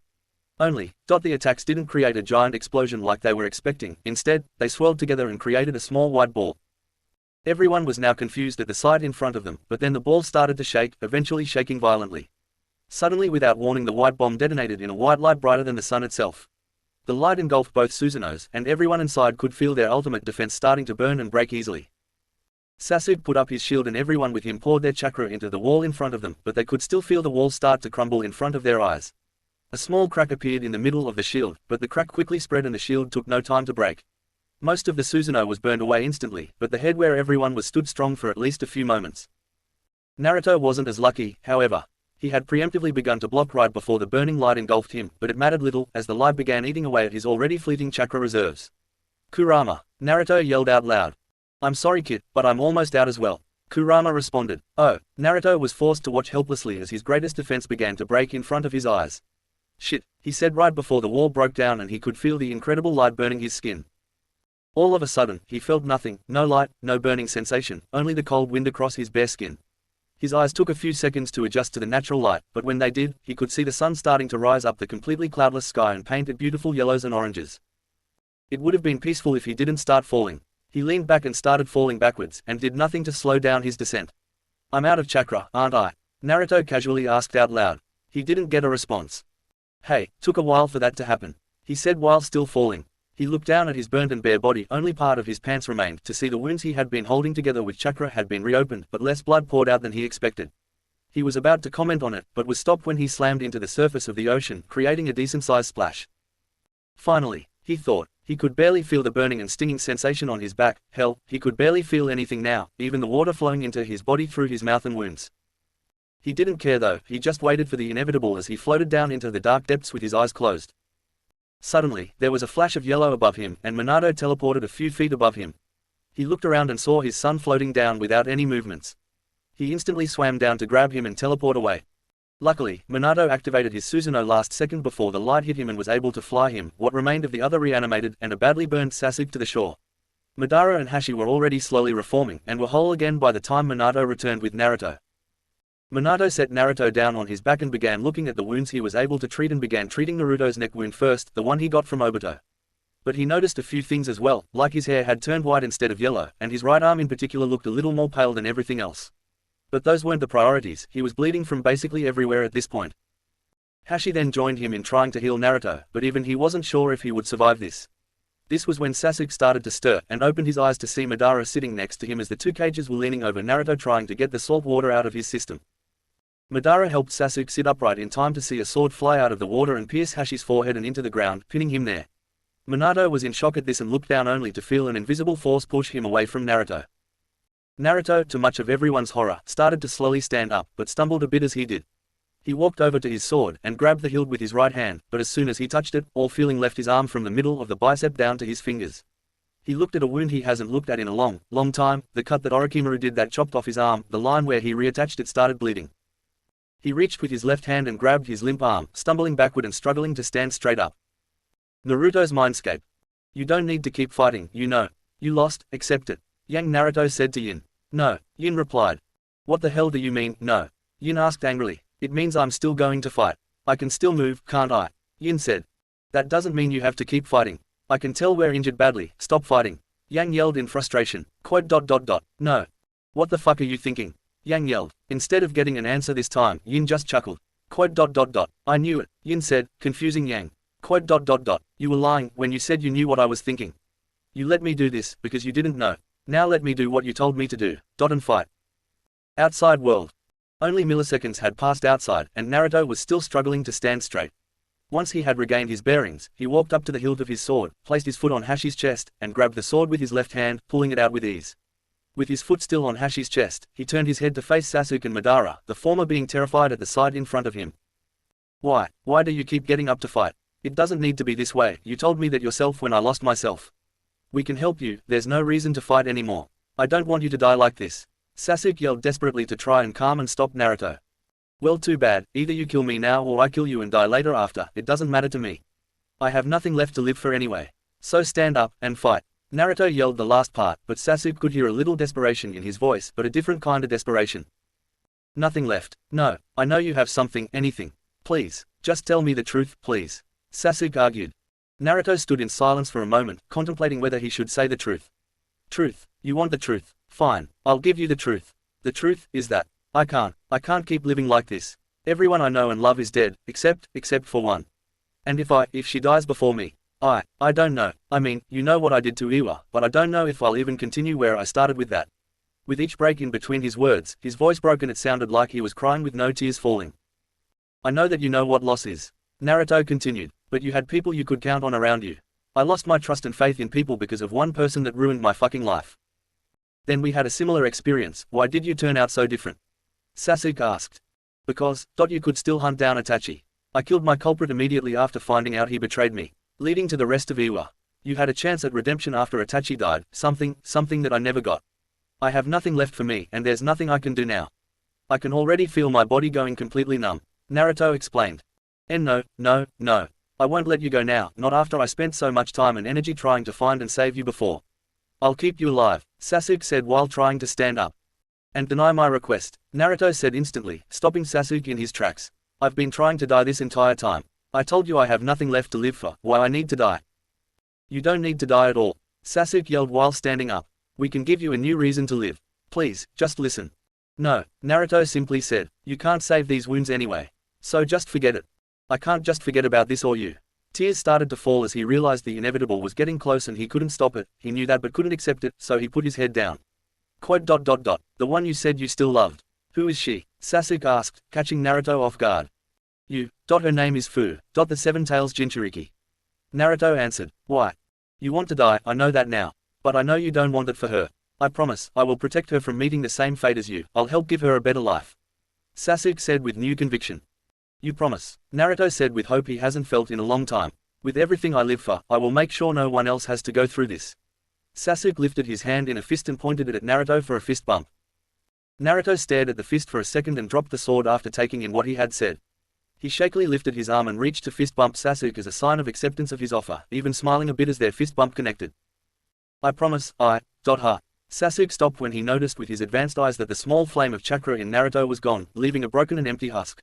But a husk that was still standing. And still smiling, only a genuine one this time. A lot of things have been going on for a while now, and even some things I actually can't say for military purposes. Still sorry for the long wait for this though. Chapter 45. Sasuke sat in a chair with his elbows on his knees and his head in his hands. He had been contemplating everything that had happened the last few hours. Everything from the war to his friends, but one thing stood at the forefront: Naruto, and a bunch of questions regarding him. Sasuke was sitting in a large medical tent with a curtain near the back, showing two silhouettes standing by a table behind it. They were talking, but he was so focused on thinking he didn't even notice. After a few minutes of this went by, the front flap of the tent opened, and Tobirama and Kakashi walked in, finally making Sasuke look up. "How is everyone?" Sasuke asked. "Ino is finally in a calm state and is sleeping, and we stopped Choji's hands from bleeding a while ago, so he's doing fine. Other than them, everyone else only got minor injuries," Kakashi answered. Sasuke felt relief. Suddenly, the curtain in the back was opened by Sakura to reveal she and Hashirama were the ones back there with the covered body of Naruto on the table. "I don't know what you expected us to do with him in there. But we can't bring him back," Hashirama said to Sasuke. But you were only in there for 5 minutes. Surely there was to be something you could do." Sasuke pleaded with the cage. "I didn't even need to be in there for a minute to know he was beyond saving. His injuries are just too great. And besides, he most likely wouldn't want to be revived anyway," Hashirama said. Sasuke wanted to argue, but he couldn't. He knew he couldn't. Of course he wouldn't. He literally said he didn't want to stay alive in this godforsaken world. And honestly, I don't blame him at all. Everyone turned their heads to see that Madara was sitting in a chair across from Sasuke. "You gonna say something to not bum us out?" Hashi said. "I'm just saying the kid wanted to die, and we should respect that. Weren't you just trying to kill us all, too? Why would you care about his wish?" Tobirama asked the unusually calm Uchiha. "Because there's no point anymore. Long story short, he ruined every single fucking plan I had. So yeah, I'm not in a fighting mood anymore," Madara yelled out in frustration. "Plans like?" Hashi asked. "You know I planned on being revived, right? The only way that would have happened is for someone other than myself to have a pair of Rinnegan, which I at one point had entrusted to Obito. They were destroyed though, and from what Zetsu told me, Naruto was the one to do so. Speaking of Zetsu, he's made from the Gedo Mizo, and worked as a spy for me, and since Naruto is my descendant, Zetsu followed his orders as well, and didn't tell Obito that small detail. I'm not going to tell any other plan," Madara said as he looked away and crossed his arms. "He knew," Tobirama said, gaining the attention of everyone. "He knew something like this would happen, so he prevented it from getting worse before it even started. He's smart, a lot smarter of a fighter than I initially gave him credit for, I'll give him that. It's honestly a miracle he didn't kill any of us," Madara said. "Wait, did he even kill anyone during all of that? I know he injured a few people, but I don't think anyone died besides maybe Lord Third," Kakashi said. "I told you he's not a bad guy, but something happened between him and the Sandaime that we don't know," Sasuke said. "Well, what it was, we might not get to know if he did kill Lord Third," Kakashi said to Sasuke. "I honestly doubt he did. Orochimaru said that you can't simply destroy a reanimation. You have to OROCHIMARUS alive," Sasuke yelled out loud, cutting Tobirama off his sentence. He also said that you failed to kill him in the past. But as I was saying, you can only stop a reanimation by forcing the caster of the jutsu to undo it, or to forcefully rip the soul from their artificial body. I'm guessing you didn't know that either," Tobirama calmly said to Sasuke, who looked down, slightly embarrassed due to his outburst. "And he absolutely could have beaten any of us at any time. He had the Rinnegan, which can steal the soul from anyone's body. And he didn't use it on purpose," Madara said. A short silence followed as he finished his sentence, but it was interrupted by the front flaps of the tent suddenly opening. They all looked to the entrance and saw a green-haired girl heavily breathing due to seemingly being in a rush. "Where the hell is he?" she said with anger evident in her voice. Tobirama tried to walk to her to calm her down, but when she saw him move, she sprouted bug-like wings from her back and flew above him, allowing her to see the table with Naruto's body on it. Instantly, she was by his side. The girl went to grab the sheet covering his face and lift it, but her hands froze before she even touched the cloth. Her hands started to shake, her breathing got uneven, and tears started to fall from her eyes. Everyone noticed what was happening. This was Fu, the girl Naruto talked about, and now she was crying over the body of her lover. Sasuke wanted to talk to her, but had a feeling it wouldn't end very well with him interrupting her. Hashirama showed no fear, however. "You must be Fu," he said as a statement more than a question. "What of it?" Fu replied, not even looking at him. "Well, you're the one he loved, right?" Hashi asked. "I don't know," she simply said. "You were," Sasuke yelled out loud, getting no response from Fu. She didn't even look up at him. "Just leave me alone," Fu said, her voice breaking and her hands starting to tremble over Naruto's chest. "But I said leave me alone," she screamed, cutting Hashi off. Hashirama didn't argue. He just turned around and started to leave the tent. He knew better than to argue with a grieving woman. Before he could make it to the door flap, it was opened one more time to reveal the Sandaime Hokage. "Hiruzen, I knew you weren't dead," Tobirama said. "It took a while for me to reform, so I'm sorry I wasn't any help." The Sandaime said, "It's fine. It all worked out in the end, but my question to you is, why did he attack you like that in the first place?" Hashirama asked in a serious tone, gaining Fu's attention. I honestly don't know. I don't know anything about any journals. The Sandaime said to everyone's disappointment. Before anyone else could say anything, a yellow flash could be seen next to Naruto's body. Minato flashed in, facing his son's body. Minato, where have you been? Tobirama asked the Yondaime. October 10 XX13. Today turned out worse than I could have ever imagined. I fucked up, and now he's after me. Hinata is dead, and the village is either confused or knocked out from his bloodlust. I got news that he would go out, but I had no idea that things would go this way. Minato started, confusing everyone. Except one. The council was angry, but me and Shikaku managed to convince them that all is under control. Thank God, not to mention the fact that the seal worked and Naruto is none the wiser right now. I just wish that the shinobi I sent killed the actual target and not Hinata. End quote. Minato finished reading, then closed the journal he was reading with so much force the boom sound echoed throughout the tent.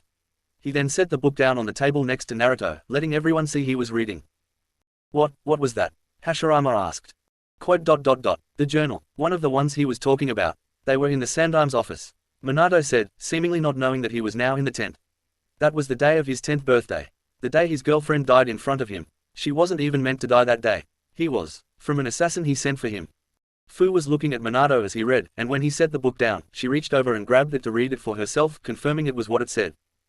Minato looked over his shoulder and saw that the Sandaime was standing at the doorway the entire time. After making eye contact with him, his M's activated immediately, and he looked away in rage. Sandaime, I trusted you to take care of him. And this is what you do to him. To me, he said with so much hatred that the part of the table he was holding onto began splintering under his grip. I don't know anything about those journals. The Sandaime words were cut short when Madara appeared in front of him and put his hand on his forehead, Rinnegan shining a bright purple as he did so. Suddenly, Madara dropped him, making him fall on his ass, and a menacing aura surrounded Madara as he stared down at the Sandaime. You fucking liar, Madara said in a low, dangerous tone. The third began to push himself backward with a look of fear in his eyes as he saw the shocked faces of everyone in the tent. You tried to have him killed? Sasuke asked in disbelief. No, you don't understand. I know what I saw. And it was everything, you piece of shit. Madara cut the third short. The third stood up and was about to try to defend himself again, but when he got to his feet, a shadow clone of Minato flashed in front of him with his arms crossed. Minato, you gave to believe me. I only wanted to. Dead demon consuming seal. The Sandaime was interrupted again, this time by Minato activating a powerful sealing jutsu. White aura exploded out of Minato and took form into the Grim Reaper and a human that represented Minato's soul behind him, ready to take the third soul, only being seen by Minato and the third. Seals began to spread on one of the Shinigame's arms, it then pierced Minato's soul with it, and a ghostly arm appeared from the real Minato's chest, reaching for the third. The third tried to back away quickly, but was stopped and held in place by someone behind him. He turned his head and saw his old sensei, Tobirama. The third's chest was then pierced by the Shinigami, and it pulled away with the soul of Sarutobi Hiruzen with it, making the cage fall to the ground in a pile of dust and ash. Everyone stood silent and stared at the fourth Hokage in shock. Fufufu, I guess that's where Naruto got his temper from, huh? Like father like son, Madara said, finding the whole situation humorous. But I think I'll take my leave, it's getting a bit crowded in here. He said, leaving the tent. I should probably follow him, just in case. Hashirama said, leaving the tent with his brother to keep an eye on Madara. I need to check on the others. Come on, Sakura. Kakashi said, you're welcome to join us, Sasuke. Sasuke stayed quiet, but he looked at the table where he could see Fu crying and Minato trying to calm her down. He figured he wouldn't be very helpful here, so he got up and followed his teammates out of the tent, giving one last look back at the one he thought he could save. Chapter 46. The remnants of Team 7 walked through the small temporary camp. All they could see were injured people, thanks to a war that didn't even need to happen. Eventually, they made their way to a large tent and entered it, gaining the attention of the occupants, the rest of the Konoha 11 and their senseis. Sakura immediately went to check on Choji since he was the only one who was majorly injured with him losing his hands. About time you checked up on your actual teammates, Shikamaru said with venom in his voice as soon as he saw Sasuke enter the tent. Is he okay? Sasuke asked him. TCH, don't ask me, Sakamaru said, looking at the awake Choji. Don't worry about me, I'm fine, and Shik is just in a bad mood right now.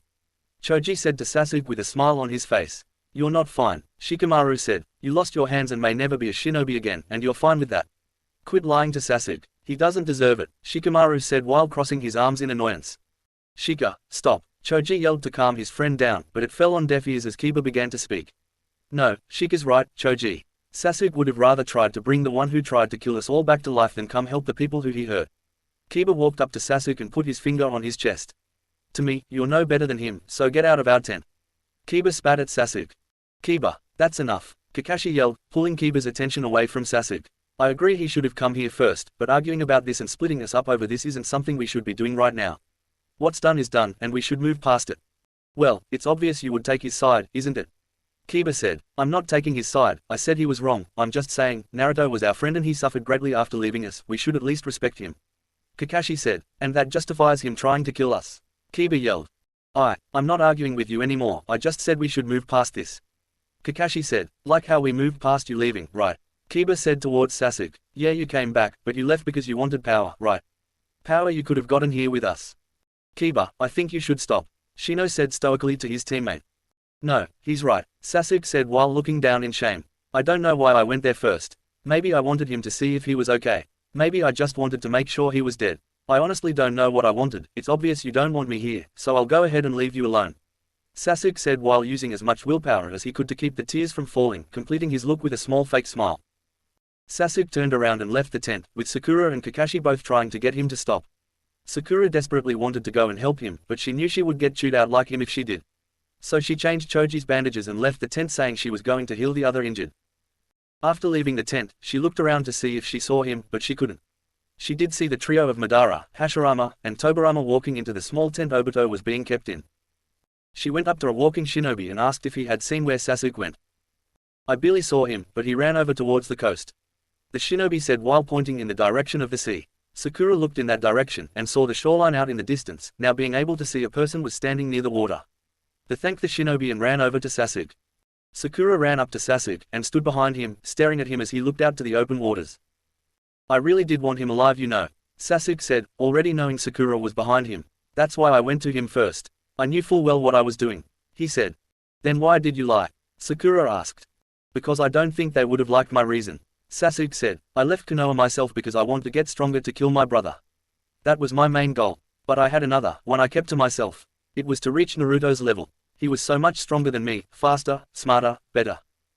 I wanted to surpass him, so I left, learning later that he had also left to train with someone.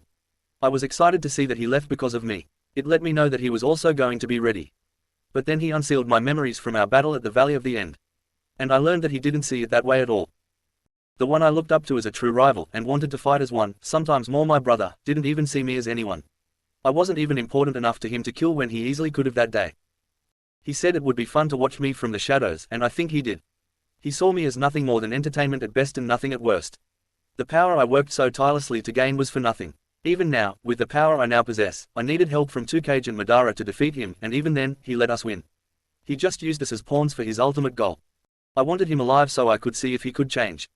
I wanted him to see me as a true rival, a friend he could count on, but he never needed any of us, even at his lowest. I couldn't help him when he needed it. Sasuke looked up slightly, and Sakura could see a trail of tears falling from his eyes. Sakura walked up to him and hugged him from behind. Sasuke held her arms tightly, like she would fall if he let go, and looked down, letting the tears he was holding back fall. He fell to his knees with Sakura still holding onto him. I just don't know what to do now. I tried to gain the trust of my friends, but now I'm back to square one. And I don't think they'll forgive me this time. Sasuke said. They will, Sakura said. I know they will. We all just went through a war, so we're all a little on edge right now and don't know what to think about him. Just give it time, and they'll forgive you, Sakura said reassuringly, slightly calming him down. Sakura moved from behind him to right beside him, resting her head on his shoulder and keeping her arms wrapped around him. They stayed like this for a few minutes before Sasuke spoke again. I need to speak with Fu, he said. Why? Sakura asked softly. Because I promised him right before he died that I would protect her for him. She's a Jinchuriki just like him, so she will be a target. I think this is what I need to do now. Whatever you think you need to do, I'll be there to support you, Sakura said. Then I need to go before she leaves, Sasuke said before standing up and running back to the camp in a rush. He got there just in time because Fu was being escorted to the edge of the camp by Minato. Fu, wait, Sasuke yelled, gaining their attention. Fu looked back, and Sasuke could see the dried tears on her cheeks. I know you might not be the best time to tell you this, but, right before he died, I promised him that I would protect you with my life, and that's what I intend to do. I promise you, I'll protect you no matter what, Sasuke said proudly. Fu stayed quiet for a few seconds, not really knowing how to react, even looking down nervously. Finally, she looked back at him. I wouldn't count on that, she simply said, turning around and leaving him behind. Minato stood and turned to look at Sasuke. Just give her a bit of time. She's just trying to grieve right now, he said before going to escort her back to her village again. Sasuke was left stunned for a time. He didn't know what to do now. He looked behind him and saw a just as confused Sakura. Behind her walking up were the first two Hokage and Madara. Where's he taking her? Hashirama asked. He's escorting her home, Sakura answered. Well, when he gets back, we're going back as well. We don't need to be here anymore, Tobirama said. Sasuke said nothing. Instead, he walked to a nearby tent and sat down next to it, tired of everything by this point. What's wrong with him? Hashirama asked. Sakura answered again. I think he's just tired, and a lot's on his mind. By the way, what did you need in Obito's tent? She asked. That was my idea. He was still under the assumption that I was going to win. I had to tell him I didn't and our plan failed. What happens to him now is up to Konoha now, Madara said to her. Just let us know when he's back, Tobirama said before turning and walking away with the two men following. Sakura looked back at Sasuke, who was still sitting next to the tent, and decided to go sit next to him to wait with him. A few hours later, Sasuke was still sitting next to the tent with Sakura. The only difference was that her head was resting on his shoulder and she was asleep, and he was on the verge as well. Right before he was about to close his eyes, he heard footsteps in front of him. He looked up and saw Minato had returned with Orochimaru. About time, Sasuke dryly said. I had to stay with Fu a little longer than I expected. Sorry, Minato responded while scratching the back of his head sheepishly. Sasuke woke up Sakura by shaking his shoulder lightly. She woke up, saw Minato and Orochimaru, and slightly panicked. She didn't expect him to bring him here with him, especially since last she actually saw him. He tried to kill her team during the Chunin exams, so naturally, she was a bit anxious about him being here. I didn't expect him to be brought here, Sakura whispered to Sasuke as they were walking behind the duo. Neither did I, he whispered back. Eventually, they reached the tent that the other reanimations were in, which happened to be the tent with the body of Naruto. They entered and caught the attention of everyone in it, which was just the reanimations. Finally, I thought you were faster than this, Tobirama said. Sorry, Fu just needed someone to talk to, Minato said. I'm surprised you brought him here, Madara said, pointing at Orochimaru. Minato didn't answer right away. He just walked ahead to where Naruto was and placed his hand on Naruto's forehead and removed the sheet from his head. I just wanted to see him as I go. Come on, let's just get this over with. We have no reason being here any longer, Tobirama said, getting up and confronting Orochimaru. And you better not have any ulterior motives. This is the second time you used this jutsu to revive us, he said in the face of his reanimator. Not in front of him, Orochimaru said, looking at the table. Who, Minato? Tobirama asked. No. Why him? He's dead, Hashirama said, puzzled. Because I know true power when I see it, Orochimaru said. You're still scared of him, aren't you? Hashirama said, infuriating Orochi. I'm not scared of him. I just know he's strong. I mean, he did almost kill you at the Chunin exams, Sakura said casually. Wait, how do you know what happened on the roof? Hashirama asked. He was sure that they did a good job keeping it a secret. Roof. No, I'm talking about what happened in the forest to death, she said innocently. A deafening silence filled the room for a few moments, until Futhahaha. You almost died twice to him when he was going through puberty. That is the best thing I've heard all day, Madara yelled out as he continued to laugh. Actually you did die to him. You were reanimated when I first saw you, Sasuke said, making Madara laugh even harder and even making all the cage start laughing as well. Minato even couldn't help but start chuckling at Orochimaru's expense. That's my boy, he said softly as he covered Naruto's head with the sheet again. Alright, as much as we can laugh at him. I think it's time for us to leave, Minato said with a soft smile still on his face. Finally, Orochi said as he instantly started to prepare to undo Madara's reincarnation first. Because he was reanimated by Kabuto, who's dead, Orochi doesn't at this point have him under his control. So he took out a kunai with a red tag on it and stuck it in the back of Madara's head, allowing him to fully control Madara. Despite this, Madara was still lightly laughing at Orochi. Orochi then performed the hand signs to deactivate the jutsu, and all the reanimations started to glow. Suddenly, their skin started to crack even more, and they all suddenly fell apart into large piles of ash.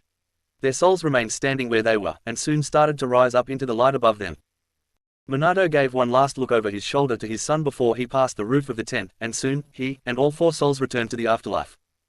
Fucking hell, that was awful, Orochi said when the light finally disappeared. You deserve it, Sasuke sternly said. In case you can't tell, I'm trying to be better. You're lucky I even agreed to do this. Hell, you're lucky I even summoned the cage in the first place, Orochimaru said, which as far as he was concerned, was the thing that helped stop the war. Sasuke decided to let him indulge himself in this. Yeah, you saved the world, congratulations, he said sarcastically. Now, I know you didn't do this for no reason, so what do you want with us? He asked. All I want is to live in Konoha again, Orochimaru said as if was an ordinary request. I'm sorry, what, after all you did in the past? Sasuke reasonably asked. Oh please, you're all so caught up in the past as if it matters right now. All I care about is the future.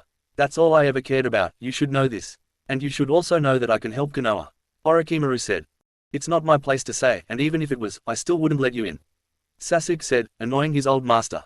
I'll let you keep an eye on me, make sure I don't do anything you don't agree with, you can make me do it in a prison if you want, I don't care. Look, after I gained this new body, I began wondering why I was even doing this anymore. I had died to Naruto and he was clearly capable of doing it again if I tried anything in the future. Now you may not have killed me, but I managed to escape just in time before you did. You can kill me now if you want, but just know I want to help Konoha. Orochi said. You've lied in the past, how can you be so sure now? Sasuke asked. Because before, I wanted the body of an Uchiha so I could have the Sharingan. Now the only Uchiha in the world is standing in front of me without any way to defeat you. I have no reason to go after you anymore. Surprisingly to Sasuke, he made some decent points. I'm not the Hokage, so it's not my place to decide. He repeated, I'll let your teammate decide that. I'm sure she'll understand what it's like to give up on a dream. Orochimaru said as he left the tent, leaving Team 7 in the tent. Chapter 47. In the Hokage's office, the next day.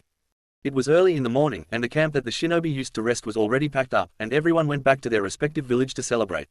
Tsunade, although not in the camp that the majority of the village was in, was back in her office. She, along with the other 3 Kage, were all beaten pretty badly by Madara when he first came back to this world, but luckily for them, she was able to heal herself thanks to Katsuyu, and thus, the other Kage. She had only woken up an hour ago, but she was already in Kage mode, Aka signing a shit ton of paperwork. She then heard footsteps from the other side of her door, and when it opened, Sasuke and Sakura entered the room. Good morning, Lady Tsunade. Sakura greeted. Morning, what do you two need? Tsunade greeted back and asked. We need to talk, Sasuke said with a stern look on his face. Tsunade could already tell this wasn't going to be good. Talk about what? She asked. I need to leave and go to Takigakura. Sasuke plainly said. Tsunade was kinda shocked that he would want to go there. Why? Because Naruto lived there? She asked. No, because Fu lives there. I know you know who I'm talking about. He responded. I do, but why do you want to see her? Tsunade asked. Because I need to protect her. That's what I promised Naruto, and that's what I intend to do. He declared. Sai, look, I know you mean the best. But I know her, and I know that right now she might not feel like she needs this right now. Tsunade said. How can you know? Sasuke asked. Because I'm already stepping down and moving there. Tsunade dropped the bombshell. Wait, what? Both teens yelled at the same time. I wanted to save this for later, but I already picked the next Hokage and he agreed. Tsunade said. When asked who it was, she answered. Your sensei, Kakashi. Albeit reluctantly. That doesn't sound like something he would do. Sakura said. That's why I said reluctantly. Tsunade said. Now, I need to send out word to other villages that I'm stepping down. Wait, can't we come with you? Sakura asked desperately. Tsunade took a deep breath. I'll be honest with you, it's because she trusts me more than you. Like I said, we've met a few times before this, so she knows me. She doesn't really know you aside from stories she was told by me and Naruto. That's why I'm leaving, to take care of my granddaughter. I just, Sai, so you won't let me come with you? Sasuke asked disappointingly. Yep, you're staying here, Konoha needs you two here. Tsunade answered. Then what's going to happen with Orochimaru? Sasuke asked. I already sent him to prison, but what you do with him now is not my problem anymore. Anyway, I need to finish packing and signing these. Feel free to start spreading the word around the village. With that being said, Sasuke and Sakura left the office feeling like they failed a mission. They really did want to go to Taki, but someone else was already going that will be even more qualified. What are you going to do now? Sakura asked him. I'm gonna train. Like I said, Naruto was so much stronger than me, so I'm going to train so I can at least reach his level. That way I'll at least be prepared to protect her. Sasuke said. Besides, I also agreed to help you take care of the kid we found in Iwa. Sasuke commented. I was hoping we could take him with us. Sakura said. Well, it probably would be better to raise him here rather than someplace foreign. Sasuke said to cheer her up a bit. I guess. I gotta be at the hospital in a few minutes anyway. I'll see you later, Sakura said. Before she walked off though, she kissed the cheek of Sasuke, leaving him stunned for a few moments. Sasuke put his hand on his cheek and smiled as he watched her walk away. Then something came to the forefront of his mind. He looked in the direction of the prison and knew he had to see him. In the prison. The elevator cage door opened, and Sasuke stepped out into the lowest level of the facility. He walked down the dimly lit walls and past many empty cells. The lowest level was reserved for the most dangerous criminals in the country of fire. Very few have even been eligible to enter, and everyone who has never made it out and died inside. Now, there is only one person on the entire floor, and Sasuke wants to see him. Sasuke walked to the end of the hall and in front of the cell holding its prisoner. Sasuke, long time no see, how can I help you? The person greeting him from inside was Orochimaru, who was sitting on his bed in a straitjacket. On the jacket were several chakra sealing tags, 2 on each arm, each leg, and 1 on his chest and forehead. He was completely incapable of using any chakra. He wasn't allowed to enter, but they could hear each other, so it didn't really matter. We saw each other yesterday. Sasuke responded. Oh come on, don't be like that, Orochi said. He stood up from the bed and started walking to the door. The guards noticed and put their hands on their weapons to intimidate, but Orochi didn't even care and walked up to the door and stood a couple of feet in front of Sasuke with nothing but a wall in between them. "Why did you turn yourself in?" Sasuke bluntly asked. "I thought I told you.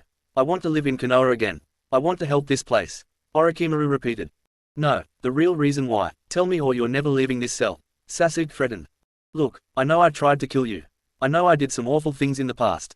But I want to redeem myself. I know that it's going to take more than just a prison sentence. That's why I want to help Konoha. And you think we're going to just let you help us? I don't believe a word you're saying," Sasuke said. "Sasuke's right, you know." Sasuke looked down the hall to see who spoke and saw that it was Kakashi. "We have no reason to trust you. At least not right now." "Then let me regain your trust." "Oh, congrats by the way, on the promotion," Orochimaru said, trying to appeal to his good side. Kakashi just looked at him unimpressed, and Orochi could tell, even if it was just one eye. "Well anyway, you wanted to know the truth." "That was the truth. Sorry if you're disappointed," Orochimaru said. "Then we have no reason being here," Kakashi said. He put his hand on Sasuke's shoulder and guided him out of the prison, finally getting to talk to him after the war. "So what am I gonna do if I need to take a shit?" Orochimaru asked the guards. One of them smiled and turned his head. "Let us know, we'll get you the bucket," he said. "No toilet?" Orochimaru asked. "For someone down here?" "No," the other guard said. Next morning, near Takigakure, Tsunade and her assistant Shizune had taken a carriage from Konoha to Taki, that way they didn't have to carry any of their bags on them. It took most of the night to make the trip, and by the time they got there, the sun started to rise. They reached the gate and were greeted by the guards, who recognized them immediately. "Lady Tsunade, Lord Senji got your letter and is waiting for you in his office. Do you want me to guide you to him?" One of the guards asked the duo. "Shizune can, but I have someone I need to see before him," Tsunade said. "Of course, she needs someone to talk to right now. Good luck with her," the guard said, knowing exactly who the former Kage needed to see. He led Shizune away to see Senji, while the other guard led Tsunade to Fu's house. Once she made it to the house, the guard left, leaving her to enter the house. Tsunade knocked on the door and waited for a few moments but received no answer. She knocked again and waited, but still got nothing. She didn't want to get worried, but she really needed to see her. She didn't know if she was even home, but she didn't know where else she would be. She tried to open the door and found that it was unlocked. She entered the home and found the room was empty. She searched the floor, but it was still empty. The only room she hasn't explored yet was what she assumed was the bedroom, so to be sure, she knocked first. When she got no answer, she decided to open the door. When she did, she found Fu hanging from the ceiling with a rope wrapped around her neck. She panicked and rushed to cut her down. She held her as she sat down, holding her in her arms. She felt for a pulse at Fu's wrists and found a weak one. She picked her up and immediately ran out of the house to the hospital. She burst the front doors open and yelled out, "Is there a free room I can use?" Most of the staff saw this and immediately recognized that it was the legendary Sannin and that she had an unconscious Fu in her arms. They showed her to an unoccupied room with a few nurses stepping in to assist Tsunade. 2 days later, Fu opened her eyes to an almost blinding light. She moved her arm to shield her eyes, soon noticing that the light was artificial. "I'm alive," she thought to herself. She looked around the room she was in and saw that she was in a familiar room. The hospital. They must have stopped me just in time, she continued to think. "Fu, can you hear me? Just listen to me." Fu could hear in her head Chome, the Seven Tails, talking to her after seemingly being blocked from speaking for quite some time now. "Finally, you're awake. I know you're sad, but you don't need to do anything like you just did. Please, please just stay with me," Chome said, but before Fu could respond, the room door opened, and in walked Tsunade. As Tsunade walked in, she could see Fu turn her head to look at her, and after seeing this, immediately rushed to her side. "Can you hear me properly?" she asked. Fu nodded. "Okay, good. Now tell me why you would do this," Tsunade calmly asked. Because I have nothing left," Fu said while sobbing. "What do you mean nothing? I've been here for 2 days and I can tell how many people love and respect you. You have an entire village, so don't say you have nothing just because he is dead," Tsunade said. "He killed himself. He didn't want to be with me. He didn't love me like he said he did," Fu said while crying. "I'm about to slap you," Tsunade bluntly said. "He absolutely did love you. Every time he saw me, you were all he talked about. And he didn't just kill himself, he saved both of you. Because if he ever saw you die, then there would be nothing to stop him from his wrath. Just please understand, he loved you more than anything, and the last thing he would want is for you to end your life as well." Tsunade grabbed the sides of Fu's head and pulled her in for a hug. "You're more important to him in this village than you think you are. Again, everyone in this village respects you too. You have to live on for his sake. Both of them," Tsunade said. Fu felt tears falling from her eyes. I'm sorry. I'm so sorry. I'm so sorry," she repeated over and over. "I just didn't know what to do. I'm so sorry, Lady Tsunade." It's okay. We all understand, so you don't need to explain. And please, call me Baken. You're my family too," Tsunade said, making Fu cry even more. Fu tightened her grip on her hug. Thank you, Barkin. With Orochimaru one day earlier. Sai hey guards, Orochimaru said, gaining the two guards' attention. I need to go to the bathroom. Already, fine, one of the guards said. The guard then walked to a nearby utility closet and grabbed a metal bucket from a stack of them. He then walked back to the cell and unlocked the door. Both guards entered, and the first guard threw the bucket on the ground. They both walked to the prisoner to unlock his straitjacket, one behind him and one directly in front of him with his kunai drawn, ready in case he retaliated. Guess you weren't kidding about the bucket thing, Orochi casually said, as if he wasn't being unlocked from a straitjacket. Once the jacket was unlocked, the guards then exited the cell, locking it back up behind them, and looked away as Orochi did his business. They may be prison guards for one of the most dangerous men alive, but they still value privacy. After a few minutes, Orochi called the guards back. They unlocked the cell, locked Orochi in his jacket again, and grabbed the bucket to throw out. A third guard arrived and took the bucket away, taking it to another room. In the room was a chute, and when the guard put the bucket in the chute, the bottom opened and dropped the bucket into a large underground furnace. Right before the bucket landed in the furnace, something jumped out of the bucket and onto a wall, saving itself. This thing was a small white snake. The snake slithered on the wall until it found a small hole in the wall and escaped through it. There, it dug its way away from the prison and into the sewers. Once in the sewers, it wandered for about an hour until it found what it was looking for, a lab. More specifically, Orochimaru's main laboratory that remains hidden to everyone but himself. The snake slithered its way to the center of the room and suddenly began to pulsate and grow remarkably fast. Once to about the size of a human, it opened its mouth wide and a pair of hands stretched out and opened the mouth further, letting the entire body of Orochimaru to be free again. This killed the snake, but this mattered little to the scientist, who just began to laugh. Finally, I'm back, ha ha ha ha ha ha ha. And now, I can finally have my perfect body, Orochimaru said as he pulled a small vial of red liquid from his clothes. Soon, the body of Naruto will be mine. Epilogue. -3 weeks later. Tsunade had gotten to know Takigakure pretty well over these last 2 weeks. She's gotten to learn many faces and has even gotten several visits from people from Konoha again. One of the main familiar faces was Ayame from Ichiraku Ramen. Apparently, she had received a letter from Naruto saying that he would love her to make a home in Taki instead of Konoha, and she went ahead with it. Right now, Tsunade was making her way to her home, which happened to be a new house where she and Fu now live in. It was a gift from the other villagers to Fu to help her. News about her attempt spread pretty fast. Tsunade opened the door and found Fu already asleep on the living room couch. It was almost night, but she usually stayed up for a few hours into the night, so Tsunade found this a little odd. She walked up to Fu and placed the back of her hand on Fu's forehead to check for a fever, but found none. This did wake Fu up, however. Barkin, what's wrong? Fu asked tiredly. Nothing, it's just you've been falling asleep a lot earlier than you usually do. Tsunade said. She moved her hand from her forehead to her stomach, and her eyes grew wide. Fu noticed the sudden change. What's wrong? She asked frantically. Did you and Naruto, do it before the war? Tsunade asked out of nowhere. What? Fu asked, confused. Then everything clicked in her head. Wait, no. Are you sure? Fu asked, panicked at the implication. Fu, you're pregnant, Tsunade said. Fu suddenly began crying, but she didn't know if they were from joy or not. Fu didn't even know what to say anymore. She was completely speechless at this news. Finally, she did speak. He gave me a gift, Fu said as she wrapped her arms around her stomach. One that I'll protect with my life, she softly said. And I'll be here to help you walk through this every step of the way. Now go ahead and get some sleep, we'll talk about this tomorrow, Tsunade said as she stood up and went to her room. Fu felt like she was on cloud 9 right now, but then it hit her. She almost killed herself. She almost took the life of her and Naruto's child before it was even born. This realization made her have a mini crisis. Her mind began racing, and she began to feel extreme amounts of guilt even though she survived. In the middle of her guilt-filled panic attack, she suddenly felt another hand on her stomach that wasn't hers. She looked down and saw nothing, and the feeling went away as fast as she felt it. She looked around and saw a completely empty room. Although it was weird, she didn't feel scared or threatened at all. In fact, she now felt completely calm and relaxed, the exact opposite of what she felt just moments ago. She didn't know for sure, but she had a strong feeling Naruto had paid her a visit to calm her down.